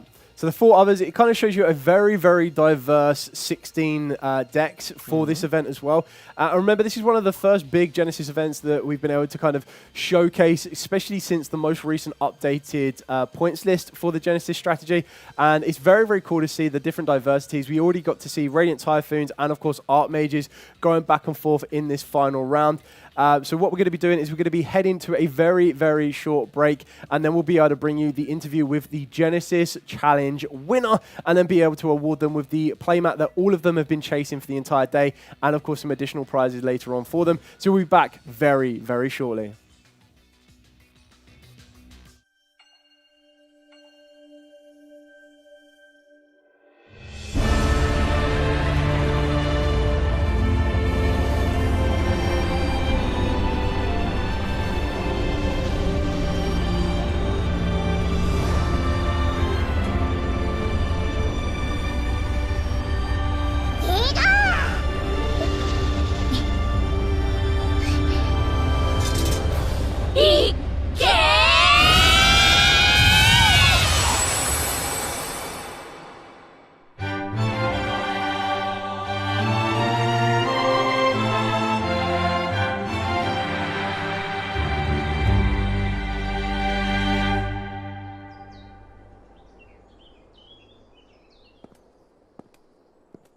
みんなちょっといい？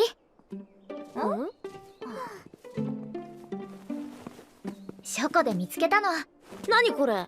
魔導書かな。年代物だね。何かすごい術が書かれているのかも。どこに書いてあるの？おう、どれどれ。全然読めない。私も。どれどれ？オース？古代文字はまだ勉強中なんだ。エリアが読んでくれれば大丈夫。はいよ。ありがとう。なんて書いてあるんだ？広いところで試してみよっか。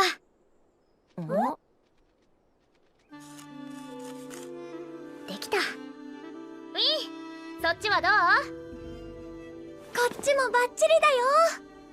あまたの属性を掛け合わせることで属性を超越する大霊術一輪。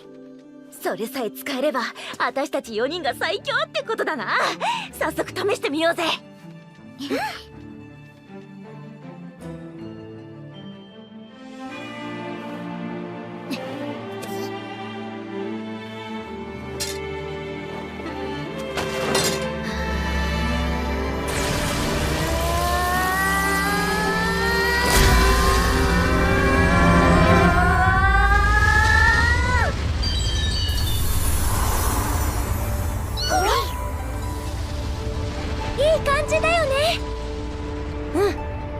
よーし、一気に決めるぜ。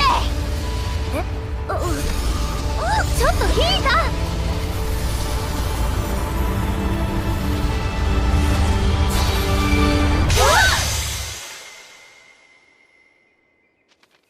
これって失敗ってことかな。どういうことだよ。属性を合わせりゃ術が完成するんだろ。魔法陣間違っていたのかな。見て、祭壇に祈りを捧げ奥へ進めだって。ねえ、この絵って何かな。もしかしてギガギガ。そうなの？お、ついてきてって言ってる。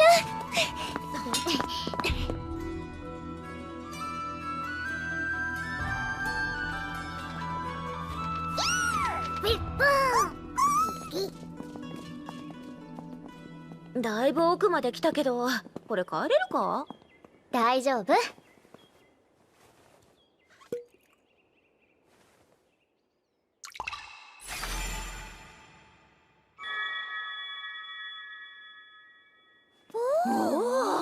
さすがはエリアにしても、こんなに薄気味悪いとなんか出そうだな。やめてよ、そういうの。アウス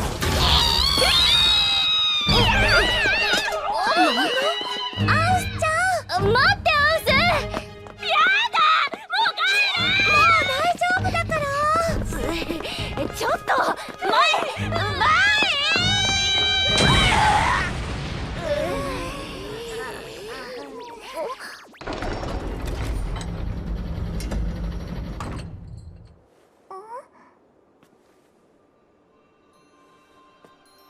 ここが祭壇？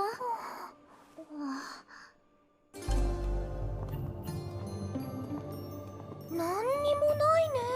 祈りを捧げるって書いてあったけど、どういう作法で？最強！とにかく最強になれますように！そういうことじゃないでしょ。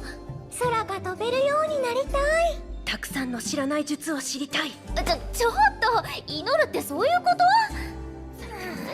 どうか甘いお菓子をたくさん食べたいかも。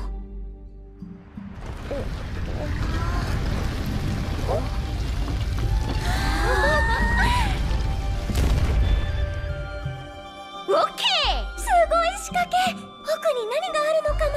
罠かな、それとも封印された守護神？ウィン、楽しそうだね。ギガどうしたの？文字が増えたの？力を求める者たちへ試練を与えん。試練だって？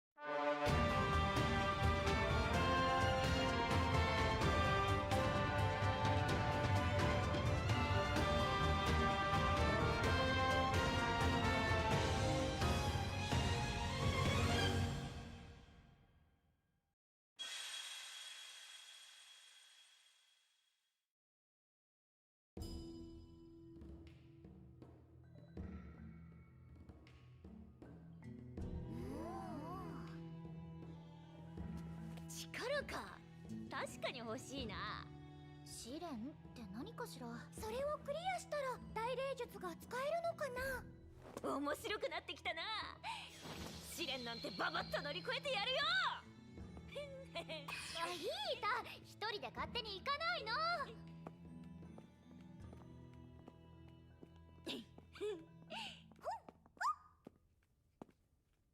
お、早速試練のお出ましか。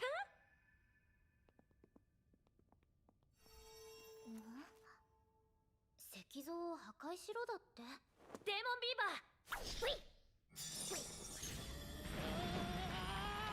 ー、いけ。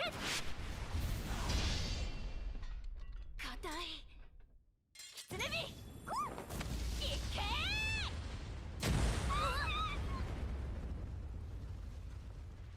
どんなもんよ。ヒータちゃん絶好調だね。完全に火がついてる。ちゃちゃっとクリアしていこうぜ。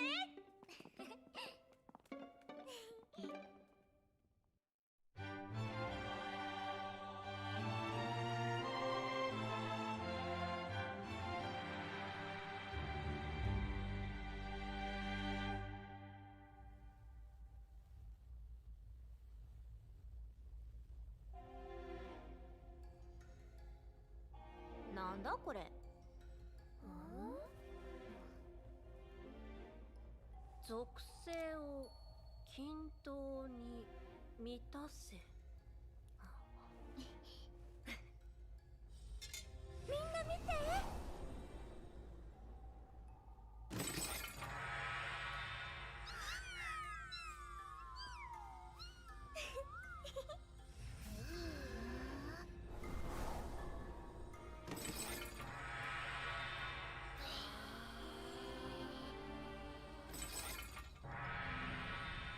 なるほどね。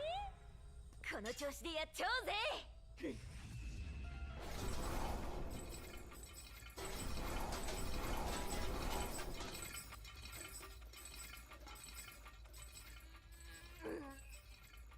どうにでだよ。ヒータは私たちの中で一番霊力が強いから。なんかコツとかってないの？アウスちゃん。僕？霊力のコントロールはアウスちゃんが一番得意だよね。コツか。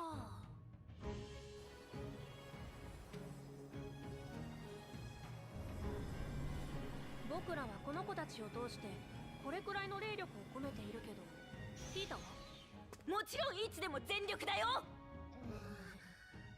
ヒータちゃんのいいところだと思うけど試しに私たちと同じくらいの火の玉って作れる？やってやるぜ。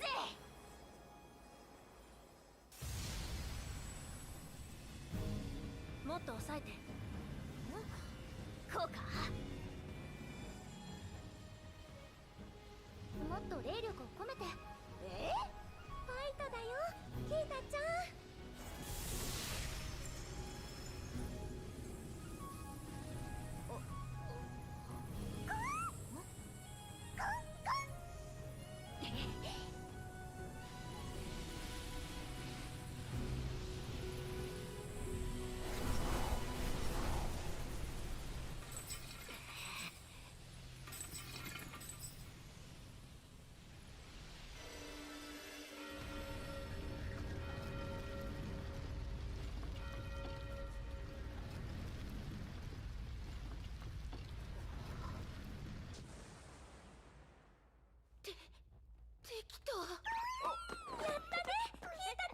おめでとう。おめでとう。よせって。ほら早く次に行こうぜ。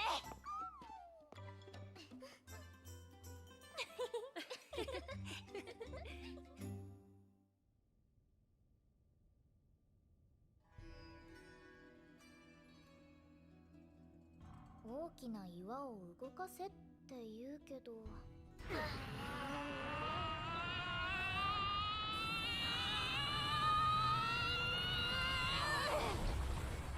ダメか。よし、今度は私の番だな。まだやれる。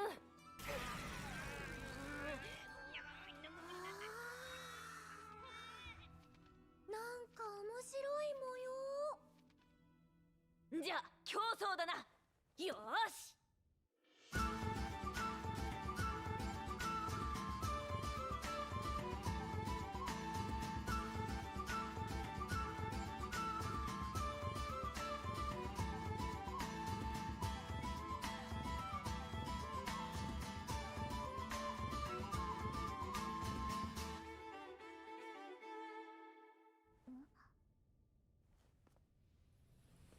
暗くなってきたし、そろそろ帰ろうよ。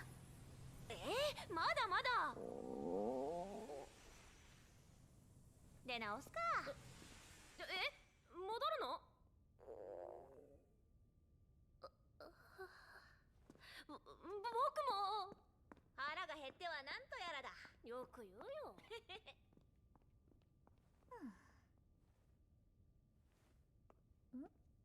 ウィン？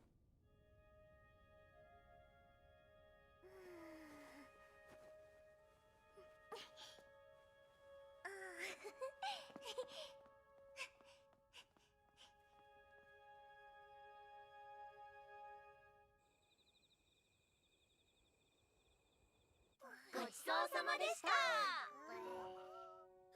食べた。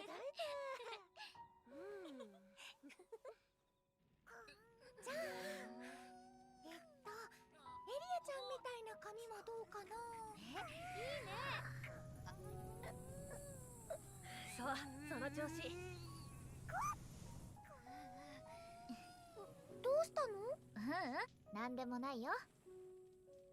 おかしいかな。そんなことないよ。かわいいよ。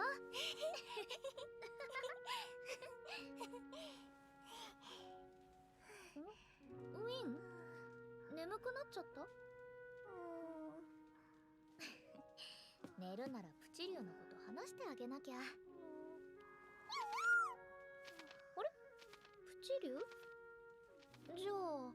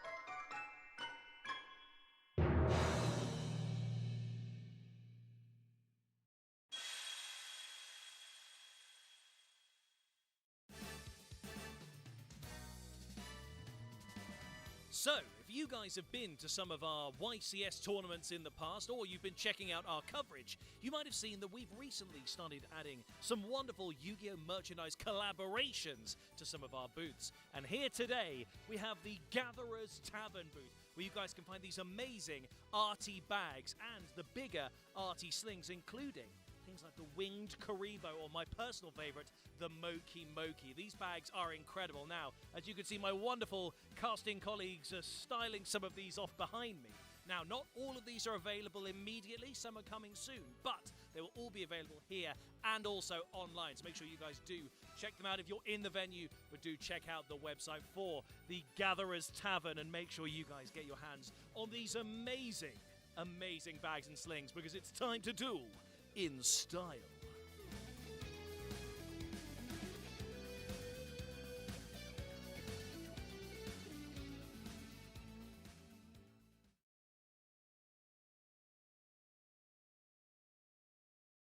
Welcome to the Yu-Gi-Oh! Championship Series live in Birmingham.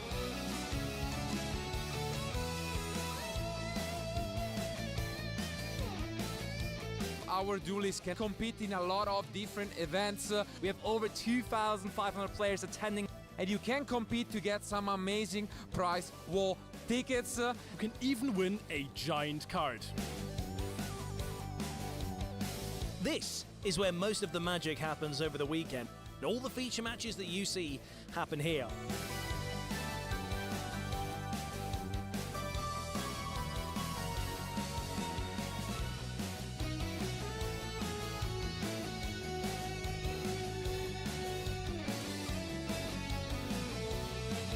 Don't go anywhere, we've got loads of great coverage coming your way.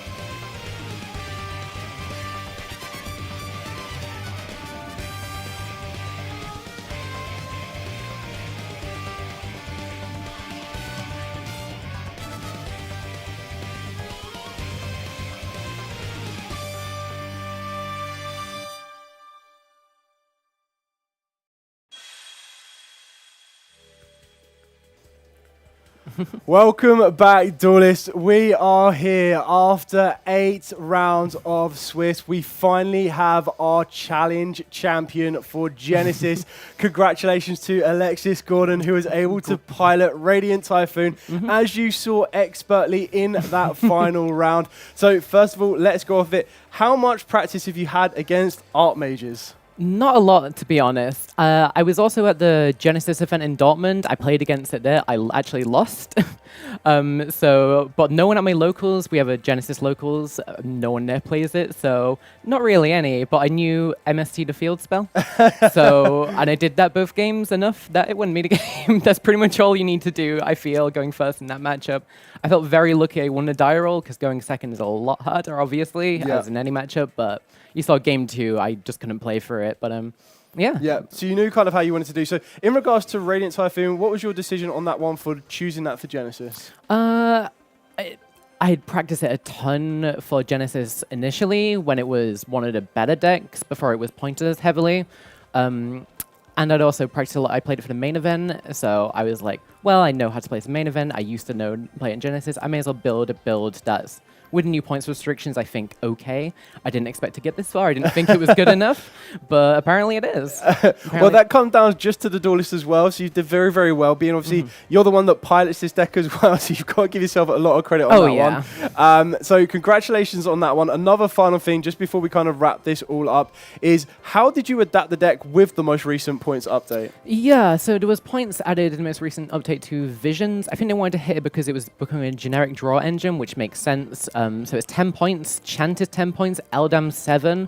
So in engine, that's a lot of points all by itself, and obviously your main consistency cards are all being hit. So you have to play stuff like the Noble Shield Bearer, I'm playing at 2, and then interesting tech is Horse of the Floral Knights, which nearly all my opponents had never seen before in their lives. But I'm like, it just normal summon it, searches Shield Bearer, which searches Eldam, and then you can just go from there. But yeah, I didn't really have any consistency issues. I was playing free Maghala 2 and maxing out on all the other spells that people usually say are the worst ones, Manifestation and Vision, but you can activate them and search MSD and trigger Maghala, trigger Crusader, and I felt the deck was really consistent. I don't think I bricked a single game today. Yeah, well, we truly saw that in that final round of round 8. So congratulations again to our winner of the UK Challenger, the first UK challenge of Genesis, Alexis Gordon. And don't you go anywhere, because we're going to be back very, very shortly. It's going to be like it's round the corner, and we're probably going to be seeing Alexis there as well at UK Nationals, the 12th to the 14th of June. Make sure you go and pick up your tickets while you can. Thank you so much for joining us on this entire weekend. It's been a pleasure for both Thomas winning yesterday and, of course, Alexis winning today. Being joined by Gabriel Nets and, of course, Alex Robinson. It's been an amazing weekend, and we hope to see you on the next one. Have a very good evening, duelist, and sleep very, very comfortably. Bye.